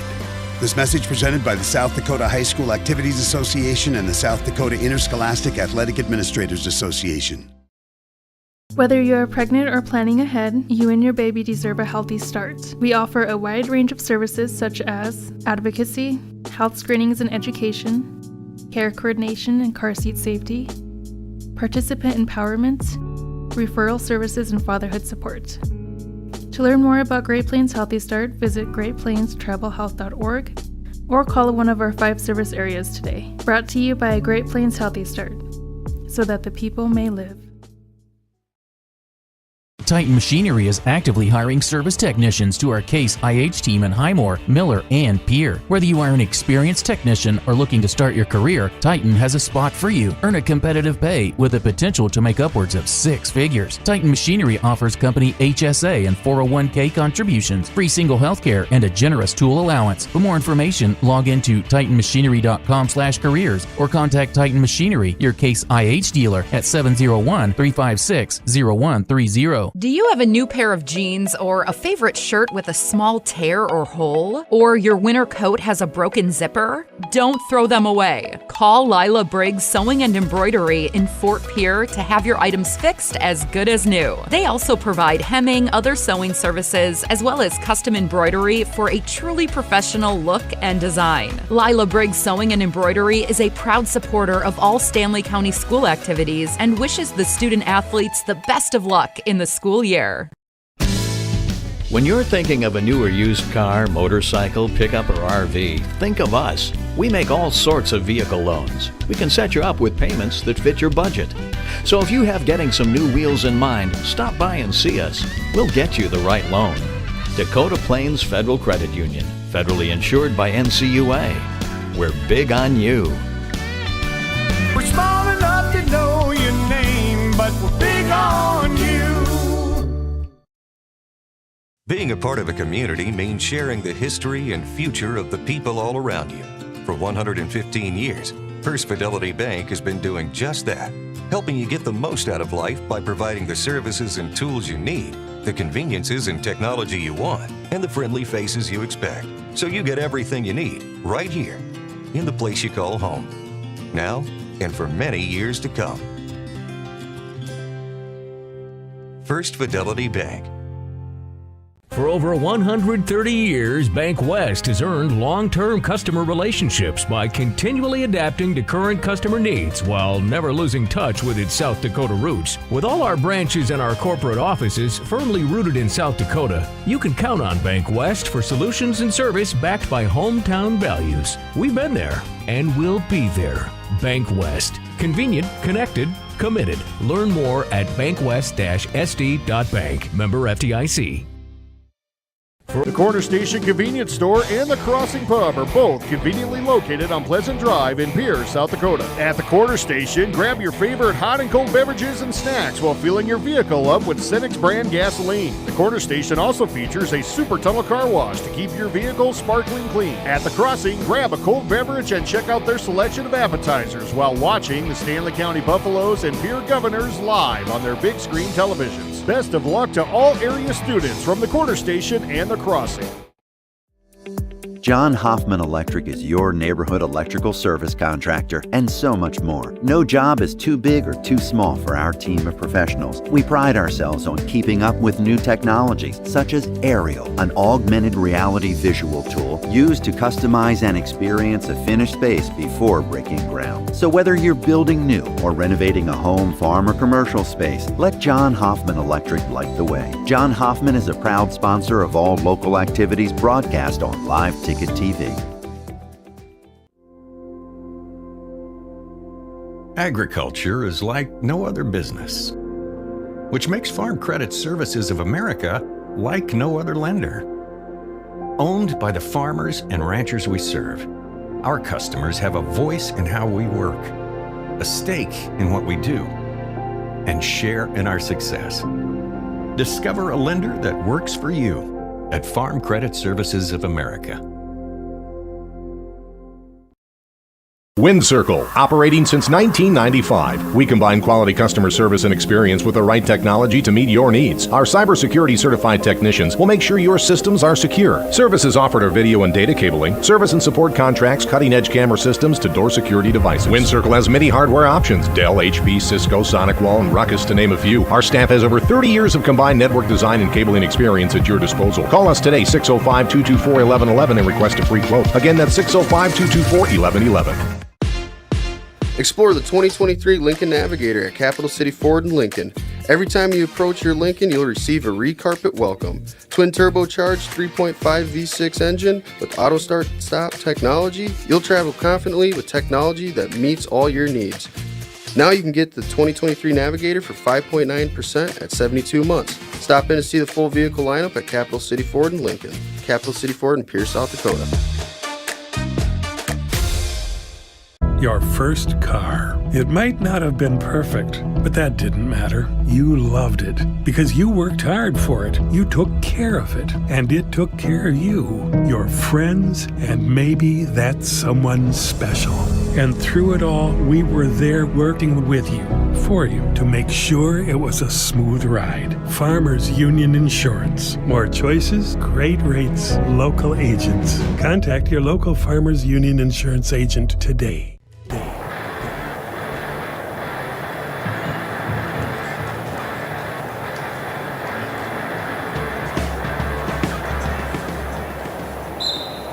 Welcome back here to Parkview Gymnasium. We are underway. The 2024 Mid-Dakota Monster. You can see our championship matches are on the right. Consolation championship matches on the left. As I had talked about earlier today, this matchup between Robbins and Hurd, a style and matchup challenge for the number one ranked Robbins. He's taken on 5th ranked Kellen Hurd. Had been in the past. Robbins here going to score off a nice scramble. And he's so long, he starts reaching for the head. He may end this one quick.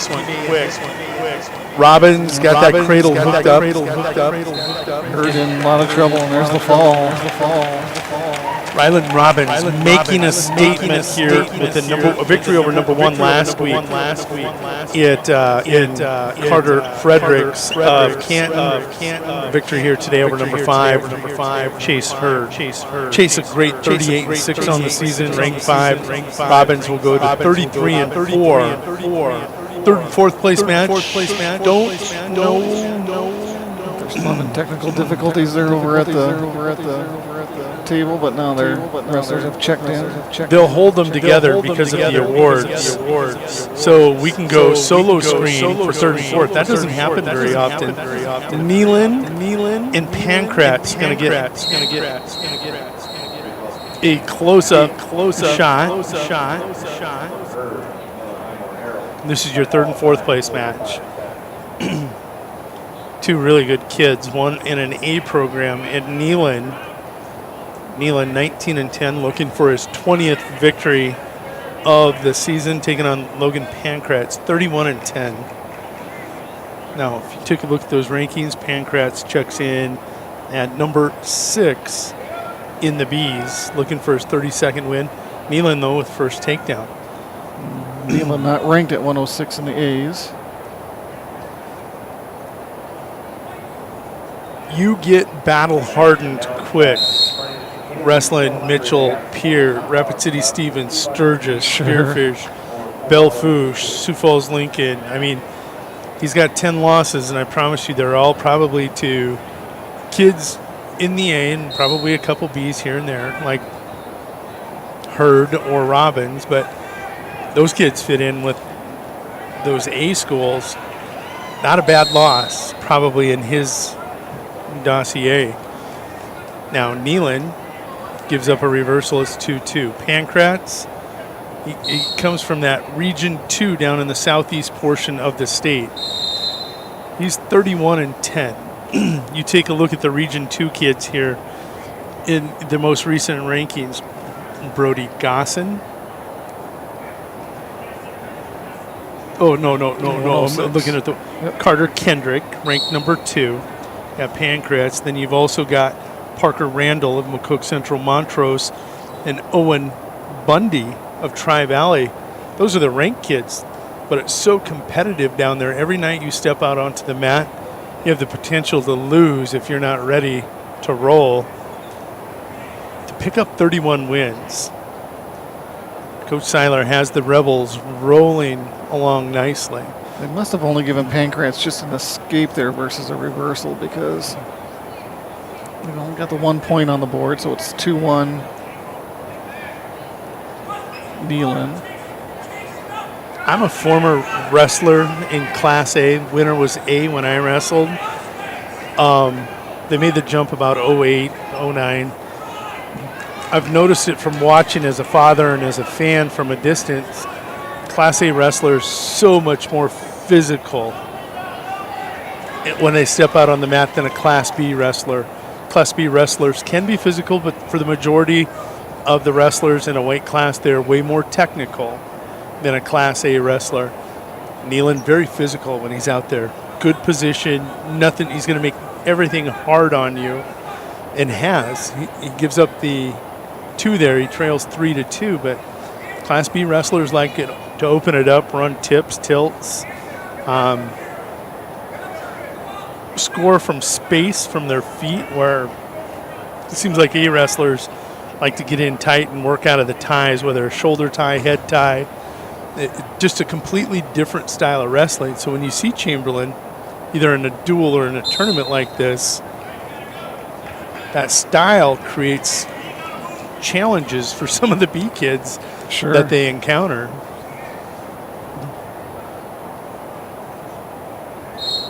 (3-2) whistle and away. Final 10 seconds ticking away. Period 2.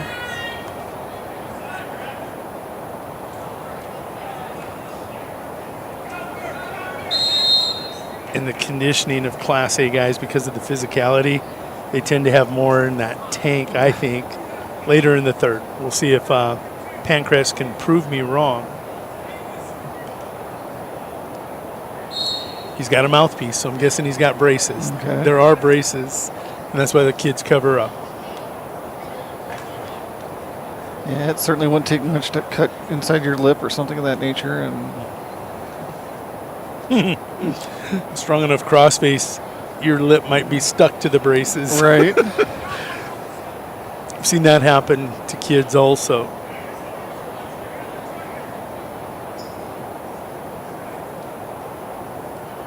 Pancratz starts this period down, so Nealon's either going to have to turn him and struggling to do so. So at some point, you'll hear Coach Donovan, you can see the assistant looking at the clock. If you don't turn him, you got to cut him loose and score from your feet. Sure. He's got the power half in now. No more clock watching. They're looking to tip. Okay, still watching the clock. And he cues up the head coach. 3-2. Coach Donovan on his feet will cut him loose and say, cut him. We got to get 2 from our feet to tie this if we can't tip him. They'll probably wait till about that 30-second mark. That's exactly what I was going to ask him. Like, how much time do you give a kid? They're conditioned in practice to go 30-second goes. You'll see him cut loose. Now, maybe not. This is going to be the challenge. You got to turn him. You got to commit or now cut him. You saw him say cut him. And what about any sort of stalling from? Hard to stall when you're trying to. On the bottom. Yeah. I've seen officials call it. I don't necessarily agree with it because I've been worked over on bottom where all I'm trying to do is keep from getting turned in a pinning combination. With 9 seconds to go, not enough time. Now he's got to go up, and it's way too late decision here.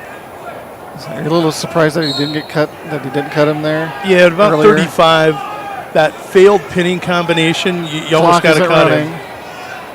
Clock isn't running. Now it's ticking down. They've got it on track. Sure, official. right. They'll just match it. There's another caution. Go ahead and ding him. And there's the final whistle. 4-2. Congratulations, Logan Pancratz. You've got 32 victories in your freshman year with regions coming up and possibly state looking like it as he is ranked number 6. Nice win in a tough tournament. Let's go ahead and queue up console. Let's first of all switch back to split view. Your consolation championship match is going to be Jamin Vanderwerf of Miller Highmore Herald, the 30-16 freshman for the Bandits, taking on Rockin' Robbins, or Baskin Robbins, I guess, of Winter, the 7th grader, looking for that 30th win of the year. He's 29-12. Robbins unranked, Vanderwerf unranked. Your championship match, Marion Freeman, Brody Gossett, 33-2 down at Region 2, comes in ranked number 4. And he's got Rissy, Maddox Rissy, the 8th grader for the Bennett County Warriors, 27-9 as he launches that lap drop over on the side.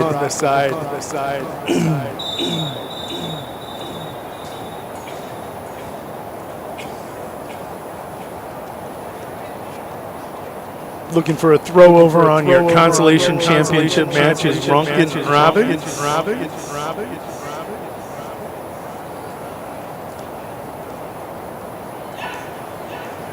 Oops, a throw and somebody was looking for it. And when they're looking for you to throw, it's easy to anchor your butt down and settle down and collect points off. Vanderwerf a takedown leads 2-0. Oh my, great duck under. You're nodding your head. You appreciated that beautiful duck. The quickness to get to his back, and that's a technical approach I was talking about. It'd be just a beautiful. Get that arm up. Go low. Come around the corner.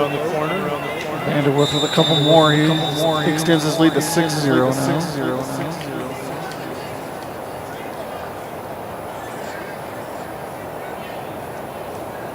4-0. Here is Gosson picked up a 2-point near fall over on the edge of the mat. Going to spiral ride and right out the final 20, or is he looking to set up a tip? Rissy comes to the feet and he tries to throw it over. There's the physicality of Rissy. You saw that earlier in his semi with Robbins. He was prepared physically for today. Now, Rissy's not your typical B wrestler. Everything that Rissy's do is physical, and that's part of the coaching they're receiving from Coach Brent Ireland out there. We had a couple boys come through the program, West End and Sam. They're incredible wrestlers out there for Bennett County. He's passing on that knowledge to these young Rissys, Krolikowskis. So, Jody, do these kids? I'm just thinking of other sports, obviously, football, basketball. As coaches and players, you watch quite a bit of tape even at the high school level. Do these wrestlers do the same? Do they watch themselves or possibly watch opponents that they think they might run into? More times than not, they're looking at themselves, how they went out and performed in certain situations. But a lot of kids will scout kids coming up. They'll come grab this film and take a look at your camera shot here from this mat to see, I shot that single, my head was inside, I shouldn't have it on the outside and come around the corner.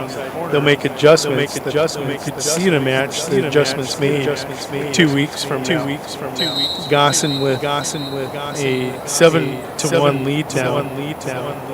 These Rissy kids, you think they're good in wrestling? Watch Bennett County in baseball here in the next few years. Oh my Lord, they're putting together a good young team.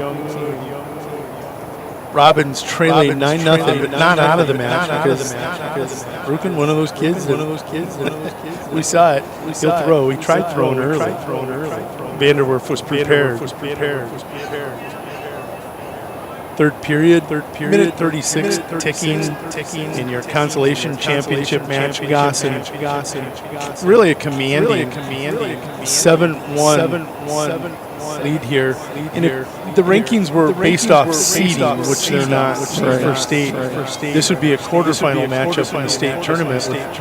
Well, Gosson's not one. He's actually 4. And you've got Maddox at 10. 7-10 would be the matchup in the well, that'd be a first round matchup. Cooper Palmer for Maddox, and Palmer is a beast out of Clark Willow Lake. Really impressed me last week. Vanderwerf with the big lead, attacking, leading 10-2. We go final period in your championship match. Gosson leading 7-2. Rissy's going to try and get physical. He's got to go foot to bat. Take him. If he's going to have a chance, he's got to get a takedown. But ideally, he's looking for something where he can take him down and put Gosson on his back off, whatever he dials up here. Great snap there by Gosson. His setup is the snap. He's going to try scoring off that.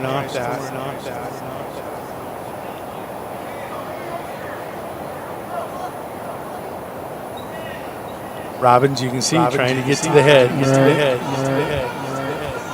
Gonna run out of time though. 10 seconds left. Trailing 10-2, but Rukin going to stall at 29 wins here on the season. Vanderwerf will get to 31, but still pretty impressive for both those young men. Going championship match. This is third period, 55 seconds to go. That's Gosson of Marion Freeman in that maroon and white singlet. Maddox, Rissy, the Bennett County Warriors in that purple and gold singlet. Gosson, a freshman, Rissy, an 8th grader.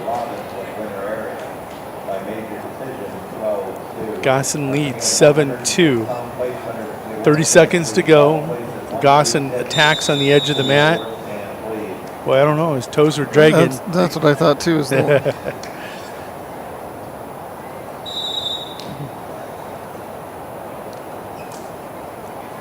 So yeah, as a freshman and 8th grader, these two obviously are going to see each other down the road multiple times in the years to come. Unless they grow different. Rissy will get really big. I like the call. Quick stall against Gosson. He's completely trying to stay out of the throws. With 1 second left, Gosson gonna get the victory and be your 113-pound champion. Congratulations, Brody, Maddox. Great tournament. Great tournament by these two. So let's go ahead and dial up.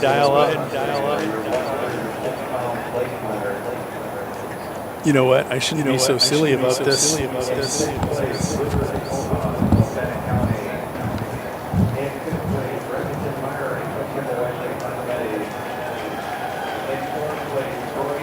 Oh, getting the camera on the camera stand. Around the place winners.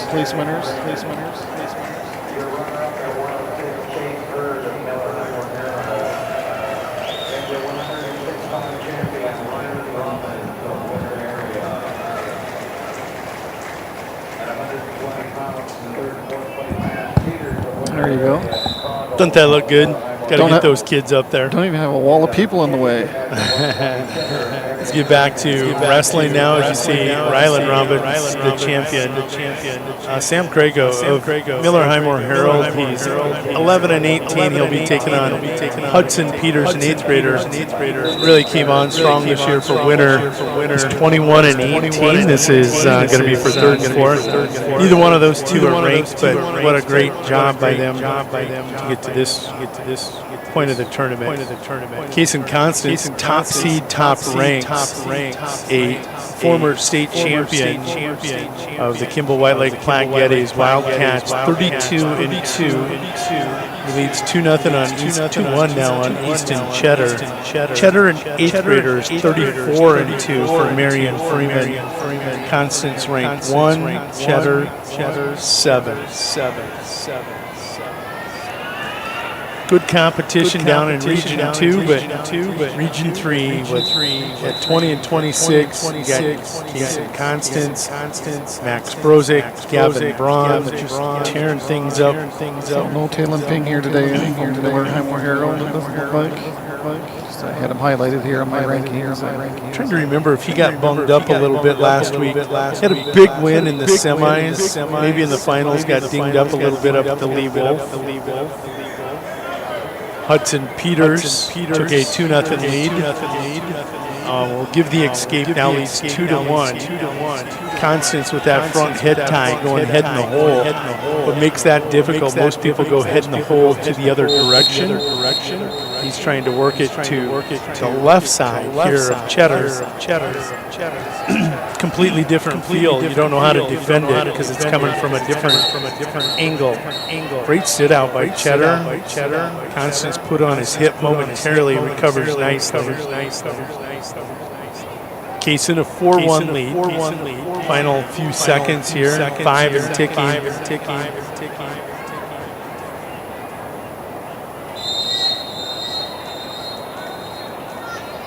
Peters in position for a fall over there on mat 2, consolation match. His brother Trevor was a state champion, 2-time finalist. And Huddy will get the fall. Huddy picks up his 22nd win of the year for the Warriors. Championship match. We'll get this. Kaysen's not going to give us much of a view here. You got to realize this is against a 34 and 2 wrestler. Right.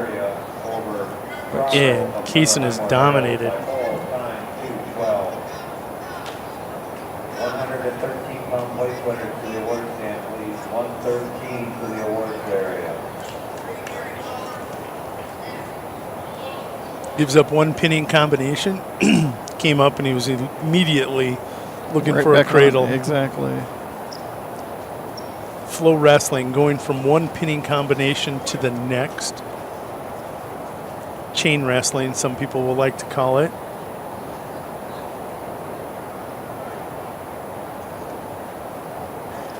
Cheddar doing everything he can to stay on his base and not get broke down, keep that head off the mat. When the head and the hip come down, you're in trouble. The Wildcats good, really, really good.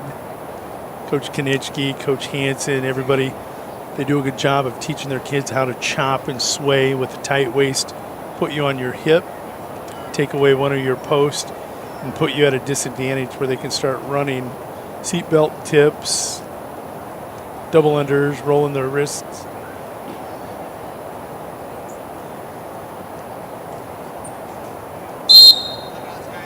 .23 seconds to go here in the second period. Kaysen leads by a score of 9-1.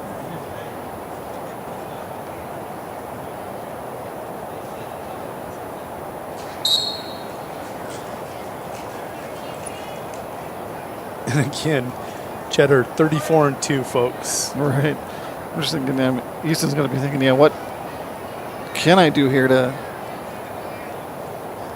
try to get out of this? One of Kaysen's first losses, and he's only got a couple of them, was in the first tournament of the year when he met top-ranked Max Brozik in the finals of the Kimball tournament.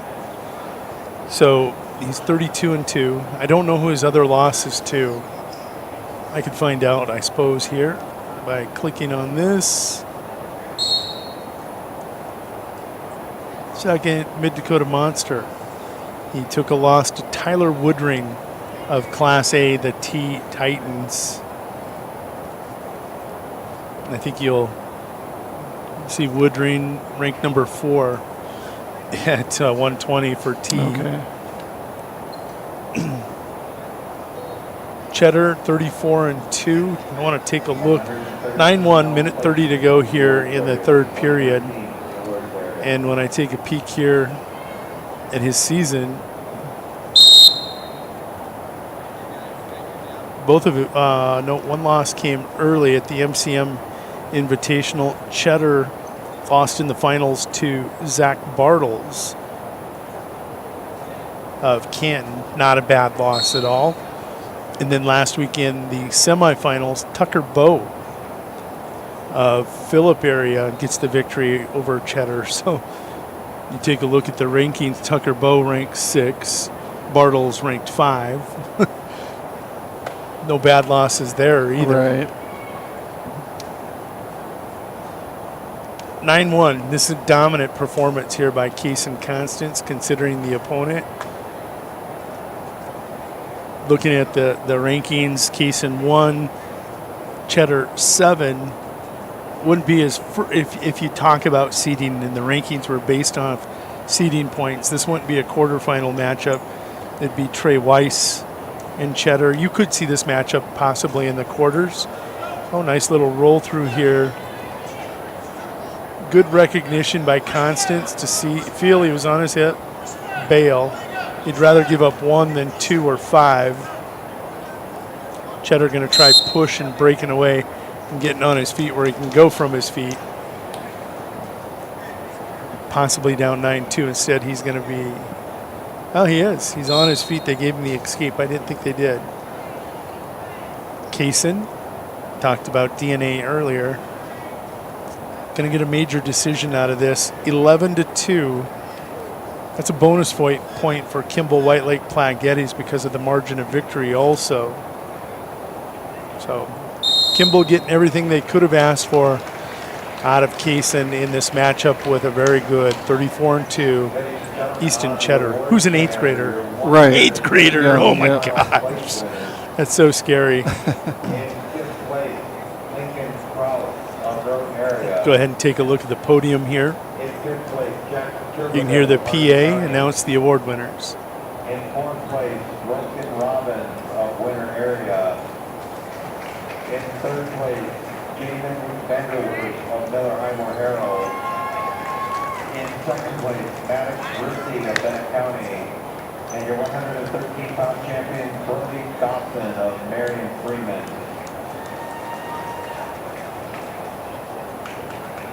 3rd and 4th place match at 126, Witches of Old College and Middle of Bennett County. All right, let's get your matchups. Consolation Championship match. Lyle Knoll, 22-win wrestler for the Bennett County Warriors, a freshman, taking on Wyatt Wenchie's, the senior, 24-11 for the Mobridge Pollock Tigers in the black and orange. He's ranked 4th. Your championship match, Gavin Braun, ranked number 2, 35-2, top seed in this tournament, taking on Jordan Schaefer. Schaefer was up at 38, was at 32, and now he's at 26. And he is a little bulldog. He's going to be physical. I like Schaefer's style. Braun going to be really technical in this match at 35-2. One of his losses to Brose. Schaefer 32-8, but he's going to come out and try to be physical, much like what I talked about the A wrestlers. Jordan just like that. 32-8, 35-2. Wenchie's with the quick first takedown. He leads 2-zip.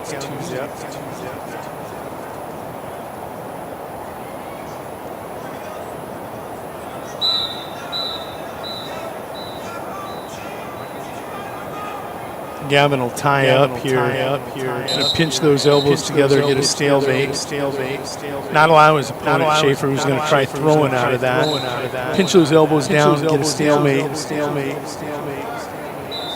Gavin's going to be careful not to come up with arms out, hanging out, allowing Schaefer to step up and under and get those hips in there for a rocket.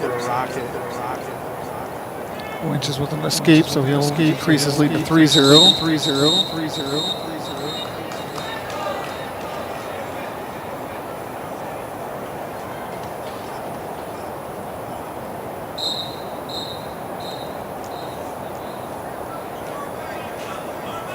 Braun keeps it tacking on that high C to the right leg.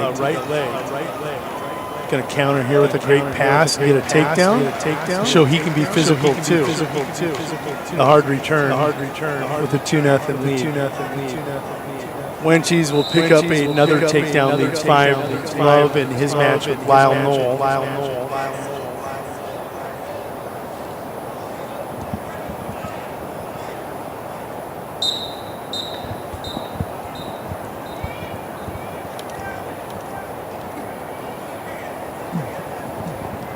Let's check here. Oh, we're getting an echo. And I know where.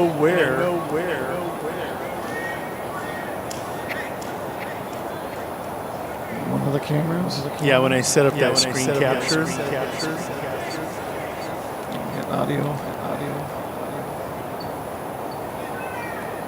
Hey. Sorry about that, folks. Oh, it's still rolling.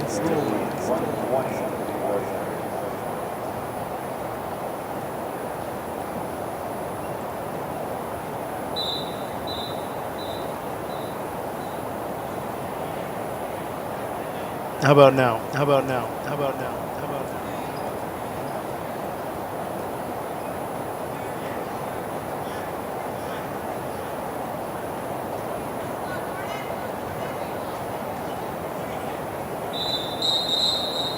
I think I got it fixed. I did. Oh, folks, I'm sorry. I set up this screen capture, the dual screen capture, and I apologize for that. Whoever finally called and let somebody know, thank you.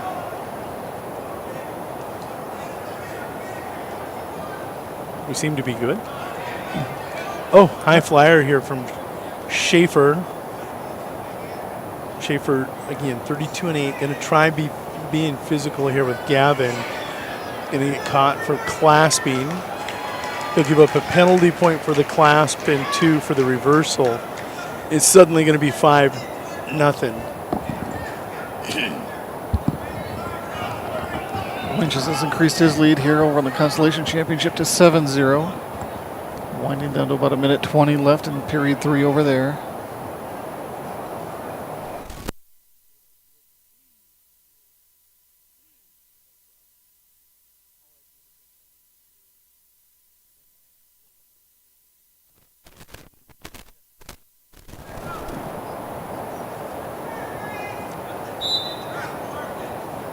Seven 0 in your Consolation Championship match.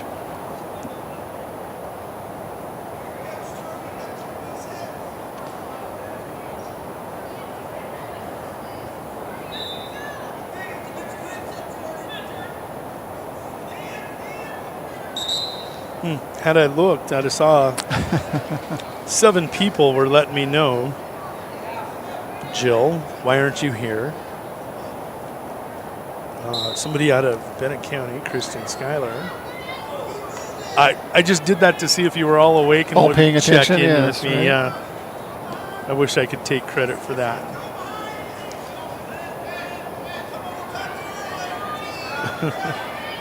Royce Robbins not here at home, maybe.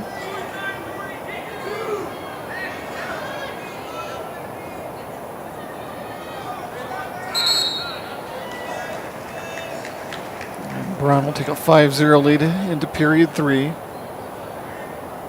Zach Winches will finish his match at 7-0 as well. So a blood timeout on championship match here.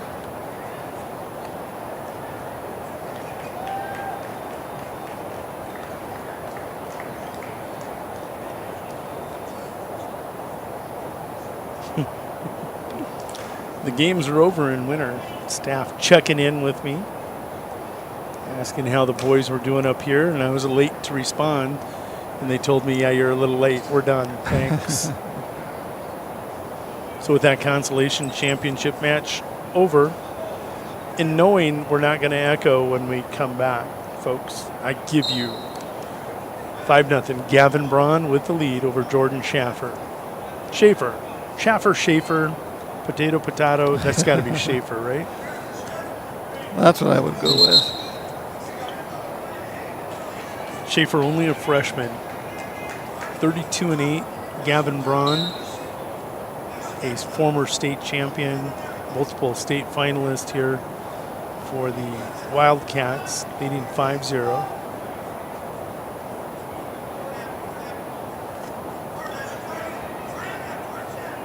Anybody else want to say hi to us? I can turn the echo back on. Brian said the expert was here. If I'd have let him do it, he would have found that right away. See, that's why this amateur keeps things like that just simple and doesn't embed stuff like that. No. Gavin going to have another bleed. Seal is broke.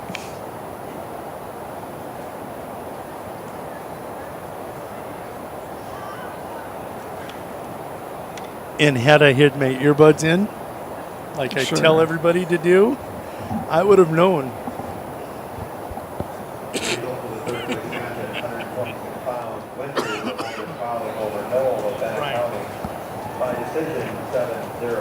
I have a terrible frog in my throat right at the moment. I know.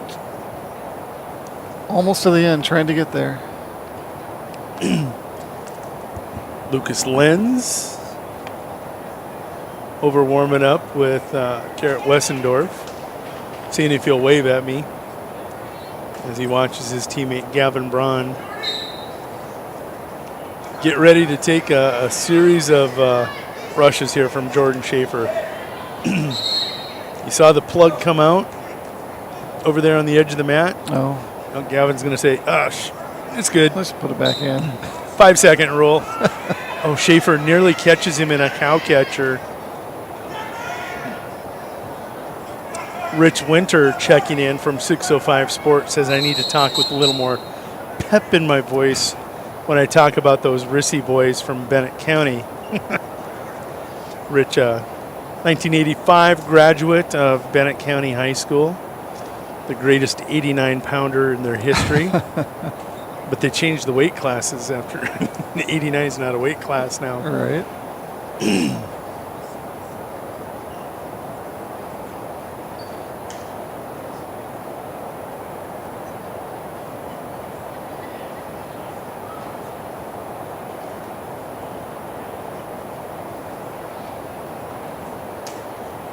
It is a beautiful view of Parkview Gym when we just sit here looking at that camera.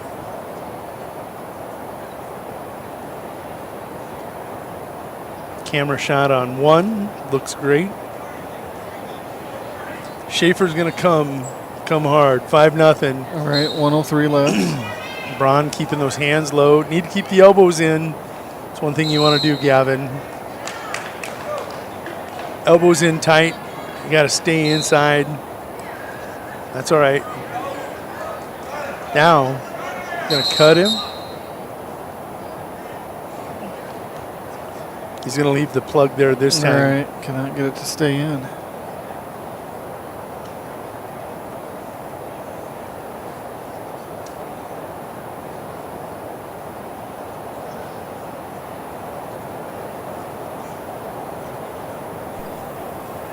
Oh, yeah.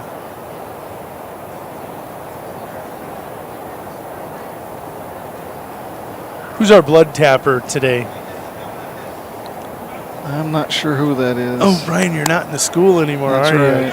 I forget about that. Do not recognize.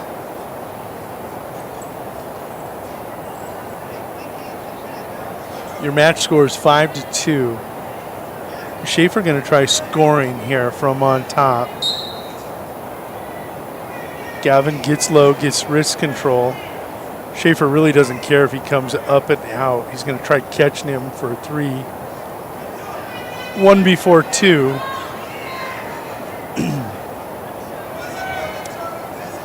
Bad spot here. Gavin got to get those hips and knees up under. Oh. Yeah, this is where Almost. Schaefer's dangerous.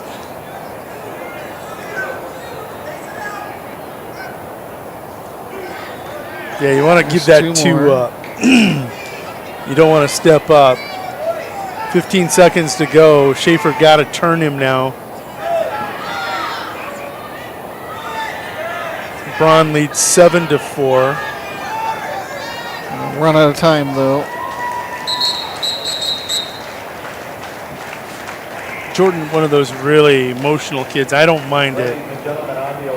He came to win, right, and shocked the state. He's going to be pissed. That's okay.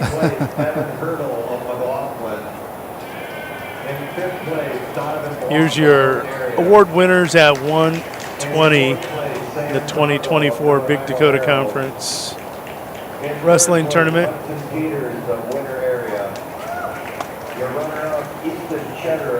Cheddar, 34-3, and he's the runner-up. But it happens to be to Case and Constance, who I think is 35-2.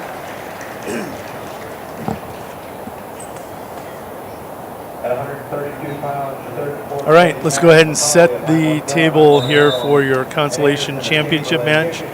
Chamberlain's Devin Anderson, my princess. I've got a baby giraffe and I got a princess here. Carly's showing up. I heard everybody on the winner team scored tonight except Keely, who's nursing a hamstring, and we didn't quite get Tessa in yet. Final score? Yeah, I know. 72-18. Devin Anderson, 24-11, taking on Kaya McCauley, the 8th grader. 32-13, 8th grader.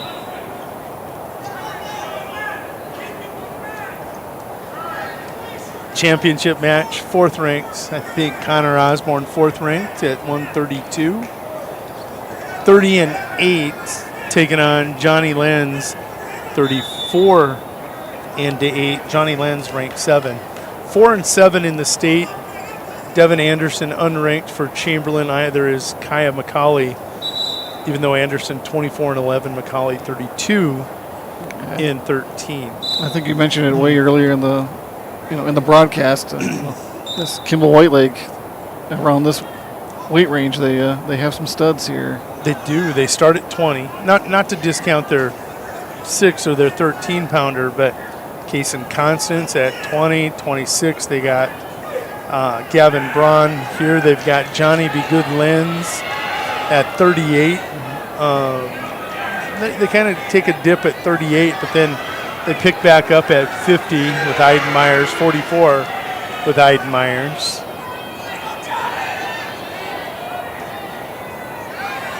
I'm watching Johnny Lenz. He's going to land the headlock here.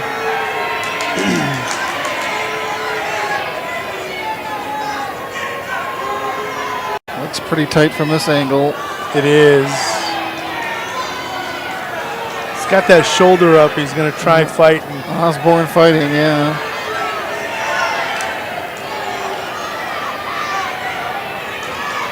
Time. Ooh. What a Ran fight by out of time, Connor. yeah. Had a near fall over on mat 2 as well. I believe that was Anderson picking up 3 more points as he will lead 7-0.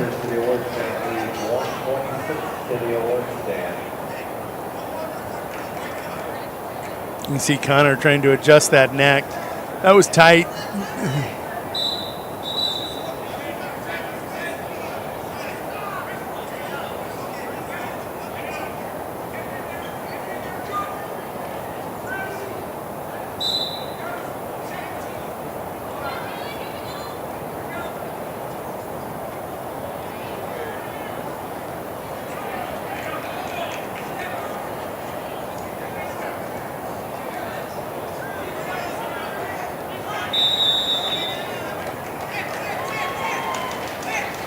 Johnny going to return. He's got those legs split. That's an immediate advantage to him. The leg split, he's taking that left leg away as a post. Makes him easy to turn over that hip. Johnny doing a really nice job right now. Came in with a game plan and has executed well. Devin Anderson still leading 9-0 over McCauley. But this is the Johnny Lenz show.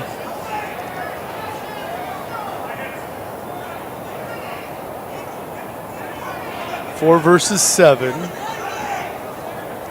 Huge for region seeding.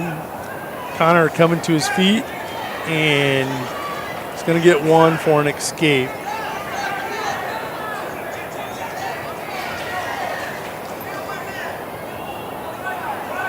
Anderson in full control over there, now leading 13-0 with 1:20 to go.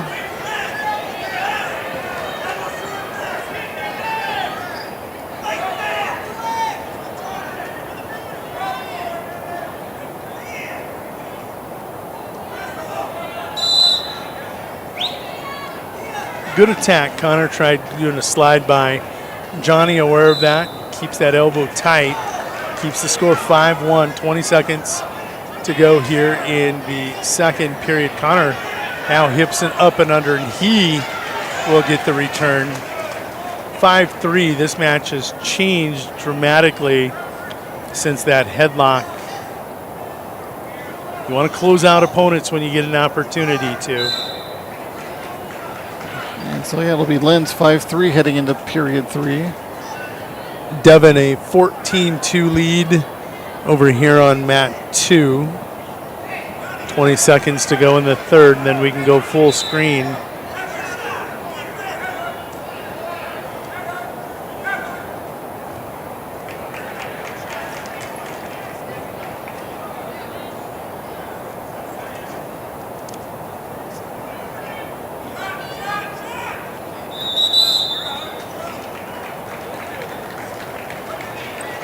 Devin Anderson going to get an 18-2 consolation championship victory. We go full screen for Lenz, who's got the escape in a 6-3 lead.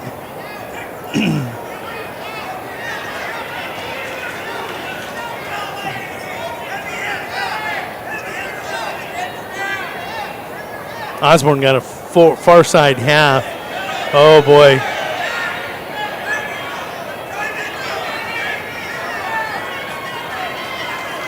Connor still has the far side half, just cranking on that head.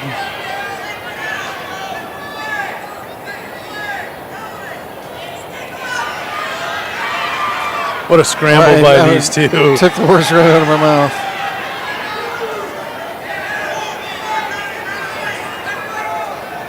.45 seconds to go. Lenz with a 6-3 lead. Right back to that. He's in on the legs, far side half. They're going to stalemate it because we would have sat there and rolled around from far side half to scramble to the far side half. You heard the Kimball White Lake staff. Elbows in, don't give up a throw. Best defense is a good offense. Johnny goes on the attack. In on that knee. Now he's in trouble. there. He's going to walk back up under, and now he's back in control. Johnny going to get the takedown, and he will pick up an 8-3 victory. Number 7 over number 4. What a match. Right, very, very good match. 5-point move in the first period, the difference in that match. Good point. Going to go to the podium, take a look at the 26-pound place winners.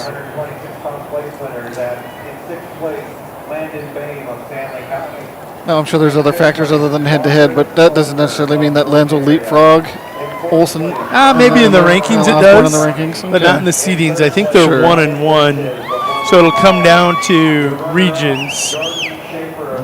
Hey, here's our marquee matchup of the night. Number 1 versus number 3 in the state, Kellen Hurd, defending state champion, 36-1, I believe. Going to take on Carson Keyser, 37-5. Kellen 37-1. Keyser 37-5, ranked 3. In your consolation championship match, that's Stanley County Spencer Sargent, ranked 10th, taking on number 6, Gavin Rissy. Yep, 6-10. Sargent 31-11. Rissy 29-10. Rissy's the only guy. Sorry, Rich. Rissy, the only guy entering these matches without 30 wins on his resume. Sitting there with 29. Come on. Kellen gets to that far ankle, gets behind the knee. So smooth. One thing about Carson, cat quick. Kellen in easily again. Oh, Kellen showing how physical and strong he is. It was a nice takedown as Sargent and Rissy will be scoreless after the first period.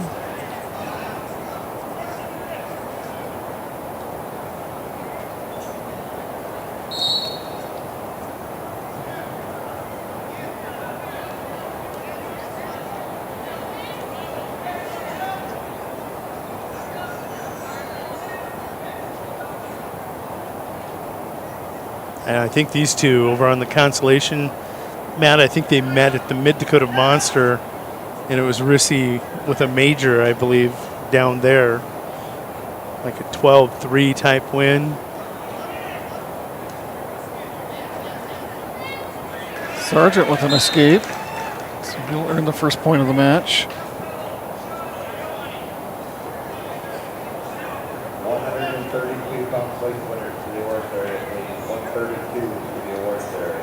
I always talk about winning the whistle. If you're on bottom, are you going to try to explode out of there and surprise your opponent? Or if you're on top, are you going to attack right at the whistle? These two, 1 and 3, sometimes those higher ranked guys take it just a little slower off the whistle to see what their opponent's going to do because they can counter quick. Kellen, big 38-pounder. Looks like maybe Sargent picked up a takedown as well as he'll lead 3-0, it looks like now, in that consolation championship match. Ooh.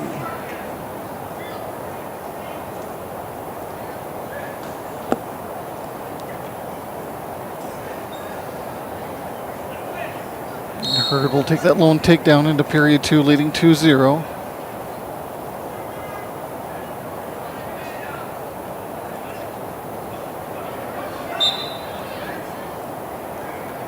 Sargent accumulating some back points now on Rissy. Kellen with an easy out. So 3 more for Sargent. Increases lead now to 6-0 as about 10 seconds remaining in period 2 over on mat 2.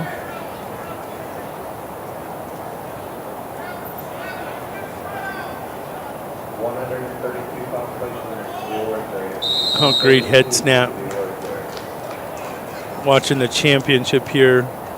Kellen Hurd, folks, is incredible. His performance against Jurgensen, who's ranked number 2 last week at the Lee Wolf. Outstanding. Dominant performance there. And he's not letting off the gas, it doesn't look like. Oh man, he horses over a far side half. Keys are still on the leg.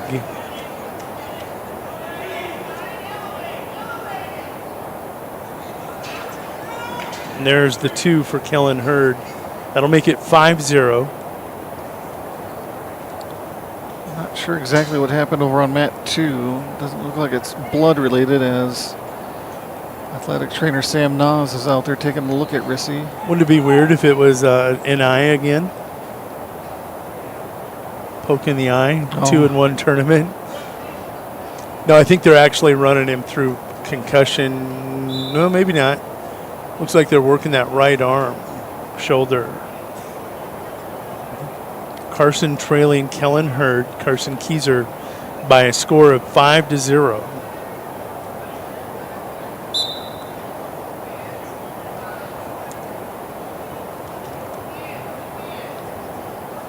Looks like Rissy's okay. He's taking his down position as they get ready to start period 3 over there in mat 2. Final seconds of the second period ticking away. Carson will get one. 5-1. Rissy on the board as well with an escape as gets into the deficit, now trails 6-1.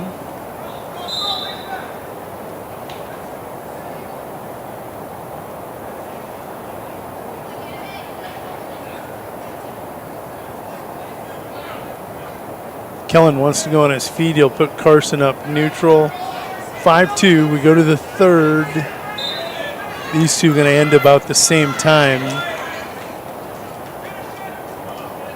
Nice move by Sargent as he gets another takedown, increases his lead to 8-1. Now it looks like it's going to be a blood timeout.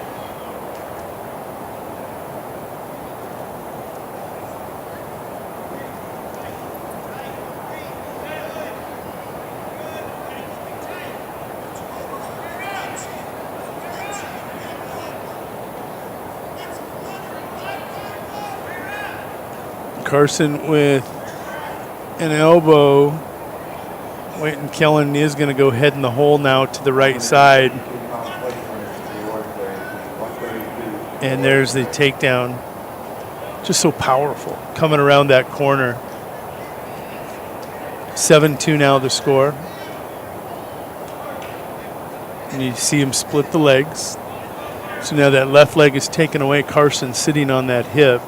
This is really a bad spot if you're Keyser. Kellen with the advantage, going to reach around that far shoulder, pull it under. It's easy to roll when you have that leg split. Carson doing a nice job staying long and defending. They'll stalemate it. Kellen, Class A physical, Class B technical. There you go. That's a good way to put it.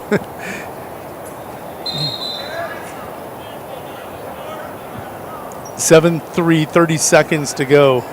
Carson still has an opportunity. You know, down 4, you can go foot to back. But Kellen's so technically sound, this would be tough. And Kellen's still attacking. Head passes, snaps, shucks.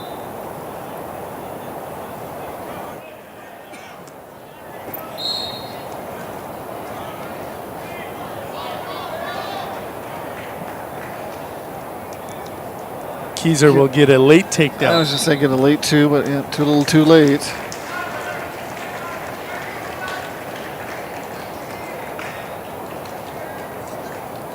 Kellen Hurd, 7-5. Yeah, officially a 7-5 victory. 40 seconds to go, consolation championship match. We'll jump over on that side. Hey, 605 Rich, it's a Rissy on the mat. You get to watch Gavin. Sargent will put that away with another takedown as he increases his lead to 10-2. He's got to be happy with that performance. Again, Region 4 matchup too. You take a look at 38. They're all the 4s. Rissy was going to be the number 1 seed. Wickstrom the number 2, maybe. Sargent now in the mix for the top seed in Region 4 with a victory like this. Wickstrom walking around today, coaching and keeping stats. Got to talk to him and his dad a little bit. That's who we were talking to earlier, Lincoln's father. And that'll be an interesting region. 6 of the 8 kids in that region returning state placers. Figure that out. Wow. Let's go to the podium. Johnny B. Goodlens with that headlock in the first period. Going to be your champion at 138. You can see Connor not happy. And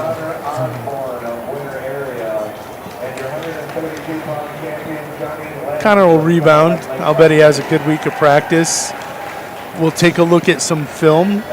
Sure. And see how that possibly could have happened. Let's go split screen. This will be fun. This is 144. Number 3, Aiden Myers. Number 4, Christian Irisman of Groton Area Tigers. Irisman 30-3, Aiden Myers 33-1. Your consolation championship match. Riken Oral 36-12 of winner taking on Bennett County's Tell Groper, who comes into this match with a 23-15 record for Bennett County.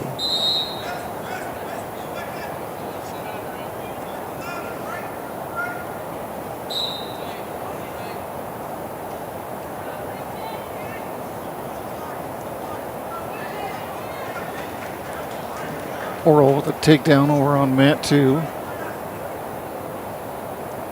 Yeah, I think he's going to get close to 50 wins this year. It's crazy.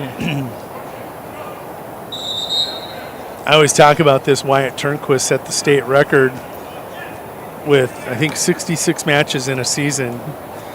And Caleb, my boy, got hurt that year up at the Lee Wolf and didn't wrestle in the Big Dakota Conference Wrestling Tournament. He finished with 64, and had he wrestled, he would have had probably 67, 68 matches, but him and Wyatt putting ridiculous amount of matches, number 1 and 2 all time as far as matches in a season, but paid dividends for both of them. Wyatt got to the podium and got to the top of the podium.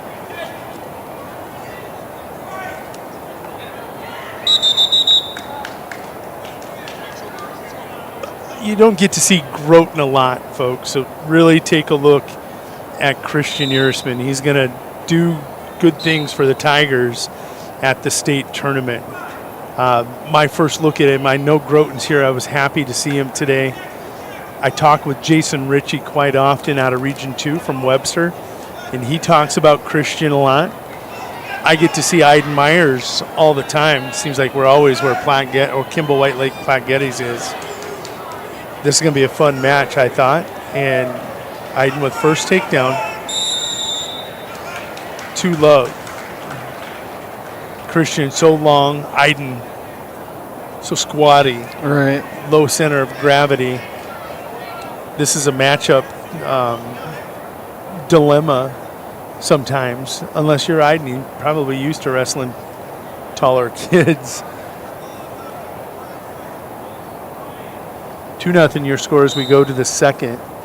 Oral about a minute into that second period with a 3-0 lead at this point.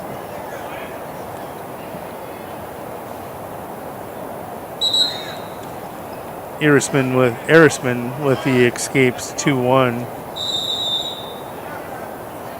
Now, Aiden Myers' only loss on the year was to Miles Renner, the number 2 ranked 44-pounder from Lee Deadwood.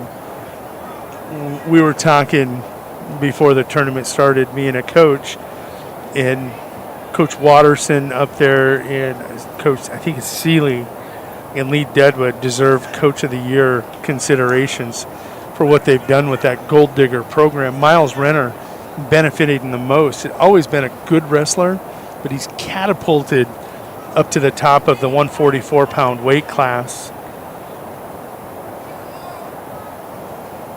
You look at this matchup.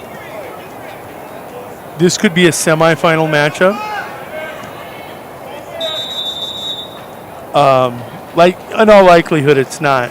Blasius, unless something strange happens, will be the 1 seed. Renner will be the 2 seed at state. It'd be Myers and Renner in a rematch at the Mid-Dakota, possibly in a semi looking ahead.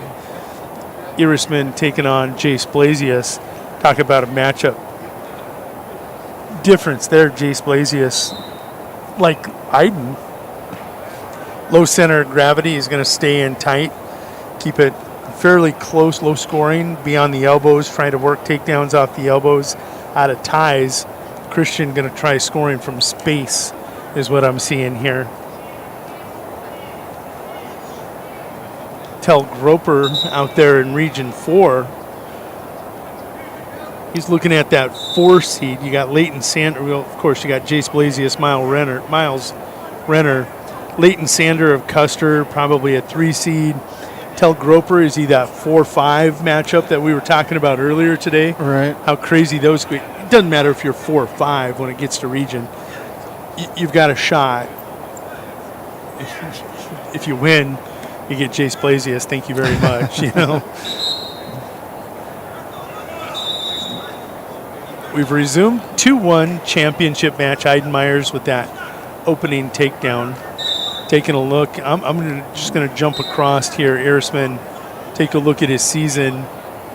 He got beat in the Kingsbury County final by Sam Dreitz of Canby, Minnesota. And then he got beat early in the season, looks like by Asen Rice of Canton. Asen Rice, they said Canton JV. That's funny. Not buying that jive for anything. Asen Rice, not a bad loss. Rankin Oral extending his lead at 11-2 now with just under a minute 30 to go. Rankin taking a look at Region 3 now. Iden Myers going to be the top ranked in Region 3. Teague Foreman, interesting. He didn't wrestle today.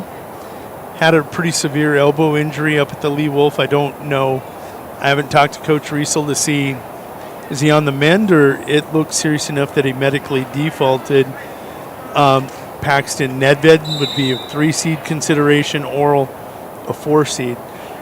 You got, I think, Beersma, Bonholm, Scotland, sitting there as the 5 seed. Him and Oral get Iden Myers in a I mean, that's a sick region. 144 in Region 3. 2-2 as we go to the third. Iden Myers with the advantage, though. All he needs is 1. Then Christian going to have to go on off. Well, don't give up 2, Christian. You'll make this really easy. Or more. Oh, I love it.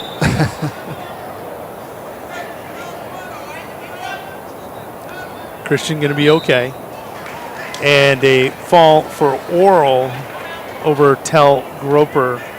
So Rankin Oral goes to 37-12 on his 49 matches on the year. He's won 75% of his matches. Ooh.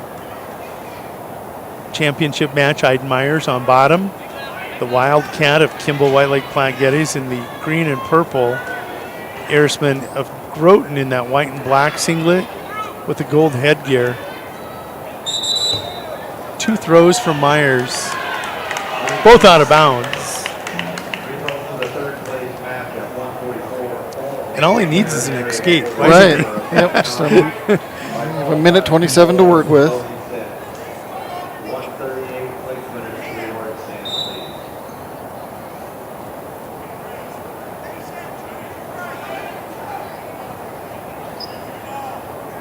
Christian rolling a wrist under. Heavy forward pressure. Got to be careful. You don't want those hands to touch. That becomes a full Nelson if he lets go of the wrist. Okay. Don't want to give up a point that way. Out comes a plug. We'll see if we have a... I love all the action being in your living room.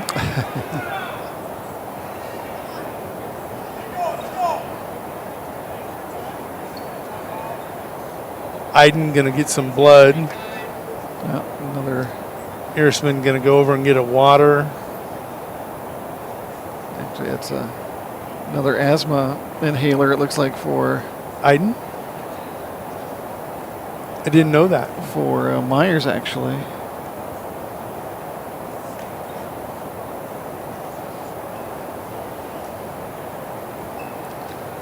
I don't know if they leave it there, but I see a plug on the inner circle laying there too. I don't know if that needs to be cleaned up or... Absolutely does.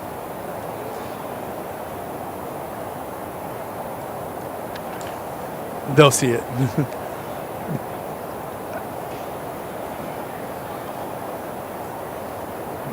I think Ershman just pointed it out too, I think.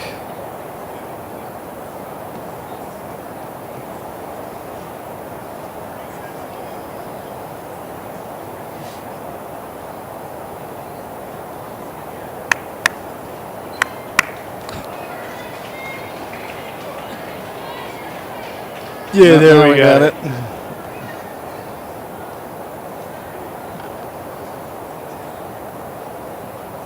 Ersman covers, slow whistle for both wrestlers. Ooh, that was a big throw.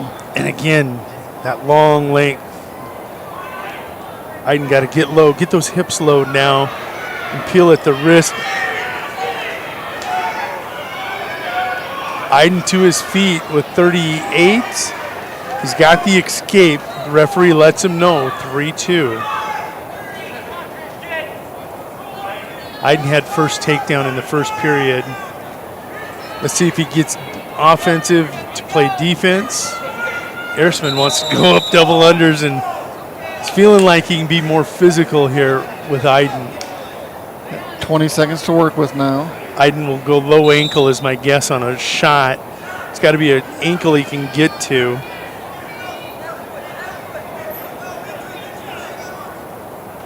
Don't want to leave those arms out, because then underhook there. Oh my goodness. Ersman trying to force it over and loses.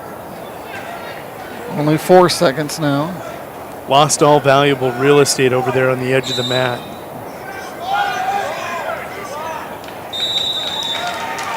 Great match. Good match, absolutely. You're going to see Ersman fall to 30-4. Iden Myers 34-1 on this season. We're going to go back. Split view after we take a look at the podium. Take a look at that kid on the podium, folks. Kellen Hurd. He is an absolute beast at 38. Taking a look at the Dynamite Dozen. He's sitting as far as top 12 in the state. They project him as the 9th best wrestler in South Dakota. I would question that. I think I could place him a lot higher.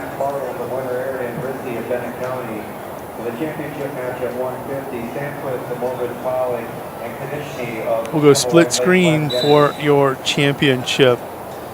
Jordan Rissy here at 150, the sophomore, 16-15, taking on Gus Bartles of Winter, 23-17. Keep an eye on this championship match. Mark Sandquist, the #1 seed, 14-5, unranked. I don't think at 50. No, I didn't see it. But Carter Kanichke back. He was a 30-some win wrestler last year as a 7th grader. Piled on 29 so far. He's ranked 8th for the Wildcats. This young man, Justin Blasius, tipped me off to him a year ago. Been watching him since, and he is good. Speaking of good, Gus Bartles trying to pick up his 24th win in this year. He's part of a low Region 3, sitting at that 5 seed, him and Kanichke. Bartles gets the fall. No. Actually, no, we ran out of time, so.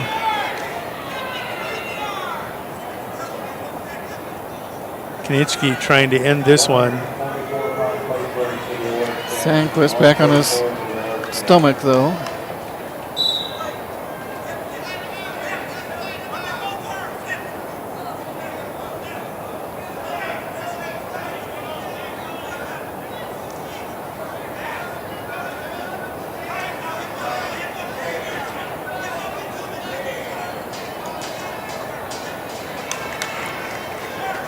Sandquist able to get out, get a reversal. Cuts the deficit to 5-2.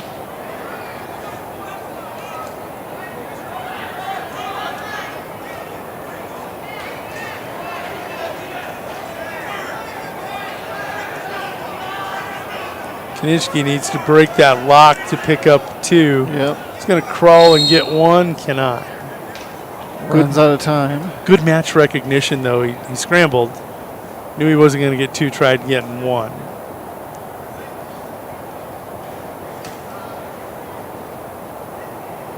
Gus Bartles, 7-0. 5-2, Kanichki.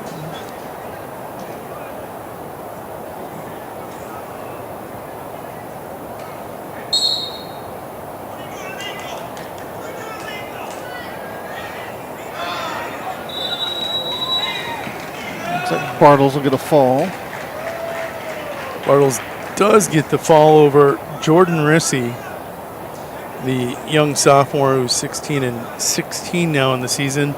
Bartles goes to 24-17. We will jump to championship match. I'll give you a full screen view of Sandquist and Kanichki.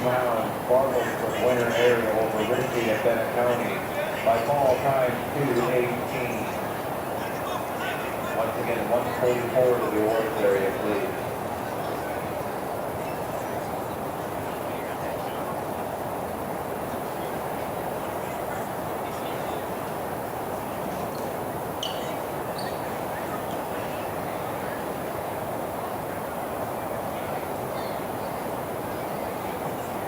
Scoreless second period so far, still 5-2 in favor of Kanichki. Sandquist gave himself a chance. He could have been pinned, much like Connor Osborne. Didn't work out for Osborne, may not for Sandquist, but I like these kids that don't quit wrestling. You heard that with the clasping hands. Point, yep. It's a free move. He wanted more points out of it. Coach Hansen screaming, score out of this. This is free. 6-2, 34 seconds to go for second period. It's too easy coming up like that.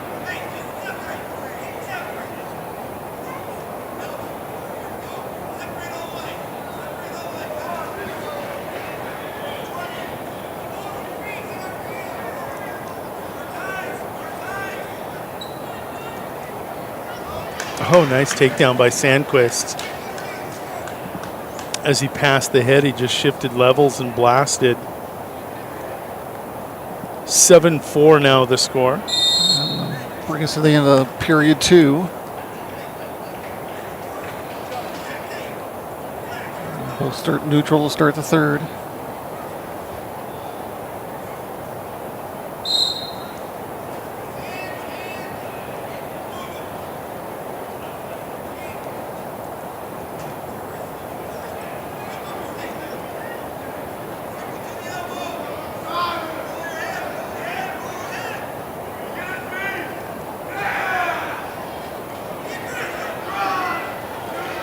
Kanichki will turn that into another takedown.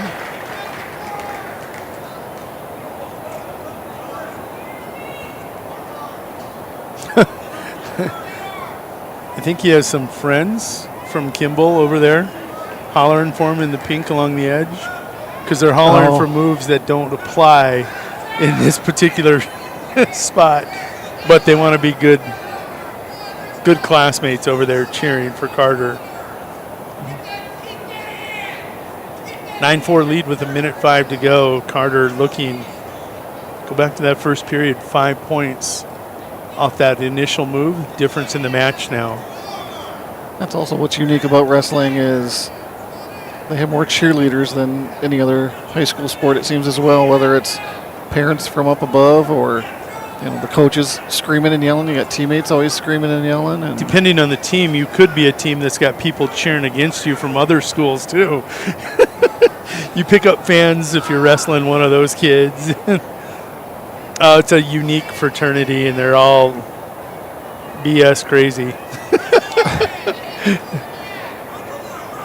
But we love each other at the end of the day. Right. Sandquist with a chance. 16 to go. Your score is 9-5. 10 seconds. Oh, I think Sandquist tank's empty here. He's trying to get Carter to go in. He's trying to. He was going to try hitting a spladle. Couldn't bait him into it.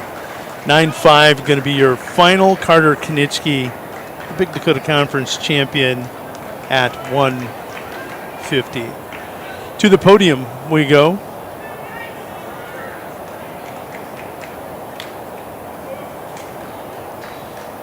Ladies and gentlemen, on the award center, your 144-pound plate winners. In 6th place, James Brome of Harding County. In 5th place, Cody Provost of Dakota. Don't moms know they're in the way? Trust us, moms. We know you're way more important than we are. We can catch the tops of the kids. That's all that matters. And your 144-pound champion, Isaac Myers of Kimball White Lake Flat Jetty. Your 144-pound place finishers. And we go to the consolation championship match. Winner area is Brevin Bolander, a junior, 17 and 18. Going to take on Hayden Rogo, ranked 9th from the Stanley County Buffaloes, the junior, 20 and 6. Your championship match, 8th ranked Bryce Ryer of the Chamberlain Cubs, 22 and 6, taking on Ryder Rowland of Miller Highmore Herald in that white singlet. The Bandit comes in with a record of 31 and 11 his senior year. Rowland, what's he ranked at? Number 7 in B. 7 in the B, 8 in the A. We get to compare my pregame. Right, exactly. The description of technical styles versus between classes, right? Rogo with a takedown, it looks like, over on mat 2.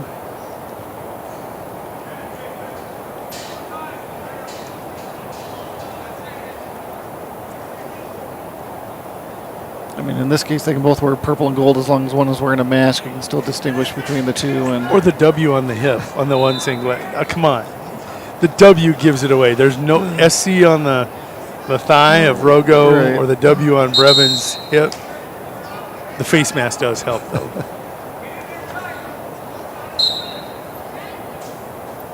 See, Chamberlain has that baby grizzly, The new that cub logo, grizzly on right. their back. I love those singlets. Love what they're doing with the different the programs over there. Got the red beady eyes. I didn't see the beady eyes. That's beautiful. That bear was up late last night. He's got red eye.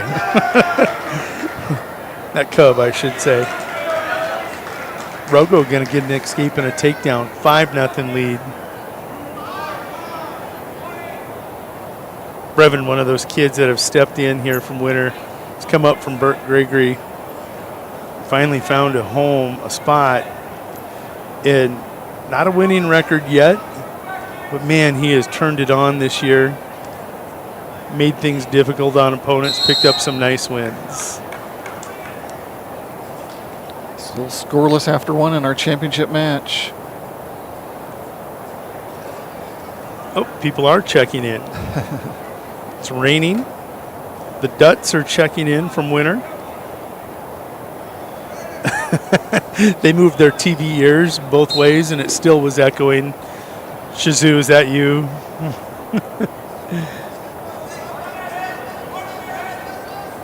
And then taking a look.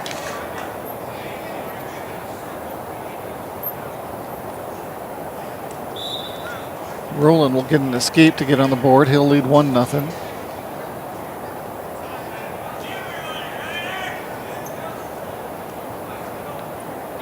Rogo still with that 5-0 lead with 35 seconds to go in period 2.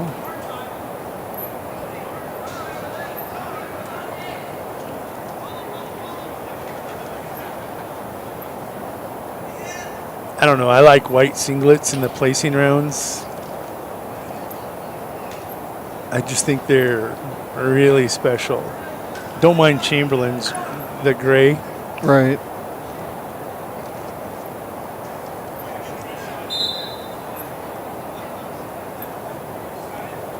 Oh, nice technical move.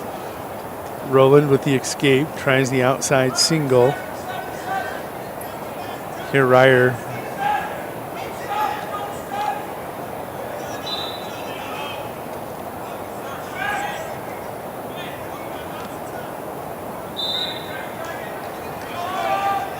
I have a feeling Jason Ritchie's out there watching this match. Jason, go ahead and text me your commentary from Webster.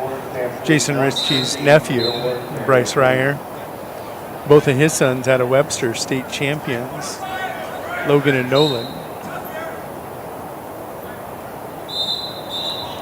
Oop. Rago takes that 5-0 lead into period 3.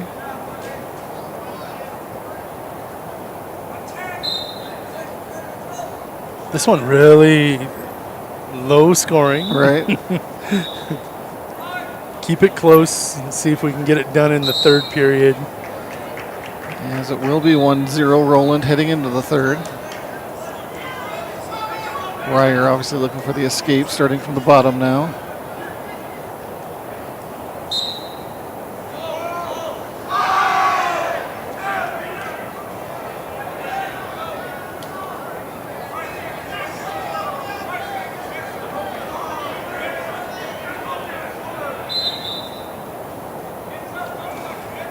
Those are Stanley County kids over there in the pink. They're cheering for Rogo now. Or are they just fans that are here? And is it the basketball team? I don't recognize any of them, so now they're getting shushed away. It's definitely not the basketball team.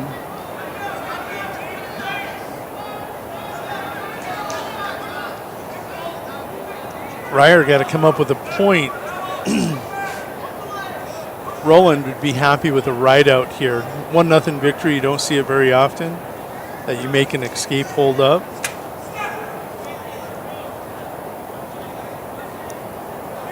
Ryer's got a minute to work with now.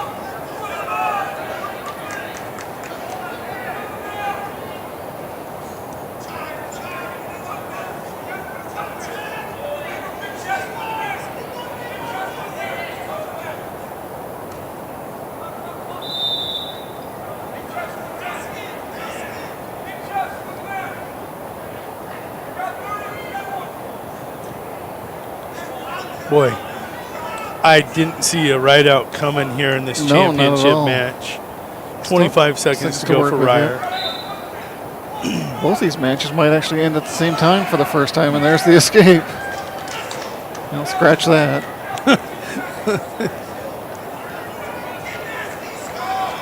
Get nasty score, says Coach Riesel. And he does with 5 seconds to go. Technical. Out on those toes, spinning. Spin drill will give Ryder Rowland a 3-1 victory. Big Dakota Conference Championship in his 32nd victory of the year. Rogo will finish third, winning 7-0. We'll go to the podium and then come back. Folks, these are your 150-pound place winners.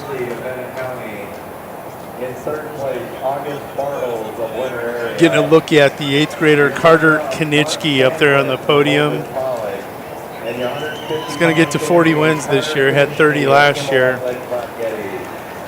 Nice little run. At 165 pounds, the third and fourth place match, Benedict, the winner and Bloom of Chamberlain championship matches. All right, let's get to your championship matches.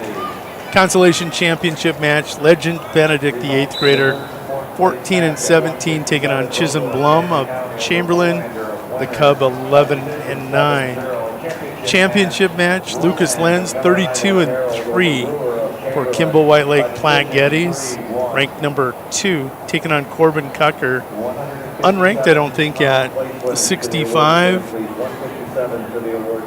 from Groton area, but he's 18 and 5 on the year. He's won 72% of his matches. Pretty percentage until you run into a guy ranked 2, Right. who's won 96% of his matches. What do you think of the two-piece singlet of Lucas Lenz?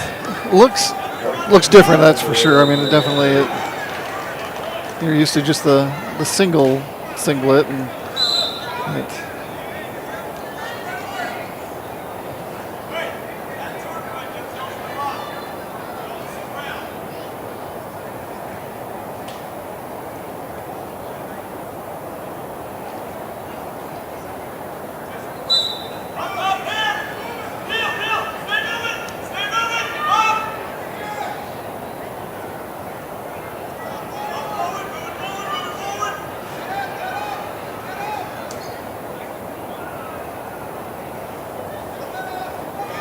Legend Benedict with a 2-0 lead in that consolation championship match. Lucas here, a 2-0 lead.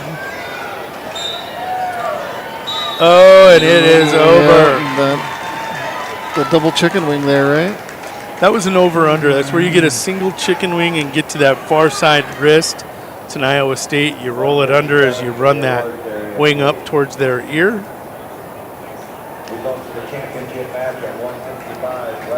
And we can go consolation championship match as Lucas Lenz goes to 33-3 on the year. Legend Benedict of winner, the 8th grader at 165. Big young wrestler taking on Chisholm Blum. Chisholm, a sophomore, did I say? From Chisholm, a freshman also. Or a freshman. So a freshman and an 8th grader out there tearing it up.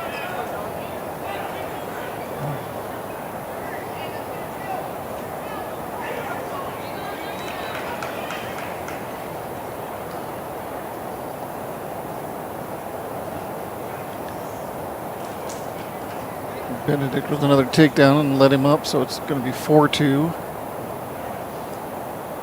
45 seconds to go in the second.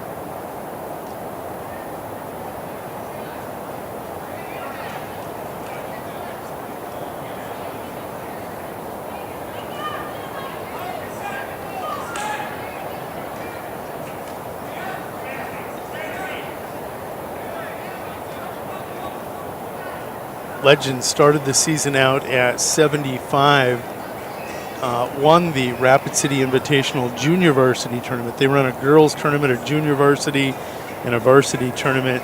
The brackets for their junior varsity tournaments tend to have about 32 in them. Wow. He came through that and won it, cut to 65, and found a spot in the lineup as kids were dropping weight in their plans. Good experience for the young 8th grader. I talked about Wyatt Turnquist wrestling 66 matches that season. This is his half-brother, Legend Benedict. And Wyatt, All-American up at Northern State. Doesn't get back in the summer. I'll bet Legend wished he would a little more than just a visit here or there, because I'm sure there's a lot that could be learned from Wyatt. Wyatt, I think, ranked number 2, maybe as high as number 1 in the NAIA for the Wolves this year. Had a hard spell, but sounds like he's healthy and is rebounding and wrestling well, as is Legend here in this match. 6-2 your score, minute 30 to go exactly here in the third period.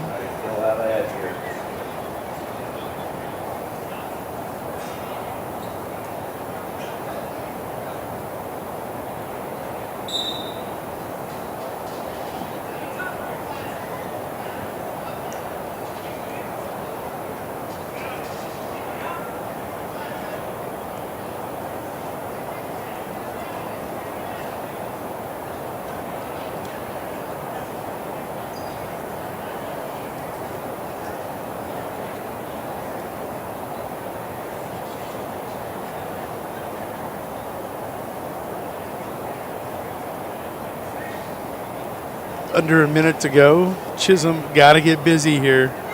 Legend just going to sit there and ride this one out. Chisholm working a 2-on-1. Looked like Legend might drop into a Peterson roll.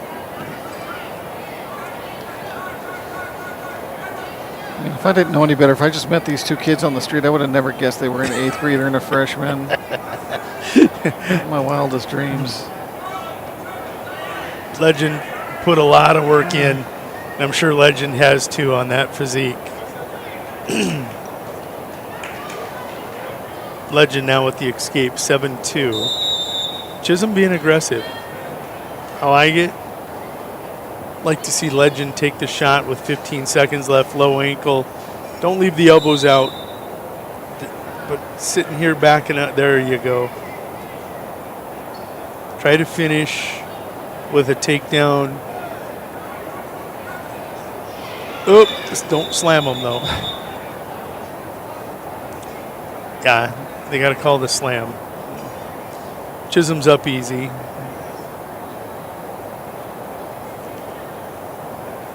Yeah, it could have been worse. He did let him down. Probably a little more. Wasn't. I would have called the slam. Could have been worse. Yeah, I would have called the slam and put them back on their feet. But Coach Donovan, I think, thought that also. Let's go to the podium for the 65 or 57-pound placers. Stand up on the award stand, please. On the award stand, your 157-pound place winners. In 6th place, Kenyon Kuiper of Kimball White Lake Flat Gettys. In 5th place, Charles Golubowski of Bennett County. In 4th place, Brevin Bolander of Winter Area. In 3rd place, Hayden Rollo of Stanley County. In 2nd place, Bryce Ryer of Chamberlain. And your 157-pound champion, Ryder Rowland of Miller Highmore Arrow. At 175 pounds in the 3rd and 4th place match, Rose of Chamberlain and Westendorf. They're wasting no time. They're off and running. Consolation championship match. Garrett Westendorf, 17-17. For Kimball White Lake Platte Gettys, taking on Dusty Rose, 17-12 junior. Championship match, 6th ranked Kellen Brozick, 25-12, taking on Jarek Thompson, junior from Lakota Tech, 12-8. Thompson, the 3 seed, gets by Dusty Rose in the semifinal. Wessendorf and Rose. When I first saw the seedings, I thought, oh boy, 1-4, probably the championship match.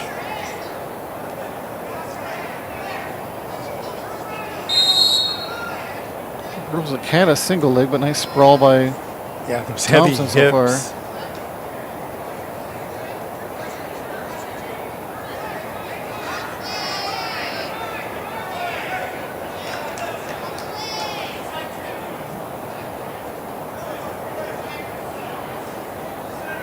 Scoreless after 1 over on the Consolation Championship match. Brozick with 4 attacks on the legs and not able to finish. Make it 5.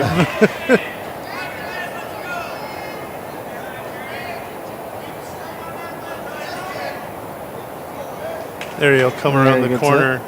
Head on the outside always makes a difference. 2-0.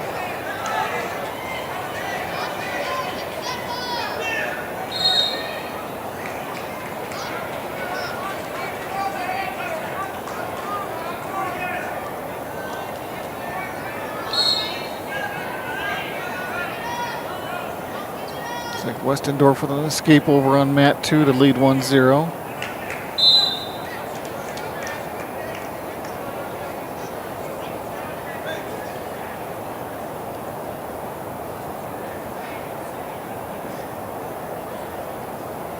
Thompson with choices choosing up.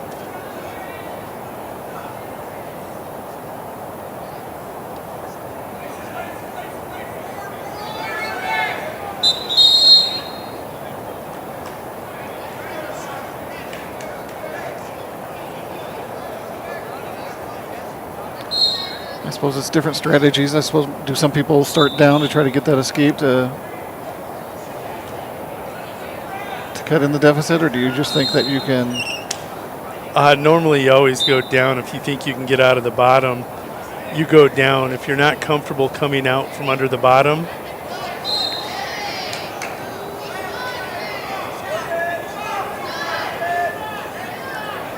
Spladle attempt there by Thompson. Kellen gonna come around and Butcher. Sorry.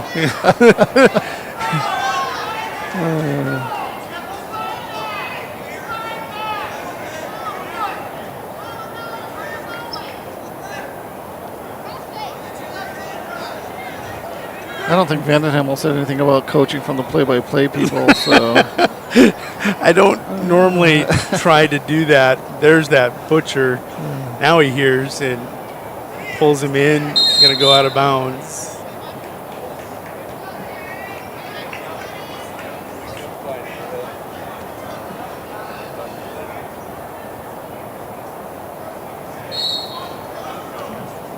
But back to your point, you normally go underneath if you think you can get an escape. If you don't think you can get an escape, you go on top and you try to pin your opponent.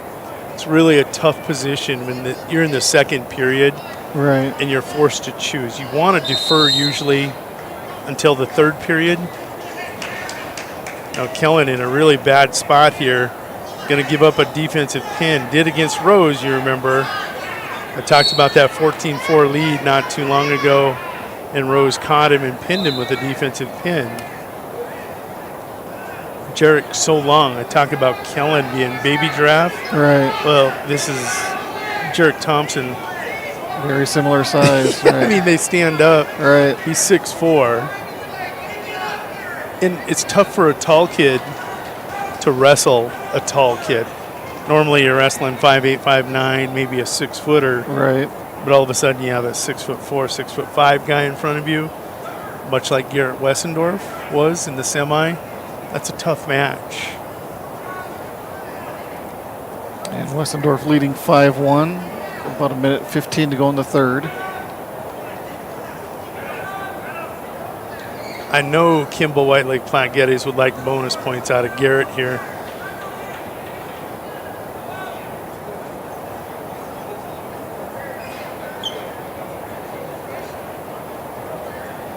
Dusty Rose, a first-year wrestler, was a basketball player last year, a junior.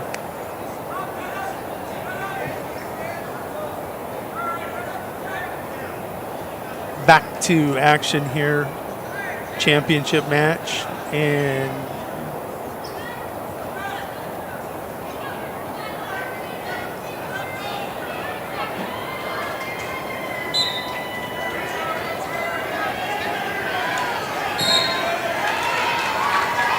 Westendorf with a fall. Oh boy, killing it in a lot of trouble here.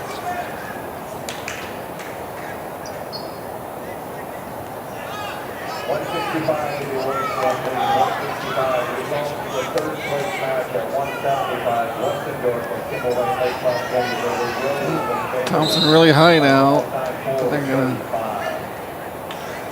That's gonna end period 2. Rosick with a 4-2 lead.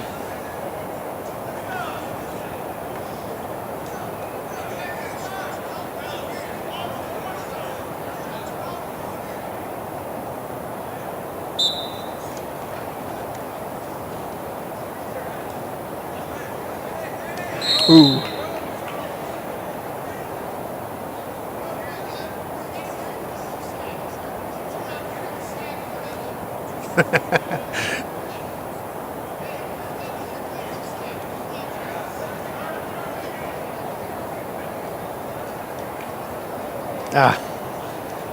Kellen got some blood in the braces. Oh. Not braces, but he wears Invisalign and his gums get tender.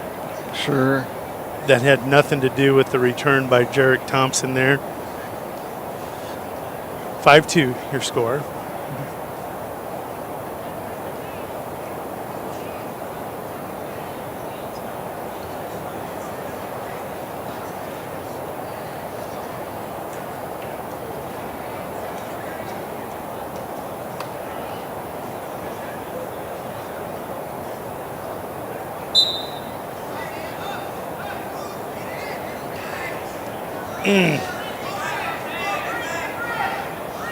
Cradle slapped in there. Yeah, That is that's it. tight by Thompson.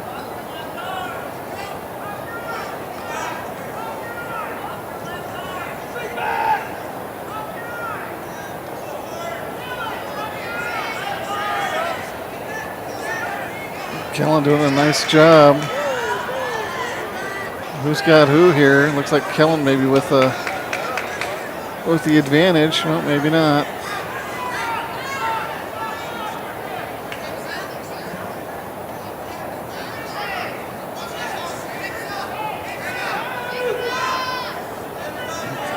Jarek on his hip.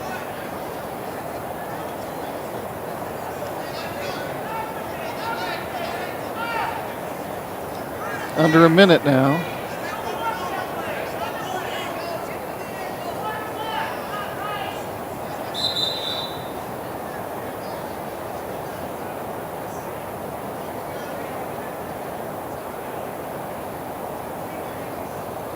Another blood stoppage, do we?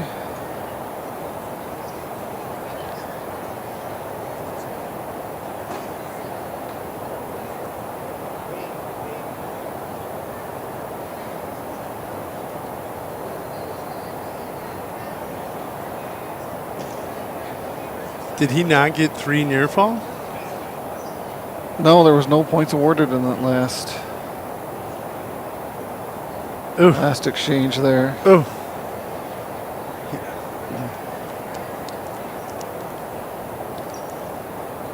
47 seconds remain.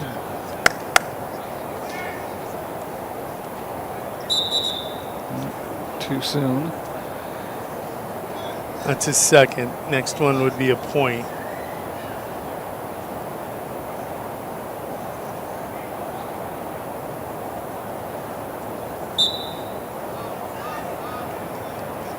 Watch the cradle again. Hips down. Nice escape there. And 2 for the reversal.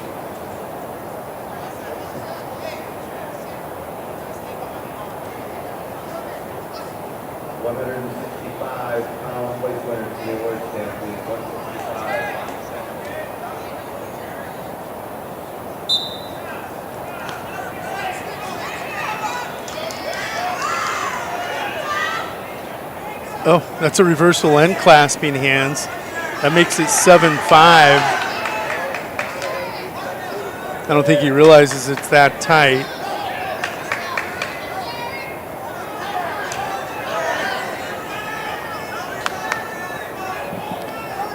Trying to turn him, but running out of time. And there's the final whistle. Ladies and gentlemen, on the award stand, your 165-pound place winner. Brozick with a 7-5 victory. In 6th place, Bryson Hurst of Sully Gators. In 5th place, Kayla Starchet of Miller Highmore Herald. In 4th place, Chisholm Baum of Chamberlain. In 3rd place, Legend Benedict of Winter Area. In 2nd place, Corbin Tucker of Groton Area. And your 165-pound champion, Lucas Wentz of Timberline Lake Flat Jetty. 190 pounds, 3rd, 4th place match, Harold of Miller Highmore Herald and Curtis of Winter Area. Championship match at 190, Fox of Dakota Tech and Burma of Sunshine Bible Academy. Results of the championship match at They're already rolling in your consolation championship match. That is Mason Curtis of Winter, 26 and 20, taking on Colby Harrell, the senior out of Miller Highmore Herald, who's 20 and 16. Championship match, Colton Fox of Dakota Tech. Talk about teammates in pairs. Oh yeah, Jarek Thompson and now Colton Fox, 22 and 7. He's going to get first takedown. His opponent, Jimmy Burma of Sunshine Bible Academy, the junior, 14 and 9. We talked how 190 was going to be wide open because there is no ranked wrestlers at 190 here.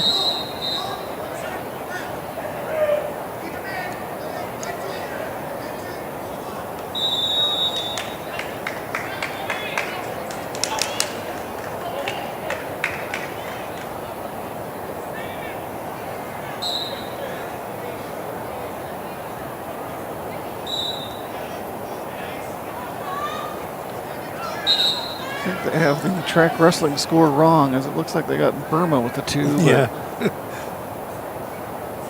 It was Fox with the takedown. That'd be Brad Stover messing that up, just so everybody knows. Brad's never wrong, is he?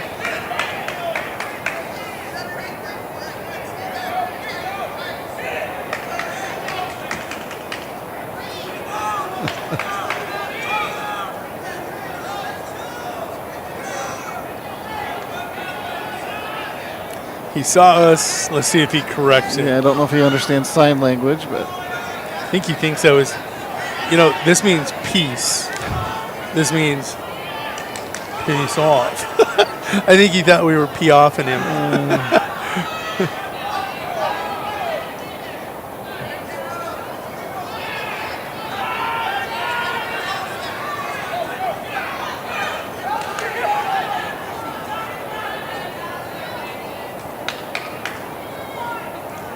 scoreless over there in the third place match as well.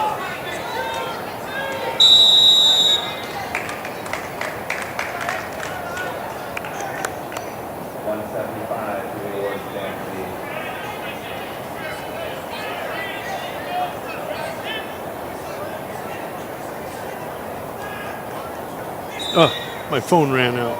Oh, yeah? Pull it up, and it goes dead. Darn it. That's all right. We're close to the end of the night. 3 weight classes to go. Scoreless between Harrell and Curtis.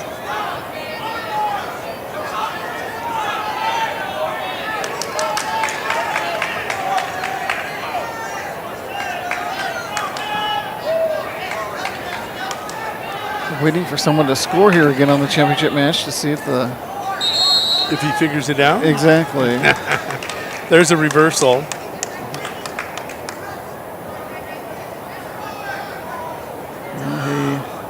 I think he realized. He just looked down.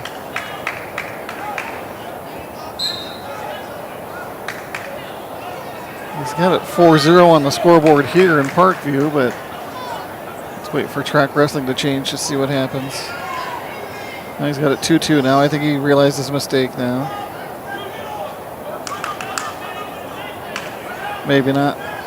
I think he's fixed it. It just takes a second to get there. To refresh it, there it is. We caught your mistake long ago there, Mr. Stover.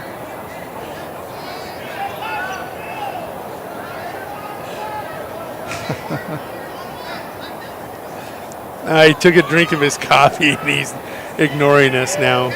Colton Fox looking to go 23-7. Curtis gives up the escape, trying to get a takedown here on Harrell. In deep. Got to back trip it. You got to elevate, get that ankle on a shelf.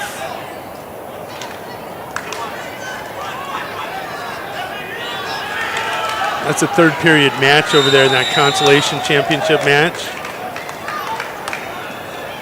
And there, Curtis is going to get the takedown. Burma looking for an escape towards the end of period 2, just ran out of time, so he will trail 4-0 heading into period 3.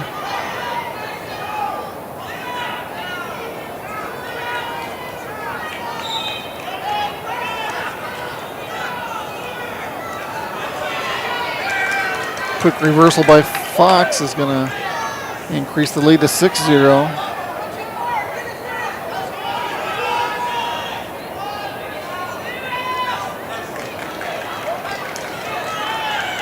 You asked for scoring, you're getting scoring now. Burma now with a reversal to get points on the board. He's got a minute 30, still trails by 4. Nathan Curtis going to get a victory at 190. Harrell ranked number 11, and that's a big region victory.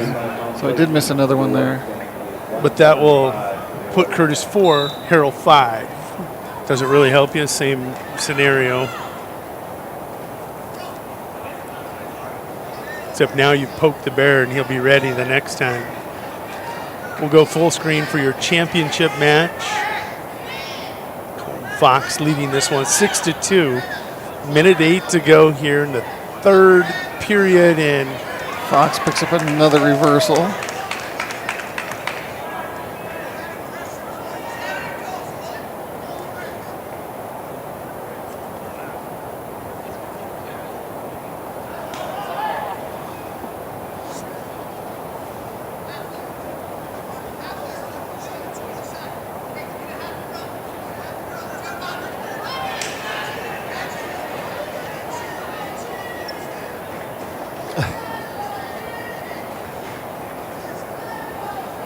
The interaction between the two coaches there, I don't know if you were catching that or not, but pretty entertaining as well.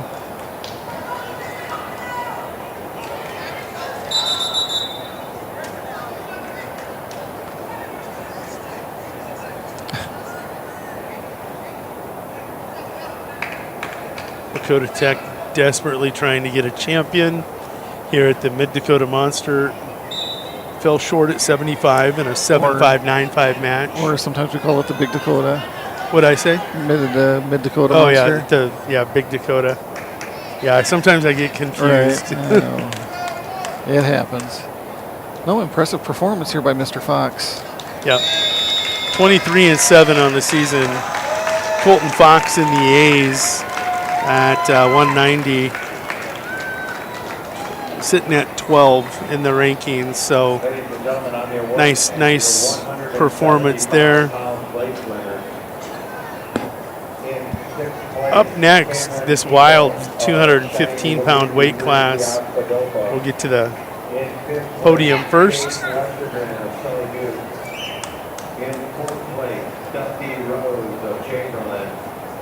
In third place, Garrett Westendorf of Kimball White Lake Flat.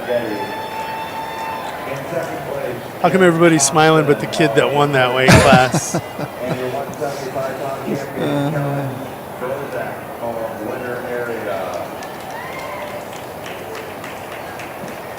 At 215 pounds in the third and fourth place, Matt Walker of Stanley County, Ziegler of Mulder's Folly. Championship match at 215, Mathis of Winter area. That happens.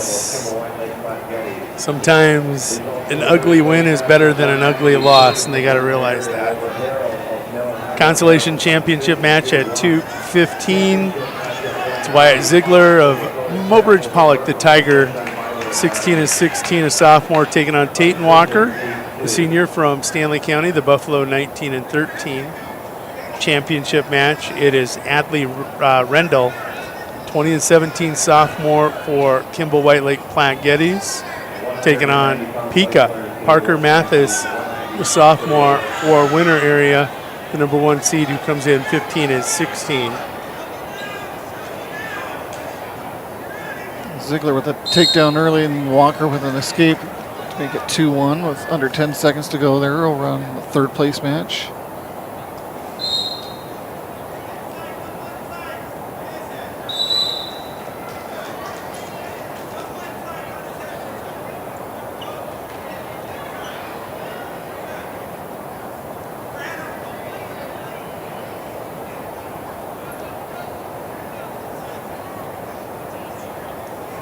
Been some really good finals matches. There has been, yeah.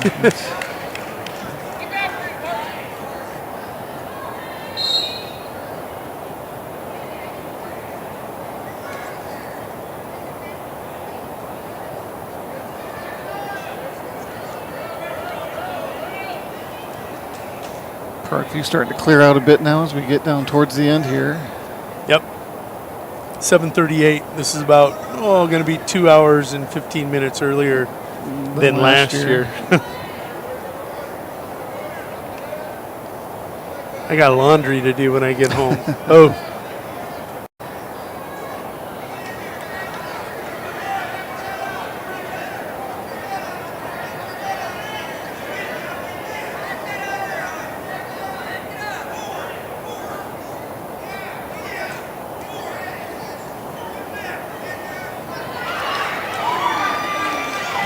Pica will get first takedown right before the end of the first period. He'll take a 2-0 lead. So Walker's going to get 2 as well. That's going to be tied up at 3 apiece with under a minute to go in period 2. How's he sit in that region out there in 4? You got Rickenbaugh, you got Fitch, you got Severin. That 4 seed wide open. And they take 4 to state, so right. Walker in the mix. Look at Region 3, you're looking at Holden Havlick back. His only loss is to the number 1 ranked kid out of North Dakota. Sassaman out of Bonhomme Avon. Region 3 wide open. Pica and Rendell competing for maybe the 3rd and 4th spot, or maybe just the 4th. I don't know. Pica looking for a fall, though. Nice roll through, though.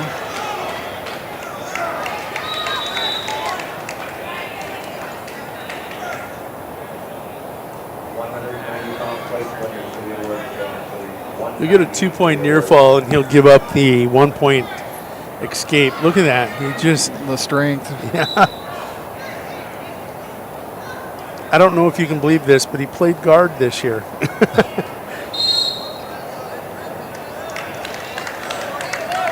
Low center of gravity. He gets on you. He's got a lot of power in those hips.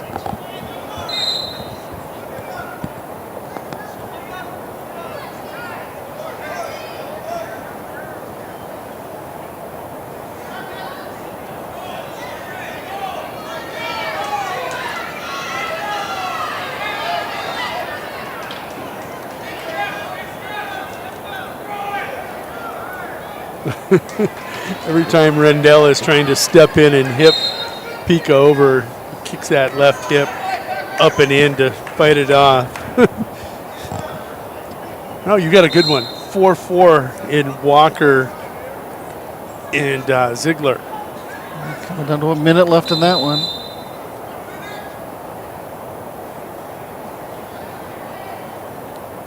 And before we forget any Buffalo fans, any Buffalo wrestling fans who are still watching, we're back here Tuesday night for a triangular. I believe it's Potter County and Bennett County who come to town. So we will have that action right here on Go Buffs Live. I think it's going to start around 5:30, I believe. I'll have to double check that start time, but triangular 1 mat. Right. That's the beautiful thing.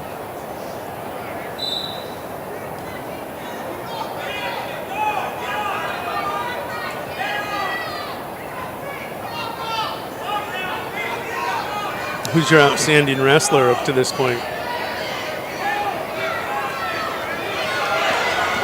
Oh, let's see. Go. 4-4 match. Walker going to blow it open. Walker going to get a fall. There's a lot of Stanley County fans still here, so that was a pretty good roar there. You know, you can't go wrong with Kellen Hurd. Nah, there's where I was. I mean, that 138 was pretty loaded today.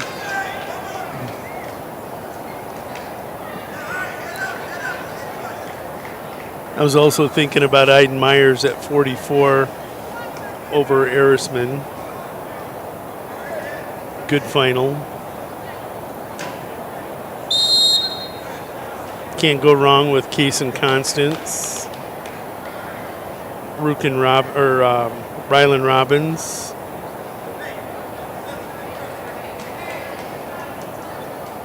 A lot of good champions. The Big Dakota. Yep.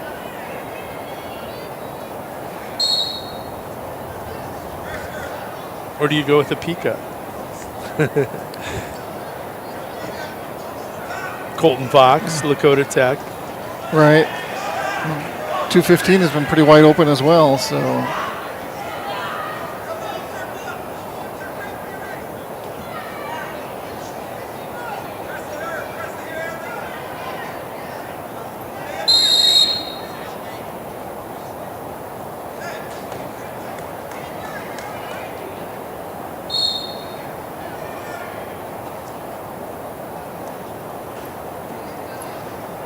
I heard one of the coaches say green light. Deadly. Let's see if he tries going with a minute 20 upper body here with Pika and try throwing down 5-1. Well, Pika likes that position too.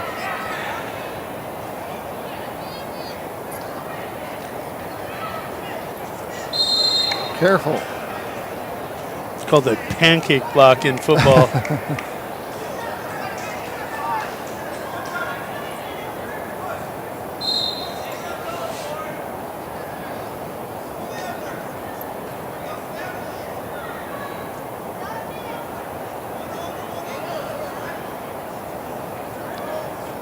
As long as they continue to go that way and not towards us, we'll be okay. They could end up in our lap in a heartbeat.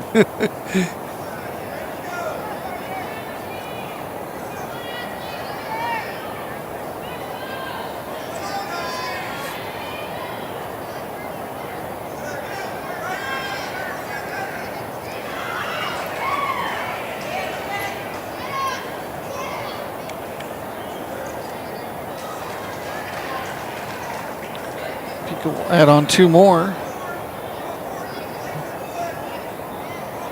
Some teams would get greedy and look for a major here. I think Pika's going to be happy with the 7-1 championship if he can hold on.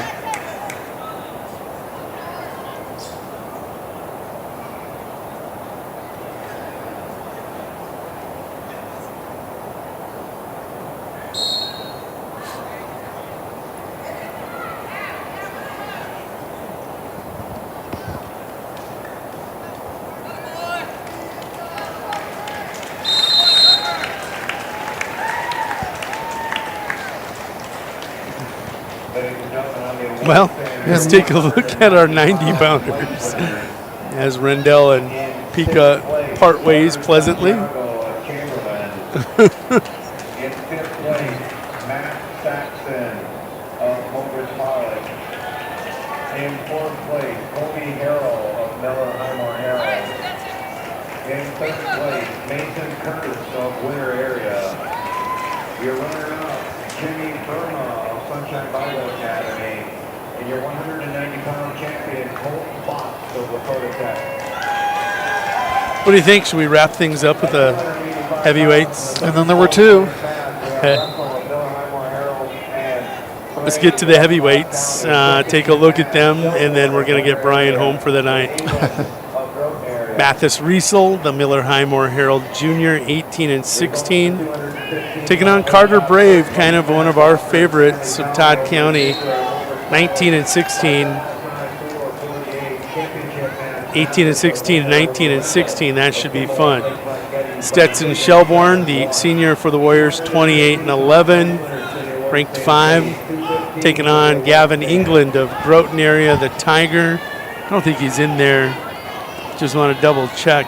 Knew there was some up in Region 1. England comes in 25 and 12. Pretty good year here for the sophomore for the Tigers.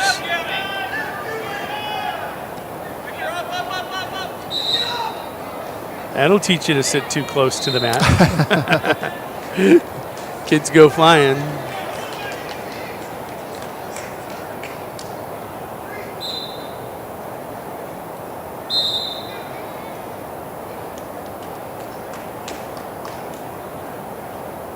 Scoreless in that 3rd place match after 1.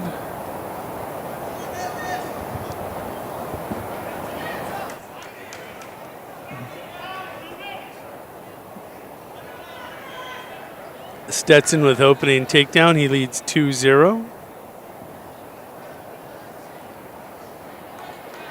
Whistling away on mat 1 after a brief stoppage. Carter Brave covers in period 2 to start period 2. 0-0 over in that consolation championship match.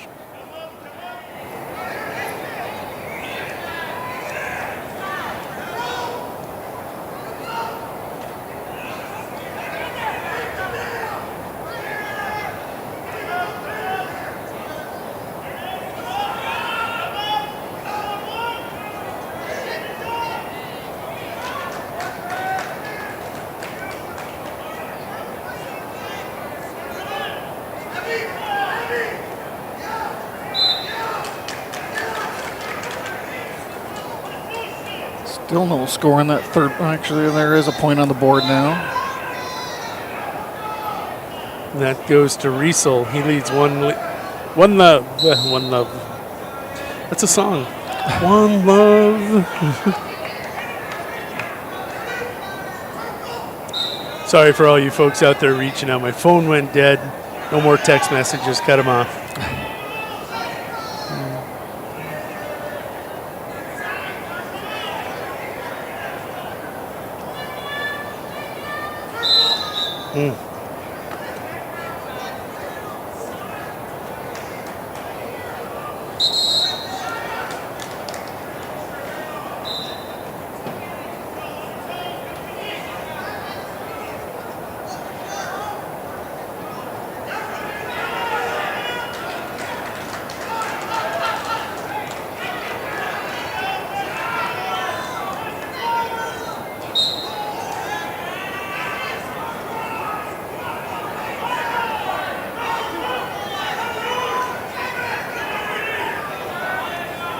Takedown over on Matt 2 will increase. Is it Reitzel, did you say? His lead to 3-0 now. Yeah, Riesel 3-0, looking for a fall. He's got 5 seconds to pull it off. Championship match, period 2 minutes. Oh. To go. Oh, wow. Right at the same time. Let's see what the officials are discussing. Was it or was it not a buzzer beater? Nope, it's going to be a fall. Confirmed by the second referee. Simultaneous zeros and fall. Riesel with a nice tournament. Don't know if I've ever seen a buzzer beater like that in wrestling. I've seen them a couple times here. Seems like always in Parkview you get the buzzer beaters. Shelbourne leading 3-1, 52 seconds to go here in the championship match of your heavyweight division. England, his opponent. Shelbourne looking for his 29th win. England 25-12 looking for his 26th win.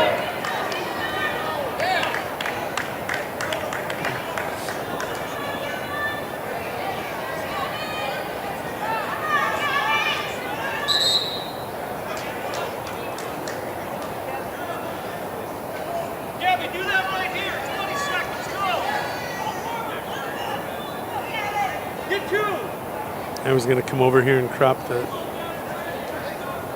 screen capture in over there for the single mat, and then I was like, no, I don't want to deal with the echoes. People would walk on me. Does it feel like it's been a full day? Oh, absolutely. I feel like normally we get in and out of here, it's longer. But no, obviously, again, we're 2 hours ahead of time from last year, so. Right.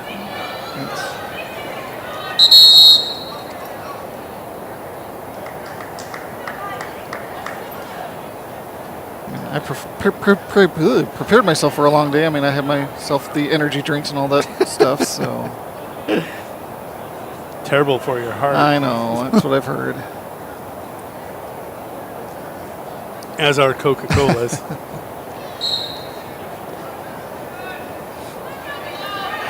Third period underway. England up and away, 5-2.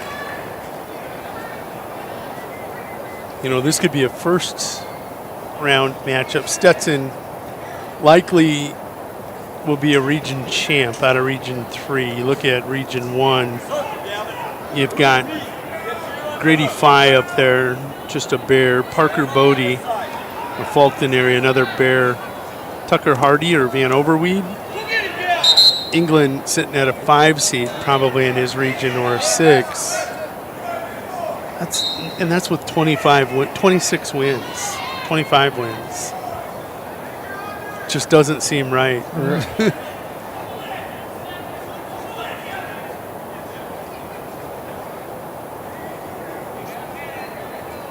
You'll be looking at rankings and guys, how many out of each region, and it'll be wild.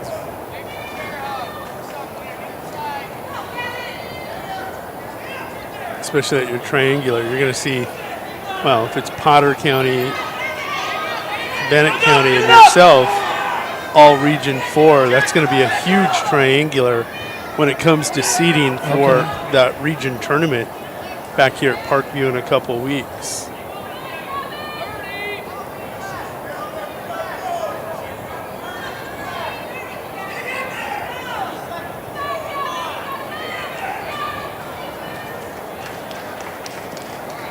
That'll about wrap it up as Stetson Shelbourne picks up another takedown. He leads 7-2.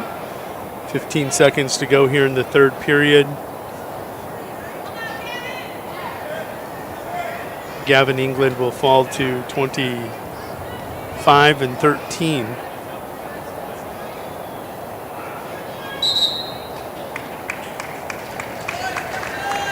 That's a final. And that's how things are going to wrap up. We're going to keep it here for the awards. 220 and then the heavyweights.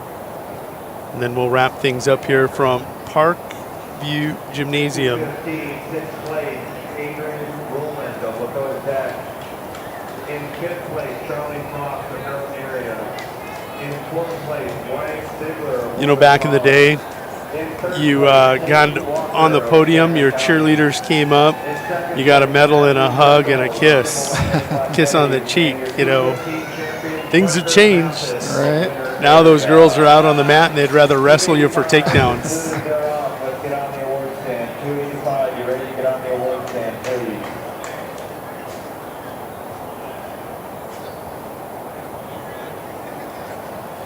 There you see Riesel and Brave talking as they wait to go to the podium. Congratulations to Walker, nice tournament. Parker Mathis, nice tournament. Taking a look at team scores as this is wrapping up. Winner going to win this with 264 points. Kimball Whitelake Platte Geddes will get second with 227. Miller Highmore Harold in third with 179.5. Chamberlain in fourth with 123.5. Groton area in fifth with 113. Bennett County in sixth with 111. Marion Freeman, those young kids, they finished seventh, 96.5. Lakota Tech and Mobridge tied for eighth with 86. Stanley County going to finish in 10th with 74. Then it drops down to Harding County with 32, Todd County 25, Sully Butte Sunshine Bible tied for 13th with 22, and McLaughlin rounds out the Big Dakota with 15 points and 15. Kudos to the folks at Dakota Grappler. I mean, they had it in order essentially, team point wise, where they have winners the third overall team, and Kimball Whitelake Platte Geddes at 5 and Miller Highmore Herald at 6. Yeah, the Class B ranking board does a pretty darn. So does the A and the girls. You know, we saw a few surprises on the girl side here today. Maybe on the boys also, but for the most part, they're close. Well, Brian, we're gonna give people one last view of Parkview Gymnasium. Any closing thoughts? Just again, another excellent tournament. Congratulations to all the champions today. Congratulations to you. Oh, thank you. Rocked and rolled, had this thing ready to set up and rolling.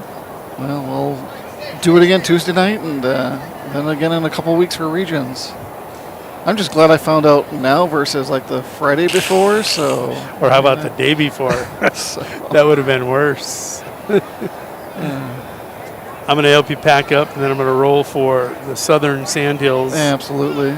Safe travels. Thank you. Y'all out there have a great rest of your weekend. No football tomorrow. Maybe is there a Pro Bowl? Flag football. Nobody watches that anymore. So for Brian Minnie. Yeah, safe travels to all the teams as well. For Brian Minnie, this is Jody Brozick saying, y'all have a wonderful weekend. Good night.